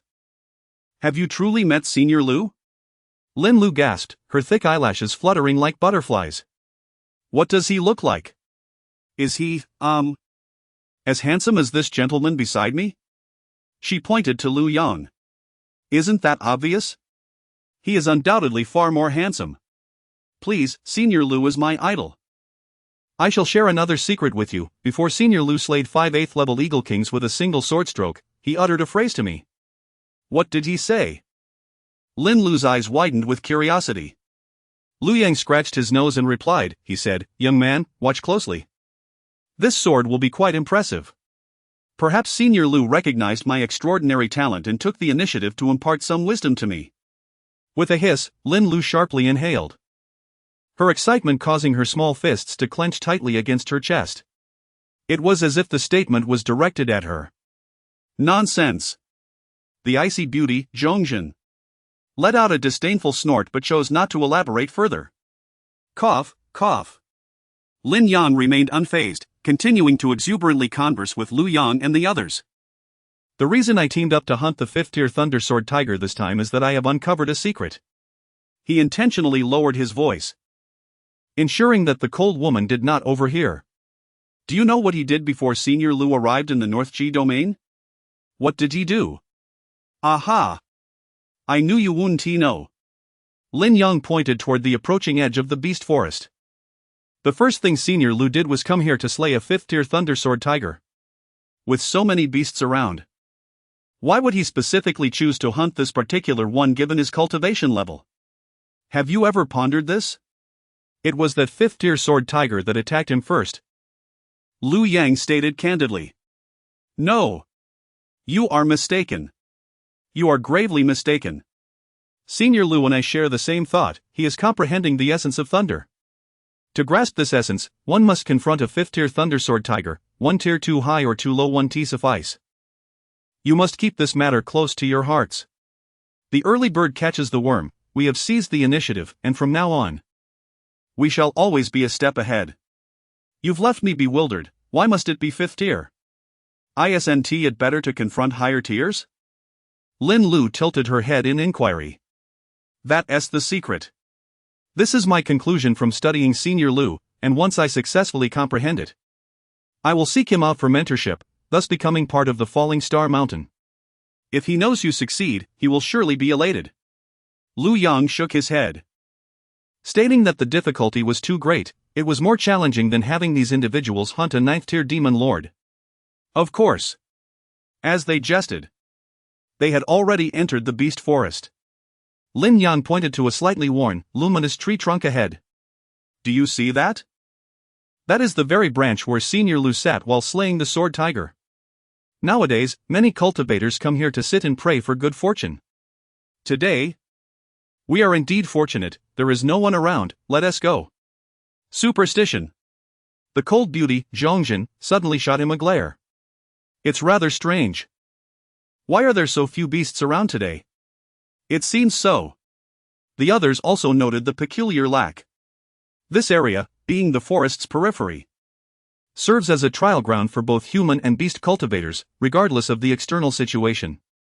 It is typically bustling with activity, especially around that old branch, where one would often have to wait in line. There is a powerful aura emanating from within. It appears that these beasts have been frightened away. Lu Yang expanded his spiritual sense and was astonished to detect the presence of a 9th-tier demon lord not far off.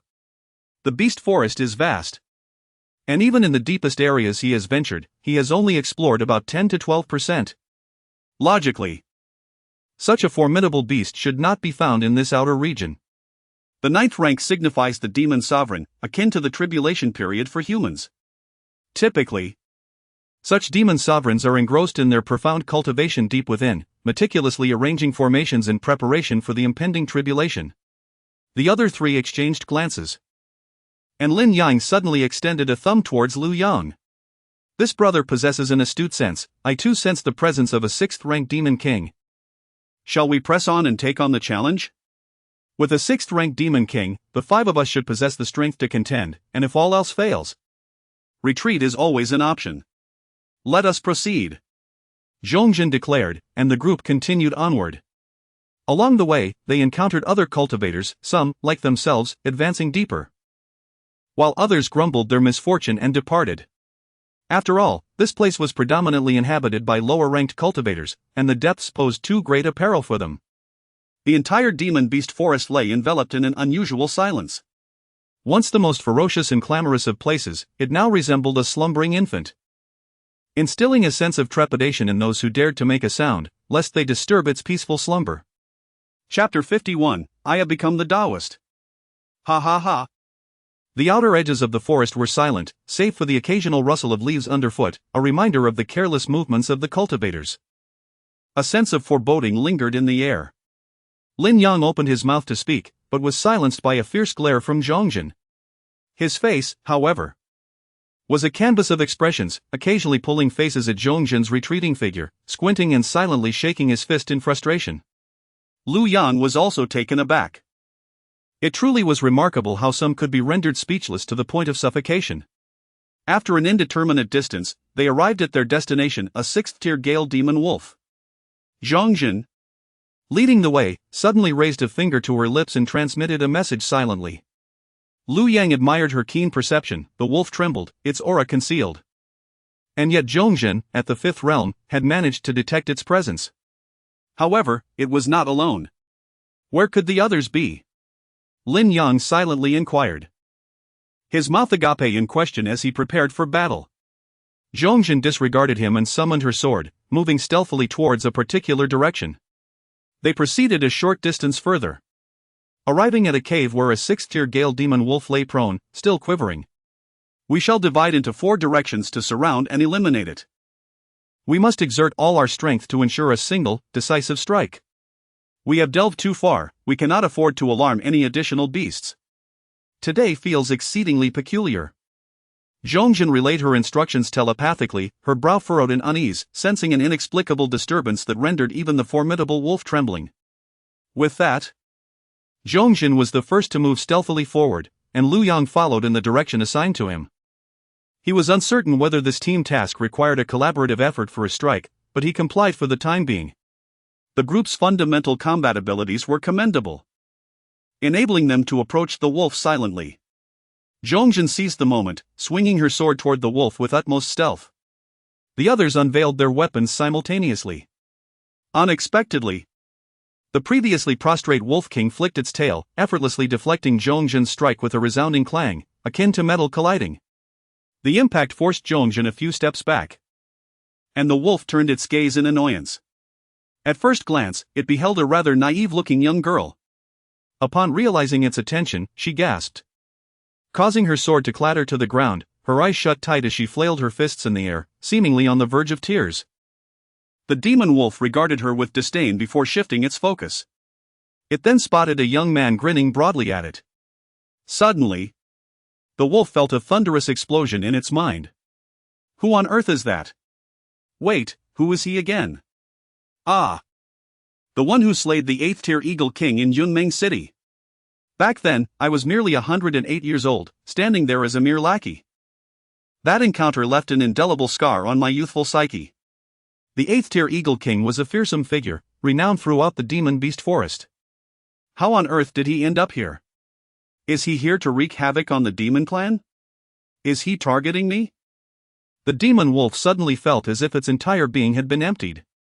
Its vitality drained away completely, leaving it utterly weak and unable to muster even the slightest strength. With a pleading gaze, it was about to bow and surrender when, unexpectedly, Lin Yang, wielding a sword encrusted with jewels, struck down upon its neck. With a forceful blow from his 5th-tier strength, the demon wolf, already drained, had no means of defense. Blood gushed forth as its head rolled onto the ground, its eyes wide open, still imploring Lin Yang. To Lin Yang's astonishment, he let out a sudden roar, momentarily stunned by the sword in his hand. Have I truly become this powerful? Ha! I have! He then bellowed to the heavens, his laughter echoing, causing the leaves in the trees to tremble and dance upon the ground. This scene left both Lin Lu and Zhongjin in shock, their expressions reflecting disbelief. How could this be? He was merely a 5th-tier cultivator. Zhongjin muttered to herself. Daoist, look behind you, Lu Yang kindly reminded Lin Yang, who was still reveling in his newfound prowess. The three turned to follow Lu Yang's gesture. Oh no! The cold beauty Zhongjin exclaimed, her hair standing on end as she noticed hundreds of glowing green eyes flickering in the dark cave, all directed at the four of them. We've stirred up a hornet's nest. This is bad. Lin Yang thought with a bitter smile, having forgotten that these creatures were social beings. Wah! Lin Lu began to cry. Deep, congratulations to the host for completing Task 1. Proceed to Yunmeng City to relax, chat, and savor life. Reward, unlock the Great Wilderness Prison Heaven Finger, which can imprison the world with a single strike. Task 2, team up to hunt 2 demon beasts of any realm in the Demon Domain Forest, 1-2 completed. In an instant, Lu Yang felt an immensely powerful surge of true essence coursing through him, concentrating in his index finger. At that moment, it seemed as though with a mere thought, he could pierce the heavens. He was digesting the newly acquired Great Wilderness Prison Heaven Finger when the demon beasts began to move. Hundreds of wolf demons, ranging from 4th to 6th tier, rushed out of the cave in a frenzy, scattering in all directions in a desperate bid for escape. One of them, leaping hundreds of meters, suddenly gritted its teeth, turned back, and dashed into the cave to retrieve a wolf pup before fleeing once again. Lin Lu, ah. Zhongjin? Lin Yang, at this moment. The three sensed something was amiss and turned to gaze at Lu Yang, who was intently observing his own finger. Who exactly are you? Zhongjin asked, astonished. I recalled that the wolf demon which was just slain ceased to resist the moment it saw you. The beasts in this cave fled inexplicably. Moreover, as they ran, they didn't forget to keep a wary eye on you. All of this suggests they fear you? Who are you, truly? Lu Yang finally snapped back to reality. I am Lu Yang. The name of a person, the shadow of a tree. Lu Yang. There is but one in the entire Yunmeng city bearing this name. To incite such trepidation in the beasts of the wild, there exists no other. At this moment, as they gazed upon Lu Yang, the three felt as though he were enveloped in divine radiance, his countenance elevated 100-fold or more. Thud. Lin Yang, quick to react, immediately knelt. Master, please allow your disciple to pay his respects. Shameless! Zhongjin exclaimed, tearing away her veil. Senior Lu, I have a family tradition that mandates women wear veils from birth. The first person to behold her visage is her destined partner. Now, you are the first to see my face. It is a command from my parents that cannot be defied. I am the same. Lin Lu straightened her chest, mustering the courage to fix her gaze upon Lu Yang. Enough of this nonsense. Lu Yang directed his attention forward. There lies a formidable foe ahead, let us go and vanquish it. A 9th-tier demon lord awaits, those wishing for fortune should follow. A 9th-tier demon lord has never before graced the marketplace. The mere sight of its corpse would send ripples through the world of cultivation. Lu Yang's figure gradually receded into the distance. I have actually teamed up with Senior Lu. I am truly overwhelmed with emotion. Lin Yang pondered. Did I just say he wasn't handsome enough? Suddenly, he turned to the other two ladies. You are doomed. After Zhongjin's remark, she swiftly followed suit. Just now. What tier did my master say it was, little dear? It seems to be ninth tier. Ah. Lin Yang's instinctive response was to flee at once. Yet after merely 2 steps, he remembered whom he was aligned with. His expression shifted. And he beamed in a particular direction. Father, I shall surpass you. I will be the first in our family to slay a 9th-tier demon lord. Chapter 52, Humanity. Would you do me the honor of being my disciple? San Yue, the ancestral figure of the 9th Order Thunderblade Demon Tiger Clan. The demon race enjoys a lengthy lifespan, having transcended the 9th Order millennia ago. Much like humanity, they too must endure 9 tribulations of thunder. Only by overcoming these trials can one successfully sever the path and ascend to supreme status. With each thunder tribulation surpassed, strength increases significantly. San Yue has endured 5 of these tribulations, the last occurring several centuries past. After each trial, it relishes the opportunity to flaunt its prowess. Observing the submission of all creatures within the demon beast forest brings a sense of fulfillment, making the arduous centuries spent in preparation all worthwhile. Thus, upon emerging from its seclusion, all demon kin within its territory are compelled to kneel in reverence.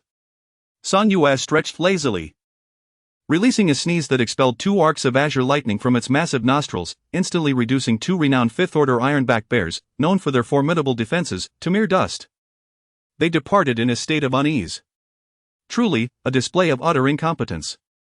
San Yue glanced at the swirling powder, cursing its own misfortune. The solitude of invincibility is akin to snow, it mused. Shaking its head, it realized that apart from a select few aberrations deep within the forest, there was likely no worthy adversary left in the entirety of the demon beast forest.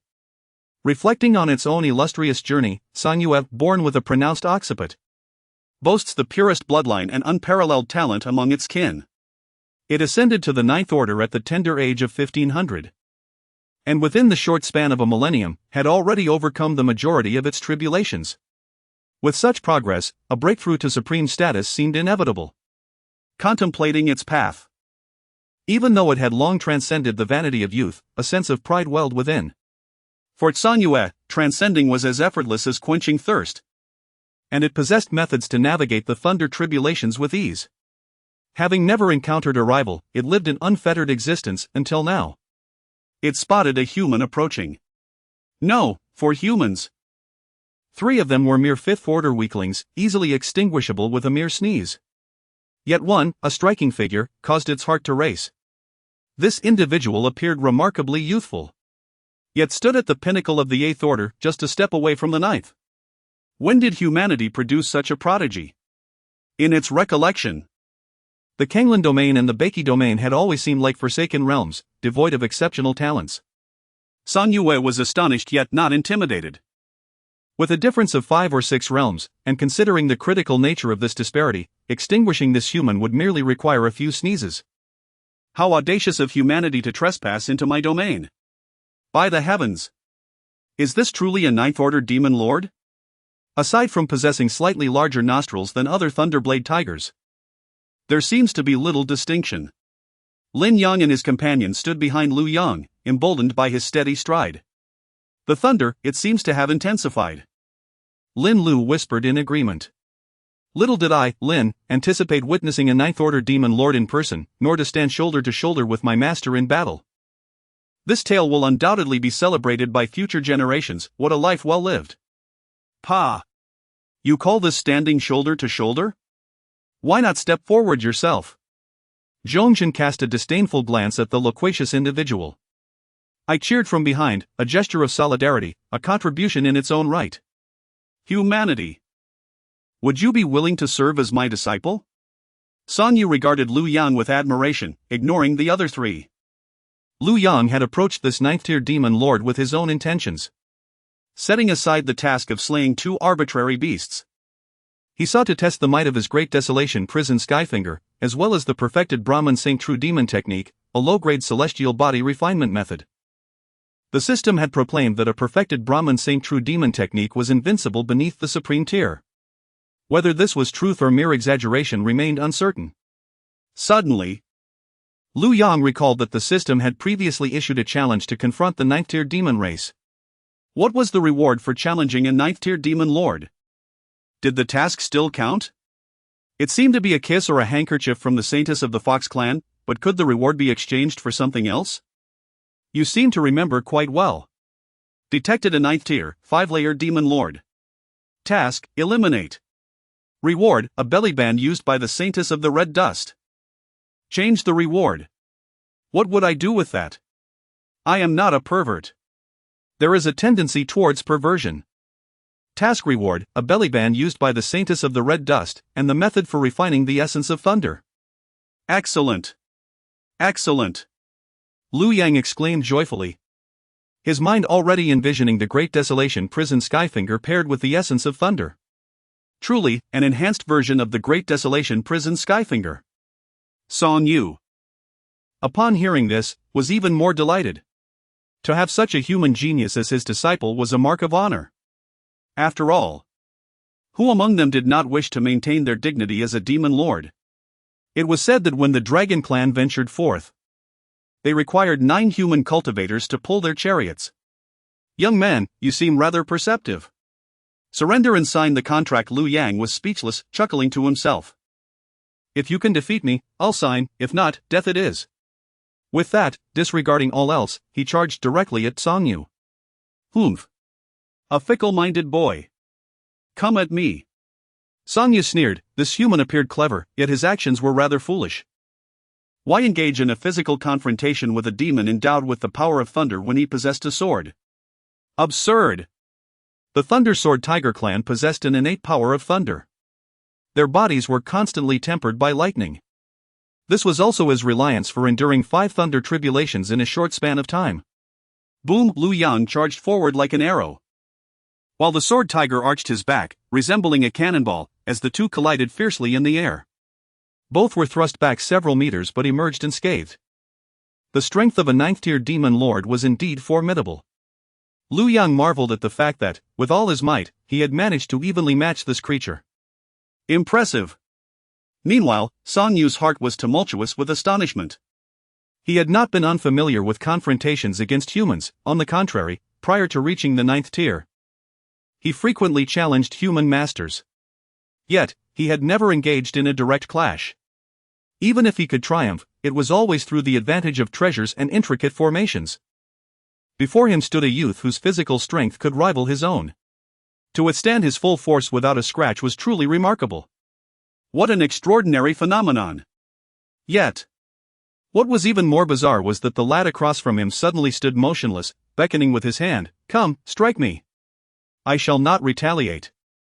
This scene left the other 3 utterly astounded. They could not comprehend the clash between Lu Yang and Song Yu. However, Lu Yang's arrogant demeanor evoked their deep admiration. What kind of confidence must one possess to invite a 9th-ranked demon lord to strike without defending oneself? Incredible. Truly, he is the mightiest of men. Such audacious actions captivate my very soul. In my lifetime, to witness Senior Lu engage a demon lord is beyond my wildest dreams. Lin Yang stared intently at Lu Yang, resolute in his determination. This time, he must seize the opportunity and find a way to have this esteemed figure take him as a disciple. Even if it meant paying the price of his own body, he would fear nothing. You are truly disgusting. Zhongjin shot him a glare, anxiously regarding Liu Yang. Is this not a bit too presumptuous? A demon lord, after all. Senior is so formidable. Lin Lu's mind was in complete disarray. Human. You have successfully provoked my ire. For thousands of years, I have never encountered such an arrogant wretch as yourself.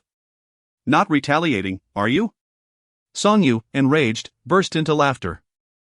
In an instant, he transformed into a colossal sword tiger, akin to a small mountain, with lightning crackling around him. Roaring, his roar resonated like a thunderous engine. His claws morphed into blades, accompanied by a tempest of thunder. The enhanced version of the sword tiger's 3 slashes. One claw seemed poised to tear the heavens apart as it swooped down upon the diminutive human before him. Chapter 53, Merging with the Essence of Thunder. The desolate Canglan Domain, the enviable city of Yunmeng. Crack! Sun Yue came to a halt, staring blankly at his own claws. They were broken. Those claws, sharper than spiritual treasures, had shattered. This invincible technique had struck this human, leaving him unscathed while he himself was nearly incapacitated. I cannot believe this madness. Sun Yue let out a furious roar. The azure lightning coiled around his claws like agile serpents, occasionally flicking their tongues and emitting crackling sounds. The claws, infused with astonishing lightning, were raised high. The thunder concealed beyond the clouds seemed to respond, descending from the heavens and converging at his fingertips, carrying boundless might. Wherever the thunder struck, nothing remained unbroken. Under the immense pressure, nothing could escape annihilation. Sun Yue's aura soared ever higher. Die! His arrival was like the thunder's wrath. His departure akin to the serene brilliance of the ocean's depths. The purest force of thunder crashed down upon Liu Yang with all its might. An hour later, Sun Yue lay on the ground, clutching his 2 swollen claws, wailing in despair. Nearby, claws comparable to spiritual treasures lay scattered across the ground. No more fighting. I refuse to play with this freak. The other 3 seemed as if struck by Sun Yue's thunder. Even Lin Yang, who would perish if silence fell upon him, gaped in shock, unable to utter a sound. This is utterly monstrous. No more fighting? Then it is my turn. The Brahman saint's true demon art, truly a heavenly technique, becomes invincible beneath the supremacy after reaching completion. The great wilderness prisoner's finger.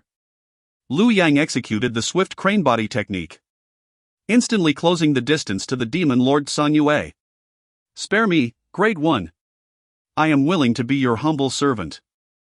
Look how quickly you can bend and stretch. From a disciple to a servant, quite the transformation, yet unfortunately, I have my eyes set on your essence of power. Liu Yang disregarded Sun Yue's pleas for mercy. The great wilderness prisoner's finger. A single finger pressed against Sun Yue's forehead. However, the two were separated by a significant realm. And the confining effect of this first finger far outweighed its destructive force. Sun Yue, having weathered 5 thunder tribulations, was indeed formidable. Each tribulation had fortified his physique. Surprisingly, Liu Yang's finger did not obliterate him. It matters not. The great wilderness prisoner's finger. The great wilderness prisoner's finger. The great wilderness. Liu Yang became increasingly adept with the technique, his understanding deepening with each application. Ultimately, he became oblivious to Sun Yue's state, lost in his own revelations. Until Sun Yue's body had vanished, leaving only a swirling mass of azure lightning essence hovering in the air. Liu Yang grasped it eagerly. Ding! Congratulations, host, for completing the mission. Slaying a 9th-tier demon lord, and receiving the reward, a belly wrap used by the Red Dust Saintess, and the method for refining the essence of thunder. Do you choose to refine it? Refine. Instantly, the dense azure essence was drawn into Liu Yang's body. The essence of thunder transformed into countless fine threads, coursing ceaselessly within him. Liu Yang felt a tingling sensation enveloping his entire being. This sensation lasted less than half an hour before dissipating entirely. The myriad threads of thunder seemed as though they were intrinsic to his very being. With a mere thought, Liu Yang condensed a frenzied bolt of thunderous energy at his fingertips, mastering the thunder. Simultaneously, his internal organs and meridians, tempered by the thunder, grew exceedingly resilient. If he were to engage in battle with the demon lord now, it would undoubtedly be far less arduous than before. As for that trivial matter of the bellyband, Liu Yang barely possessed the interest to glance at it. It was quietly stored within the confines of the system space. Ding! Congratulations to the host for completing the team kill mission, earning the reward, Great Wilderness capturing Heaven Finger, 2 fingers shatter mountains and rivers. This journey had yielded bountiful rewards. Liu Yang cast a glance back at the other 3, who were still in a state of shock, unable to regain their composure. He smiled slightly. Enveloping the 3 in true essence, they vanished from sight in an instant. By the time the trio collected themselves, they found themselves on the outskirts of the beast forest, with Liu Yang having long since disappeared. Beside them lay the severed claws of the 9th-tier demon lord, the Thunder Sword Tiger. Where is my master? Where is my husband? What about Senior Liu? The 3 exchanged bewildered glances. How mortifying! I am utterly stunned by the sight of Senior Liu slaying the demon lord that I have lost my wits. I don't even remember how I got out. Lin Yang wore a face of regret, suddenly slapping himself. What now? I can't even enter the fallen mountain again. Will I ever have the chance to meet this esteemed individual again? Damn it! I truly have never seen the world, I have squandered such an opportunity. Having scolded himself, Lin Yang immediately produced several communication talismans. Hey! Let me tell you all, today I fought alongside Senior Liu and slayed a 9th-tier demon lord. How impressive is that? Aren't you envious? Yes, that legendary figure. Father, this really is the last time I'll call you father. Your son has succeeded, and when we meet again, you might even have to address me as senior. Zhongjin. Lin Lu.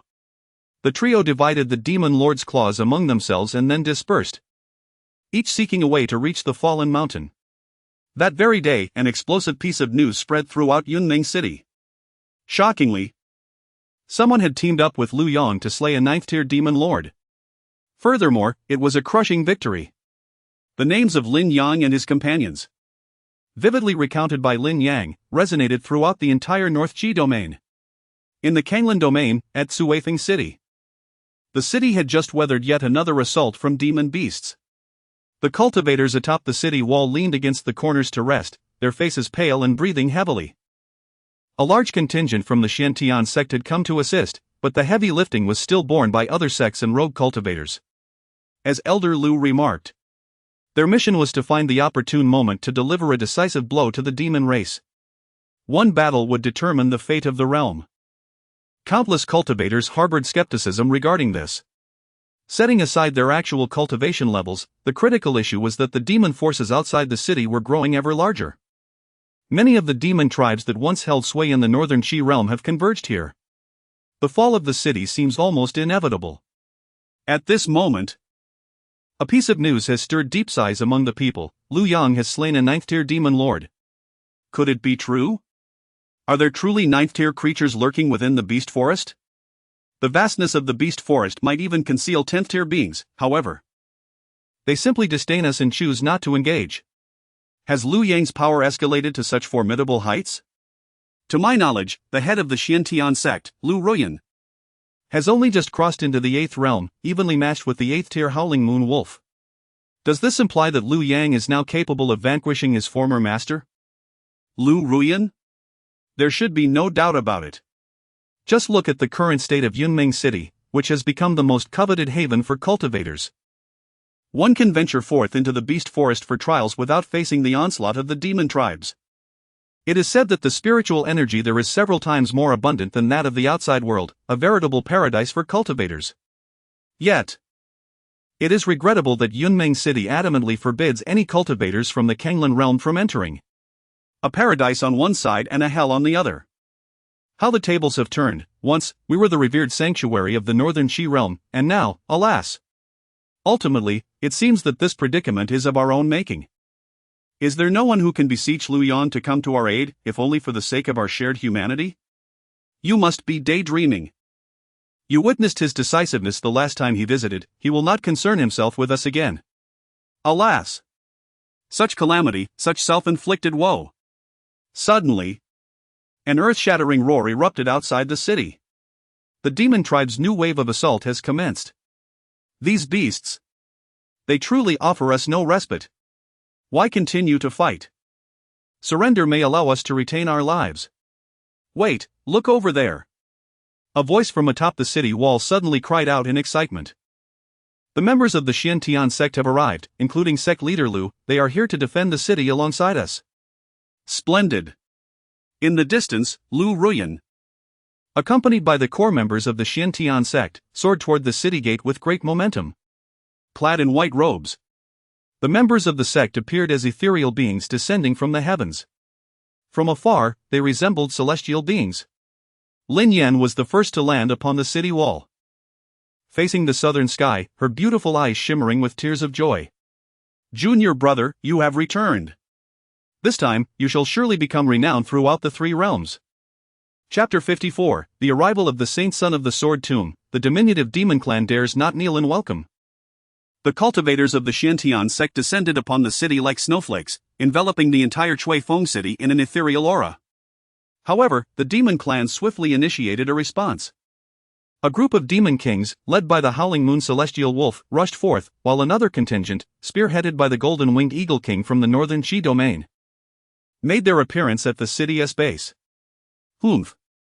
Golden Winged Eagle King, instead of seeking vengeance for the death of your father, you dare to come here and wreak havoc. Lu Ruoyan let out a cold snort, expressing her profound dissatisfaction. How outrageous! Do they truly believe us to be easy prey? The Eagle King grinned, seemingly unfazed by her derision. Survival takes precedence over pride, a lesson imparted by its father at the cost of his life. Ha! The vendetta for my father's death shall be avenged in another life. For now, we shall simply vent our frustrations upon you, the Canglan Domain. TSK, Lu Ruoyan. I have finally awaited your arrival. This Golden Winged Eagle King is the direct descendant of the beast slain by Lu Yang, and now stands as a newly ascended 8th-tier powerhouse. Lu Yang killed my father, thus, I shall take revenge upon his former master. Heh, it hardly seems a loss. Shameless. Embarrassing. Despicable. Lu Ruoyan seated within, feeling utterly disoriented since her return from Li Niaozhen. Encountering such a fool only heightened her ire. To seek vengeance for a father's death in another life? Instead, he dares to trouble me. How intolerable. Embarrassing? The Howling Moon Celestial Wolf chuckled, believing this was not merely an embarrassment, but rather a shrewd decision. Killing you, Lu Ruoyan, would surely please Lu Yang. His reluctance to intervene is merely a test for us. It is unfortunate that you, like a timid turtle, have hidden behind others while they fight and die for you. A murderous glint emerged in the eyes of the Howling Moon, mockingly fixed on Lu Ruoyan. Today shall mark our moment of reckoning. Ha! I fear you lacked the opportunity for such a reckoning. Lu Ruoyan ceased her banter, her gaze shifting southward, her expression gradually softening. Elder Lu Yuanqing spat disdainfully at the demon kings below. Do you think we are incapable of summoning reinforcements? With that, he respectfully bowed towards the void. Xiantian sect humbly welcomes the esteemed presence of the Sword Tomb's elder. Thunderous voices echoed, resonating through the heavens. From the southern void came a roar akin to a dragoness cry. 5 streams of sword energy descended from the clouds, enveloping the realm in infinite sword intent. The Saint Son of the Sword Tomb has arrived, the diminutive demon clan shall kneel in welcome. An ancient and powerful voice resonated from the firmament, imbued with immense pressure and unabashed killing intent. The demon clan was thrown into a state of tumult. Many lower-tier demon beasts trembled uncontrollably, collapsing to the ground in submission. In a flash, 4 azure figures, each bearing a treasured sword, surrounded a young man clad in resplendent robes, appearing atop the city walls. In the midst of it all stood Jian Yun, clad in a flowing white robe, wielding a peachwood sword. As a gentle breeze rustled his bangs, he exuded an indescribable charm and elegance. Junior brother Jian Yun. Lin Yinxin was the first to rush forward, unabashedly disregarding the gazes of others, burying herself in Jian Yun's embrace. I missed you so much, junior brother. A fleeting flicker of surprise crossed Jian Yun's eyes as he gently caressed the silky hair cascading down Lin Yinxin's back, soothing her softly. Sister, I too have been yearning for you day and night. Yet, he found himself puzzled. Lin Yinxin, being a 6th realm practitioner, should not exhibit such reactions akin to an ordinary woman. Was she merely overindulged? But this was not the moment for such musings. A faint smile graced Jian Yun's lips as he turned his gaze towards Lu Ruyan, warmth blossoming within him. This ethereal woman remained as captivating as ever. Greetings, esteemed master and elders, fellow disciples. His courteous and graceful demeanor naturally garnered admiration from all present. Jian Yun, now the revered holy son of the Sword Tomb and the Central Continent, retained his humility, devoid of any arrogance. How moving! With another gentle smile, Jian Yun addressed the assembly. My purpose in bringing the elders of my family here today is twofold. First, to eradicate the demon race, thereby restoring lasting peace to our Canglan Domain. Excellent! Truly excellent! The cultivators of Canglan Domain, who had endured relentless torment, trembled with excitement at Jian Yun's words, their eyes shimmering with hope. If the esteemed predecessors of the Sword Tomb have arrived, these demons are no match for us. I have traveled through the Central Continent in my youth and heard that all sword immortals hail from the Sword Tomb. If they are willing to intervene, these demons are but mere trifles, easily vanquished. Indeed, Jian Yun Holy Son is a true hero, far superior to that scoundrel who stood idly by while our race was annihilated. Absolutely. Such magnanimity speaks volumes. Our Canglan Domain is safe, and so are our people. Lu Ruyan nodded in agreement with Jian Yun, while subtly inclining her head towards the enigmatic experts beside him. We are grateful to you, esteemed seniors. Among the four, Jin San led. Being the most formidable with a cultivation level of the 9th realm's 3rd layer, having endured 2 tribulations, making him a renowned master of swordsmanship in the Central Continent. Jin Zhangmen, you are the mentor of the Holy Sun, and Canglan Domain is a place where the Holy Sun once resided. We shall naturally safeguard you. Jin San's demeanor remained unassuming, exuding a natural superiority without pretense.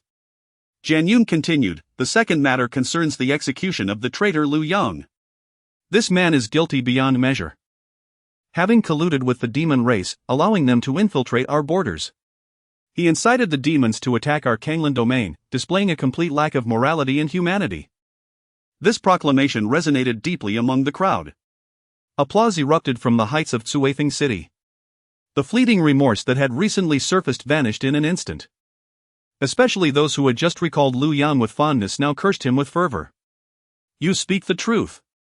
Lu Yang is indeed heinous. We implore the Holy Sun to capture him and bring him to justice publicly. Such a person deserves to be punished severely, to endure the harshest of torments. At times, I find myself questioning whether he is truly of the human race, perhaps a bastard child of some demon king. Ha! Jian Yun waved his hand, urging silence among the crowd.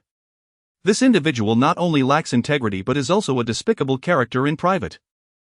I trust you are all aware that I recently made a sudden return to the Sword Tomb. The reason for this is that Lu Yang unexpectedly launched a sneak attack against me, leaving me grievously injured. Alas, I once spoke in his defense, only to realize that while a person may appear harmless, a tiger still harbors a predatory instinct. The fickleness of human nature is all too evident. Upon hearing this, Lin Yan's eyes suddenly glistened with unshed tears as she looked at Jian Yun with compassion. She struggled to suppress the nausea rising within her. Who would have thought there was such a hidden story behind it all? No wonder Jian Yun's junior brother left without a word. So, are you fully recovered now? That scoundrel has gone too far. I must personally avenge Jian Yun's brother. With that, she buried herself in Jian Yun's embrace, weeping uncontrollably. It's all my fault for being inadequate as a senior sister, failing to protect you properly and allowing you to nearly fall victim to treacherous hands. Senior sister. I am fine. Let us discuss this privately. The brothers are watching. Jian Yun gently reassured the frightened little deer in his arms, his smile as warm as a spring breeze. Ah, we didn't see anything. You two carry on, carry on. Truly a match made in heaven. How enviable you both are. Jian Yun, when will we be able to drink to your wedding? I must vow to abstain from alcohol for half a year, so that I can indulge thoroughly at that time. Chapter 55, The Sword Tomb's 9 Realms Sword Immortal, manifesting glory before the world. Lu Yang, Lin Yanxin, and Lu Ruyan. None of you shall escape. Jian Yun let out a sinister laugh within, gazing tenderly at Lin Yanxin, who nestled like a delicate bird in his embrace. Senior sister. We must first repel the demonic forces, let us attend to matters of greater urgency. In an instant, a rosy hue crept across Lin Yanqin's cheeks, her crystalline tears glimmering like the blossoms of March. She glanced around, noticing the envious gazes of others fixated upon them. Playfully, she punched Jian Yun lightly in the chest. Oh dear, how could you not remind me? I'm utterly embarrassed. With that, she nestled behind him, her gaze lingering upon the man's back, oblivious to the approaching demonic tribe.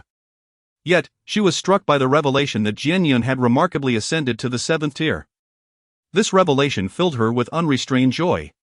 In such a brief span, he had achieved what Liu Yang, that cunning rogue, had taken a century to accomplish. Such astonishing progress in cultivation. He truly deserved to be called a man of supreme potential. A fresh blush adorned her face once more, her eyes sparkling with admiration. Have you had enough of your lovey-dovey antics? It's utterly revolting.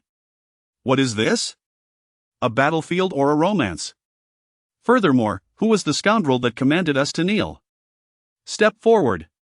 Among the demonic tribe, the most abundant were the hot-headed and reckless youth. The Howling Moon Wolf and the Golden-Winged Eagle King discreetly took a step back, observing the explosive display of the angry flame Golden Lion King.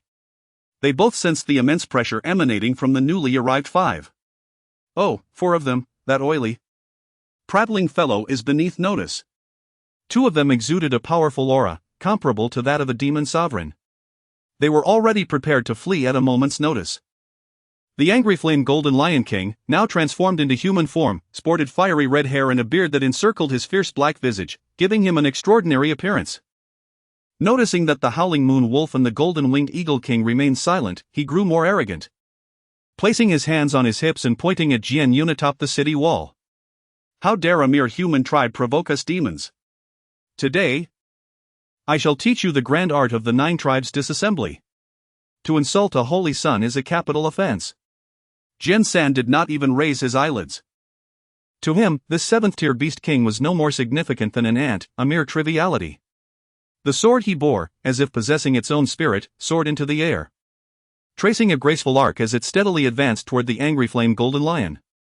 Old man, you sure know how to flaunt your superiority, don't you? The angry flame Golden Lion King inhaled deeply, unleashing a torrent of flames. This was their racial gift, not ordinary fire. Even low-grade human spiritual weapons would be reduced to ash. The angry flame Golden Lion was among the last creatures the human race wished to confront. For others, it might only cost a life, but for them, it would be an exorbitant price. The worth of a spiritual weapon is immeasurable. However, this well-practiced innate skill proved utterly ineffective this time. The flying sword pierced through the flames, causing the fire to vanish without a trace. With a swift motion, the flying sword circled the head of the furious flame gold lion, causing its crimson-bearded visage to roll onto the ground.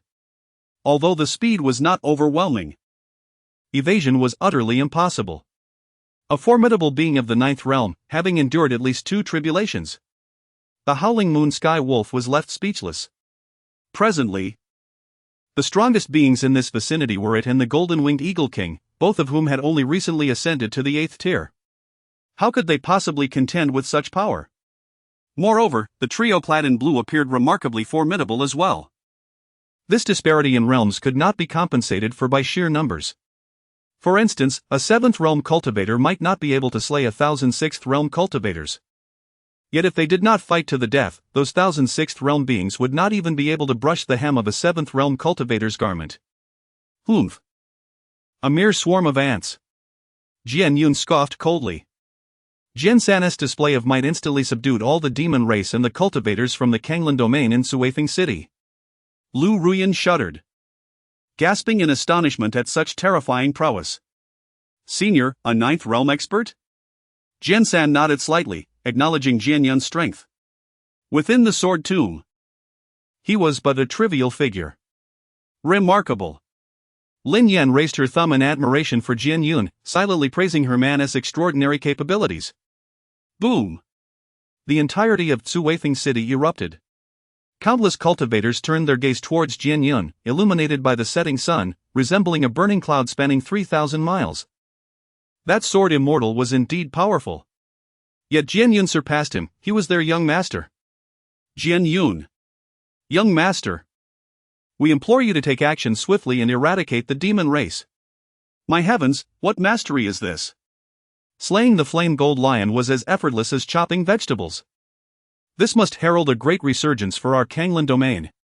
Surely, he must be stronger than that Lu Yong? Surely, you jest. Lu Yang would be fortunate to possess even a fraction of this strength. Fear not, everyone. For I have already stated that one of the purposes of my presence here today is to eliminate the demon race. Jian Yun turned to the 4 sword-wielding guardians and said, Esteemed uncles, please vanquish the demon race and restore peace to the Canglan Domain. Yes, young master. The 4 bowed in acknowledgement and transformed into 4 streaks of light. 4 swords emanating a terrifying sword aura as if it were tangible, carrying with it an air of slaughter. As though seeking to rend the very fabric of space. They whistled past, producing a sharp sound of breaking air. In an instant, the sword energy surged forth. And a dreadful pressure enveloped all the demons below the city. Wherever they passed, it was like a hot knife slicing through butter. Any resistance was reduced to ashes. The demons stood no chance. Flee. Scatter and escape. The Howling Moon Sky Wolf and the Golden-Winged Eagle King had already retreated to the rear of their main force. Seeing the figures move atop the city, they were already prepared for flight. Now, witnessing the terrifying power of the 4, they felt no inclination to fight. Whoosh, they vanished without a trace. The demon horde, now leaderless, was intimidated by the ruthless decisiveness of these 4. In an instant, they had no time to consider anything else, fleeing in all directions. They could not slay us all. Roar, the entire demon army was decimated by the 4. Scattered like leaves in a tempest. However, they lacked the strength to exterminate the entire demon race. The demon clan possessed formidable defenses. And slaying each one would require a considerable expenditure of true essence. Naturally, the sword sect did not harbor the intention of annihilation. The demons of the Canglan region had no bearing on their sword tomb. The young master had long declared that the slaughter of demons was merely a side endeavor, with the true objective being Lu Yang. Thus, they commenced with a thunderous momentum to instill fear in the hearts of the demons, compelling them to retreat. To recklessly pursue and provoke a desperate fight from the demons would be an act of folly.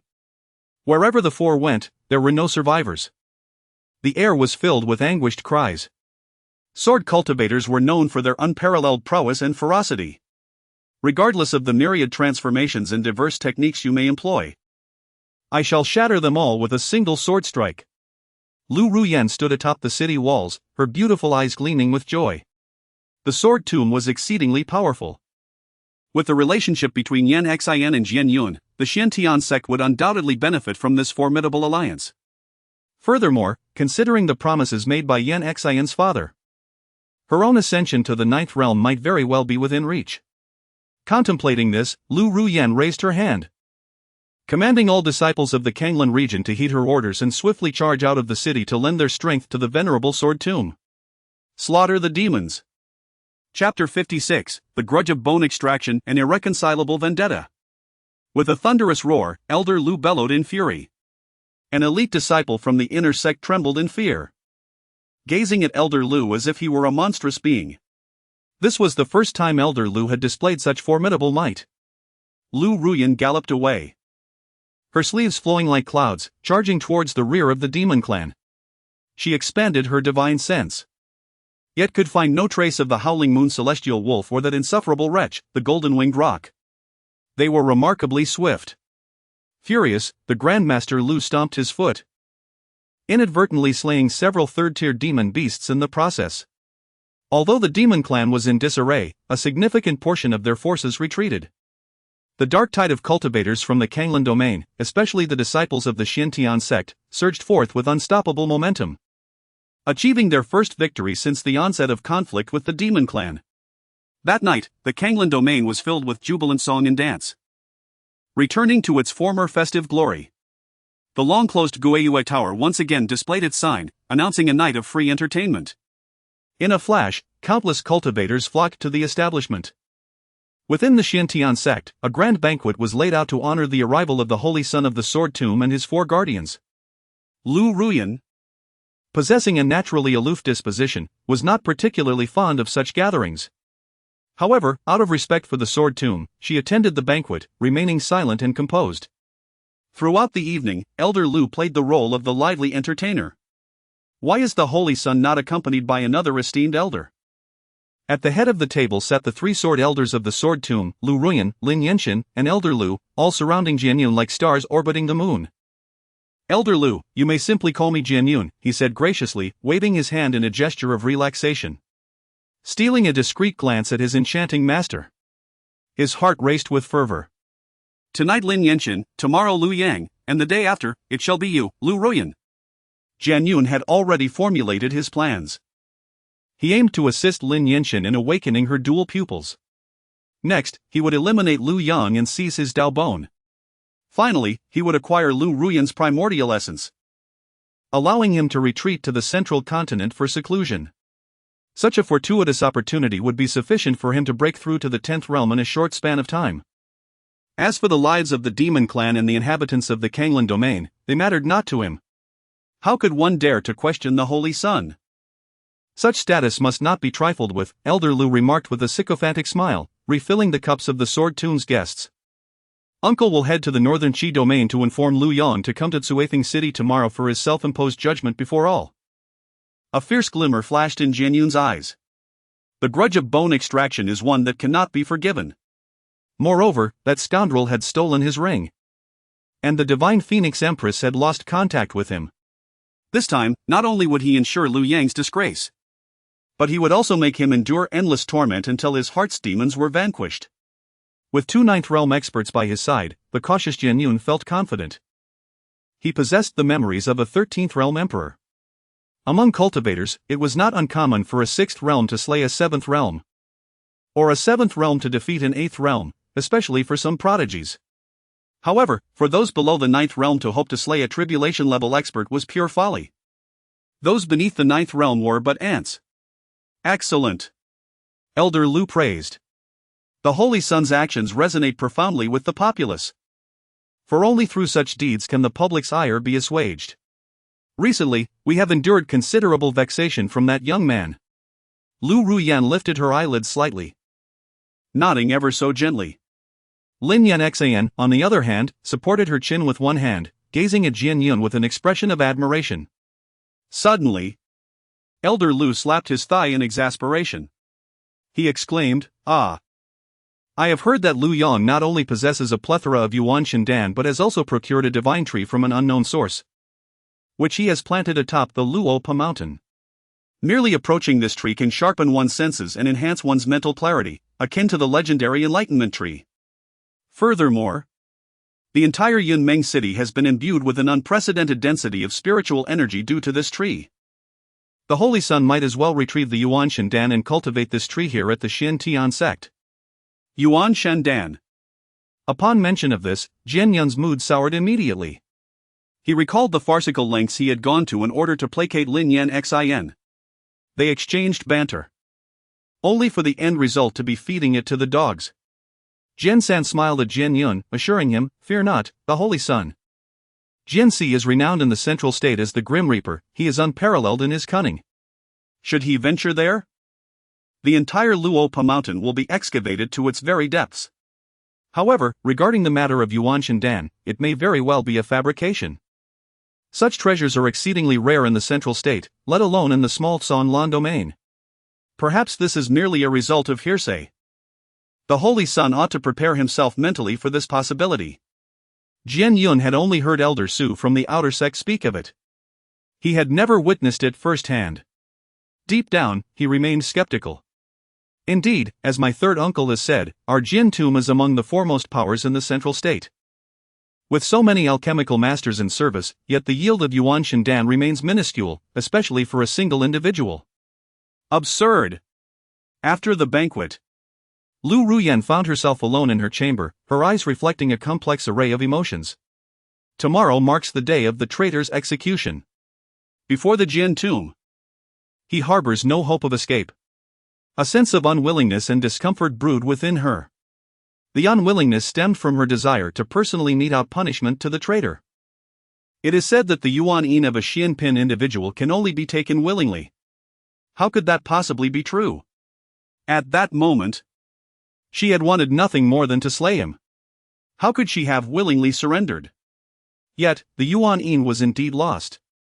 Hence, the inexplicable discomfort lingered. Third uncle, you have long since abstained from food, why do you seem so ravenous today? The banquet has concluded, yet you have prepared several small dishes. In the spacious room designated for the Jin tomb by the Xian Tian sect, Jian Yun had arranged to depart with Lin Yan Xin. Upon noticing the dishes before Jian San, he could not help but chuckle. Spinach, oilseed lettuce, spring bamboo shoots, broccoli, such commonplace fare fit for mere mortals. Did Jian San truly possess such refined tastes? Jian San hesitated several times, unsure of how to articulate his thoughts, merely tapping his chopsticks lightly against the plate, producing a delicate clinking sound. Jian 12 and Jian 13 stood nearby, feigning interest in the view outside, for this was their idea. Yet such matters could only be broached by the venerable Jian San. Jian Yun gazed at the peculiar trio, suddenly coming to a realization. Green vegetables, green. Jian San, could it be that you are attempting to remind me of something? Alas! Jian San let out a heavy sigh. Saint! It appears that Lin Yanjin has betrayed you. For the honor of the Sword Tomb, I have ultimately chosen to speak. As the saint of the Sword Tomb, one must never associate with such a treacherous woman. Why do you say that? Jian Yun was quite skeptical of Jian San's words, given Lin Yanjin's infatuated nature. It seemed utterly impossible for her to betray him. Yet Jian San's insinuations clearly suggested that he possessed some evidence. The saint may lack experience, but judging by her demeanor, she is likely with child, and it appears you are completely oblivious to this fact. It seems the child is not yours. Ah? Pregnant? Jian Yun was petrified. Although he merely coveted Lin Yanjin's unique dual pupil talent and held no other intentions, the situation was distressing for anyone involved. How could a dignified incarnation of a 13th realm emperor allow such a scandal to tarnish his reputation? An emperor must uphold his dignity. No! This is absolutely impossible. Jian Yun gritted his teeth. Lin Yanjin, the most foolish and naive of women, if she had truly committed any act of betrayal against me, it would surely not escape my notice. Yet she remains unchanged, lacking such composure. I am convinced she has done nothing. Sigh. Jian San sighed heavily again. The loss of a partner is a devastating blow for any cultivator. The consequences could range from a murderous rampage to a complete collapse of one's Dao heart. Especially for someone as proud as Jian Yun, how could he accept such a fate? The saint must prioritize cultivation. Unfaithful individuals should be dealt with decisively. They must not be allowed to hinder your path to enlightenment. If you are unable to act, I am more than willing to assist. Chapter 57, How dare you? Such people speak of ingratitude. No need, I shall personally verify this matter. Jian Yun's countenance darkened. Observing Jian San's demeanor, it seemed this issue was as good as settled. Not long after my departure, Lin Yanxin became pregnant with another's child. How impatient she is. Despicable woman. Naturally. The first person who came to mind as the third party was none other than Lu Yang. What a scheming woman. On one hand, she seeks my favor, presumably drawn by my supreme bone talent. On the other hand, she covertly communicates with Lu Yang, perhaps rekindling an old flame, attempting to hedge her bets on both sides? Ha! In an instant, hundreds of thoughts flashed through Jian Yun's mind. At this moment, Lin Yanxin had become a mere ghost in his eyes. However, he would never disclose the matter of the reincarnated eyes to Jian San and the others. Such a fortuitous opportunity must remain a secret, even from those closest to him. Lin Yanxin had a complex background, and her reincarnated bloodline was sealed by someone with remarkable skills. It was a shame that the one who sealed it would never anticipate encountering the avatar of a 13th realm emperor in this small Canglan Domain. Now, relying on the divine creation pill, he had not only reshaped his supreme bone but had also reached the 7th realm of the Yuan spirit. As long as Lin Yanxin did not intentionally resist, unsealing her would not pose a challenge. This was also the reason Jian Yun sought to please her. Lin Yanxin's chamber was fresh and elegant, suffused with the fragrance of youthful innocence. Junior brother, I miss you so much. Lin Yanxin immediately threw herself into Jian Yun's embrace, As the saying goes, absence makes the heart grow fonder. They had not seen each other for several days, a torment for this couple enamored with one another. Nestled in his arms, she poured forth her grievances and longings, a thought that occupied her dreams each night. Jianyun grasped her wrist, caressing it gently before subtly pushing her away. Indeed, the signs of affection were apparent. This shameless woman. He suppressed his disgust, forcing a smile. I miss you too. Senior sister. However, I have a very important matter to discuss with you. Lin Yanqi noticed Jianyun's serious yet slightly expectant expression, which mingled with a hint of disappointment. Her heart leaped with joy, lowering her gaze shyly, she said, what is it? Junior brother, why are you being so serious? I am not quite prepared, is this too sudden? Ha, what a performance! Lin Yanqi, you have changed so much in just a few days. Truly a flirt, how could she draw such conclusions? Jianyun's mind was in turmoil. Yet, he needed to placate her, ensuring she would willingly submit to his intentions. Senior sister, I must undertake a very important task, one that will bring you boundless benefits. However, it requires your cooperation. Do you trust me, senior sister? This matter necessitates your willing consent. You mischievous junior brother. Lin Yanqi bit her lip and cast him a playful glance. Will it hurt? Hurt? Of course not. I am quite proficient in this matter. Jianyun's heart brimmed with disdain. Naive. Ignorant. Harlot. How could he, a dignified emperor of the 13th realm, possessing the supreme Bone Dao body, the holy son of the Sword Tomb, and the future first powerhouse of the 14th realm, ever consider himself a peer with others? You are utterly despicable. When did you become so well versed in such matters, HM? Is it too difficult for you, senior sister? Perhaps I should return another day? Jianyun retreated as a strategy, feigning difficulty. He pretended to rise and leave. Who said you could go? You fool! Lin Yanqi exclaimed, exasperated, rolling her eyes beautifully at Jianyun. She then approached the bedside, sensing your impatience. Come here, I will cooperate with you. Her voice dwindled, barely audible like the fluttering of a mosquito's wings. With a rustling sound, Lin Yanqi shed her outer robe. Lying on the bed clad only in her undergarments, biting her lip and closing her eyes. Her cheeks flushed with a vibrant hue. Damn! That foolish woman! Jianyun was infuriated, his mind flooded with images of Lin Yanqi presenting herself in such a manner before others. Once I break your seal, just wait and see how I deal with you. He stepped closer, whispering softly in Lin Yanqi's ear, I will be quick, hold on a moment, senior sister. Quick? Lin Yanqi furrowed her delicate brows. Relax, do not resist. Jianyun's fingers suddenly danced as he tapped rhythmically upon Lin Yanqi's body. What trickery is this? Lin Yanqi pondered, only to feel a surge of pure true essence surging wildly within her, seemingly targeting an unseen barrier. What is he doing? Even if I have never seen a pig run, I know enough.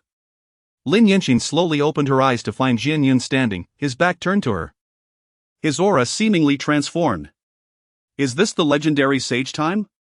Confused, Lin Yanqi called out in a threadbare tone, Junior brother, are we not starting yet? It's done. Jianyun turned his head, revealing a sinister smile. Done? I have not. What a shameless woman. Slap, Jianyun struck her. Lin Yanqi, I truly misjudged you, I never imagined you could be such a woman. I once considered whether to find a place to settle down with you after seizing your heavy pupil talent. Little did I expect. You turned out to be a wanton vixen in private. Lin Yanqi touched her stinging cheek, bewildered and incredulous as she gazed at Jianyun. Tears welling at the corners of her eyes. You hit me. What heavy pupil, what vixen, junior brother, what are you talking about? What am I talking about? Lin Yanqi, are you unaware of your own deeds? Whose child are you carrying? This statement left Lin Yanqi in utter shock. Yet, her mood lightened slightly, it seemed her junior brother did not intend to harm her. What child? Junior brother, what on earth are you saying? Please. Do not act this way, your demeanor frightens me. I cherish your obedient self. I am obedient, indeed. Lin Yinxin, even now you persist in this charade. Although I have always manipulated you, I shall never allow you to betray me in such a manner. Wait, junior brother, I am somewhat bewildered. Are you suggesting that I have betrayed you and carried another's child? Humph. Jian Yun scoffed, as Lin Yinxin's heavy eyes were now unsealed, awaiting the awakening of her bloodline to activate her profound gaze. It could take anywhere from a few hours to a couple of days. He no longer wished to play the role of the devoted brother enamored with his sister. Junior brother, this is slander. I swear to the heavens, I have never wronged you. As for your allegation of pregnancy, it is utterly preposterous. I remain untouched. Lin Yinxin could no longer consider anything else. She rolled off the bed and clung to Jian Yun's leg, weeping. Ha! Keep weaving your tale. You wouldn't dare suggest that merely consuming some food could lead to pregnancy. Would you? Lin Yinxin, if you dare to act, you must accept the consequences. Do you think I care whose child you carry? I have never cared. My concern lies solely with your betrayal of me, daring to insult a supreme emperor. Junior brother, I truly did not. Yes. It must be that Lu Yang. Ha, so you admit it? Ha? No, junior brother, allow me to explain. In recent days, I have only consumed a fruit gifted by Lu Yang, after which I have been persistently ill, so he must have had a hand in this. A fruit? Jian Yun suddenly kicked Lin Yinxin away. He then caught sight of a vivid red mark on her porcelain-like arm. The mark of the guardian still lingers. A fruit. Pregnancy, the fruit of the mortal realm? The pure land of mortals? Jian Yun searched through his memories. Indeed, there was a mysterious pure land of mortals within the 3 upper domains. It is said that their legacy is derived from the immortal tree of the mortal realm. Lu Yang. Mabluwapa, the immortal tree. Jian Yun's eyes suddenly sparkled with enlightenment. The immortal tree of the mortal realm. How unexpected that this humble Canglan Domain harbors such abundant opportunities awaiting me. Yet at this moment, he could no longer be bothered to explain anything to Lin Yinxin. What he desired was merely the assurance that she had not betrayed him. Nothing more. A sinister smile played at the corners of Jian Yun's lips. Lin Yinxin, setting this matter aside for now, do you know why I have always drawn near to you? Ah. Is it not because you enjoy being with me? Lin Yinxin's mind was in turmoil. Jian Yun had suddenly transformed into a stranger. A stranger so disconcerting. Enjoy being with you? You are not worthy. However, my mood is favorable today, so allow me to clarify something for you. Lin Yinxin. I shall reveal a secret. You are not the biological daughter of Lu Ruyan. You bear the bloodline of the heavy gaze, rendering it impossible for you to be a descendant of Lu Ruyan.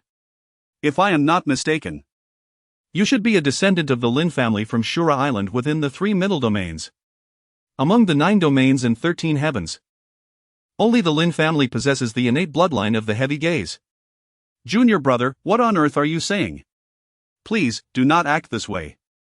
I care not for your dual pupils, I simply wish for you to return to your former self so that we may be together in harmony.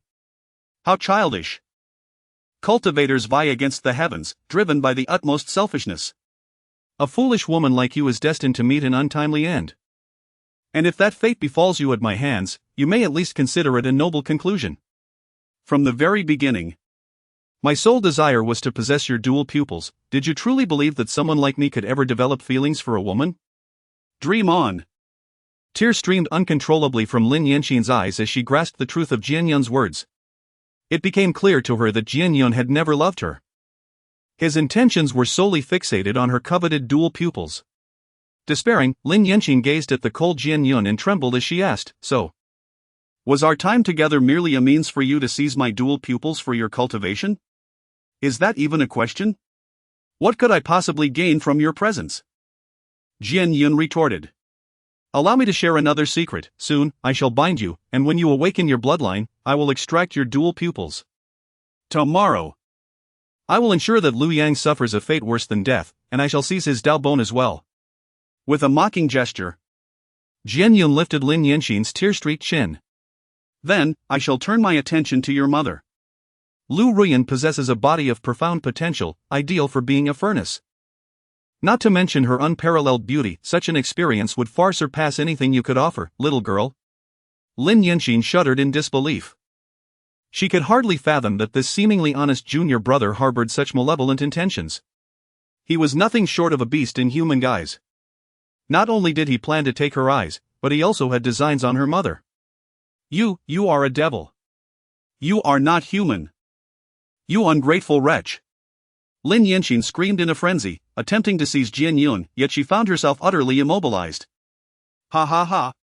Ungrateful? I owe you and the Xintian sect nothing. To this day, I cannot comprehend why you would treat Lu Yang as you do, merely for my supreme bone. How laughable. Jian Yun scoffed. I have served you for a century, and yet you dare to accuse me of ingratitude? TSK. This time, I shall ensure that you all journey together into the abyss. Chapter 58. The heavens did not give birth to me, Wu Laozi, the sword path is eternal. Like a long night. Were you not the one who incessantly urged me to cripple Lu Yang from behind? Lin Yanxin felt a bitter pang in her heart. A tumult of emotions surged within her. In the past, Jian Yun had approached her, repeatedly insinuating that Lu Yang would seek revenge. Out of concern for her beloved's safety, she implored her mother to seize the opportunity to render Lu Yang powerless. Initially, Lu Yang's offenses warranted nothing more than expulsion from the sect. Yet, he now wielded this against her as a reproach. As a 7th-tier cultivator, Lu Yang held dominion over the demon race, a level of prowess beyond the comprehension of mere mortals like you. My ambitions are resolute, yet you are utterly ineffectual. Jian Yun shook his head gently. To think that a severely injured 7th-tier cultivator could instill such fear in you, must I take matters into my own hands? Truly, a band of inept fools. Lin Yanxin, I have placed a restriction here, even Lu Ruyan cannot breach it. To awaken your bloodline in this sanctuary, contributing to my ascension as an emperor, is indeed your honor. Jian Yun concluded, unable to suppress a triumphant smile. He vanished from Lin Yanxin's chamber, leaving behind an air imbued with the fragrance of youthful innocence. In this expedition to the Canglan region, my gains have been substantial. Now, I believe my human avatar has the greatest potential to swiftly reach the 13th realm, In the solitude of her chamber, Lin Yanxin curled up at the foot of her bed, her gaze vacant as she stared at the direction Jian Yun had departed. Her heart was engulfed in despair. Jian Yun, Lu Yang, their faces flickered incessantly in her mind. Jian Yun's refined smile, as he adorned himself with a wildflower. Lu Yang, dragging his injured form, smiling as he handed her a pill he had seized. Suddenly, it morphed into Jian Yun's sinister Zuwenchen sword gliding past her eyes. As he spat out insults of wretched fool. Lu Yang tossing a Yuanchen pill into the mouth of a dog. Coldly regarding her, feeding a dog is better than feeding you. Ah! What have I done wrong? Why must it culminate in such a fate? Jian Yun deceived and humiliated me, Lu Yang abandoned and loathed me. Why is this so? Is it not all due to your faults? A guardian of the city fails, do they not deserve punishment? A deceiver who seeks to gouge out my eyes, should they not face death? Wowo Jian Yun, I implore you. Do not leave me. Lin Yanxin oscillated between laughter and tears, spiraling into madness. Until, at last, her tears seemed to run dry, her once vacant eyes suddenly split into two. One bright, one dark. One life, one death. One filled with vitality, the other with destruction. They slowly began to merge once more. The surroundings began to feel ethereal. Jian Si, once a renowned black swordsman on the path of the central continent. Ruthless and merciless, he prided himself on his talent. His life was devoted to the sword path, treasures, and killing. In his youth, a single sword cleaved through the black and white worlds of the central continent. Later, in his arrogance, he resolved to challenge the swordmasters at the Sword Tomb. However, he was thrown into disarray by a sword-wielding youth from the Sword Tomb. Infatuated with the path of the sword, he sold his life to the Sword Tomb and became a sword servant, a role he maintained for several centuries. Gradually, he ascended from a mere sword servant to a sword attendant, then to a sword disciple, a swordman, a sword retainer, and ultimately He became the esteemed elder of the sword, ranking fourth among the 13 sword lords of the tomb. Originally bearing the surname Wu, he is now widely recognized throughout the Central Plains as the merciless sword immortal, Wu IV. He does not seek the exquisite treasures of the world but rather the sword that slays. This famous saying of the sword tomb does not apply to him. He desires both the exquisite treasures and the deadly sword. In his youth, Sword 4 was a notorious brigand who relished in plundering treasures, leaving no egg unbroken in his wake. Now, arriving in the Canglan Domain, he felt a long-lost thrill of looking down upon the world, leaving a name in history. He was determined to thoroughly scour the treasures of the Canglan Domain this time. A mere 8th-level cultivator, Liu Yang, has compelled this old man to personally come. This must be a sign of fortune from his ancestors. Sword 4 sped along, the light of his sword cutting through the air. Soon, he reached the foot of the dilapidated mountain. What a rich aura of spiritual energy! Sword 4 closed his eyes and inhaled deeply. This place rivals the burial grounds of the Sword Tomb. This small town is indeed a treasure trove. Before long, Sword 4's attention was drawn to the red dust immortal tree atop the mountain. There was no other place with such concentrated spiritual energy around. The peculiarity must lie within this tree. Fortune is destined to smile upon me. With his cultivation at the second layer of the 9th realm, if he did not deliberately expose himself, Li Miaojin would not have sensed his presence at all. Ascending from the foot of the mountain, Sword 4 ambled without encountering a single hindrance. Yet, the closer he got to the small courtyard atop the mountain, the more he felt an uncontrollable excitement. This mountain, it is outrageously wealthy. It is wealth beyond morality. Various precious herbs grow abundantly, akin to common vegetables. If one is not careful while walking, they might trip over the scattered spiritual artifacts. What kind of defiant young master is Liu Yang? Even the son of an immortal emperor cannot be so extravagantly wasteful. Humph. After today, this place shall be renamed Sword Drench Mountain. Sword 4 snorted coldly. An innocent man may bear the weight of a precious gem, and even if the Holy Sun holds no grievance against you, such immense wealth is not something a mere cultivator from the Canglan Domain should possess. It won't be long before the aristocrats of the Central Plains come to seize it. By occupying this land, we of the Sword Tomb would be saving the citizens of this town, thus performing a great deed. Sword 4 quickened his pace and swiftly arrived at the entrance of Liu Yang's small courtyard. Good heavens, what have I just witnessed? Sword 4 rubbed his eyes. As a dignified 9th-level cultivator, it was improbable for anything to get into his eyes. Rubbing them was merely an instinctive reaction. Inside the courtyard, a dog was playfully kicking a golden bone far away, then pouncing on it to retrieve it, repeating this action over and over again. That is the supreme bone. With his extensive knowledge, Sword 4 immediately recognized the origin of that golden bone. He had seen it on the Holy Sun and had sensed its aura before. In that golden radiance, I was enraptured by the supreme bone. By the heavens! Sword 4 extended his palm forward, and a colossal surge of true essence, swift as lightning, enveloped the supreme bone, securely landing in his grasp. It felt warm to the touch, smooth, with intricate patterns flowing upon its surface, seemingly resonating with the profound truths of the universe. Indeed, the supreme bone. Ha ha ha. Little did I expect that I, Sword 4, would encounter such fortune. Integrating this supreme bone, surpassing Sword 3, and defeating the foremost sword master would merely be a matter of time. I shall become the next master of the Sword Tomb, a luminary of the sword path renowned throughout the central continent. Sword 4 tenderly caressed the supreme bone against his cheek, unable to restrain himself from planting a kiss upon it. In his mind's eye, he envisioned a sword cleaving open the gates of heaven, plunging into the tumultuous realms of the central tri-region. Heaven did not give birth to me, Wu Lao Si, for the sword path is eternal. Ugh! How shameless! Even snatching a dog's toy. That is not warmth and smoothness, it is merely the saliva of Little Black. A disdainful voice abruptly roused Sword 4 from his reverie. He looked up to see a tall young cultivator cradling the dog, accompanied by a dark-faced man standing beside him, both regarding him with contempt. Hey! Sword 4 reluctantly tucked the supreme bone into his embrace and, casting a sidelong glance, inquired, "You are Liu Yang? From the Sword Tomb? You know of the Sword Tomb. Good. I am Wu Laozi, the fourth ranked of the 13 sword masters of the current sword tomb, he declared with a smirk. Lu Yang. I am here on behalf of my family's holy child to command you to go to the Canglan region tomorrow and apologize.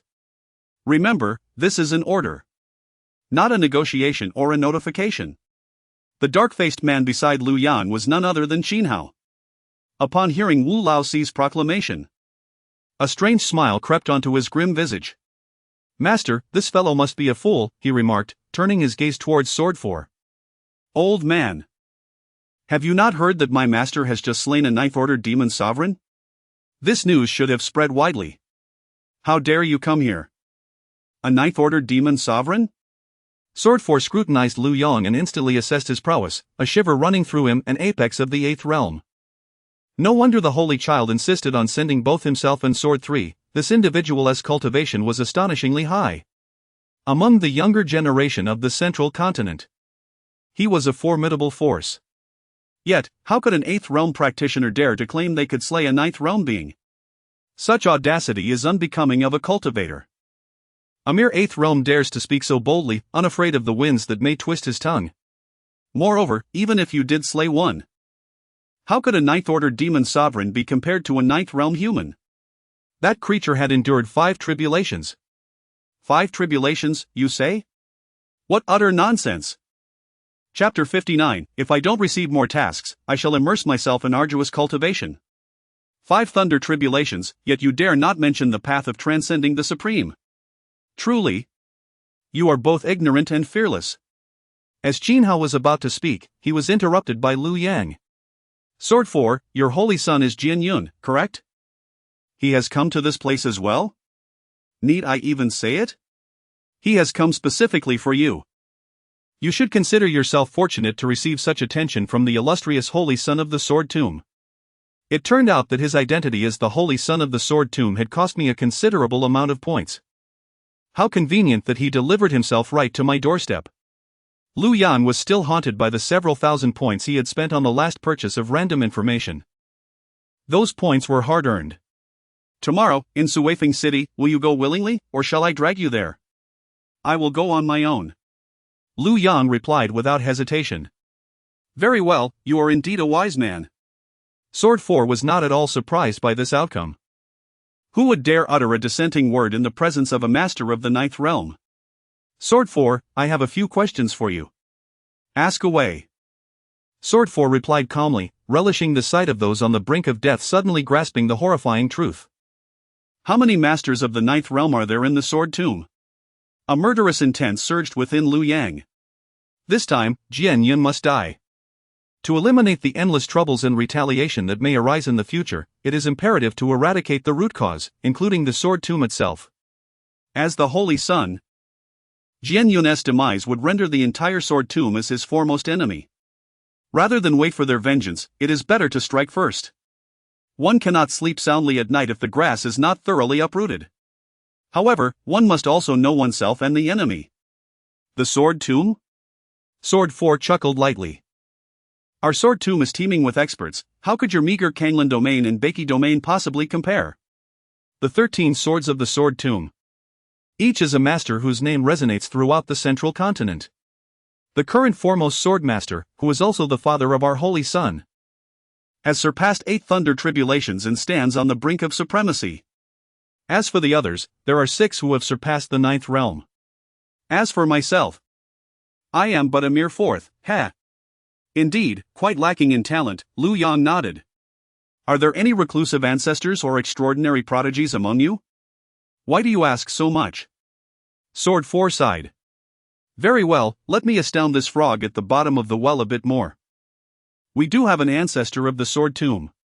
But he has been stationed at the demon-suppressing pass in the southern wilds for millennia and has not returned to the Sword Tomb for ages. He is in existence beyond the 9th realm, and he is my lifelong aspiration. As for the prodigies? We have a plethora of talents in the Sword Tomb. Not only the Holy Son with the supreme bone but also an unparalleled genius with an innate domineering physique. However, he is still quite young and has been concealed by his family. Sword 4 was unafraid of revealing secrets. His presence here today signified that, should he wish, Not even a mosquito could escape this place. What is the demon suppressing pass? Can you elaborate? You inquire far too much. In the next moment, a Yuan spirit pill floated before Sword 4. He swallowed hard.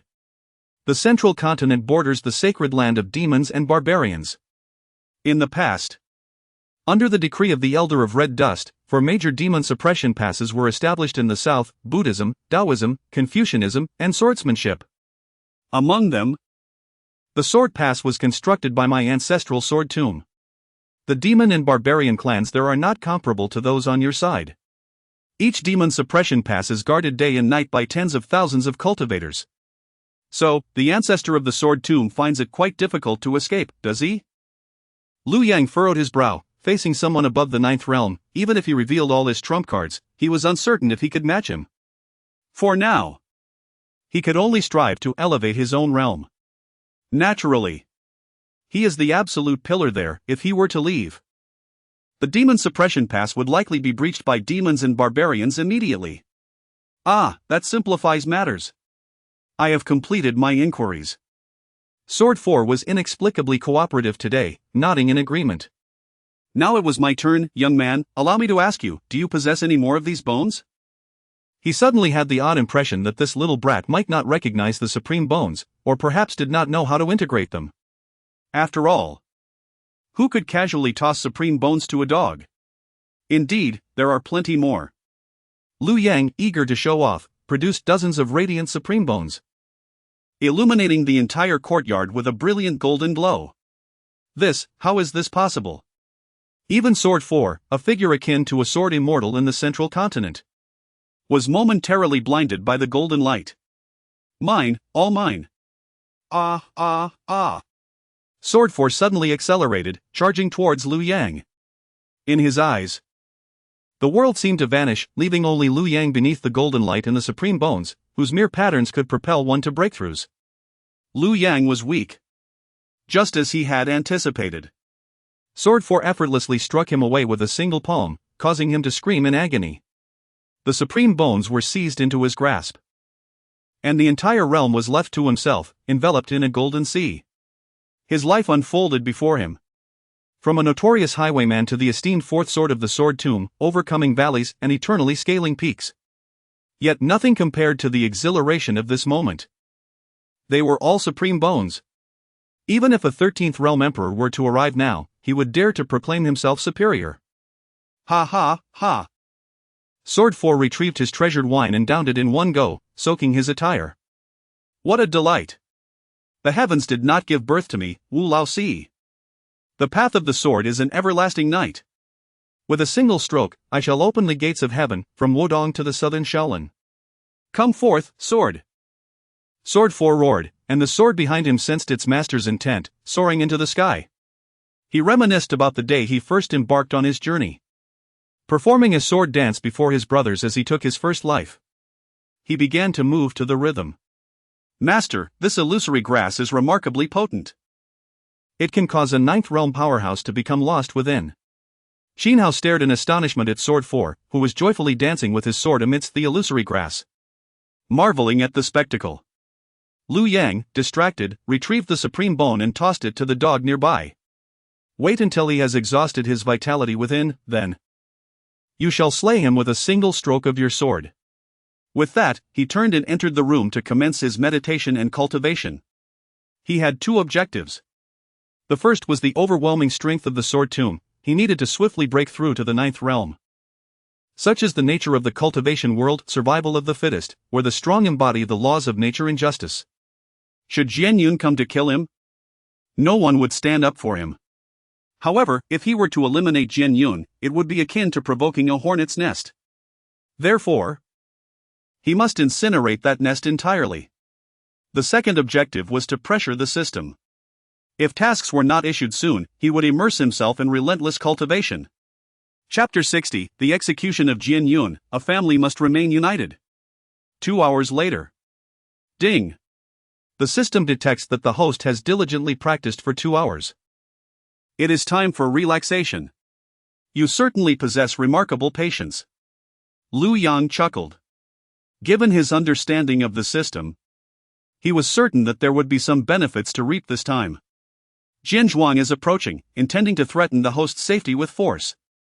Task 1. Faced with such unreasonable coercion, the host decides to yield and submit, for a true man knows when to bend. He shall humble himself before Jian Zhuang and willingly head to Cuifing City to seek forgiveness. Task Reward, titled Died with Dignity. Task 2. A gentleman avenges himself 10 years later. The host shall hastily pack his belongings and flee into the deep mountains to cultivate for a millennium, emerging later to strike down the heavens with a single sword. Task Reward, Embrace of the Saintess of the Mortal Realm. Task 3. A man cannot remain dejected and hidden away. Cultivation is meant to achieve clarity of thought. If they come, then let them be slain. Task Reward, Minor Breaking Mirror Pill. 10 Directions Extinction Herb. The system truly is impressive. Liu Yang felt a surge of joy within. The 10 Directions Extinction Herb was priced at $99,999 in the Prestige Mall, the same as the Great Wilderness Prison Skyfinger. It could enable one to cultivate a devastatingly powerful technique capable of catastrophic destruction. Yet, there was one peculiarity. Why did the system seem so fixated on the Saintess of the Mortal Realm? The Saintess of the Mortal Realm. The most beautiful woman across the 3 domains. It is rumored that the path to advancement for the 14th realm was severed when the great figures of that realm shattered the very rules of this world in their pursuit of her affection. Bah! Women are but fleeting shadows. They are a double-edged sword, the root of calamity. Furthermore, whether fully clothed or not, the outcome remains the same. Liu Yang had little interest. With that time, he would rather reminisce about the myriad extraordinary uniforms from his past life and have Li Miaojin try them on. What is the worth of something unattainable? What is my current probability of killing Jian Yun? Ding. Consuming 5,000 prestige points to select information on Jian Yun for the host. No, you. Jian Yun. Realm, 3rd layer of the 7th realm. Jian Yun has utilized secret techniques to reshape his supreme bones and has entered the burial ground of swords, rapidly advancing in power. Treasure, Peachwood Divine Sword. A mid-grade spiritual treasure. Netherworld Escape Talisman. Technique, Netherworld Demon Domain, low-grade celestial technique, not yet mastered, the ultimate skill of the Netherworld Emperor. It is exceedingly difficult for cultivators below the 9th realm to practice. Jian Zhuang's Sitting and Forgetting Sword, top-grade earth technique, great completion. Sufficient to enable him to stand above his peers. Current probability of kill, 82. Bonus, Jian Yun has activated Lin Yanxin's bloodline of the Heavy Eye. The Emperor's falling Heavy Eye is about to re-emerge in the lower 3 domains. Jian Yun, 3rd layer of the 9th realm. AT2? Liu Yang was astonished. He knew Jian Yun's trump cards all too well. Could it not be a certainty to defeat him? At that moment, the cold electronic voice rang out once more. The system is concerned the host might act foolishly. Here are 3 sixes for you. Atop Cuifing City. Banners fluttered in the wind. Outside the city, not a single beast could be seen. All the cultivators within the city received a notification from the Xintian sect. Today, there would be a public trial for the sinner Liu Yang from the Canglan Domain. At this moment, the streets of Cuifing City were deserted. As all eyes turned towards the city walls, there, resembling an ethereal realm, stood numerous disciples of the Xintian sect, adorned in flowing white robes. Jian Yun stood amidst the crowd. Unexpectedly, as a 13th level Emperor avatar, he felt a sense of pride, or perhaps exhilaration, at the thought of slaying a mere cultivator from the lower realms. A fleeting thought crossed his mind. The last ambush by Liu Yang had left a significant impact on his state of mind. He, Jian Yun, the Emperor of the Underworld, had always sailed smoothly through life. While he had faced life and death, he had never endured the humiliation of being bereft of dignity. This time, I shall repay you 1,000-fold. What is the underworld? Hell is the underworld. You shall experience endless tortures from the abyss. Suddenly, Elder Liu raised his voice, overly excited, causing it to sound somewhat shrill. He's coming. Liu Yang is coming. The crowd turned to look, and there he appeared, descending upon a sword. Dressed in flowing black garments, with hair cascading down, held loosely by a wooden hairpin, he bore an expression of calm indifference, exuding a casual yet charming demeanor. He truly dared to come. Attending the meeting unarmed, how audacious! Yet, unbeknownst to him, he was not willing to come, had he not noticed that Jian Yun's side was missing a person who was presently observing him closely. Today, I shall finally vent my wrath. Yes, kill him, then seize his tree. Jian Yun glanced at Jian San beside him. Jian San nodded in understanding, reassuring the young master, at the peak of the 8th level, I can slay him as easily as one would kill a chicken.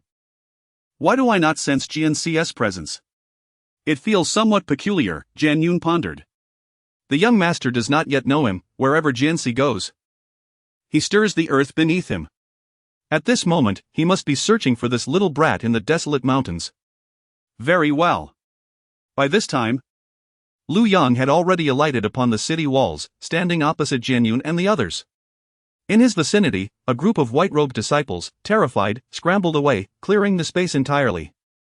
Lu Yang, you truly possess courage, I never imagined this day would come. Elder Lu stepped closer to Jian Yun, his demeanor fierce yet cowardly, pointing an accusatory finger at Lu Yang. You conspired with the demon race, incited them to attack the city, and secretly struck against our esteemed young master. Do you not know your crimes? Countless lives have been lost in the Canglan Domain due to you, many disciples perishing without a trace.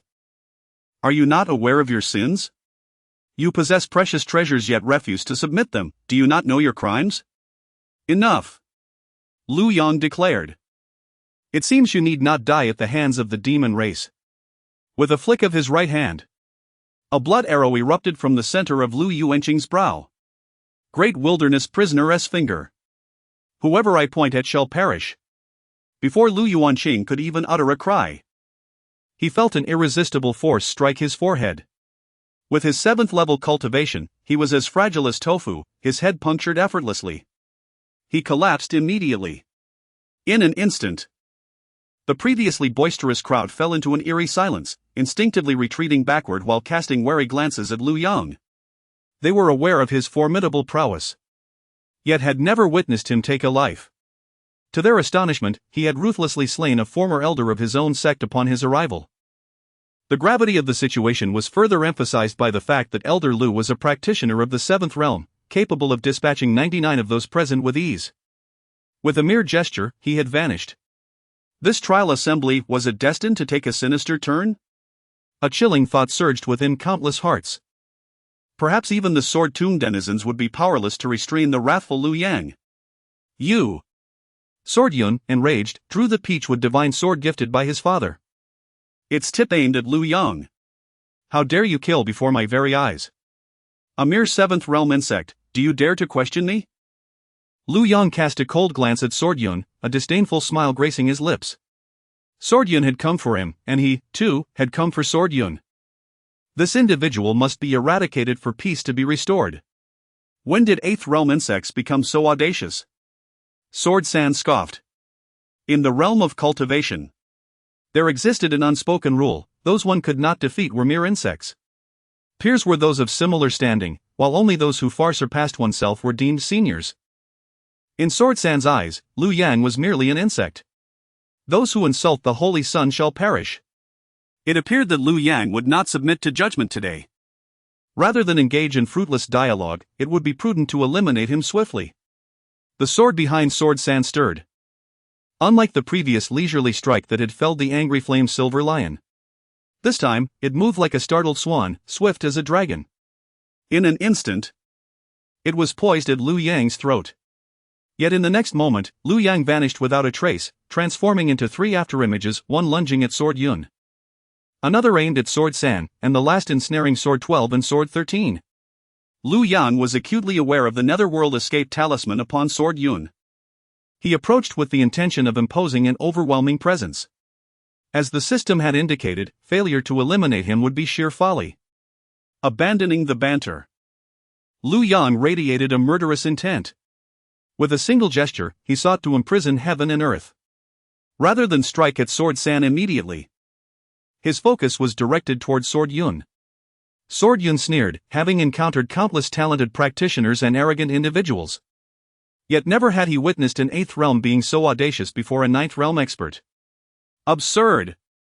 However, suddenly, he felt an immense pressure descending from the clouds. A colossal phantom finger pointed directly at his face, and the spiritual energy surrounding him felt as though it had been shackled, utterly immobilized. Humph. Truly ruthless. Presumably.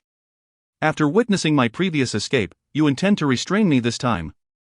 You may be formidable, but can you truly kill me before a ninth realm powerhouse?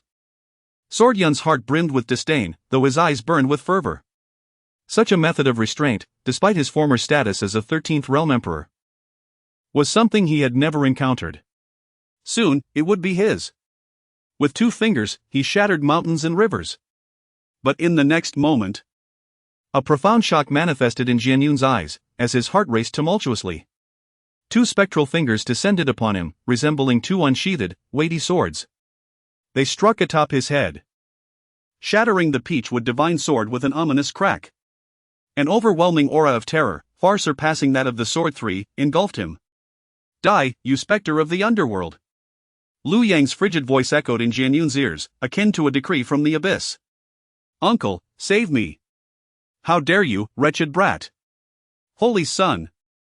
The attempt to rescue the Holy Sun by Sword 3 proved futile against the might of those 2 fingers. As the fingers fell, Jian Yun was cleaved into 3 parts, collapsing toward the ground. Still wishing to flee? The Emperor's sword was summoned amidst a swirl of black smoke. A translucent specter attempting to escape was instantly drawn into it, extinguishing Jian Yun's last flicker of hope for survival. His soul was obliterated. The entirety of Cuifing City fell into a hushed silence. Lu Yang had slain the Holy Son of the Sword Tomb, right before the eyes of the formidable Ninth Realm experts. All gazes were fixated in astonishment upon the scene atop the city walls. The events transpired too swiftly for many to comprehend how Lu Yang achieved such a feat. They only knew that Sword 3 had struck, after which Lu Yang vanished, only to reappear before Jian Yun, extending 2 fingers. Then, Jian Yun was severed into 3 pieces. You dare to kill the Holy Son of the Sword Tomb! Lu Yang! You are doomed! Sword 3 could scarcely believe the scene unfolding before him. The Holy Son had met his demise in this insignificant Canglan Domain, and right in his presence. How could this be conceivable? Now it is your turn. Lu Yang chuckled sinisterly, brandishing the Emperor's sword. A family must remain whole and complete. Chapter 61, Let us reunite within the Sovereign Sword. The Sovereign Sword ascends. A celestial treasure. Perish. Dark energy enveloped Lu Yang entirely. It seemed that the Sovereign Sword had discerned its master's intent, as the black smoke swirled ominously. The Sword 3 cast a wary glance at Lu Yang's ominous black sword, or rather, the ordinary Qingmei, now shrouded in dark, purplish haze. At this moment, a sense of realization dawned upon him. Lu Yang must be a practitioner of dark magic. He had managed to thwart him and slay the Holy Sun, undoubtedly employing a forbidden technique. Such potent sorcery often exacts a hefty toll, rendering it impractical for repeated use. Hence, he resorted to wielding his sword with his fingers severed. It had to be so. Fortunately, Lu Yang remained oblivious to his thoughts, otherwise, he would have undoubtedly retorted, "No, it is you who are unworthy." The onlookers from Cuifing City began to awaken to the reality of the situation. Gazing at Lu Yang, cloaked in black and wreathed in dark mist, they trembled in fear, their hearts pounding in trepidation. Lu Yang had indeed succumbed to madness, transforming into a remorseless monster. "Don't blame me, flee for your lives." My goodness! What kind of demon is this? Even practitioners of the dark arts do not exude such smoke. Who would dare inscribe "I am the great demon" upon their own visage? He is truly audacious. Sword 3, accompany your Holy Son in the afterlife. With the weight of his concerns lifted, Lu Yang felt a wave of relief wash over him as he mockingly regarded Sword 3. He had never regarded Sword 3 as a threat. Merely at the 3rd level of the 9 realms, how could he possibly compare to the demon sovereign who had endured 5 tribulations? Humph. Let us strike together and eliminate this demon. Sword 3, without arrogance, called upon Sword 12 and Sword 13, and the 3 advanced towards Lu Yang from different angles. The sitting forgetting sword, a profound technique derived by the ancestors of the Sword Tomb from a millennium of meditation, was also the legacy weapon of the Sword Tomb lineage. All 3 had reached a level of great mastery. As the 3 swords converged, the air thickened with their lethal intent. To their dismay, Lu Yang appeared utterly unhinged. He had forsaken all defense, opting for a reckless exchange of blows. He paid no heed to the three swords approaching him. The black sword, cloaked in smoke, traced a beautiful arc as it cleaved through the three of them. "You've lost your mind. Insane. Then let us perish together." The three were momentarily stunned by this erratic combat style, yet that moment of shock was fleeting. They unleashed their most formidable attacks. A single strike. Clang, clang. Clang, the three swords fell to the ground, and their figures slowly slumped, eyes wide with incomprehension. How is it that he remains unscathed? Treasure, sovereign sword. 11-10-10,000, grade, supreme spirit treasure. Slaying one grants a mere fraction? Lu Yang, having dispatched 5 individuals, from the 7th to the 9th realms, received exactly 5 points. In light of this, Lu Yang turned his gaze towards the astonished cultivators from the Canglan Domain who remained present. "Have you all gathered here today to pass judgment upon me?" A murmur of agreement arose among many cultivators, who instinctively nodded. Yet, suddenly, they realized the absurdity of their response. Wait! What did I just say? Before them stood an unparalleled ruthless figure. No, no. We were coerced by the Xiantian sect to come here.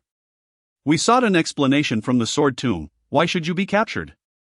You, my lord, are the idol of us all, a solitary guardian of Zheng City, devoted for a century, the hero of our Canglan Domain. How could we possibly judge you? I was prepared to fight to the death against those scoundrels of the Sword Tomb. Oh? Lu Yang chuckled softly. Your preparations were not in vain. The Emperor's sword. Black smoke surged menacingly. The haze thickened, enveloping all present in a shroud of murk. Lu Yang moved like a deity of death, employing the swift crane technique, reminiscent of the true depths of the 9 netherworlds. In the blink of an eye, every cultivator surrounding Lu Yang, save for a few scattered who had already fled, met their demise by a single sword strike. With a cultivation level far exceeding the 9th realm, slaying these lower-tier cultivators was a mere thought away. Ding! Congratulations, host. The Emperor's sword has been upgraded to a lower-grade Xiantian spiritual treasure, 9,527 20,000. This strike contradicted Lu Yang's true intentions. He had initially wished to witness these individuals trampled by the demon race.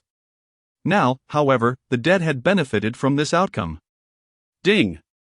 Congratulations, host, mission accomplished. Reward obtained, breaking mirror pill, small, 1, all-destroying herb. Ding!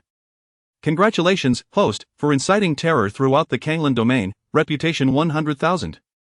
Lu Yang, for the moment, paid no heed to these notifications. With a flicker of movement, he dashed toward the Xiantian sect. A grand opportunity awaited him there. Long after Lu Yang's departure, individuals in Suifeng City cautiously emerged from their hiding spots. Has that god of death truly left? Phew, he's really gone. Brothers, do not hide any longer. From his demeanor, it seems he has spared us. I feel as though I am dreaming. What was once a grand celebration has suddenly turned into this chaos. It's over, everything is lost. This monster has grown so powerful, he can kill at will. And who among us can stand against him? How ruthless he is. With no grievances against us, why unleash such slaughter? Perhaps there are grievances. We have been pressing him relentlessly. I believe he has shown great restraint, otherwise, with his cultivation, none of us would have escaped. If that is the case, should we not collectively seek him out to apologize? Perhaps he could still forgive us. Indeed, he harbors compassion, always remembering his kinship. A cultivator of his caliber. Let alone us, even a mere glance might result in death. I have a brother who went to the central state for trials, and he was crushed on the spot for merely glancing at a powerful figure. Brothers, let us bear witness, Lu Yang's actions were solely for self-preservation. No one must tarnish his name. We must defend his honor with fervor. With a resounding roar, an immense tremor echoed through the air. Outside the entirety of Suifeng City, dust swirled and yellow sand filled the sky. A daring soul ascended the city walls and gazed outward. Beyond the city, an overwhelming horde of demonic forces surged forth, relentlessly advancing towards Suifeng City. A colossal howling moon wolf, its eyes resembling lanterns, coldly fixated on the city.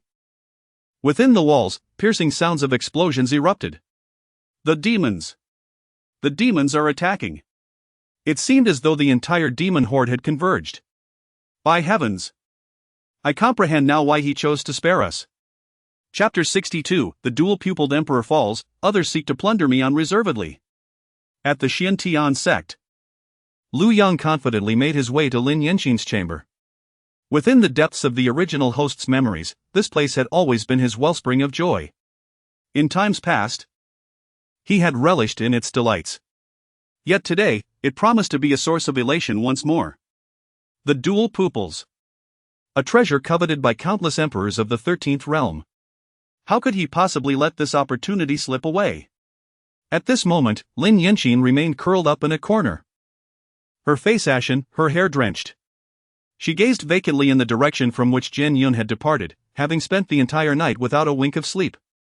Her once vibrant eyes now bore the mark of the dual pupils, radiating an eerie luminescence. The creak of the door echoed through the room. Under the absolute dominion of Lu Yang's formidable strength, Jian Yun's barriers proved futile, no matter how intricate. Lin Yanxin, lost in her thoughts, jolted at the sound of the door opening, hope and anticipation flickering in her expression as she turned toward the entrance. Junior brother. I knew you were only trying to frighten me last night. Everything you said was just a jest, right? However, her joy was short-lived. A familiar yet strange figure materialized before her eyes. It was not Jian Yun but Lu Yang, who approached her slowly, a knowing smirk playing on his lips. His expression laced with amusement. You, what brings you here? Lin Yanxin's face fell, disappointment washing over her as she erupted in indignation. Who allowed you to come? Her words dripped with venom, each syllable punctuated with fury. How dare you? Lu Yang. It is because of you that junior brother Jian Yun has turned away from me. It is your fault that I find myself in this predicament. What do you seek here? An apology? No. I shall never accept it. Lu Yang leisurely closed the distance, towering over her, and with the tip of his sword. He lifted her chin, scrutinizing her with a bemused expression. Rather unremarkable, I must say. A night's worth of entertainment at best. With a mocking gaze, he flicked the sword sheath against her cheek. Lin Yanxin, you were never particularly foolish, yet now it seems your wits have been devoured by some beast. What? What do you intend to do? Lin Yanxin regarded Lu Yang with trepidation. This was the first time she had encountered her former senior brother since the incident in the Grand Hall, and he appeared utterly transformed. His tone was condescending, devoid of any warmth. The Lu Yang she once knew would have offered kind words, even when gravely wounded. The man before her now instilled fear within her. His demeanor suggested he had no intention of offering an apology. What do you want? Lu Yang laughed heartily. I am a benevolent soul. Unable to bear witness to Jian Yun, that worthless fool, seizing your dual pupils. You are here to protect me?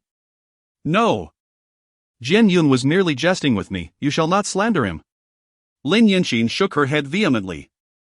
Leave. I do not require your protection.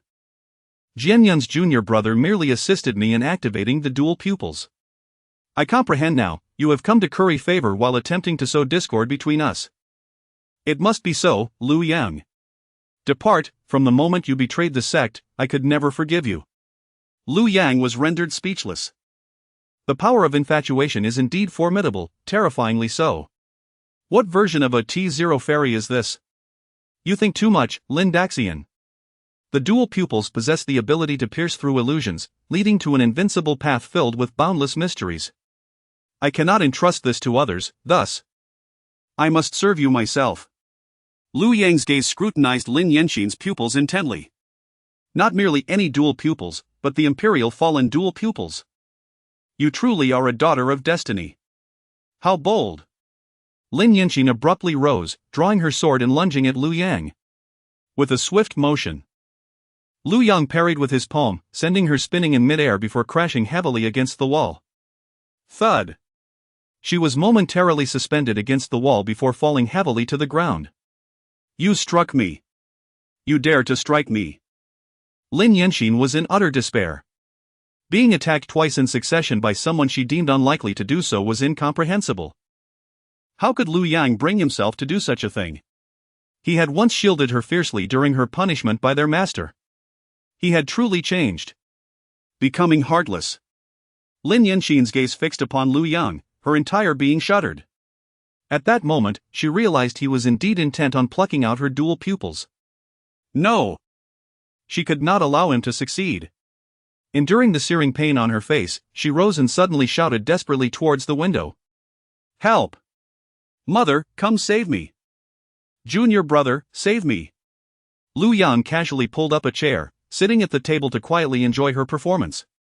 After a while of calling out, Lin Yanxin felt the pain intensifying on her face. Each cry for help strained her lips, rendering the agony unbearable. Yet, it was as if the Xiantian sect had perished. Offering no response. Thud, she fell back to the ground in despair.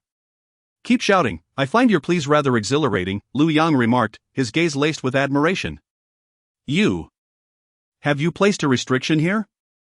Unnecessary, you are not worth my efforts to impose a restriction, Lu Yang gently shook his head. At this moment, even Lin Yanxin, despite her previous naivety, began to grasp the entirety of the situation. Lu Yang was here to torment her. She was frightened. Truly frightened. Lu Yang, senior brother. I beg you, let me go. I know you have always held me in your heart, Haven to you. You are merely upset that I am with Jian Yun. Am I right? Release me, and I promise to sever ties with Jian Yun immediately. Let us reconcile and return to how we once were. Shall we? The incident in the Grand Hall was all Jian Yun's doing. I apologize to you. Senior brother, from now on, I will still be your adorable little junior sister, and you will always be the one who cherishes me the most.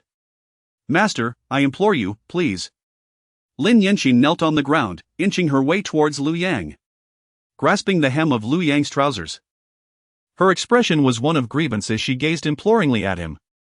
Of course, Lu Yang replied with a gentle smile, tenderly tucking a tear-soaked strand of Lin Yanxin's hair behind her ear. I always knew you were the best, master. You have always cared for me the most. Grasping at a lifeline, overwhelmed with joy, Lin Yanxin wept tears of happiness. In her sparkling eyes, a sudden apparition of a smoke-emitting black sword materialized, thrusting towards her with fierce intent. Chapter 63, Lin Yanxin, let's reunite with the Emperor's sword team. A heart-wrenching scream resonated throughout the entire Xiantian sect.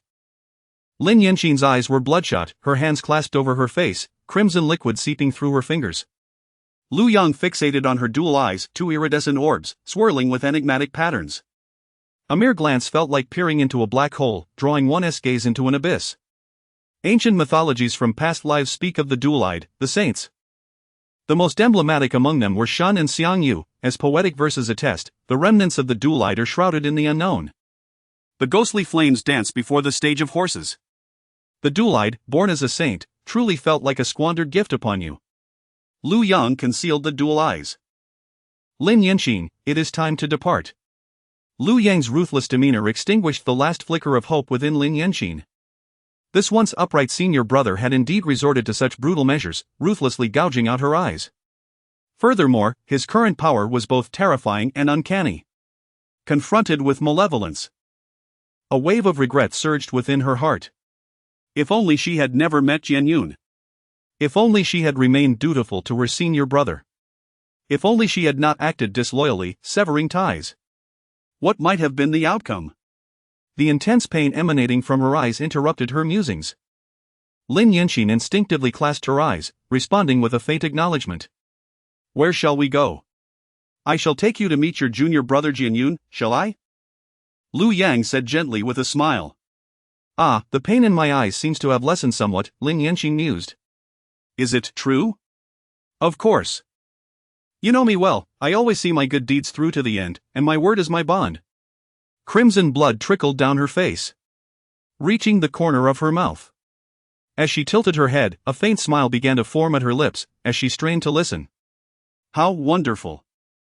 Let us reunite! With a smile, Lu Yang drew the Emperor's sword and gently pierced it into Lin Yanxin's heart. How utterly twisted! A chilling electronic voice echoed with incredulity. The Emperor's sword was sharp, claiming lives without shedding blood. Liu Yang sheathed his sword. Is there no task to assassinate the Sword Tomb and sever the 9 clans? Surely, such a significant endeavor warrants a reward. Ding, no tasks are currently available for activation. You truly are on a killing spree. What need have you for the Sword Tomb or to sever the 9 clans? This system is merely a cultivation system. Those 3 from the Sword Tomb were forced into this by you. Have you never heard of the extermination formula? What on earth? The Sword Tomb poses a threat to me. I have already slain their holy son, making them my enemies. My enemies harbor ill intentions. And ill intentions can lead to proactive assaults. An assault implies the ever-present possibility of danger in the future. In light of this, it would be wiser for me to strike first. But that doesn't necessitate severing the 9 clans. No. If I were to slay only those with whom I hold enmity, I would inevitably leave myself vulnerable. If their descendants from the Sword Tomb were to produce an extraordinary talent, I would indeed find myself in a state of unrest.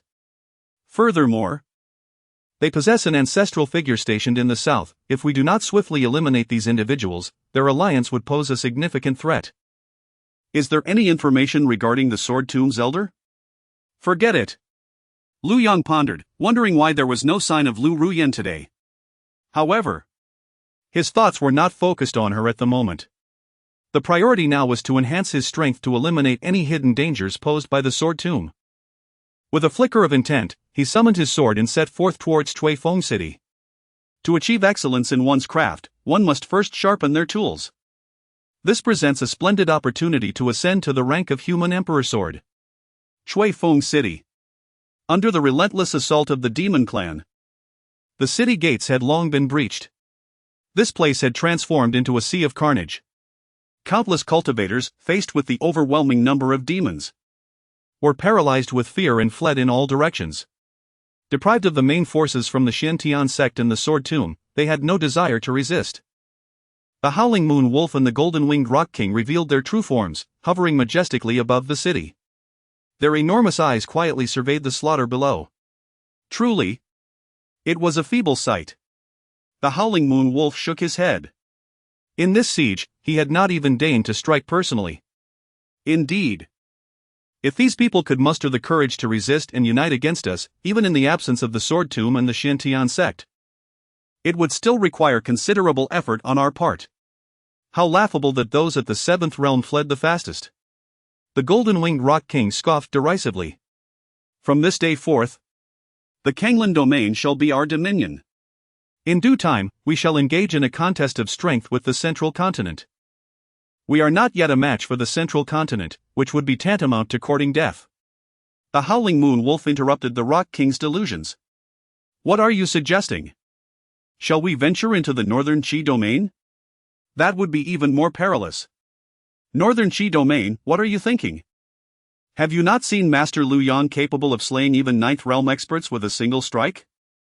It would be wiser to seek our fortunes in the Central Continent instead. The Howling Moon Wolf's eyes narrowed. The Central Continent is vast, we cannot consume it all. We must rely on those ruffians in the south. However, certain regions of the Central Continent may warrant our consideration. I have heard that the Divine Phoenix Empire, bordering the Canglan Domain, has long been restless. Do you know why Lu Ruyan has not been seen today? Why? According to intelligence gathered by the Shadow Serpent, Lu Ruyan has long been in collusion with the Divine Phoenix Empire. She has always prepared for both eventualities. The Golden-Winged Rock's eyes sparkled with intrigue. Might we seize this empire and capture that woman to present to Master Liu Yang? You two, come here. The 2 demons were suddenly alarmed. Liu Yang. When did he arrive? Fortunately, they had not spoken ill of this esteemed figure moments prior. The 2 demon kings hastily transformed into human forms, scanning their surroundings. At last, they spotted Liu Yang seated in meditation atop a rooftop. The Emperor's sword emerged from his waist, heading towards the place of slaughter within the city, gradually absorbing the souls. Greetings, my lord. The Howling Moon Wolf and the Golden-Winged Eagle King swiftly arrived at Liu Yang's side, bowing respectfully. Liu Yang did not lift his eyelids. Speaking in a calm tone, where did you say Lu Ruyan went? To answer, my lord, if I am not mistaken, she should be with the Divine Phoenix Empire. The name Divine Phoenix Empire struck a chord with Liu Yang, evoking a sense of familiarity. Suddenly, a spark of inspiration ignited within him. The Divine Phoenix Empire, the residual soul of the Empress of Xianhuang City, seemed to have mentioned this place. Liu Yang took out the nether soul ring. He possessed no spiritual artifact capable of containing souls. The Emperor's sword was inadequate, for any soul within would have its consciousness obliterated, becoming mindless vengeful spirits. Merely tools for the swordmaster. Thus, he could only keep the Empress in this soul ring. Master! The ethereal figure of the Empress, resplendent in her crimson attire, appeared, bowing her head in greeting. Though merely a remnant of her soul, the fiery figure wrapped in red still possessed the allure to captivate all. Liu Yang cast a glance at her, the image of Huo Wu's fierce dance unwittingly surfacing in his mind. You mentioned last time that the Divine Phoenix Empire has some connection to you? To answer, my master. The Divine Phoenix Empire of the lower three realms was founded by a branch of our clan that managed to escape. They merely borrowed the name of Xianhuang City. Nothing more. A branch of the clan.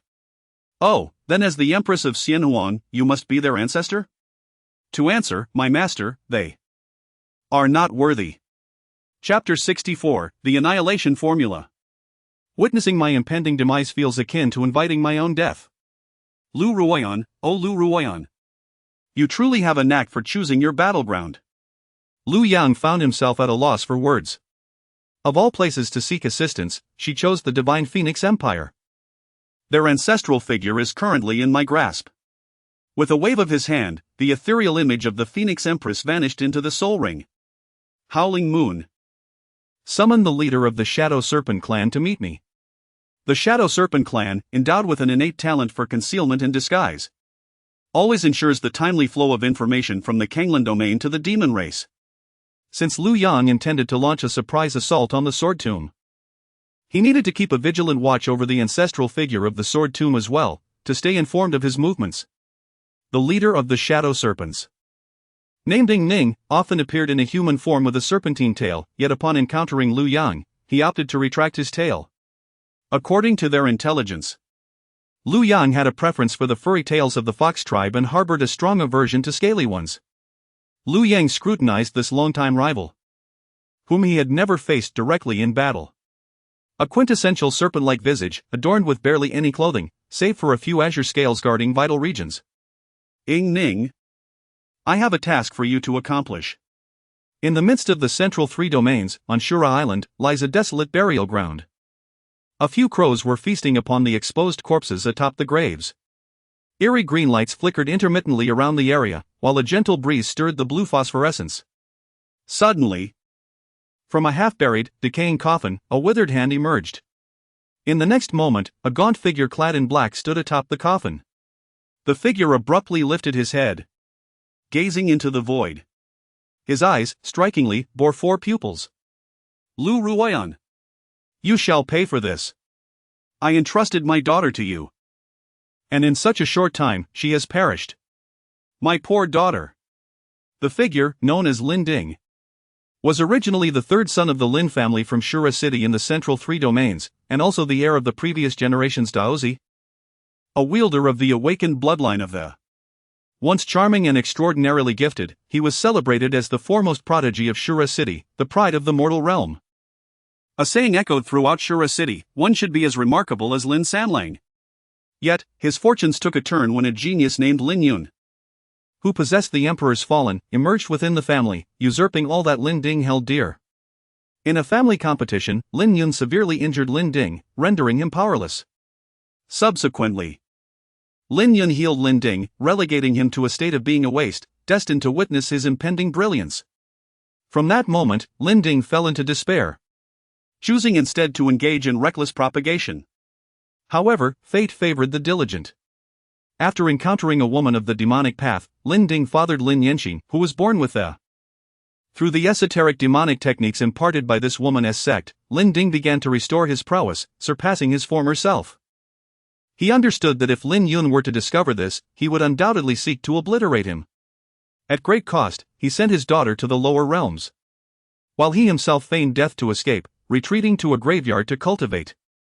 Now, just as he was on the verge of mastering his divine skills and reclaiming all that he had lost, he was struck by devastating news. The soul mark he had implanted within his daughter had vanished. This signified that her spirit had perished. Tears streamed down Lin Ding's hollow eyes, seeping into his withered, yellowed skin. For this child, he had sacrificed far too much. There was a time when he nearly collapsed from the burden. Moreover, after Lin Yanxin's birth, he, already immersed in dark arts, had gone so far as to personally extinguish all former manifestations of his love. In the Canglan Domain, by all accounts, Lu Ruyan had become its foremost expert. He had made her a monumental promise, vowing to grant her the opportunity to break through the ninth realm. How could she have failed to protect Yen'er? Lin Ding was engulfed in confusion. Lin Yanxin was the sole softness in his heart, his cherished treasure. To keep his secrets, he had even killed Lin Yanxin's mother, the demonic enchantress who had given him a second chance at life. From a charming and extraordinary young man, he had fallen to a state of utter despair, now resembling neither man nor ghost. His psyche had long since twisted. Thus, he resolved to slaughter the entire lower realm in tribute to Yen'er. Lin Ding suddenly appeared frenzied, laughing maniacally towards the heavens. His eyes glinted with a strange, demonic light. The space around him seemed to freeze, and time stood still. Lin Yun, you shall be the first, he declared. The Lin family, I, Lin Ding, have returned. Beep, congratulations to the host. The human emperor's sword has upgraded to a mid-grade Xiantian spiritual treasure. Beep, congratulations to the host, the human emperor's sword has upgraded to a high-grade Xiantian spiritual treasure. Beep, congratulations to the host, the human emperor's sword has upgraded to a supreme-grade Xiantian spiritual treasure, 13-2010-000-000. Hiss, Lu Yang gasped in shock. To upgrade from a Xiantian spiritual treasure to an immortal treasure required 10 million human lives. This was utterly outrageous. Nevertheless, results depended on human effort. The value of a Xiantian spiritual treasure was already inconceivable, let alone an immortal treasure. In a place like the Canglan Domain, one had scarcely heard of supreme-grade spiritual treasures. Even the sword of the sword Saint Jian Yin was merely a mid-grade spiritual treasure. The strength of magical artifacts from the central continent was, as one could imagine, hardly remarkable. Lu Yang accessed his status panel. Host, Lu Yang. Cultivation, 8th realm, 9th layer. Physique, innate holy body Tao. Magical artifact, human emperor sword. 13-2010-000-000 level, supreme grade Xiantian spiritual treasure. Treasure vault, supreme spiritual treasure. Cultivation method, venerable holy true demon art, great accomplishment inferior heavenly grade body refining technique. Great desolate prison skyfinger, 2 fingers superior heavenly grade technique. Instant sword, perfection supreme earth grade technique. Surging phoenix, void escape, minor accomplishment, inferior heavenly grade technique. Special, thunder origin. Prestige, 135, 860 points. The city of Cuifeng has now become a gathering place for the demon race. Lu Yang stands as if he were a demon king. Flanked by dozens of demon clan leaders who regard him with trepidation, their gazes fixated on the black sword that swirls around him like a sentient being. A pitch-black smoke envelopes the blade, resembling a venomous serpent poised to strike, capable of delivering a fatal blow at any moment. The sight of this sword has left them profoundly shaken. Wherever the shadow passes, it beheads and obliterates the soul, regardless of whether they are human or demon, or their realm of power. My lord, we have captured thousands of disciples from the Xiantian sect and are uncertain how to proceed. Please grant your judgment. Spoke the Xiaoye celestial wolf, mustering his courage as he addressed Lu Yang respectfully. Previously, when Lu Yang had slain the leader of the golden-winged eagle clan, Xiaoye had expressed more reverence than fear, referring to him as my lord. However, this time, only fear and trepidation lingered in his heart. He feared that a mere glance in Lu Yang's direction could provoke this formidable figure, who might dispatch him with a single stroke of his sword. The formula for annihilation is well understood by Xiaoye. A gaze of scrutiny equates to potential malice, which threatens his safety, leading to the inference that he might wish him dead, thus, an enemy deserving of annihilation. Such a powerhouse is no mere brigand, they kill with justifiable rationale. Liu Yang has transcended the reasoning of his former self. His might has become the very essence of truth. Whatever he does is deemed the ultimate reality. Liu Yang cast a glance at the thousands of white-robed disciples ensnared by the demon race, some of whom he had once known. This sight evoked a profound sense of nostalgia within him. Ah, there are still a few acquaintances among them. I am a man who values old ties and cannot bear to witness them perish at your hands, he mused.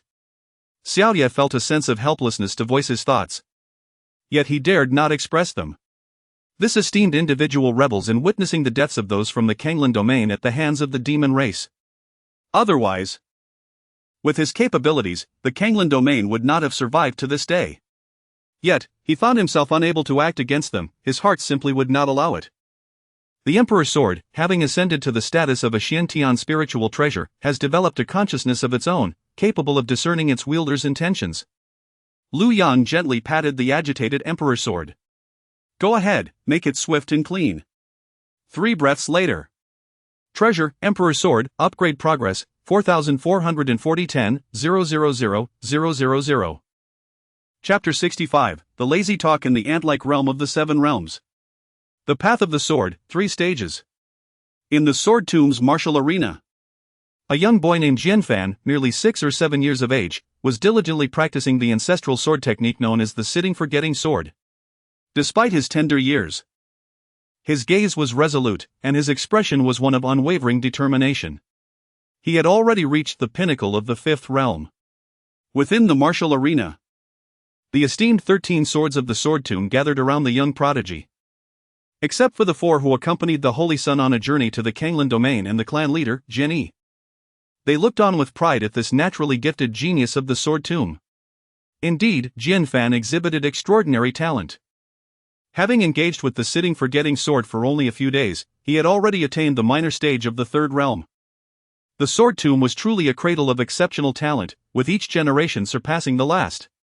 With Jian Yun and the illustrious Jianfan, the Sword Tomb was destined for greatness. In time, these 2 brothers might even eclipse the 3 teachings of Buddhism, Taoism, and Confucianism. However, on Jianfan's youthful face, there was an unexpected maturity. In the face of their praise, he remained humble, slowly shaking his head. Esteemed uncles, you overestimate me. My cultivation is still quite lacking. And I dare not compare myself to my elder brother. My talents are insufficient, I can only strive to soar ahead of my peers. I shall continue to practice the sword. If I err, I kindly ask for your guidance. At that moment, a deep, satisfied laughter resonated. Truly, my son, you are the pride of the Sword Tomb. Just this disposition alone puts many seasoned cultivators to shame. Jianyi, the clan leader, approached the gathering. Father. Upon seeing his father arrive, Jianfan respectfully inverted his sword and knelt down. Why this excessive display of reverence, my son? Jianyi furrowed his brow, somewhat displeased. A man should maintain dignity, one should not kneel without cause, not even to one's parents. Father, I seek your forgiveness. Today, in a dispute, I inadvertently caused the deaths of 2 individuals. Oh? What transpired? Jianfan bowed his head again. Father, while strolling with the son of the city lord, we came across a pill shop where we saw the essence-removing pill. This led to a debate on whether consuming such a pill constituted abstaining from food. They argued that taking the essence-removing pill meant one need not eat, thus achieving abstinence. I contended that consuming the pill is still eating. Hence it does not count as abstaining. However, I could not prevail in the argument and, in a moment of anger, I struck them down. Jianyi's eyes sparkled as he stroked his beard thoughtfully. This son, though merely 7 or 8 years old, possessed an alarming depth of insight. Such a domineering demeanor, coupled with the willingness to admit his faults rather than confront them later, was indeed remarkable. Today would be an opportune moment to impart some life lessons. To take a life is not a grave matter, after all, who is the city lord? It is we who hold the authority. Jianyi narrowed his eyes. Fanner, remember. Strength is the ultimate principle. Only the weak resort to verbal arguments, the strong always assert their reasoning through action. Your strength dictates that consuming the essence-removing pill does not equate to true abstinence. You are doing well, but... As Jianyi shifted the conversation, He emphasized the necessity of discerning the opponent's cultivation level before engaging in any matters. What if their prowess surpassed yours? In such a case, their words would hold truth. It is imperative, especially for practitioners, to comprehend the art of yielding and advancing. Just as those two young men, had they submitted in your presence, this calamity might have been averted. The child understands. Always remember, in this world, life is paramount. You may possess the strength to vanquish others, yet those superior to you can just as easily end your existence. It is crucial to distinguish between friend and foe before deciding on a course of action. The child has been enlightened. Now, continue your training and learn from your uncles, striving to surpass your elder brother at the earliest opportunity. The child does not dare. Ah! Ha ha ha! Jian was initially taken aback, then burst into laughter as he departed. The Jin tomb is blessed with such descendants. Truly, heaven's favor is upon them. Jian Fan watched his father leave, contemplating the lessons imparted about life and conduct until his father's silhouette vanished. He then rose to retrieve his sword. Just as he prepared to resume his practice, a furious roar akin to that of a slaughtered pig echoed from the courtyard. What? As night fell and the air grew cooler, petals fell like frost. Despite the previously pleasant weather, an air of foreboding suddenly enveloped the Jin tomb. A chilling presence gripped everyone. The remaining 9 swords of the Jin tomb, including Jin Tong and the Jin servants, stood before the incense altar in the ancestral hall. The sole lamp of the Holy Sun, Jin Yun, had extinguished. This was undoubtedly a thunderclap for the Jin tomb. Once spirited and vibrant, Jian appeared to age decades in an instant, his posture slightly hunched. How could this be possible? Jin Yun, the Holy Sun, was born with supreme bones. And with Jian San and Jian Si's protection, how could he perish in that desolate place? Even they, as formidable experts within the central continent. Could it be that a demon lord from the northern beast forest struck? No, they would never dare to offend the Jin tomb. Jian Si's soul lamp flickered, though it grew increasingly dim, indicating that someone was inflicting torment upon him. A shadow loomed over everyone's hearts as they quietly exchanged their thoughts. Jian Yun had just returned, asserting dominance within the clan, claiming the title of Holy Sun, only to be slain before he could settle in. How could one accept this? Jian interrupted the discourse, his countenance as cold as frost, suppressing the anguish of losing a son, and spoke gravely. It is highly likely that our enemies from the central continent have been tracking Yun and the others, waiting for the moment they left the region to strike. Among our adversaries in the central continent, there is only the Bloodsea sect, known as the foremost demonic sect in the world. I refuse to believe such figures exist in the Canglan Domain. Jin Jin Wu, you shall depart tonight. One to the Canglan Domain and the other to the Bloodsea sect for a covert investigation. Remember, do not raise any alarms. Upon discovering any signs, report immediately. Do not act recklessly, understand? Understood. Meanwhile, Liu Yang had arrived at the Sword Immortal City within the central state, the very stronghold of the Sword Tomb. Within the city, the Sword Tomb stood unrivaled, with no other faction capable of competing with their dominance. Under the cover of darkness, on a night of ominous portent, Liu Yang let out a cold laugh, his black robe blending seamlessly into the night. In the next moment, he appeared atop the Sword Tomb. He took out a breaking mirror pill and consumed it. Possessing the celestial grade body refinement technique, the venerable holy true demon art, he was invincible among mortals beneath the supreme level. He had previously conducted experiments with both the Demon Sovereign and Sword 3. The Ninth Realm posed no threat to him whatsoever. The Ninth Realm's thunder tribulation was trivial in his eyes, and it bore little significance, especially considering he had already refined the essence of lightning. The only purpose of this thunder tribulation was to assist in purifying the lightning essence within him. However, for others, this tribulation could be a matter of life and death. The Ninth Realm represented a critical threshold in cultivation. As soon as the breaking mirror pill settled in his stomach, Liu Yang felt his true essence multiply by more than double. Above in the sky, dark clouds began to converge. Soon, a dense, almost solid mass of clouds gathered directly above him, illuminating with streaks of lightning. Crack! Crack! The sharp sounds echoed, capturing the attention of those from the Sword Tomb. Thunder! The thunder tribulation! Someone from the ninth realm was about to undergo their tribulation here. A disciple from the seventh realm soared into the air, hiding beyond the dark clouds, and addressed Liu Yang with cupped hands. Esteemed senior, this place is a crucial territory of the Sword Tomb. Please hasten to another location to undergo your tribulation. The thunder of tribulation is not akin to the common storms. Should this individual proceed with the tribulation here, the consequences would be dire for all present. Liu Yang did not even spare him a glance. The seventh realm, inferior to himself, was merely akin to ants. He had no interest in conversing with such insignificant beings. With a flourish, he unleashed the great wilderness prison Skyfinger. Chapter 66, Annihilation. Even the passing earthworms are cleaved in twain. The seventh realm's sword servants instantaneously dissipate into nothingness, perishing under the great wilderness prison Heaven Finger. He must now rest in eternal peace with a smile. Thunder roars, the sound growing ever louder. The oppressive force of the heavenly tribulation from the ninth realm overwhelms many ordinary disciples of the Sword Tomb, rendering them unable to lift their heads. A vortex of lightning formed from dark clouds recklessly unleashes its perilous aura. Quickly, inform the family head. An enemy assault, the demon sect is upon us. Who dares to act with such audacity in my Sword Tomb? Today, even if you are the heavenly king, you shall remain here as a sword slave. Youngster, you are courting death. The Sword Tomb frequently encounters arrogant swordsmen seeking to challenge its might. Indeed, among the 13 swordmasters, several were once defeated in sword duels and remained in the Sword Tomb. Such occurrences should be commonplace. However, to arrive accompanied by heavenly tribulation is unprecedented in millennia. The tribulation itself is a divine punishment that defies the natural order. Countless talented cultivators have faltered at this hurdle, becoming mere specks of dust in the river of time.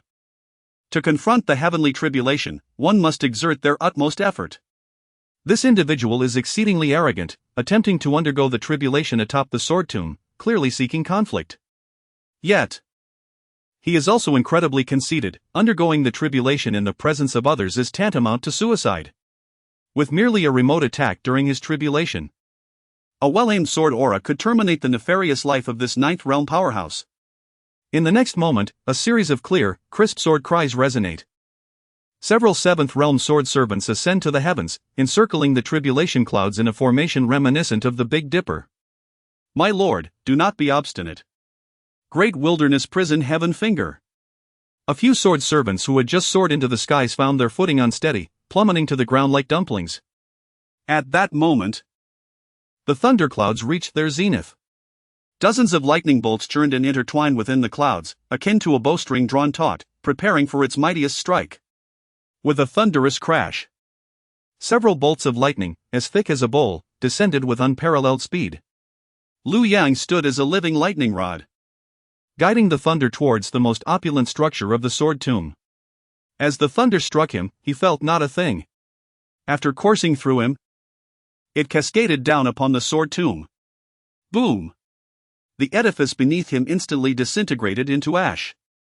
The disciples within, unable to flee in time, perished on the spot, reduced to a vaporized state. The ninth realm's heavenly tribulation is far beyond the capacity of lower-tier cultivators to withstand.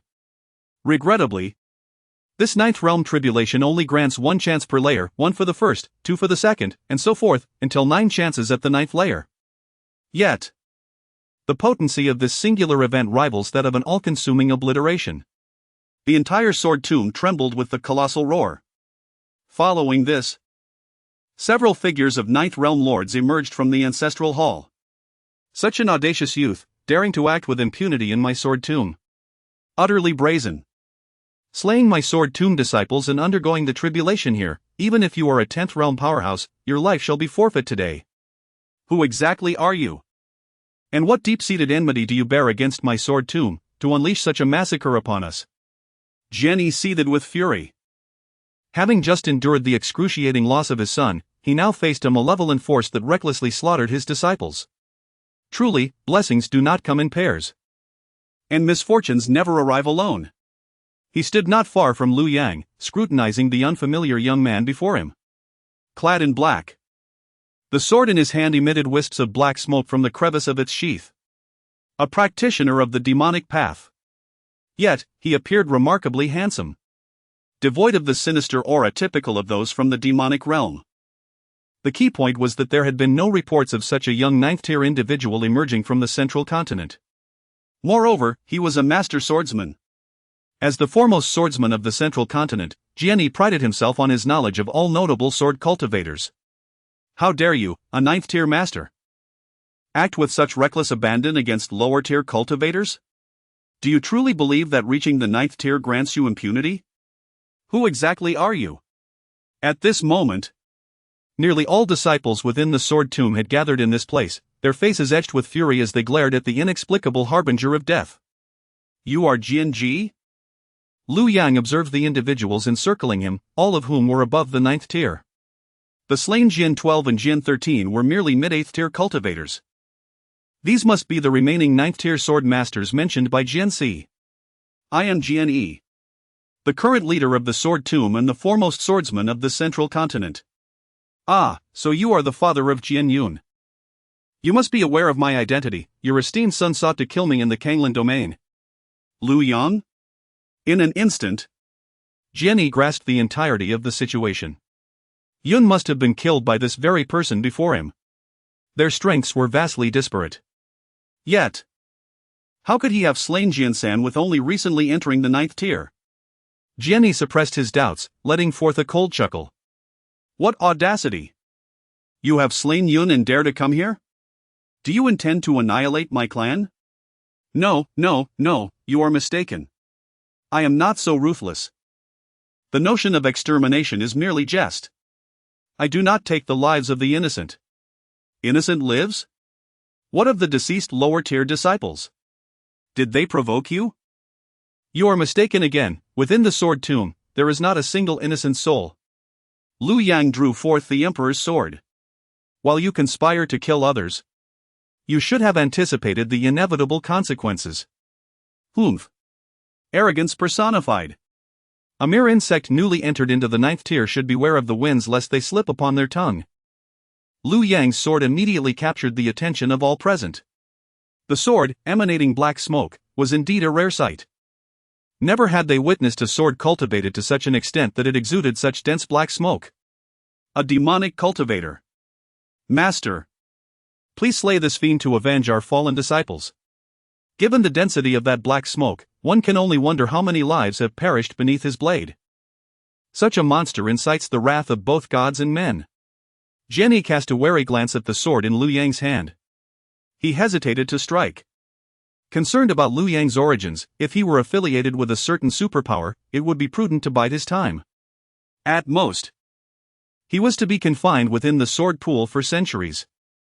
Furthermore, this individual remained utterly unscathed beneath the heavenly tribulation, seemingly impervious to its effects.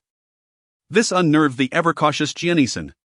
During his own tribulation, he had nearly lost his life on the first attempt, after the deluge of lightning. The only thing left unscathed was his teeth, which gleamed white. What is your connection to the Bloodsea sect? He inquired. Bloodsea sect? Lu Yang momentarily appeared startled before his expression hardened. He had no qualms about escalating the conflict. Should there be any lurking adversaries or hidden forces? It was not out of the question for them to engage first. The Bloodsea sect is not a name you should utter. He cautioned vehemently. In the next instant, Lu Yang fused with his sword, transforming into a plume of black smoke, his body crackling with thunder, surging toward the disciples below. Indeed, he was the fiend of the Bloodsea sect. This is bad. He intends to unleash a massacre, stop him quickly. Yet it was too late. With the exceptional Xiantian spiritual treasure, now infused with the essence of thunder, combined with the astonishing agility of the shocking phoenix technique, and bolstered by Lu Yang's overwhelming prowess over the disciples, the Emperor's sword carved through them with ease, as if slicing through tofu, without the slightest hesitation. The black smoke claimed lives indiscriminately. The few ninth realm powerhouses in the sword tomb could not even graze the hem of his garment. You fiend! How can you be so ruthless? They are merely innocent disciples, how can you slaughter them so mercilessly? Is there no sense of reason left? Innocent? Lu Yang retorted sharply. When you plotted to kill me, was I not innocent as well? How ironic it is for you, the supposed pinnacle of swordsmanship and the master of the sword tomb, to not comprehend the very essence of reason. Fists represent reason. The words he had recently used to educate his son were now turned against him, leaving Jianisan's face burning with humiliation. Today, regardless of who you are or what forces you command behind you, your death is inevitable. The oppressive aura of a ninth realm ninth layer cultivator enveloped Lu Yang in an instant. The other 8 sword masters sprang into action simultaneously. Like shooting stars, 8 streams of sword energy cleaved through the heavens, converging into a singular point. A cataclysmic wave of sword energy crashed upon Lu Yang. He did not flinch or evade, allowing the assault to strike him directly. Great desolate prison Skyfinger. 2 colossal finger phantoms emerged from the void. 1 finger imprisoned heaven and earth. The 8 were instantly rendered motionless, like trapped beasts, unable to move, consumed by impotent fury. The second finger shattered mountains and rivers. The 2 fingers acted as divine judgment, laden with immeasurable pressure. Boom! 8 sword masters met their untimely demise. Lu Yang did not relent. Before they plummeted, he unsheathed the Emperor's sword, delivering a final strike to each. The souls of such formidable experts could not be squandered. Once the Emperor's sword obliterated their consciousness, they would become his hidden trump cards. Of course, he now lacked a primary soul. Presently, Jianisan was the most qualified. However, this ninth realm ninth layer powerhouse had yet to make a single move. He gazed at Lu Yang, an unexpected sense of fear creeping into his heart, a sensation he had only experienced in the presence of his ancestral kin. Though this individual had merely entered the ninth realm, his strength was not to be underestimated. I fear I am not his match. Just now, in that strike from the 8, even I would have had to temporarily evade the brilliance. This individual's physical form has nearly reached sanctity. Lu Yang, do you not fear that my esteemed ancestor will emerge and slay you? Though you are formidable, before the Supreme, you possess no means of retaliation. Why must you act so ruthlessly? Because my fist is unyielding. Great wilderness prison heaven finger. In the face of a master like Qingmei, Lu Yang has little to rely upon. Merely his unparalleled physique, the Xiantian spirit treasure, celestial level agility, and the essence of thunder. His seems rather substantial. Thus, if the opponent cannot breach my defenses, I am invincible. What artifact can surpass the supreme Xiantian spirit treasure? Within the lower 3 domains, there exists no celestial level agility. Beneath the supreme, I am invincible. A master of the ninth realm is indeed extraordinary. However, sword cultivators inherently pursue aggression and the ultimate sword path, forsaking defense in favor of offense. Encountering Lu Yang, whose physique is invincible, could only be deemed misfortune for them, a natural nemesis. In the relentless exchange of blows, the balance shifts. Jiani finds himself utterly powerless, unable to strike back, to escape, or to defend. Ultimately, a sword pierces his heart. The wound hisses with dark smoke. Jiani finally comprehends. The Xiantian spirit treasure. With Jiani dispatched, Lu Yang exhales a sigh of relief. The Emperor's sword. Move at will. He pursues the remaining individuals of the sword tomb. Even the worms in his path are cleaved in 2. Artifact, Emperor's sword, 2985010 million. Rank, Supreme Xiantian spirit treasure. He has truly gone mad with slaughter. The illustrious sword tomb shall henceforth vanish from the realm. Friendly reminder, post-successive bloodshed necessitates timely rest, it is time to withdraw. Standing atop the sword tomb, Lu Yang surveys from his elevated position. Discovering no surviving souls, he feels a sense of relaxation, preparing to depart. Yet suddenly, he recalls what Jianxi once mentioned.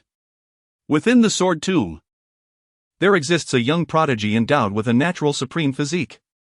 Chapter 67, A Heart of Cruelty. Even the chickens were slaughtered. Lu Yang pondered, acknowledging that his combat prowess had indeed reached an explosive peak. Yet, his realm remained a significant flaw. At the first level of the ninth realm, considering the strength of the sword tomb, in terms of realm alone, he was hardly noteworthy in this central continent. Within the sword tomb alone, not accounting for his ancestors, there were at least 6 swordsmen above him. not to mention the myriad of other sects and factions. As well as the formidable experts guarding the demon suppression pass from the 4 major sections, a low realm inherently meant limited divine sense. He could assure himself that among those he had just slain, there were none who possessed the innate dominance of a prodigious beast. This indicated that the young boy must still be concealed within the sword tomb, simply eluding detection due to his limited divine sense. Given this, he resolved to cease his search. 8-year-old Jianfan trembled in the concealed depths of the sword tomb, nestled closely against his mother. The two huddled together. His mother softly weeping, yet Jianfan remained tearless, his countenance as frigid as an ice cellar. Mature beyond his years, his thoughts were intricate. Upon witnessing the commotion above the sword tomb, he had decisively urged his mother to take refuge in this hidden place. Here, they were shielded by a concealment formation laid by the formidable powers of the sword tomb, imperceptible to outsiders. However, the location was fraught with oppressive sword intent. With his strength at the 5th realm, he could endure the environment for a short while to refine his sword will. But prolonged exposure would necessitate him to exert all his effort against the malevolent sword intent, an exhausting ordeal. His mother fared better, a peak expert of the 7th realm. That devil was exceedingly formidable, even his father and several uncles combined were no match for him. His brother had also met his demise at the hands of this monster. Lu Yang. This name was etched into Jianfan's mind. One day, he vowed to make him pay 100-fold. He had unraveled the sequence of events. It appeared that the Holy Sun had sought to eliminate this person in the Canglan Domain. Then, not only was he countered, but others also pursued him to eradicate the threat completely. Infuriating. Jianfan struck the ground with his fist, drawing blood from his knuckles. He harbored a seething hatred. Not for the Holy Sun for causing trouble, but for his own youth and inadequacy in power. He resented that the entire sword tomb was utterly incapable of confronting such a foe. They deserved to be exterminated. The words of his father echoed in his mind, strength is the ultimate truth. As long as one possesses sufficient power, even if he annihilated their entire clan, he would stand above reproach. This was akin to his own act of slaying the city lord's son, who had even come to express gratitude, thanking the young master of the sword tomb for punishing his rebellious offspring. Power, power. How he loathed it. Yet, to live was to hold on to hope. Reason urged Jianfan to endure, to restrain himself. Venting his frustrations at this moment would yield no benefit. It would only lead to the complete extinction of the sword tomb. Just wait, once I grow stronger, I will ensure your 9 clans accompany you to the grave. And I will make them taste the tortures of this world. Jianfan silently vowed, his bloodied little fist clenched tightly. At that moment, he perceived an eerie stillness outside, punctuated by sporadic cries of despair. After a considerable interval, a young sigh echoed through the air. Alas, in the illustrious sword tomb, not a single capable fighter could be found. What a misfortune! I must depart, eagerly anticipating the expressions of the entire sword city come dawn. The sound of slicing air ensued. It was the noise of a sword leaving. Has that fiend finally departed? Jianfan exhaled, the once taut nerves within him beginning to unwind. His mother, too, patted her chest in relief. Both collapsed onto the ground, only then realizing their garments were drenched, having long been soaked by their own sweat.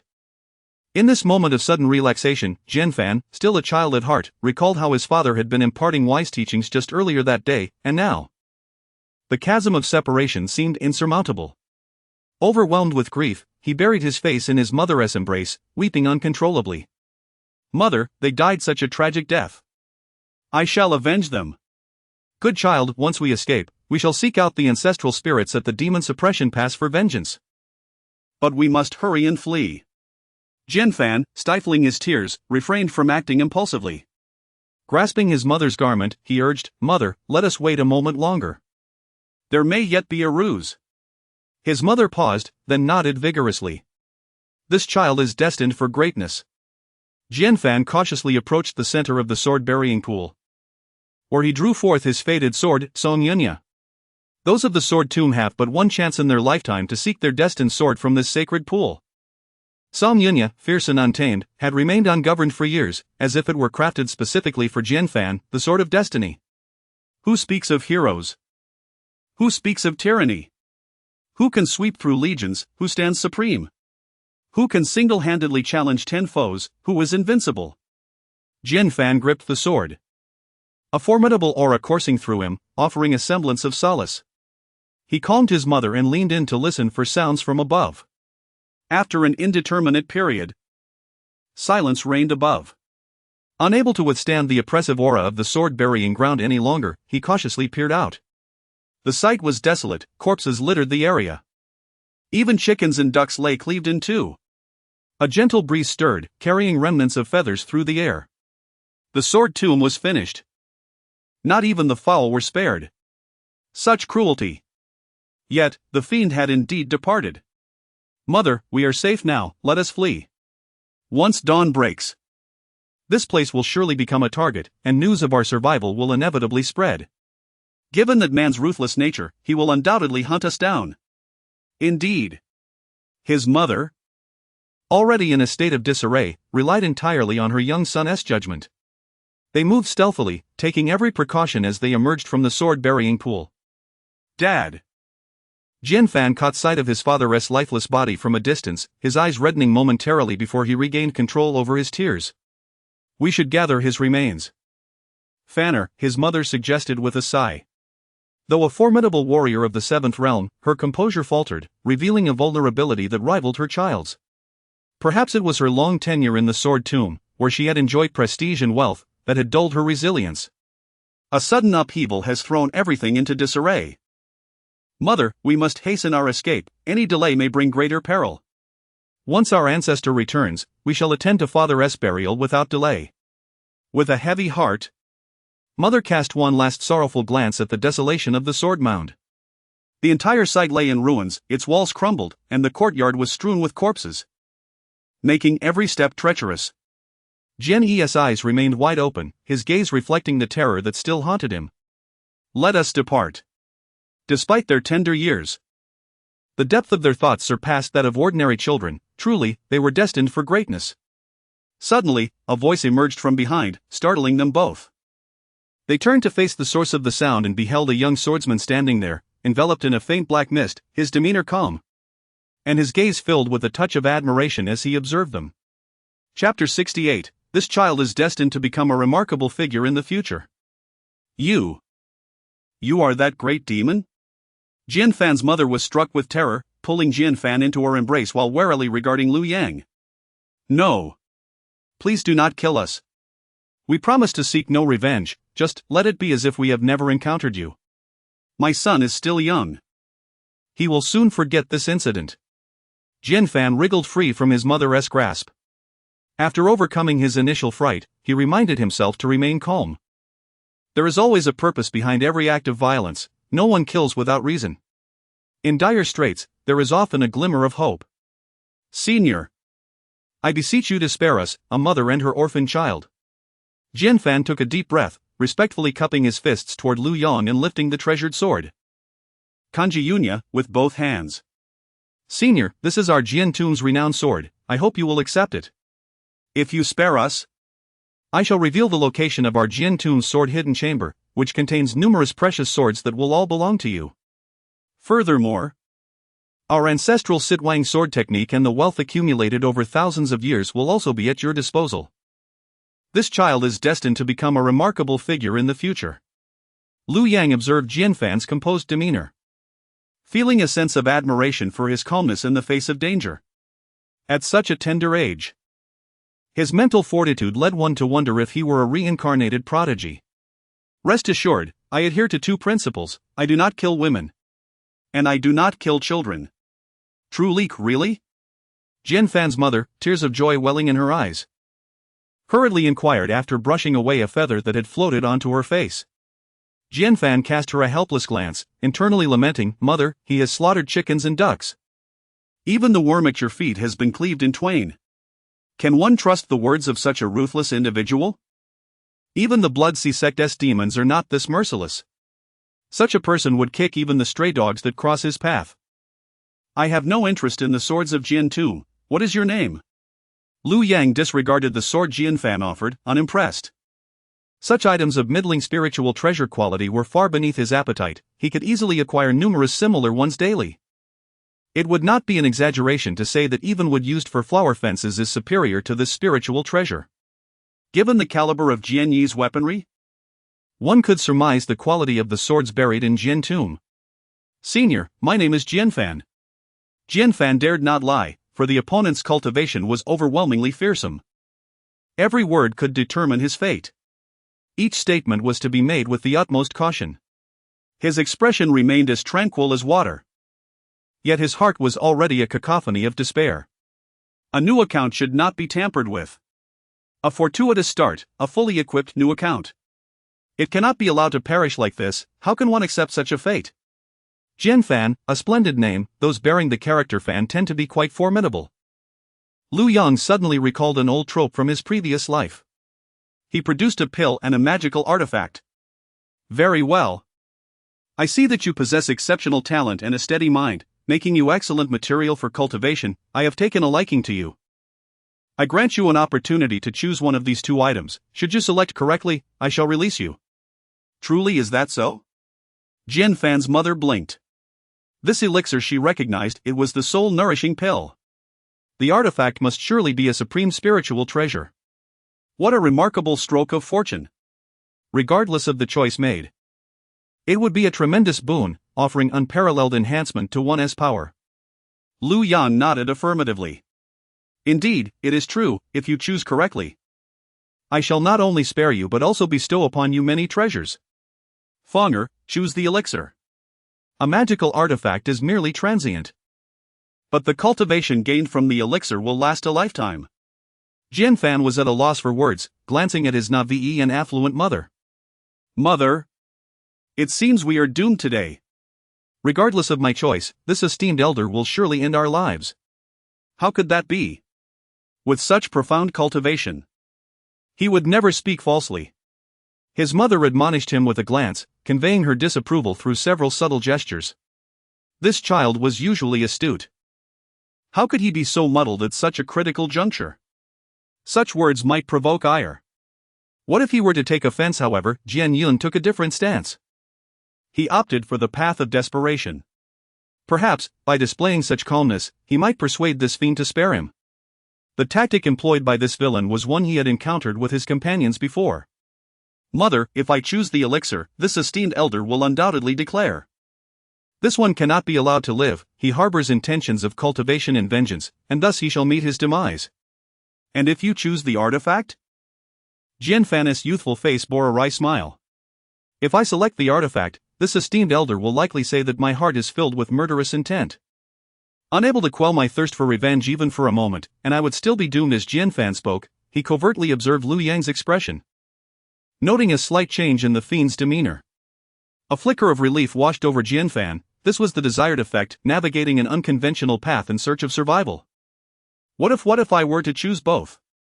His mother, pale with fright, pressed on, unable to accept the grim reality. Mother, if I choose both?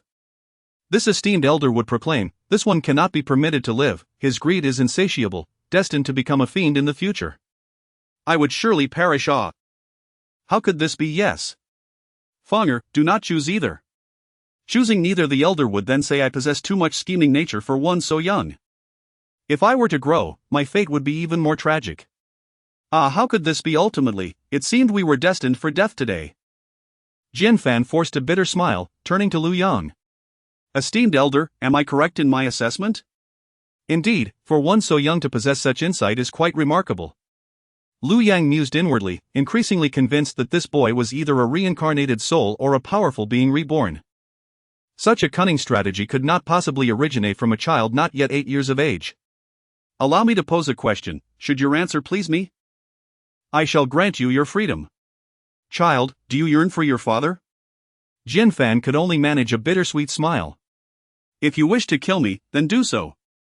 Should I admit to longing for him, you would undoubtedly declare that this child harbors a profound affection for his father, and in due course, he shall seek vengeance, leading you to execute me. Conversely, if I profess indifference, you would assert that I am callous by nature, unmoved by my father's demise, rendering my existence superfluous. Without a doubt, a reincarnate. Your composure and sagacity make it difficult to believe you were merely an 8-year-old child. Nevertheless, congratulations are in order. You have secured the chance to live. I am benevolent yet prideful, thus, I shall grant you the opportunity to grow. Suddenly, a glint of cold light flickered in Liu Yang's eyes. This time, I shall spare you, however, when we meet again, luck shall not be on your side. I await your vengeance. With that, Liu Yang's figure vanished before the two, leaving only a wisp of faint black smoke that slowly dissipated into the air. Chapter 69, The Nine Clans Severed, Those Who Weep for the Grave Shall Perish. With a sigh of relief, both mother and son exhaled deeply. Jinfan opened his palm, and sweat trickled down his fingertips. This fiend was exceedingly difficult to confront. He felt an immense sense of gratitude for the breadth of knowledge he possessed. Had he not acted swiftly and devised a desperate strategy to turn the tide, he would have long since become a victim beneath the blade of this adversary. Mother, let us depart swiftly, there is no telling what other mischief may arise, Jinfan urged, unable to linger even a moment longer. The oppressive presence of that man lingered, instilling a sense of dread as if he were still near.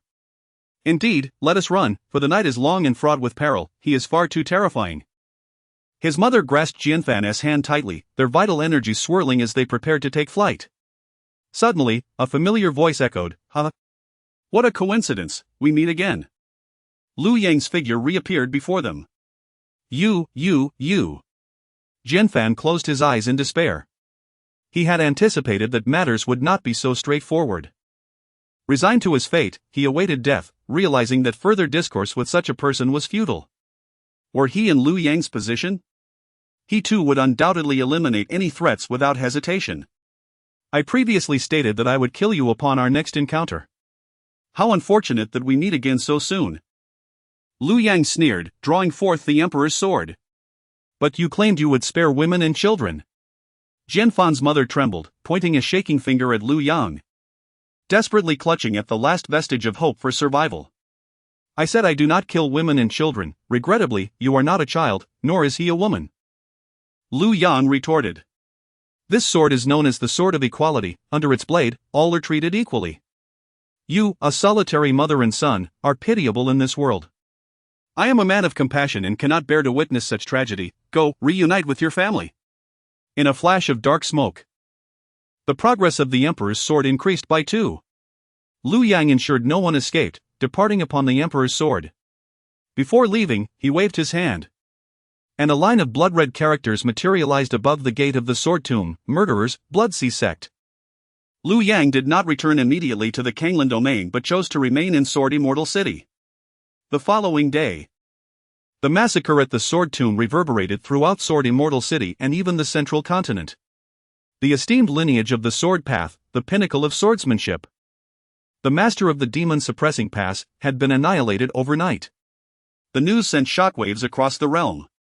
At that very moment, Liu Yang stood amidst the thrones of people, present at the scene of the crime. The severing of the 9 clans was not merely a rhetorical flourish. Today, he intended to observe who would weep bitterly upon learning of the Sword Tomb incident. Such displays would indicate a profound connection to the Sword Tomb, and thus, that individual must not be spared, they must be eradicated to prevent future repercussions. Those who weep for the grave shall surely perish. The Lord of Sword Immortal City, Li Daguan, had already personally arrived at the scene, instructing soldiers to maintain vigilance and keep the onlookers at bay. Only those with status and profound connections to the Sword Tomb may enter. Of course, this excludes the high-ranking practitioners, who exist above the rules. The Sword Tomb, the pinnacle of swordsmanship, has met its demise, naturally attracting countless curious cultivators. After all, it is human nature to revel in spectacle, and cultivators are no exception. Surrounding the Sword Tomb are numerous low-tier ordinary practitioners, while above, many high-level cultivators point and discuss, including several formidable beings of the 9th realm. At this moment, City Lord Li Daguan stands before the grand entrance of the Sword Tomb, having remained there for quite some time. He feels an internal satisfaction. The Sword Tomb has been so overbearing. For years, he has been nothing but a pawn of the Sword Tomb. It is they who are the true masters of this Sword Immortal City, he is merely a marionette. Even the taking of concubines requires the tomb's approval. Just yesterday, his 2 sons were slain for merely debating a matter concerning a fasting pill. What is more, He had to express gratitude for their guidance in educating his sons and eliminating threats to the populace. What a profound humiliation! Little did he expect that retribution would come so swiftly. In the span of a single night, the sword tomb was annihilated. Exhilarating! But even in his delight, he must maintain an expression of deep sorrow. After all, as the lord of a city, he must possess a measure of composure. Furthermore, the sword tomb has an elder, it is not yet the time to celebrate. Li Daguan points vehemently at the crimson characters emblazoned upon the gate. His face a mask of outrage. One would think his own father had been murdered. Heavens! The Bloodsea sect is utterly brazen. They dare to leave their name after such a massacre. This is a provocation to our sword immortal city, and indeed to the entire cultivator community of Zhengzhou. The sword tomb is the pillar of our sword immortal city. They are wealthy yet charitable, powerful yet respectful of propriety. How could the Bloodsea sect dare to act against such a paragon of virtue? Today, I, Li Daguan, vowed here that I shall not rest until I avenge the sword tomb. Li Daguan's impassioned words, accompanied by tears and fervor, resonate deeply. Leaning against the gate, he nearly faints several times. What a valiant man! The city lord is indeed loyal and righteous. It seems the rumors of discord between him and the sword tomb are mere fabrications. As the saying goes, when a person departs, the tea grows cold. Now that the sword tomb has fallen, the city lord's tea is all the more heated, proving him to be a man of gratitude and loyalty. Li Daguan's declarations undoubtedly garnered the admiration of the surrounding populace. All of this unfolds before Liu Yang's eyes. Humph! The path to death. This man harbors such deep sentiments for the sword tomb, he is surely a future threat. Liu Yang remains impassive, discreetly sending forth a mark of spiritual consciousness that strikes the peak of the eighth realm, Li Daguan. The Bloodsea sect. Many low-level practitioners tremble at the mere mention of this name, casting curious glances inward. Some, reluctant to leave, eventually depart. Ordinary people cannot afford to be targeted by such a malevolent sect. It is said that the Bloodsea sect is the foremost demonic cultivation sect among the dozens of cities within this region. Amidst the chaos of slaughter and pillage, where entire families are mercilessly extinguished, a sense of dread permeates the air. Liu Yang shook his head, retreating into the throng of high-ranking cultivators observing the unfolding events. Cultivators of the seventh realm and above were not to be stopped by the city guards, provided they did not disturb the crime scene. They were free to hover in the air, watching as conversations erupted around them.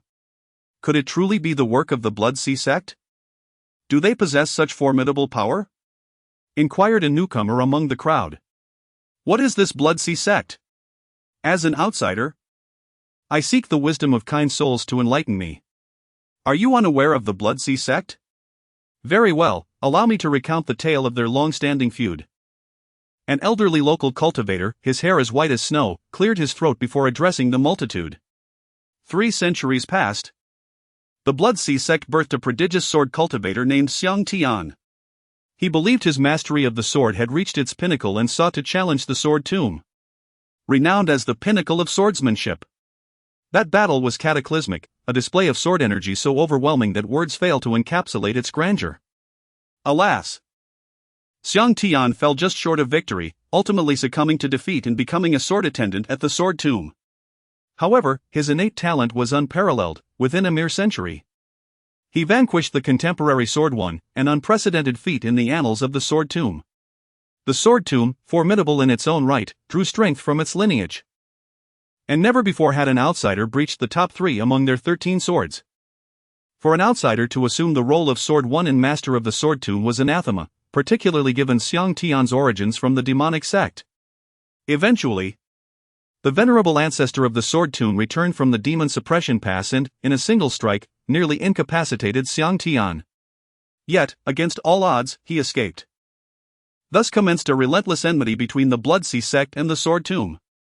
The events of last night were undoubtedly Xiang Tian exacting vengeance for that fateful duel. This narrative, while not a secret within the confines of Xianjian City, was a revelation to many outsiders.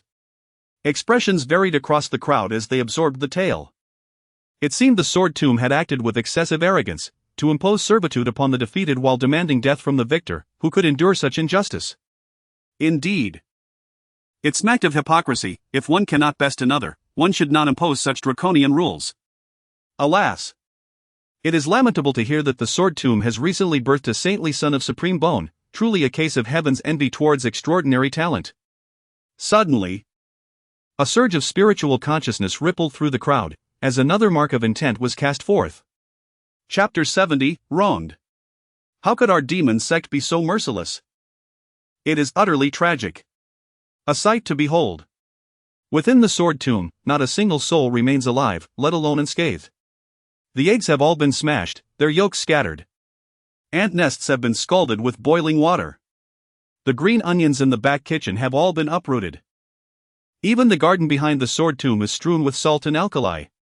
The brutality of the demon path is appalling. Many cultivators choose to remain silent, observing without comment. Words can bring calamity, especially in this ruthless world of cultivation. A mere miscommunication could lead to one's demise. How much more perilous to discuss the demon sect in public. Among the crowd, a seemingly ethereal cultivator of the ninth realm appears calm, with a warm smile. He exudes the aura of an unworldly sage. Yet internally, he curses everyone with fervor. Damn it, who would have thought that one day the demon sect would be wrongfully accused? Such actions are beneath us. Our demon sect is certainly not so vicious. Who is the scoundrel attempting to frame our Bloodsea sect? In the region where the central continent borders the southern barbarians, magnificent demon suppression passes rise every several 100,000 miles. The invasion of the barbarians has caused untold suffering. Thousands of years ago, the oldest among the human race in the central continent, the Elder of the Red Dust, could no longer bear to see humanity in distress. He decreed that the four great sects of Confucianism, Buddhism, Taoism, and swordsmanship should guard the borders.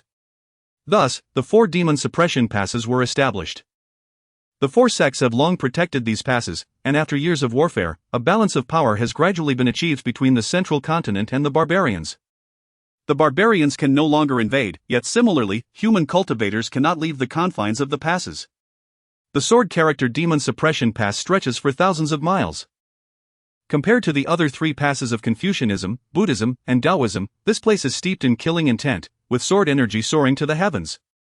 Sword cultivators are the most adept at offensive strategies, and the barbarian tribes fear facing this pass the most. The casualties are grievous.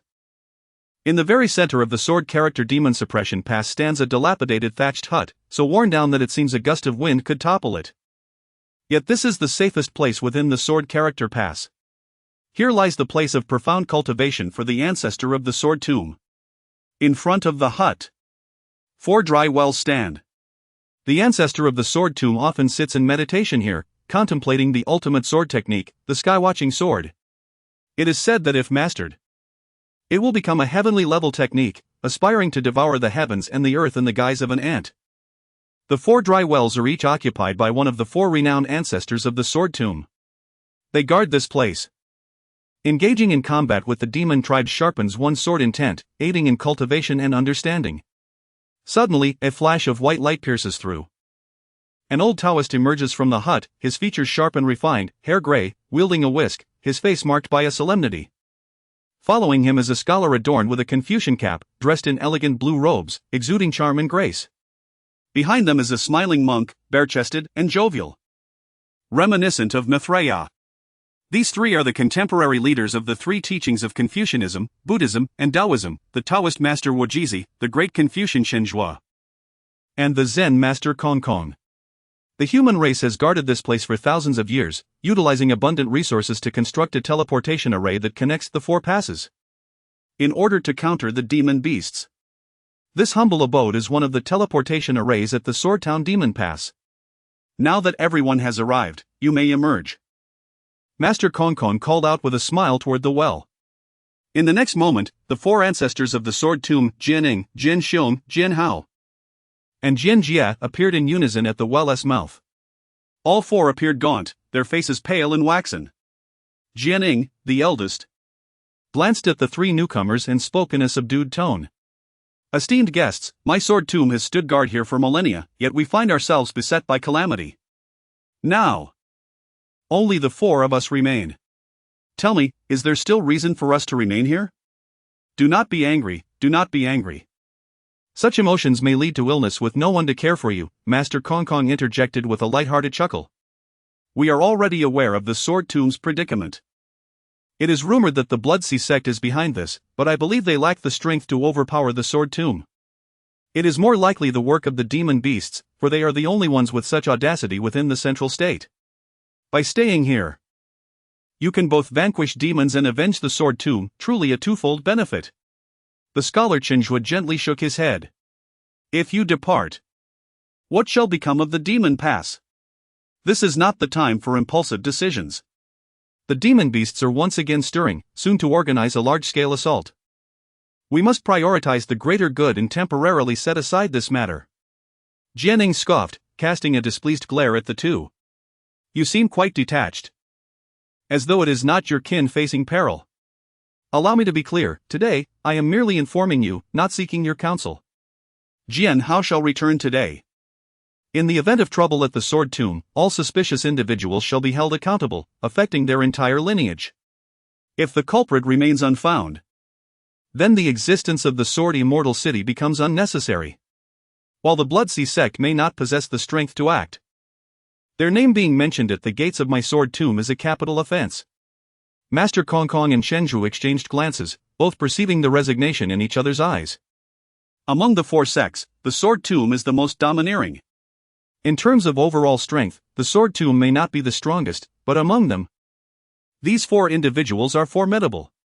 While other families may have only 2 or 3 experts above the 10th realm, they boast 4. They are also aware of the enmity between the Bloodsea sect and the Sword Tomb, with the Sword Tomb being in the wrong. Yet none dare to speak of it. Simultaneously, I urge all of you to immediately slay all disciples of the Bloodsea sect within the Demon Pass. There exists an unspoken rule within the Demon Pass: all who come to slay demons are treated equally, regardless of any grievances outside. The sole purpose upon entering the Demon Pass is to combat the demon beasts. Those with vendettas may resolve them outside the Demon Pass, but within. Whether you bear the grudge of a slain father or are a prominent figure of the demonic path, as long as you slay demons, you are considered a comrade. Jian Ying's demand shatters the long-standing tradition.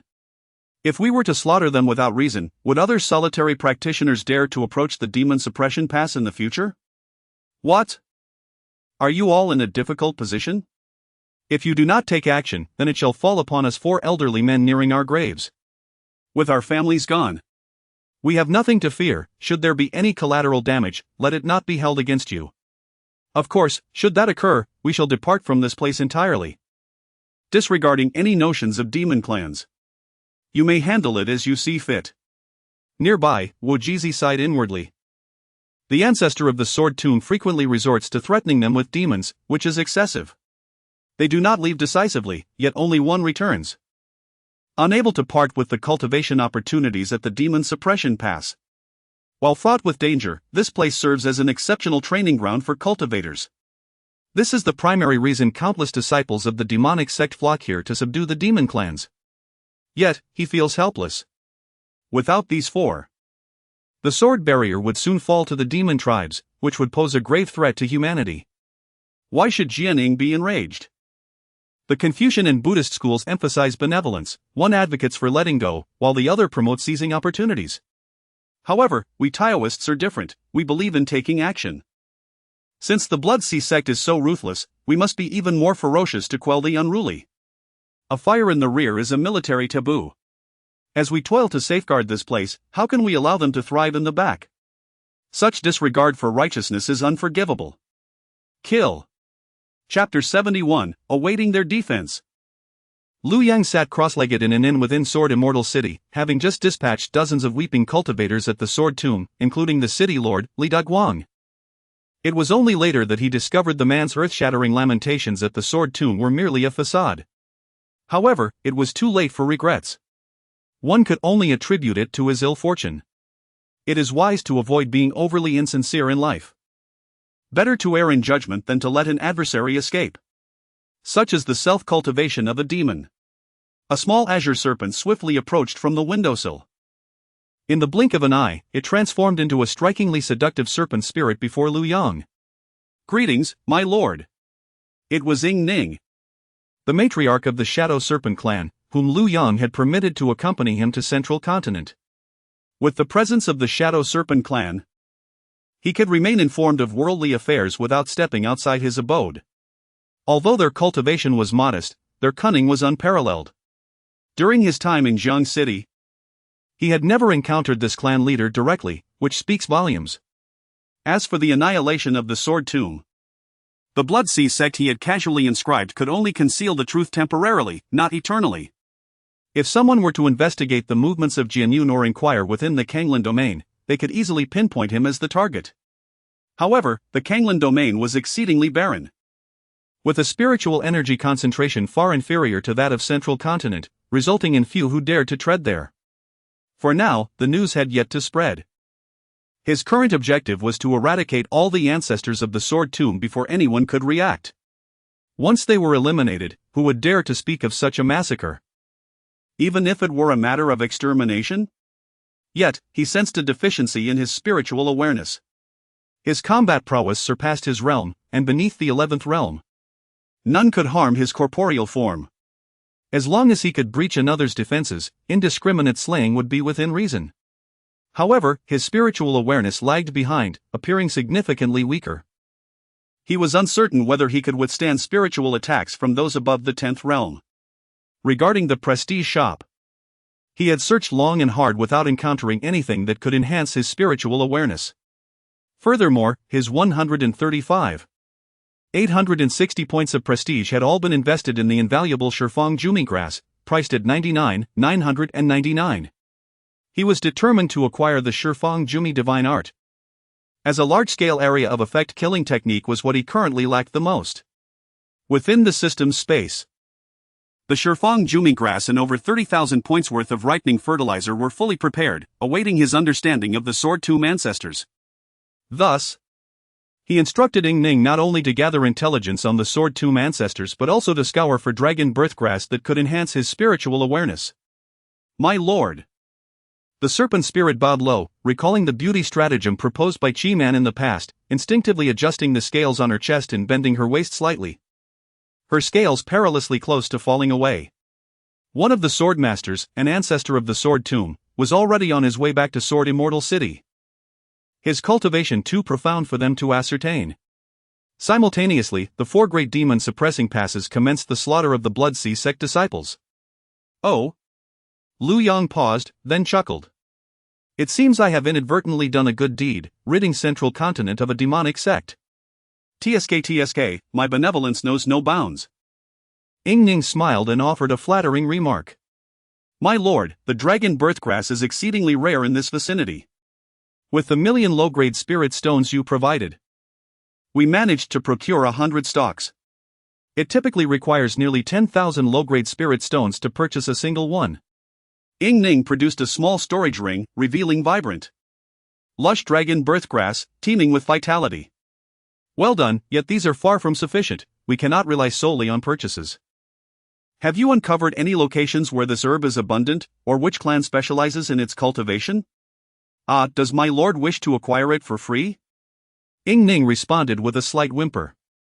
There is indeed a place, though I fear my lord may be disappointed. Outside Jianxian City lies a secret realm known as the Purple Cloud Secret Realm, which is renowned for its abundant yield of this herb. However, it opens only once every decade, attracting countless cultivators, which explains how we managed to acquire these 100 stalks of dragon birthgrass. Yet, the dangers within are dire, with a high probability of cultivators perishing, which keeps the price of the herb elevated. Liu Yang pondered, perplexed. Is there truly danger with my strength? Wouldn't that be advantageous? No, my lord, Ning replied. This secret realm is bound by the laws of heaven. It seems only those under the age of 25 can enter. My lord. Oh, I see. Liu Yang realized, understanding that many secret realms have peculiar entry requirements. Not to mention those that require one to be entirely unclothed to enter. This is tailor-made for the fated ones. Given Jian Fan some time to grow, with his cultivation and temperament, wouldn't he be able to enter and wreak havoc? Is it true that only those below the 7th realm can enter? That appears to be the case, Ning nodded helplessly. Regardless, we must investigate. If all else fails, we shall wait outside the secret realm and procure by force. Anyone emerging from the realm shall meet the Emperor's sword swift as lightning. Though this may incite public outrage, if executed cleanly, no one will trace it back to me. At worst, I shall depart with a shout, I am from the Bloodsea sect. Those seeking revenge, come forth. My lord, there is another matter requiring your decisive judgment. Lu Ruyan has led the remnants of the Xiantian sect into the Divine Phoenix Empire, where she now resides as a distinguished guest. I fear she may incite the Divine Phoenix Empire to retaliate against the Canglan region. If your demon clan cannot even guard against this, then it would be better to allow them to be eradicated. Not at all, my lord. We are deliberating on how to handle Lu Ruyan. Moreover, the immortal tree in Yunmeng City may reveal its secrets because of her presence. Ning, remember this, Lu Ruyan is of no concern to me. How you handle her is not for me to decide, and you need not hesitate due to her being my former master. Ning nodded solemnly. Such occurrences have transpired throughout history. How could they dare to act against Lu Ruyan? What if this esteemed figure recalls fond memories shared with her on a whim? Whoever initiated the conflict shall inevitably face dire consequences. To seek fortune and avert disaster is the true path of a cultivator. Lu Yang, oblivious to her thoughts, suddenly wore a knowing expression. It matters not if the matter of the divine tree is disclosed, after all, this procurement of dragon birthgrass has depleted my entire fortune. If they dare to come, they are merely delivering funds unto me. Indeed. Ning nodded naturally, finding no dissonance in Lu Yang's audacious remarks. Lu Yang possesses such strength.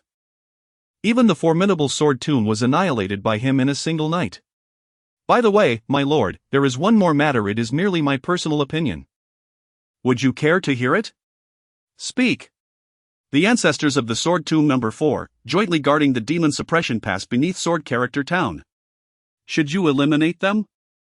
It is highly likely that the southern demons will seize the opportunity to invade. Without their guardianship, it would be exceedingly difficult to withstand such an onslaught. At that time, I fear you would bear the brunt of public scorn, potentially provoking a rebellion across the entire central continent. Ning couldn't help but chuckle bitterly within. As a member of the demon race, what has become of me? I find myself standing firmly on the same side as Lu Yang, worrying about a potential demonic invasion. It is quite peculiar. Yet, the rapid rise of this man instills in me the belief that being by his side presents an extraordinary opportunity. This notion lacks reason. Lu Yang shook his head. By that logic, when Jianyun sought to kill me, I should have willingly offered my neck, thus ensuring peace. They are permitted to slay others while denying others the right to slay them. Such a privilege is founded upon their strength. If they are weak and fall before me, it is entirely their own fault. As for the potential invasion of demons, what concern is that of mine? I cannot simply sacrifice myself at Sword Tomb to prevent a demonic incursion. Absurd! The lofty ideals I once held have completely dissipated. I possess none now. Furthermore, it is said that the Confucian influence in the central continent is quite substantial, with scholars abounding. Lu Yang chuckled. As long as my strength is sufficient. They are the ones most adept at theological debate. Chapter 72, Congratulations to the sect master for avenging his grievances, slaughtering the Sword Tomb family. After the departure of Ning, Lu Yang commanded the remnant soul of the Phoenix Empress, who possessed the strength of the ninth layer of tribulation, to remain at the Paluo mountain, in preparation for unforeseen circumstances. The long dan grass could be consumed directly to enhance one's spiritual awareness, without the need for alchemical refinement. Notification: detected the host's urgent desire to elevate spiritual awareness and the recent excessive bloodshed, triggering the task. Relax, no limitations on activities. Adjust your mood. Task reward: 10 units of high-grade fertilizer for long dan grass. High-grade fertilizer for long dan grass, upon use, it can enhance the efficacy of long dan grass for a millennium. It was uncertain whether the system had become desensitized to the sight of his recent killings, as he had not engaged in such activities for quite some time. How ancient were these long dan grasses? In the entire Canglan Domain, there were no masters of alchemy. And Lu Yang was equally uninformed. Only a century old, relying on this to enhance spiritual awareness to match the physical realm is nothing but a fool's dream. Relax. Cleanse the aura of hostility, and balance work with leisure, that is the true path of cultivation. This was indeed reasonable. Liu Yang nodded in agreement. Simultaneously, he offered a moment of silence in his heart for the cultivators who would soon venture into the purple cloud secret realm. Nothing could be more relaxing than robbing others. Bloodsea Sect. Demon Prison Hall. The sect master, Xiang Tian, clad in a black robe with a hairstyle reminiscent of Lu Ruyan, allowed his hair to cascade over his shoulders. His aura was overwhelmingly formidable. Within the grand hall, thousands of disciples were present. The sound of a pin drop could be heard as they all trembled in fear. There was no remedy, the oppressive presence of sect master Xiang Tian was too great. He was ruthless towards enemies but even more so to his own. Each sect meeting, one could never know how many unfortunate souls would perish at his hands. However, today there was a glimmer of relief. The sect master seemed to be in a good mood. Although his expression remained somber, he neither took lives nor displayed his temper. Of course, there was a reason for Xiang Tian's relatively cheerful disposition. Recently, his cultivation had progressed as if aided by divine intervention. After overcoming the 9th heavenly tribulation, he had astonishingly broken through several levels, now reaching the 3rd layer of the 10th stage. Soon, he would seek vengeance at the Sword Tomb. I shall repay in full the humiliation you once bestowed upon me, Xiang Tian silently vowed in his heart. As for the ancestor of the Sword Tomb, he held little concern. He was now a 10th stage cultivator, far from the insignificant 9th stage ant he once was. Before those 4 monsters, he now possessed the strength to protect himself. Cultivation is arduous, especially beyond the 10th stage. No one would genuinely fight to the death. Even if they wished to harm him, it would require a significant cost. Moreover, as long as he did not act too ruthlessly, annihilating an entire family, how could they relentlessly pursue a 10th stage cultivator without respite? What a joke! This time, even if he crippled Jianyi, the ancestor of the Sword Tomb would not come seeking trouble with him. He chuckled at the thought. They had the audacity. The advantage lies with me now. Xiang Tian's inadvertent smile eased the atmosphere in the grand hall. Countless disciples felt a sense of relief, sensing they had once again escaped calamity. The Grand Elder of the Bloodsea sect sighed in relief, his suspicions confirmed. The sect leader's buoyant mood today was undoubtedly due to the complete annihilation of the Sword Tomb. Revenge had been sweetly exacted. His life had been a tumultuous journey. From being an exceptionally gifted individual to becoming a mere sword servant, then soaring to prominence as the pinnacle of swordsmanship, only to be cast down and rendered powerless once more. The vicissitudes of life had proven to be intensely exhilarating. The Grand Elder cast a glance at the restless onlookers, scoffing at the thought of allowing them to curry favor. He stepped forward decisively, eager to proclaim, "Congratulations, sect leader." Heartfelt congratulations. Xiang Tian displayed a moment of surprise. Quickly realizing that the Grand Elder must have sensed his own cultivation had improved, indeed, a discerning eye. Maintaining his composure, he inclined his head slightly. Congratulations on avenging the great grievance, sect leader. Who would have thought that when you finally struck, it would be with such thunderous might? Such methods command respect from both gods and men. Under your leadership, the Bloodsea sect is bound to instill fear across the central 3 realms. This triumph over the Sword Tomb marks the beginning of our conquest. What are you saying? Xiang Tian regarded the Grand Elder with suspicion. Yet, the Grand Elder turned to address the disciples, instructing, "Remember well, our sect leader has set an example for us, our actions must be decisive. Not a single soul should be left alive during our purges, we must ensure that the ashes scatter in the wind. Do you all understand?" Understood. The multitude of disciples echoed enthusiastically. Our sect leader is truly formidable. In a single night, he eradicated countless souls from the Sword Tomb, sparing neither the elderly, women, nor children. Everyone met their end by his blade. This has broadened our horizons. How glorious is our Bloodsea sect! No wonder I found it curious how swiftly we acted. It was indeed our sect leader himself who took charge. Remarkable, truly remarkable. Our sect leader is profoundly considerate. In recent years, our reputation has waned, and many have forgotten our might. Now, he has even inscribed our name on the entrance. Not only avenging our grievances but also instilling terror in those so-called righteous cultivators. Indeed, I heard that within Sword Immortal City, even newborns refrain from crying at the mere mention of our sect leader's name. Suddenly, a chilling aura enveloped the entire hall. The Innate sect leader slammed his palm upon the table, rising abruptly. Naturally astute, he could not remain oblivious to the unfolding events after such extensive discourse. Everyone! Silence at once. His figure flickered, and in an instant, he seized the Grand Elder by the collar.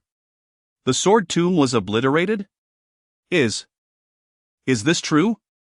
Congratulations, sect, congratulations, you fool. Xiang Tian exerted force, sending the Grand Elder hurtling against a pillar, where he let out a pained cry before sliding down.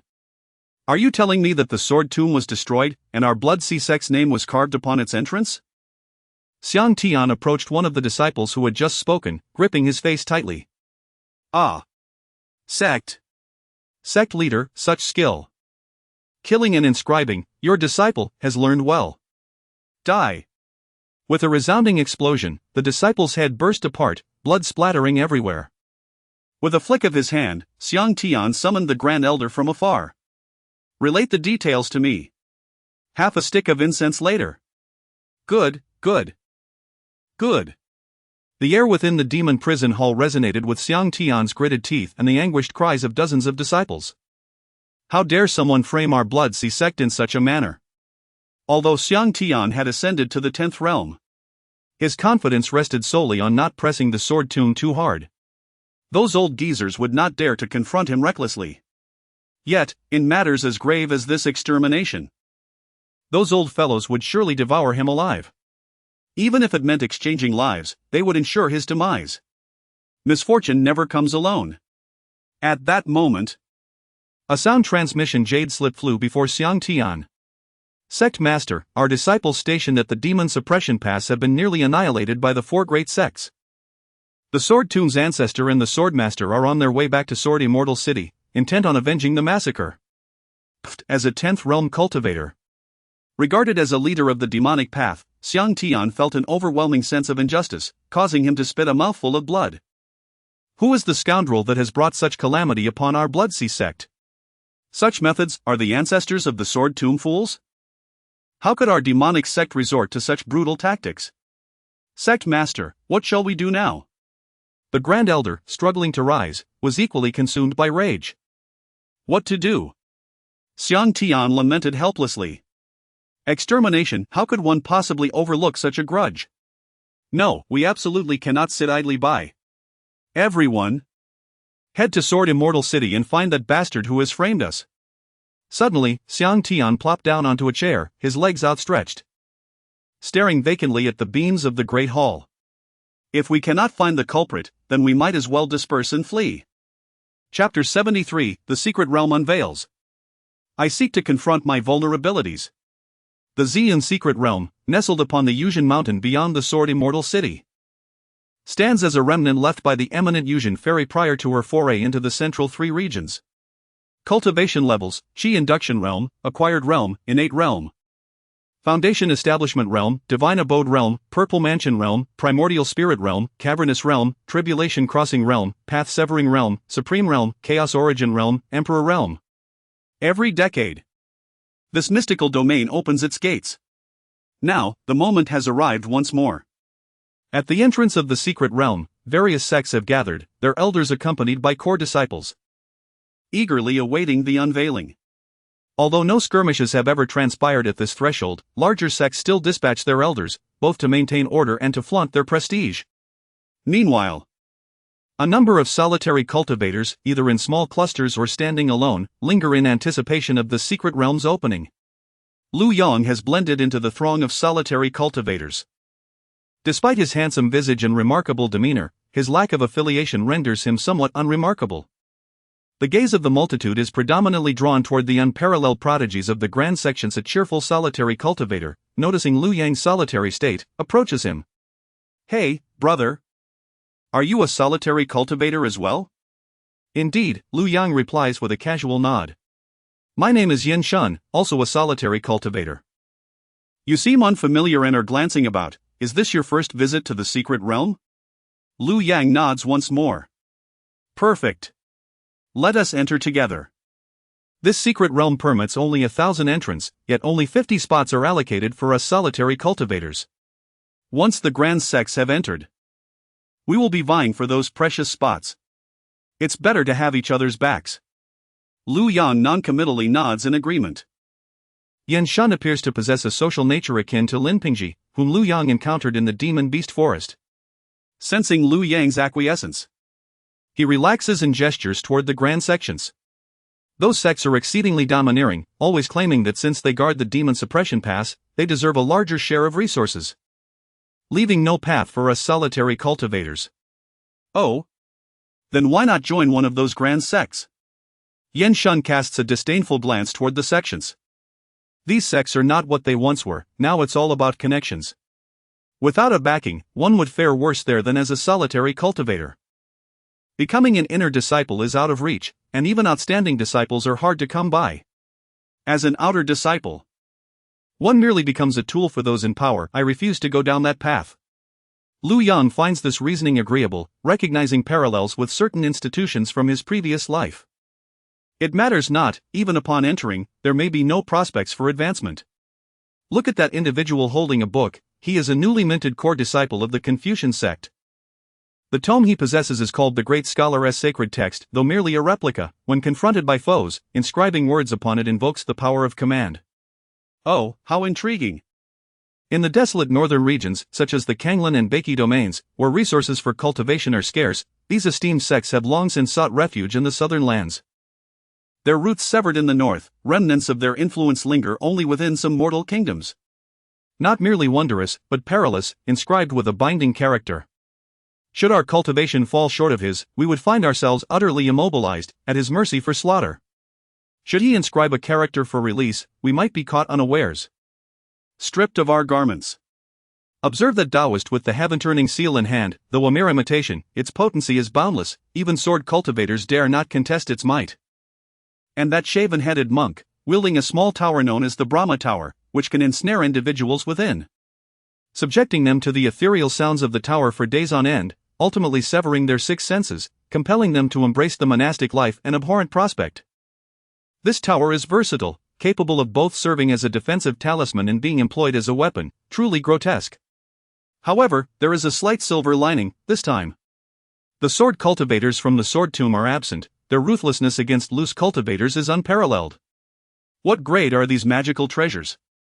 Lu Yang pondered with curiosity. The items in their possession are likely low-grade spiritual treasures or mid-grade ones, yet these three original artifacts are rumored to be immortal treasures. Magical artifacts are classified into 5 grades: magical tools, spiritual implements, spiritual treasures, Xiantian spiritual treasures, and immortal treasures, each further divided into low, mid, high, and supreme grades. However, immortal treasures could never manifest in the lower 3 domains. Low-grade spiritual treasures. Lu Yang suddenly lost interest. A low-grade spiritual treasure is inferior to the dog leash in his courtyard. Indeed. Low-grade spiritual treasures. The unfairness is staggering. How many would risk everything for such a treasure? Brother Yen, what is the nature of this secret realm? You have indeed asked the right person. Yan Shun abruptly halted, rubbing his thumb against his index and middle fingers, casually remarking, "That's a long story." Lu Yang instantly understood, producing a spirit stone and tossing it to him. Yan Shun's face lit up with delight. Let us keep it brief then. This secret realm was left behind by the supreme Yuzhenxian of the 11 realms. Yuzhenxian cherished travel throughout her lifetime, collecting all manner of rare treasures. Before her journey to the central 3 realms, she deliberately established numerous secret realms for the benefit of future generations. The Purple Cloud secret realm is but one among them. Each secret realm contains different treasures, some hold precious herbs, others advanced techniques, and still others her legacies and high-grade spiritual implements. Moreover, the trials within each secret realm vary. Some test the cultivator's talent, others their combat prowess, and still others their character. In some cases, upon entering the secret realm, each individual is assigned a nameplate, and a fierce competition ensues to seize these nameplates. Should one lose theirs, they are automatically expelled from the realm. Lu Yang mused internally, this rule bears a striking resemblance to a game from his past life. At this point, Yan Shun's eyes sparkled with longing. What I most desire is to venture into the heart demon's secret realm. I wish to confront my vulnerabilities. What is that? Lu Yang queried, puzzled. The heart demon's secret realm, of course. Within, it conjures various scenes based on your innermost thoughts, immersing you in a reality of your own creation. You understand. Yen gradually came back to her senses from her reverie, swallowing hard before continuing, however. When it comes to rarity, nothing compares to the purple cloud secret realm. Why is that? The immortal Yuzhen possesses a peculiar hobby. She delights in prying into the private lives of others, meticulously recording her findings in her diary. Ah! Upon hearing this, Lu Yang felt a sense of familiarity and hurriedly rummaged through his memories, recalling an information booklet he had once purchased. Within it lay a passage in the sealing immortal domain of the central three regions. There exists an 11th level supreme being known as Yuzhen, who is particularly fond of invading the privacy of others. Her footsteps have traversed every corner of the central three regions, documenting all her observations and secrets in her diary, the Yuzhen diary. Is it not astonishing? Yet, who dares to speak ill of such a pastime of a supreme being? The reason Yuzhen can persist in her voyeuristic pursuits and remain unharmed is twofold: her profound cultivation and her formidable divine sense. It is rumored that Yuzhen once acquired a treasure capable of nurturing the dragon birth herb, which led to the creation of this purple cloud secret realm, her area of expertise. Hence, I assert that this is the most invaluable of secret realms. Once you enter the realm, it is a matter of fate whether you live or die. And wealth is dictated by the heavens. My friend, though the dragon birth herb is exquisite, do not let greed consume you. If you take too little, the major sects will ignore your actions. However, if you take too much, you may invite peril upon yourself. The major sects may appear harmonious on the surface, but beneath lies a web of betrayal. It is fortunate if one can emerge from the secret realm, with only 1 in 10 or 12 making it out alive. Lu Yang nodded in understanding. Before treasures, how many can truly practice self-restraint? Interests serve as the fundamental logic governing all things. Casting another glance at the crowd beyond the secret realm, he felt a twinge of headache. Although he could eliminate them all, offending all factions at once could lead to dire consequences if he were to be exposed. How splendid it would be to commit his deeds within the realm. Why are there so many restrictions imposed upon these secret realms? What would happen if one were to exceed the age of 25 or possess a cultivation level surpassing the 7th realm?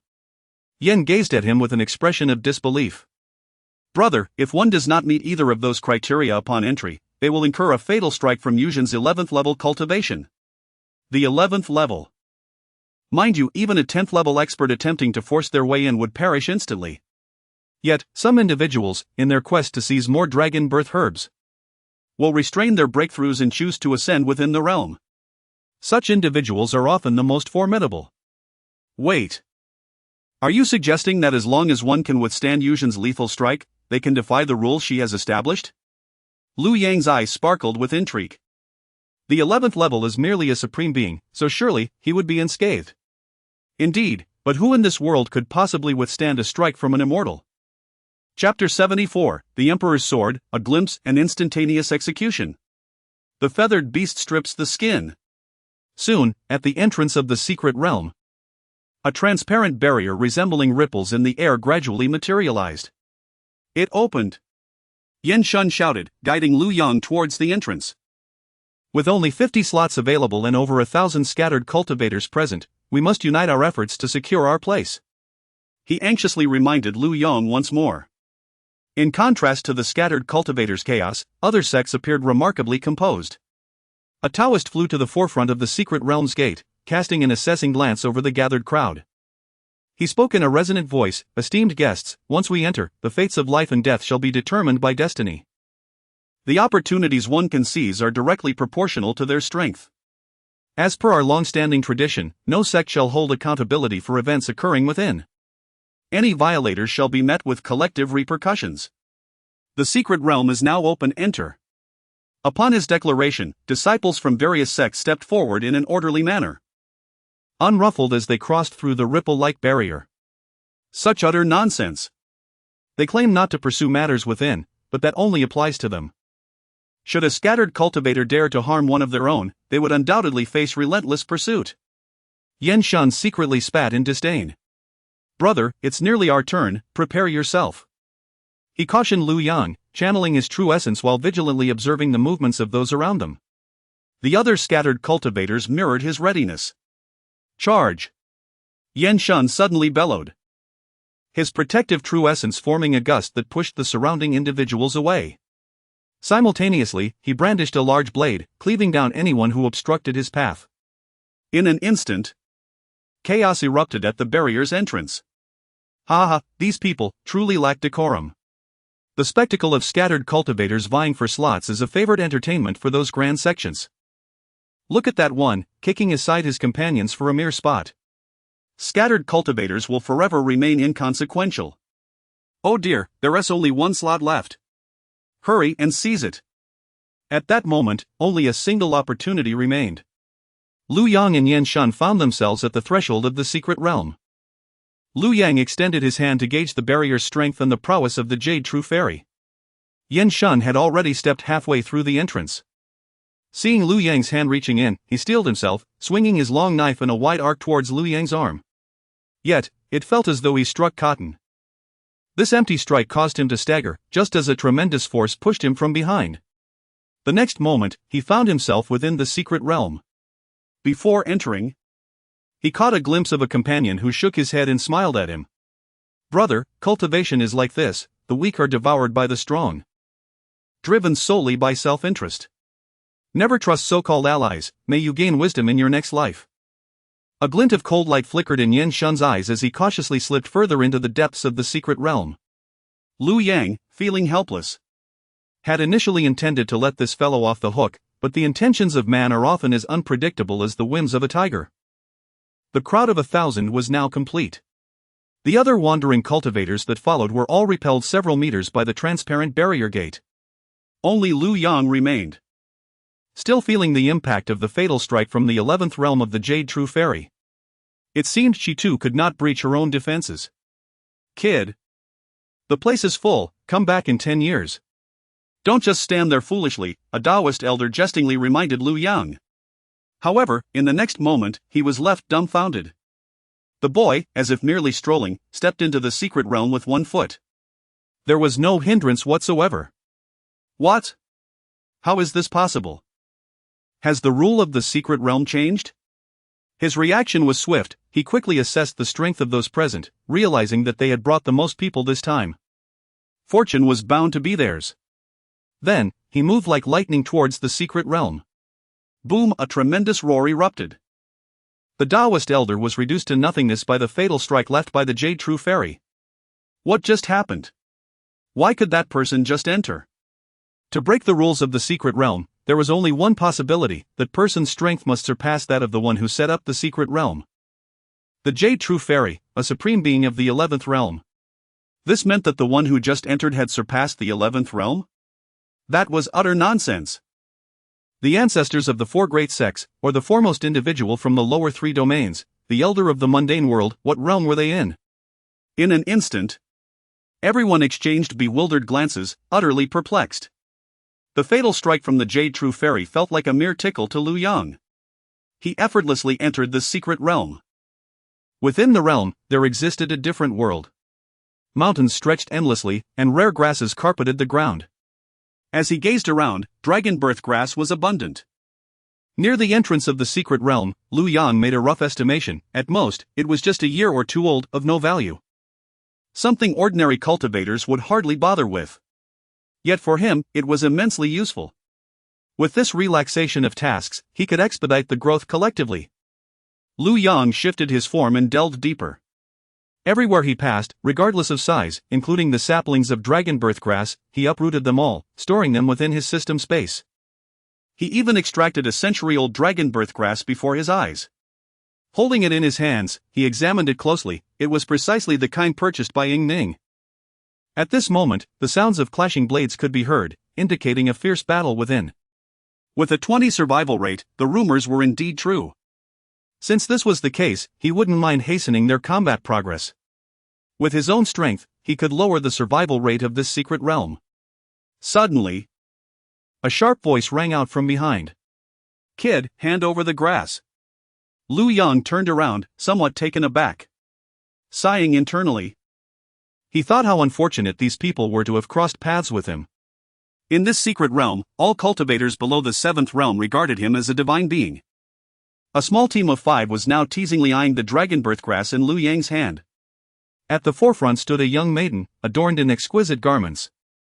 With a renowned sword hanging at her waist, unmistakably the pampered daughter of a wealthy family.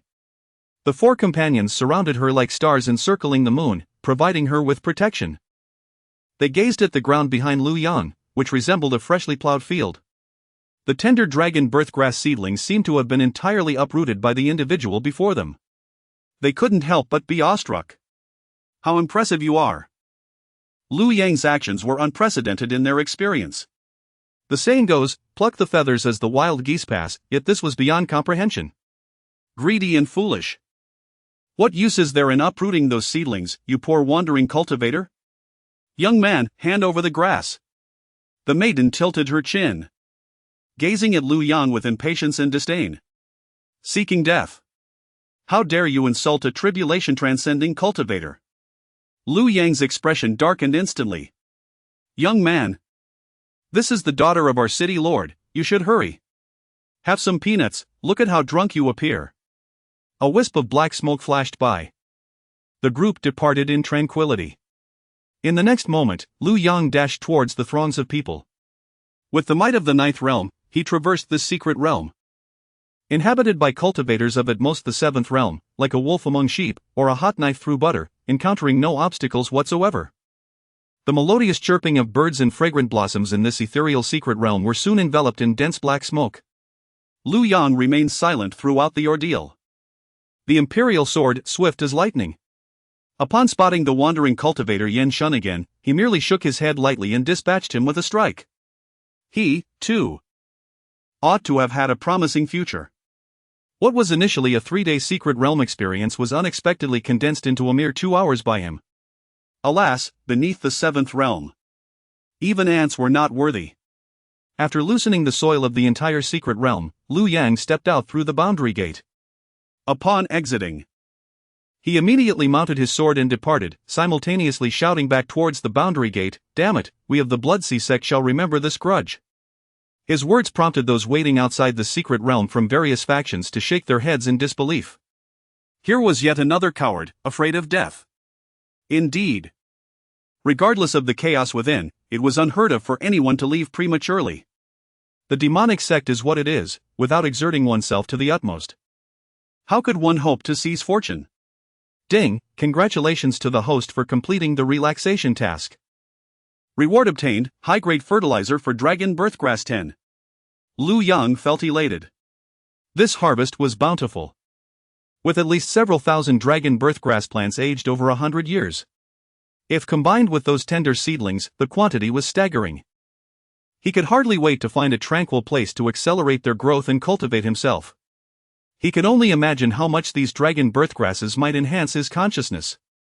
When the time comes to face the Sword Tomb ancestor, he would be invincible. Oh, no, it should be said he would crush him effortlessly. Presumably, the Sword Tomb ancestor would first engage in a battle with that unfortunate soul from the Bloodsea sect. Suddenly, Liu Yang felt a prickling sensation at the back of his neck. Years spent in Zhang City had honed his instinct for danger. Someone, a true expert, has set their sights on him.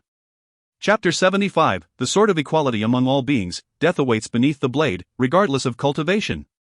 The Fury of the Immortal Yujin. In the 9th realm, at least the 4th layer, Liu Yang remained unperturbed, allowing that consciousness to scrutinize him without restraint. He ambled about, ultimately returning to the inn with an air of nonchalance. Although he had donned a robe of the Bloodsea sect upon exiting the secret realm, his actions today would undoubtedly escape the notice of no discerning eye. Conveniently, there was no need for him to seek them out, they presented themselves at his door. Which seemed all the more convenient. Seated at the table within his chamber, Liu Yang sipped his tea. Knock, knock, knock, the expected sound of a knock resonated. This thief is quite polite, Liu Yang mused. Come in. Thank you. The door creaked open, revealing a Taoist with a warm smile, exuding an aura of ethereal grace. Upon entering, he seated himself opposite Liu Yang, his smile unwavering. Sir, What motives lie behind your impersonation of a disciple of the Bloodsea sect? How do you know? Lu Yang replied with a question of his own. When you exited the secret realm, your deliberate shout made it nearly impossible for me. As a law elder of the Bloodsea sect, to remain oblivious, the Taoist spoke, his tone as gentle as a spring breeze, lacking any of the harshness one might expect from a law enforcer. His voice resembled that of a kindly elder. I also noticed you at the Sword Tomb. It seems you gazed intently at those mourning the tomb, and curiously, all those individuals met untimely ends that very night. Furthermore, you must have reaped considerable rewards within the secret realm. I possess an innate sensitivity to herbs, and the scent of the dragon birth grass clinging to you is exceptionally rare. Speak, who are you truly, who stands behind you, and what is your purpose? The old Taoist did not connect Lu Yang with the massacre at the Sword Tomb. He sensed Lu Yang's strength, identifying him as a first layer of the ninth realm. Such a person could not accomplish such deeds, nor did he pose any threat. You are indeed meticulous, befitting a law elder, Lu Yang acknowledged. Recognizing that despite his effort to remain inconspicuous at the Sword Tomb, this individual had discerned his presence. The Middle Continent, teeming with hidden talents, was indeed revealing itself. Naturally, I am adept at reading the hearts of men, nothing escapes my gaze. However, rest assured, this matter is known to heaven, earth, you, and me. And a few who sought to lay claim to you have already been dealt with. Speak, and I shall consider your words, with your strength. Do not entertain thoughts of resistance. The ascent from the ninth realm's first layer to the second is akin to reaching the heavens. We stand 3 layers apart. Killing you would be as simple as reaching into my pocket. Then I must express my gratitude. Lu Yang nodded, then inquired. Are you indeed the only one who finds me suspicious and has detected the presence of the dragon birthgrass upon me? Certainly. The old Taoist replied with a hint of pride. In terms of cultivation aside, my keen insight, sharp perception, and sensitivity to danger are unmatched in the Middle Continent. Our sect is investigating the mastermind behind the Sword Tomb incident. Humph. What can those fools uncover? In the 4 streets of East, West, South, and North, inquiries were made to discern who held authority. The old man, with his remarkable skills, had once vanquished a formidable opponent at the 5th level of the ninth realm. Well, that is commendable, Lu Yang mused, feeling a sense of relief as he drew forth the Emperor's sword to showcase an item of interest. This sword? It appears adequate, albeit shrouded in a faint black mist. You must have taken many lives, for a demon cultivator to reach such a stage is indeed astonishing. Yet it pales in comparison to the Wanhun banner. Ha! How could such a nefarious entity rival this sword? Allow me to share a secret. This sword is known as the Sword of Equal Existence. Do you grasp its significance? What? It signifies that beneath this blade, all are equal, regardless of their cultivation. The old man scoffed, intending to retort but found himself rendered speechless. A transparent aperture emerged at his heart, exuding a subtle black smoke. Lu Yang glanced at his lifeless form, shook his head, and resumed sipping his tea. As night descended, Lu Yang ascended and flew to a secluded hillside far from Sword Immortal City, where he planted vast expanses of dragon birthgrass, utilizing fertilizer for collective ripening. He soon harvested over 10,000 premium dragon birthgrass, each over a millennium old, radiating a potent aura of divine consciousness. The richness was such that a thin layer of frost formed upon their roots and leaves. A century-old dragon birthgrass is valued at 10,000 low-grade spirit stones. For those 1,000 years old, the worth is not merely tenfold but escalates to 100 times, often without a market. No wonder it is said that cultivating immortality is akin to climbing to the heavens. The expense is staggering. Without wealth, one cannot cultivate, Lu Yang lamented.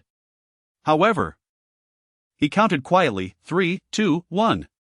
Splendid, yet another batch of ripened millennium-old dragon birthgrass, ensuring the area was devoid of onlookers. He set up restrictions and began consuming the dragon birthgrass. In the central 3 domains, within the city of Shura, the fallen Saint Sun Lin Ding of the Lin family made a powerful return, challenging the current Saint Sun Lin Yun to a duel. The Jade True Fairy, moistening the tip of her brush, inscribed gossip in her diary. Lin Ding had fathered a daughter with the enchanting demoness Yurong from the Hehuan sect, subsequently entrusting the child to the lower 3 domains, specifics unknown. To safeguard this secret, Lin Ding personally eliminated the demoness who had granted him a new lease on life. As she penned this, the Jade True Fairy shook her head and added a note, remarks, "A scoundrel and a treacherous wolf, evaluation complete." This diary, aside from chronicling numerous significant secrets, served as a meticulous account of scoundrel assessments, each entry accompanied by her personal annotations in red ink. Lin Yun, suspected to be a reincarnated powerful being, possessed innate knowledge, having once crushed Lin Ding and rendered him powerless. This time, Lin Ding's resurgence might still fall short against him. Lin Yun, born a supreme being, with supreme bones and innate dual pupils, given time, he would become unassailable within the central three domains. Note, this individual harbors immense ambition. Willing to employ any means to achieve his goals, while being ruthless and merciless, displaying a facade that belies his true nature, a practitioner of the demonic path. Satisfied, the Jade True Fairy closed her diary. Recently, the bustling city of Shura has been lively, and her presence is indispensable. Intruding upon the privacy of others has become an inherent pastime for her. Many jest that this Jade True Fairy is indeed the fabled Innate 8 trigrams sacred body. However, her formidable divine consciousness allows her to probe for information with remarkable ease, while her acute perception of danger is unmatched. Wherever she goes, people dare not express their anger. They may wish to speak out, yet find themselves powerless. Others may indulge in this hobby, but they never disclose it. They cannot overpower her. And should they attempt to, they find themselves unable to confront her. Once, a 13 Realms Emperor ventured to the central state to demand a diary from the Jade True Fairy, yet she sensed the impending danger and withdrew unscathed. Consequently, now when people see her, they feign ignorance, choosing not to be disturbed by her presence. Wherever she appears, virtuous individuals seem to flourish. Husbands and wives maintain harmonious relationships. And families enjoy peace between mothers-in-law and daughters-in-law. Even the demonic path is compelled to distribute provisions, while stray dogs no longer dare to kick up a fuss. In her presence, incidents of divorce, infidelity, betrayal, and theft of elixirs significantly diminish. It appears that she must don a veil while traversing the world henceforth. The Jade True Fairy shook her head and smiled wryly, perplexed as to why people regard her as if she were a ghost. After all, she has done nothing wrong. Yet suddenly, her brows furrowed slightly, gradually forming a frown. A radiant orb, shimmering with 5-colored light, hovered beside her. On the surface of the orb, one could distinctly see the scenery within the purple cloud secret realm. Being one who cherishes beauty, she had meticulously transformed the purple cloud secret realm into a paradise, incorporating ample shades of pink. However, at this moment, within the secret realm, the ground had been overturned multiple layers deep. All the grassy areas lay in utter ruin. The entire realm was engulfed in swirling yellow dust and flying silt. Soon, a piercing cry erupted from the Jade True Fairy's abode. Who is it? Which scoundrel has ravaged my purple cloud secret realm? Chapter 76, Qin Feng exhibits the aura of a great emperor. None shall depart from the mystic realm unscathed. The Jade True Fairy is enraged. This chaotic and aesthetically displeasing mystic realm deserves to cease to exist. With a mere thought, she initiated the disintegration of the purple cloud mystic realm above the colorful orb, leading to its gradual collapse. The innate Tao body sacred fetus is akin to the progeny of the great Tao. Upon ingesting the dragon birthgrass, the power of divine consciousness within it seamlessly merged with his intrinsic source of power, as if it were always meant to be. Lu Yang incessantly consumed the dragon birthgrass, resulting in a dramatic increase in the strength of his divine consciousness by several dozens of times. At his current cultivation level, he seemed to have reached the limits of his capacity. Further consumption would yield only marginal enhancements. His reverie was abruptly interrupted by a chilling electronic voice, prompting him to halt. Ding! Continuous practice detected for several hours. It is time to relax. Task triggered, take a stroll and stretch your limbs. Ah! A stroll it shall be. Task reward, insight into a millennium of cultivation techniques. Lu Yang raised his gaze slightly. The clarity of his vision was striking, and his perception sharpened. He released his divine consciousness, effortlessly enveloping the entire sword immortal city. Within the city, there were noticeably more adept practitioners than usual. Lu Yang pondered for a moment. It was likely that some were curious onlookers drawn by the sword tomb, while others, with a similar aura, were undoubtedly from the Blood-Sea sect. The old man had mentioned that the Blood-Sea sect intended to investigate the annihilation of the Sword Tomb. It seemed they feared retaliation from the Sword Tomb's ancestors, prompting their full mobilization. Ah, Blood-Sea sect, you can only blame that Sword-E. We were merely engaging in a proper duel when he had to inquire whether I was affiliated with the Blood-Sea sect. Alas! I was left with no choice. As dawn broke, Liu Yang stretched lazily, nonchalantly preparing to return to the city. At this moment, at the entrance of the Purple Cloud Mystic Realm, the elders of various sects were boasting about their disciples. Humph! Our disciple Qingmei from the Hunyuan sect will undoubtedly dominate the battlefield, ha ha ha. One elder proclaimed. Let me inform you. Qingmei was able to break through to the 8th realm 6 years ago but refrained from doing so until now, all for this mystic realm. He aims to seize all the dragon birthgrass to refine his divine consciousness. If I am not mistaken, he must be waiting at the entrance now, demanding a toll from anyone wishing to depart the mystic realm alive. An elder from the Hunyuan sect smugly surveyed the crowd, as if by mutual agreement. The various sects allowed their disciples to kill each other within. This was a necessary path for the growth of cultivators, with public retaliation being prohibited. His words naturally sparked discontent among others. Hunyuan sect, despite your claims of being a righteous sect, your actions are despicable, suppressing cultivation levels to enter. How vile and repugnant! What of the 8th realm? How can other disciples compete? This is utterly unfair. If anything were to happen to the daughter of our city lord, rest assured, the Hunyuan sect will not escape unscathed. The elder from the Hunyuan sect remained unfazed. The rules have been broken, yet one must unite to confront the challenge. Fear not. For what is the purpose of entering such secret realms? Is it not more amusing to tend to the flowers at home? Ha! Do not celebrate prematurely. Our disciple Canglan of the Wujigwan has already slain an 8th realm practitioner upon entering the 7th realm, showcasing the demeanor of an emperor. The outcome remains uncertain. As the elder of Wujigwan smirks, secretly harboring the thought that within Canglan resides the spirit of an ancient ancestor. This time, a grand surprise awaits all of you. Humph! What merit is there in slaying an ordinary 8th realm practitioner? The disparity in cultivation is vast. Ha!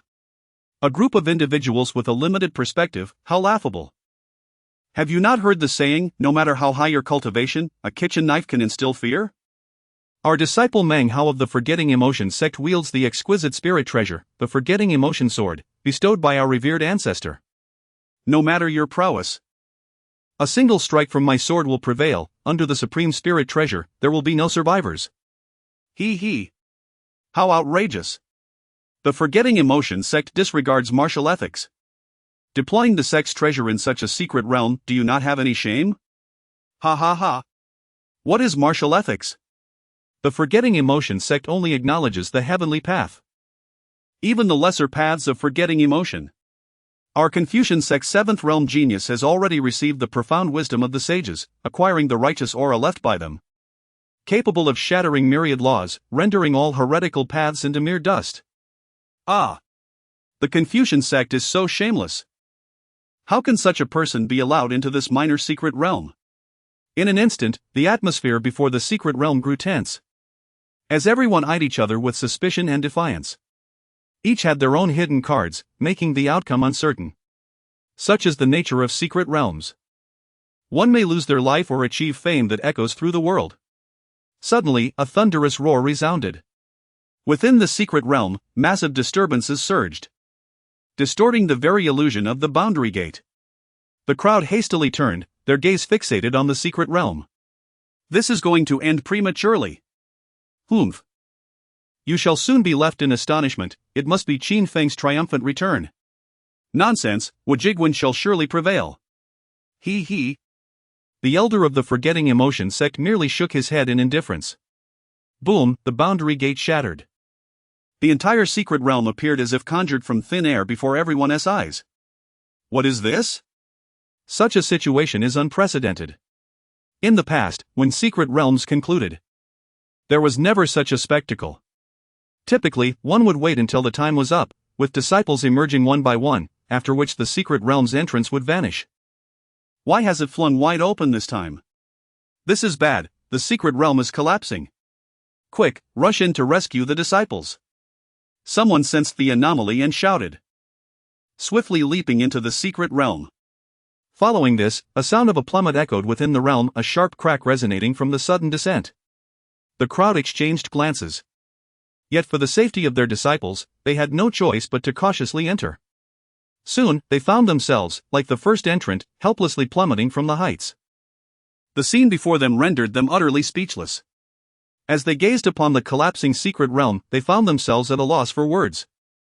The entire domain of the secret realm had been ravaged multiple times, and its very fabric was in the throes of disintegration.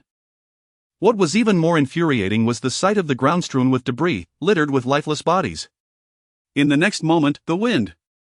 Canglan. Miss. Chapter 77, We, the demonic sect, would never commit such atrocities. Soon, the elders of various sects discerned the truth of the matter. All individuals had perished before the collapse of the secret realm, meeting their demise with a single stroke. Of course, a few had succumbed to sheer fright. Do you all recall that one individual who exited the secret realm prematurely yesterday? It is evident that this incident must have been orchestrated by that person. Yes. I remember now, he seemed to be clad in the attire of the Bloodsea sect and, in his haste to depart, he bellowed something in exasperation. Ah yes, he proclaimed. We of the Bloodsea sect shall remember this debt. Initially, I had thought him merely a brash disciple of the Bloodsea sect, impotently furious after suffering a setback within. We have all been deceived by this scoundrel. The perpetrator brazenly fled right before our eyes. Surely. He slaughtered everyone and then deliberately shouted that remark to make us believe he was merely escaping after being bested. The cunning of the denizens of the demonic sect is indeed beyond imagination. All the dragon birth grass has vanished, even the young sprouts have been uprooted. It is strikingly reminiscent of the massacre at the Sword Tomb, such cruel and ruthless tactics. Yet, some have voiced alternative perspectives. If it were indeed a member of the Bloodsea sect, why would they dare to reveal their identity? Could it be a deliberate frame-up? Humph. You know nothing. This is the arrogance that the Bloodsea sect has grown accustomed to, even now. The name of the Bloodsea sect is inscribed upon the gate of the Sword Tomb. They display utter disdain for the world. The deceitfulness of the demonic sect cannot be fathomed by common reasoning. Their actions serve another purpose, for they will surely assert. We of the demonic sect are not foolish enough to leave incriminating evidence. Gentlemen, this is a classic case of baiting the trap. Indeed. I have heard that the ancestor of the Bloodsea sect, Xiang Tian, has successfully severed the path and ascended to the 10th realm, becoming a quasi-supreme being, which emboldens their reckless behavior. It is said that all disciples of the Bloodsea sect have gathered at Sword Immortal City. Esteemed colleagues, I shall seek vengeance without delay. I will first annihilate them. Let us go together. Within Sword Immortal City, although Lord Li Daiguan met an untimely end, the city did not descend into chaos. Instead, an atmosphere of profound trepidation permeated the air. The demonic aura was overwhelming. Most disciples and elders of the Bloodsea sect had arrived, with rumors suggesting that ancestor Xiang Tian lurked in the shadows. With the suppression of the Sword Tomb no longer in effect, who would dare provoke the ire of the demonic sect? Yet, evasion was futile. The Grand Elder of the Bloodsea sect had personally led a delegation, issuing invitations to all prominent figures within Sword Immortal City, beckoning them to convene at the gate of the Sword Tomb for discussions. The brazen demeanor of the Bloodsea sect, while inciting considerable dissatisfaction, was met with silence. None dared to voice their grievances. All that remained were fervent thoughts of dissent, yet they had no choice but to comply with the summons. Aware of the lurking dangers, they nevertheless approached with trepidation. Before the gate of the Sword Tomb, all major sects, factions, and influential families from Sword Immortal City had gathered. I have heard tales of certain twisted fiends who delight in revisiting the scenes of their heinous acts, to revel in their own malevolent masterpieces. The Bloodsea sect has gone too far. Not content with their own morbid enjoyment, they drag us along to witness their atrocities. This serves as a dire warning to us, a cautionary tale for those who dare defy their commands. For we may meet a fate as grim as that of the Sword Tomb, where not even a single ant could escape. Alas, the situation is dire. The Bloodsea sect has obliterated the entire Sword Tomb clan, slain the esteemed lord of the city, and extinguished all those allied with the Sword Tomb. We must endure. For perhaps we might yet cling to our lives. What could be their purpose in summoning us here? I have heard whispers of a dreadful treasure possessed by the Bloodsea sect, known as the 10,000 Souls Banner, infamous for its ability to consume souls. Surely, they do not intend to. The crowd's fears intensified with each passing thought, culminating in a soft sob from one among them. Esteemed guests. The Grand Elder of the Bloodsea sect, observing the gathered assembly, approached the gates of the Sword Tomb and surveyed the anxious faces before him, striving to present a congenial demeanor. Today, I have some heartfelt words I wish to share with all of you. Ah, heartfelt words? Elder. I am not acquainted with the Sword Tomb, I beg you, spare me. Elder, I once visited the Sword Tomb, but I was coerced into delivering a gift. Now, I have no words left, I only plead that my family be spared. If there is to be punishment, let it be directed solely at me. Elder. I am wronged, I have been at odds with the Sword Tomb for generations. The Grand Elder appeared momentarily taken aback, then offered a wry smile. My friends, this is a misunderstanding. I merely wish to express something from the depths of my heart. I implore you to allow me to finish speaking. Clearing his throat, the Grand Elder gestured towards the bloodied characters upon the gates of the Sword Tomb. I understand that the Sword Tomb has been annihilated today, and many suspect the Bloodsea sect is responsible. However, I must assert, if we were indeed the perpetrators, would we inscribe our names upon the scene? It is evident that someone seeks to frame us. In the distance, those returning from the secret realm were hastening towards this place. The Grand Elder's words resonated clearly in their ears. I anticipated such a response. Fortunately, we have discerned their machinations in advance. Indeed. It would be prudent to wait until he concludes his defense before we take action and observe how he attempts to justify himself. My friends, I recognize your skepticism. However, consider this, while the Bloodsea sect may act with brutality, have we ever committed acts of such unrelenting cruelty? The sight of the Sword Tomb's demise leaves even a demonic elder such as myself appalled, my hair standing on end. It is utterly inhumane. As the crowd reflected, they began to agree. Indeed, while the Bloodsea sect is known for its ruthlessness, it has rarely stooped to such depths. If this were their doing, there would surely be more survivors. Is it possible that the Bloodsea sect seeks something from us? One individual, summoning courage, cautiously inquired, "What is your intention?" Esteemed sect? The Grand Elder's expression turned serious, and he clasped his hands together in a gesture of respect. Ladies and gentlemen, we implore you to assist us in demonstrating that the matter of the Sword Tomb is certainly not of our doing. We, the Devil sect, are unequivocally not the kind of individuals who would engage in such actions. We kindly request your support in attesting to our integrity, as such deeds are utterly beyond our character. Chapter 78, The Obsessive Lu Ruyan, I shall torment you day and night. Concurrently, I hope that all of you can assist us in uncovering the true culprit, ensuring that this fiend faces justice. We demand justice for the Bloodsea sect. The Grand Elder felt a deep sense of frustration. When did it become the responsibility of the unrestrained demonic sect to offer explanations? And to seek retribution as well. Yet, this time, the methods employed were exceedingly ruthless, provoking an adversary far too formidable, one that even the heavenly sect master regards with trepidation. Alas! Must there be such bloodshed? The Grand Elder's demeanor was earnest, his eyes radiating righteousness, even displaying a hint of plea as he gazed upon the assembly. This elicited curious glances from those around him. They inwardly murmured, "So it turns out, the Bloodsea sect has come forth to clear their name. This fiend is indeed formidable, to have coerced the esteemed Bloodsea sect into such a predicament." Just as they were about to voice some words of fairness for the demonic sect, those returning from the secret realm swiftly arrived at the entrance of the Sword Tomb. Gowling Feng, you shameless old wretch, when did you transform into such a coward, daring to act but lacking the courage to face the consequences?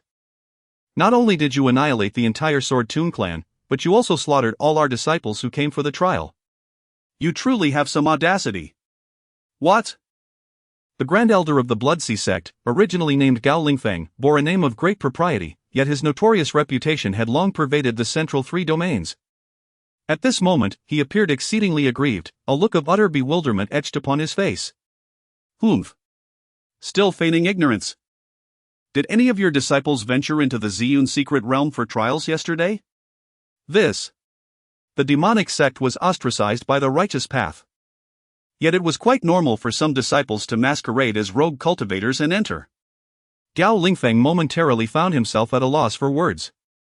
Observing the imposing demeanor of these major sects, something monumental must have transpired. Your disciples are truly remarkable, single-handedly slaughtering all those from our sects and associations who came here. What a grand display, Gao Lingfeng! Ha! Gao Lingfeng nearly stumbled, his peak ninth realm cultivation nearly causing him to collapse to the ground. Gao Lingfeng. We must meticulously settle this score. A once-in-a-thousand-years genius from my Hunyuan sect has perished just like that. The successor of the Confucian saints. The direct disciple of the forgetting emotions sect's leader. The contemporary Taoist of the Wujiguan. The cherished daughter of the Lord of the Misty City. The third prince of the Daliang Empire. Gao Lingfeng, you truly possess audacity. By heavens! Gao Lingfeng felt a sharp pain in his chest. His mind was filled with stars. Fortunately, his cultivation was sufficiently high, allowing him to quickly regain composure. No. Everyone, allow me to explain. This is absolutely impossible. It could not have been our disciples. Our disciples lack such prowess. Suddenly, he reached into the air, pulling a Blood Sea sect disciple into his grasp. Esteemed elders, this is our strongest disciple under the age of 25. This worthless fool could never accomplish such a grand feat. He is unworthy of even polishing the shoes of those individuals you mentioned. The disciple cast a resentful glance at Gao Lingfeng, his expression complex.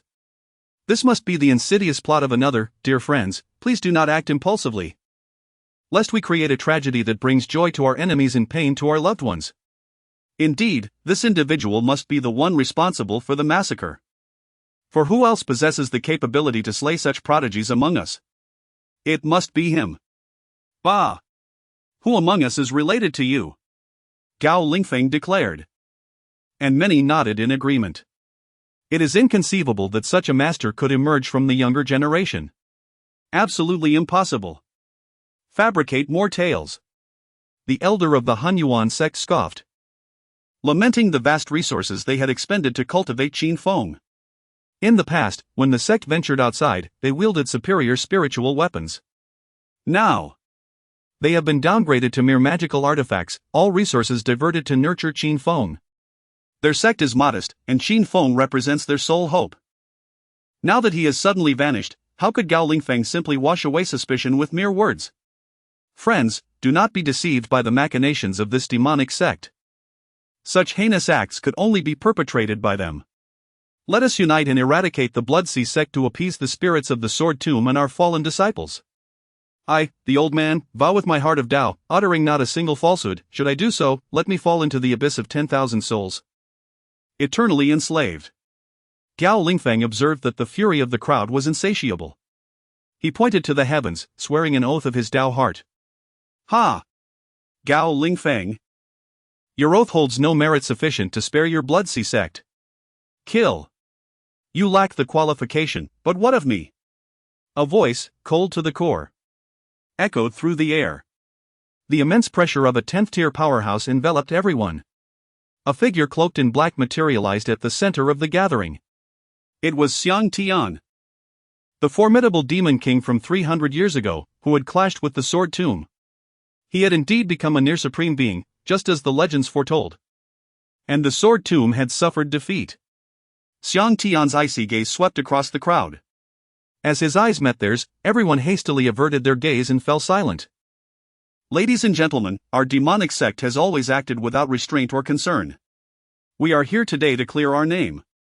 Not out of fear of retribution from the Sword Tomb, but because we dare to take responsibility. If we did not commit these acts, no one shall tarnish our reputation. The matters concerning the Sword Tomb and the secret realm are not the doing of the Blood Sea sect. I implore you to remain vigilant and refrain from hasty actions. Of course, if you insist on believing we are responsible, I, Xiang Tian, shall accept that. Now disperse. Once the true culprit is found, the truth will reveal itself. With that, Xiang Tian vanished once more. His appearance and declaration were the utmost limit of what a 10th-tier powerhouse could achieve. Xiang Tian's consciousness enveloped the entire sword immortal city, searching for every suspicious individual. Shenhuang Empire. Is it true?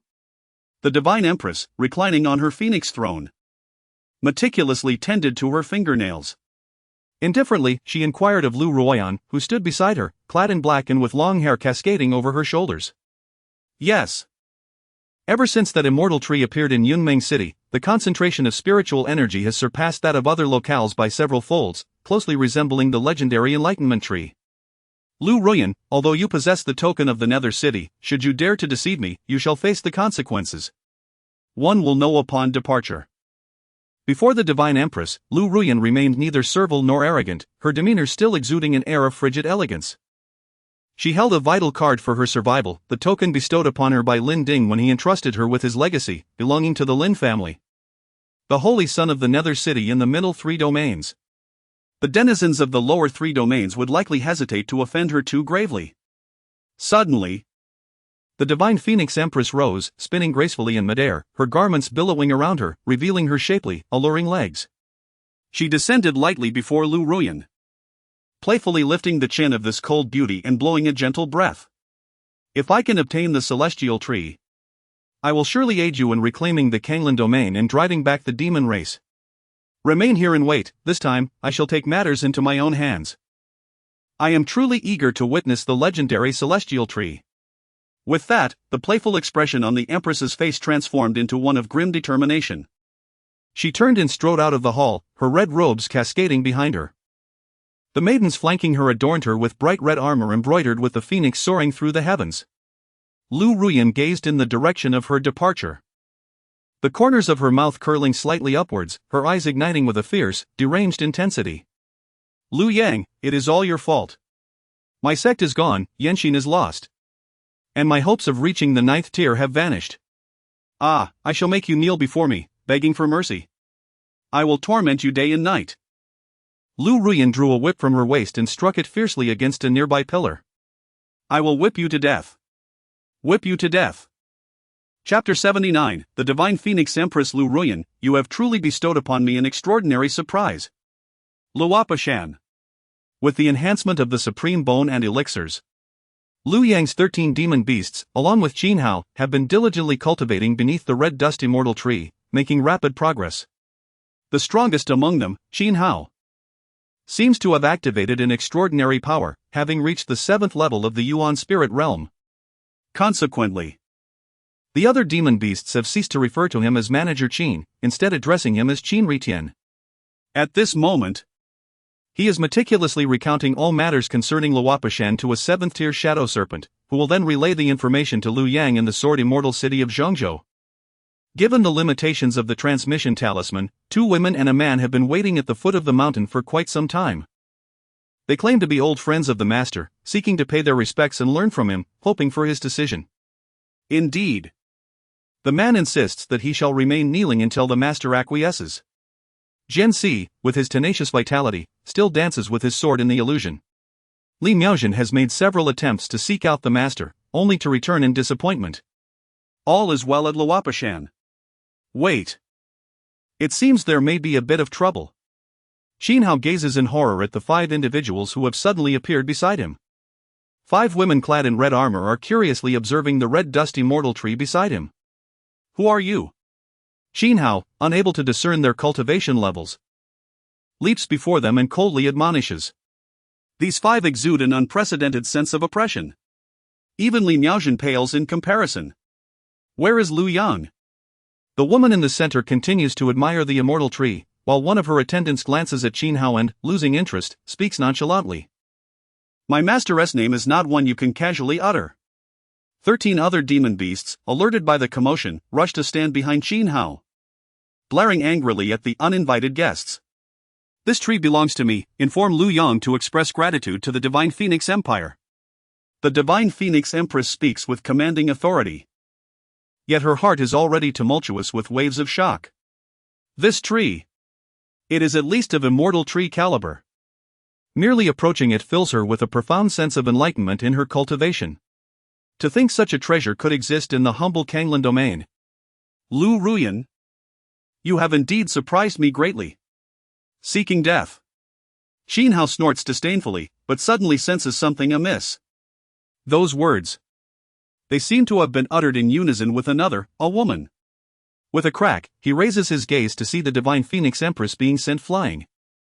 A phantom slowly descends from the treetop, also clad in red, yet exuding an overwhelming aura of authority.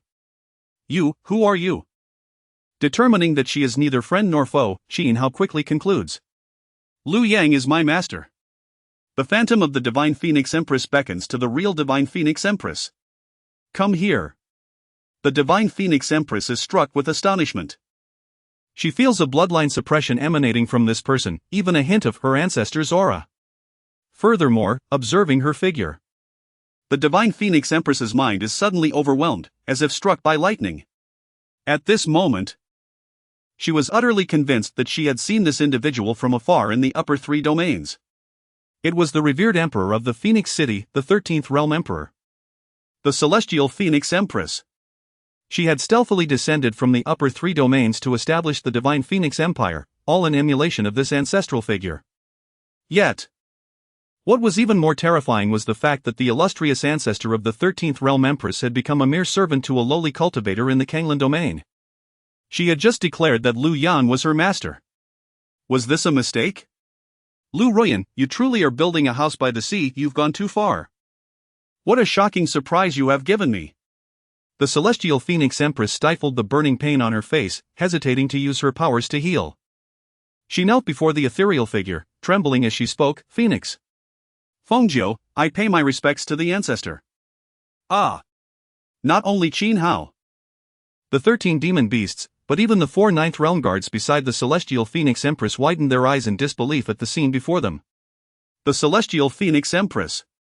The divine figure in their hearts. With the bloodline of the Phoenix clan coursing through her veins, she had established the divine Phoenix Empire with an invincible presence. She had commanded the winds and rains throughout her life. Decisively wielding her power without a single defeat, she could be deemed the greatest female emperor of the lower three domains throughout history. Yet now, she was prostrate before another. Fengjiu, to which lineage do you belong? Inquired the ethereal figure of the celestial Phoenix Empress, her tone calm. I am a descendant of the Fire Phoenix City. In my ignorance, I secretly ventured out in the past to establish the divine Phoenix Empire in the lower three domains. I humbly ask for your forgiveness, ancestor. No matter, replied the celestial Phoenix Empress, gently shaking her head. One may choose to be a head of a chicken rather than the tail of a phoenix. This is your decision, and I shall not hold it against you. Thank you, ancestor. Fengjiu lowered her head, feeling a slight relief in her heart. The 13th Realm Emperor could extinguish her lineage with a mere thought. Although the ancestor's ethereal form was not of the 13th realm, it was still far above her own. The bloodline suppression was such that she felt no inclination to resist even the slightest. However, since you dared to provoke my master, I must punish you. From today onward, you shall remain here at the desolate mountain to guard against schemers like yourself. After my master returns, he will decide your fate. Thank you. Thank you for sparing my life, ancestor. Suddenly, a realization struck Fengjiu. Was this the ancestor's subtle elevation of her status? By guarding here, she could absorb the essence of the celestial tree. For her cultivation, this was a tremendous blessing. Thank you for your great kindness, ancestor. Goodness.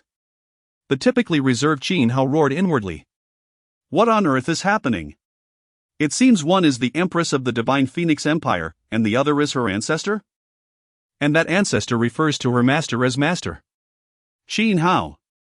The Celestial Empress spoke again, her voice serene. Senior. My master commands you to plant these seeds at the foot of the desolate mountain and tend to them with utmost care. Lu Yang, O Lu Yang. Having uprooted your celestial tree and dismantled your lair, you are now akin to your master. Quickly return to your master, so I may exact my vengeance upon you. Alone. Lu Ruyan's expression was one of fierce cruelty.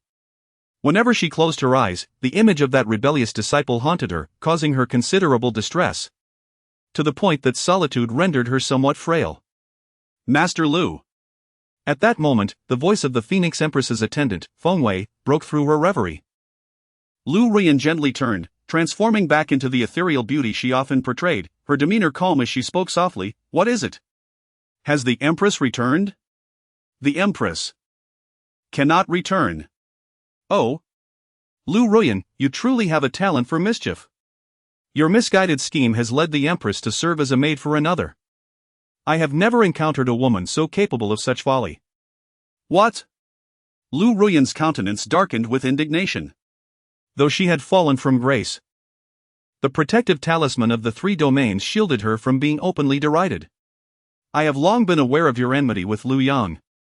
Yet I cannot comprehend how you could expel such a person from the sect. Even the esteemed 13, cough. Even our Empress has been charmed by his charisma to the extent of willingly remaining to guard him. How could you be so blind? Are you saying that the Phoenix Empress voluntarily stayed at the Fallen Mountain to protect Lu Yang? Is there any other possibility? If the Empress did not wish it, could anyone compel her?" Feng Wei glared fiercely at Lu Ruyan. "The Empress is a person of dignity. This is inconceivable. I have watched that boy grow. I know him well. This cannot be true. Absolutely impossible." "Very well, take heed. The Empress instructed me to convey that our collaboration has come to an end. Our next encounter may find us as foes or allies, who can say? No. This cannot be. You must tell me, you have seized the celestial tree. And this is merely a jest, is it not? You must tell me.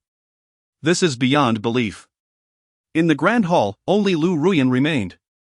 Alternating between tears and laughter, her hair disheveled, her gaze vacant. "They are deceiving me.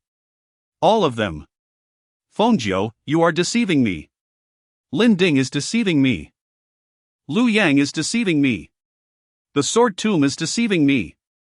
Lu Ruyan raged like a tempest, her hair clinging to her face, curling at the corners of her mouth. Suddenly, her vacant eyes sparked with a glimmer of realization. "The Sword Tomb. Yes, the Sword Tomb. That rebellious disciple, Lu Yang, has slain the Holy Sun and the elders of the Sword Tomb. Ha ha ha. The Sword Tomb, a force far surpassing the Phoenix Empire. Lu Yang, this is all you're doing." As her descent into madness loomed, Lu Ruyan abruptly regained her composure. In the next moment, she transformed once more into the aloof, radiant beauty, soaring towards the direction of the Sword Immortal City, piercing through the air. Chapter 80, The Ancestor of the Sword Tomb? The Great Desolation's Prison of Heaven. Within the Sword Tomb, an emaciated elder stood, the ancestor of the Sword Tomb, a master swordsman. He gathered all the corpses together and set them ablaze. It was rumored that two extraordinary talents had emerged from the clan, yet to his astonishment, both had perished. The swordsman raised a cup of wine. Devoid of sorrow in his heart, only a thirst for slaughter. Having lived a millennium in vain, he had always prided himself on his valor and ferocity. Oblivious to the countless vengeful souls slain beneath his blade. He had believed himself to be sufficiently ruthless, yet upon reflection, he realized he paled in comparison to others. Since entering the city of Sword Immortals, he had already discerned that the murderer could not possibly be from the Bloodsea sect. Nor could the matters of the secret realm be attributed to them. They lacked either the audacity or the capability. The 13 swords of the Sword Tomb were not merely a hollow title. Though none had achieved the 10th realm, their combined formations could compel even a master of that caliber to retreat, let alone exterminating them all. However, the Bloodsea sect no longer warranted existence. In the past, he had shown them mercy once. The investigation into the true culprit was straightforward. It was undoubtedly linked to the demise of the newly appointed Holy Sun. It was time to eradicate the roots. By venturing to the Canglan Domain, the murderer would inevitably surface. The swordsman chuckled. What if the culprit remained elusive? His return was solely for slaughter. Having had his home violated, could he continue to endure? Better to mistakenly slay thousands than to let one escape.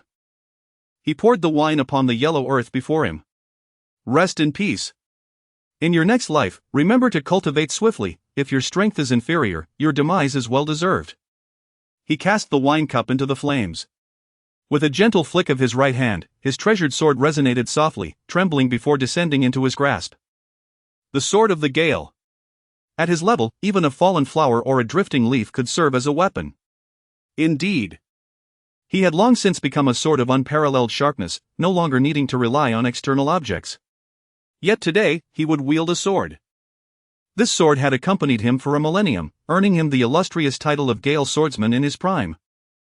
He intended to use this blade to proclaim to the world that he, the Gale Swordsman, had returned. He sought to make all the world feel his wrath. The swordsman turned, and in the next instant, he stood before the grand entrance of the Sword Tomb. Here, several disciples of the Bloodsea sect were stationed, guarding the scene in their quest for the murderer. "Hey! Old man, who are you, and when did you arrive? Do you not know this is a forbidden place?" The swordsman paid no heed to the minions but cast a deep glance at the plaque of the Sword Tomb, then at the blood-red characters on the door, "Murderers. Bloodsea sect." With a slight chuckle, death, before they even realized how he struck, the group of Bloodsea sect minions at the entrance lay lifeless. The swordsman soared into the air, calling to the heavens, "Come forth and meet your demise." His form did not pause, and as his divine sense scanned, any disciple of the Bloodsea sect that dared to show themselves in the city was swiftly dispatched. Damn it, what you fear is precisely what will come. At the same moment, in the city of sword immortals, Xiang Tian felt an overwhelming sense of frustration. The tone of that voice indicated that the old man was genuinely enraged. Today, it was evident that he intended to fight to the death.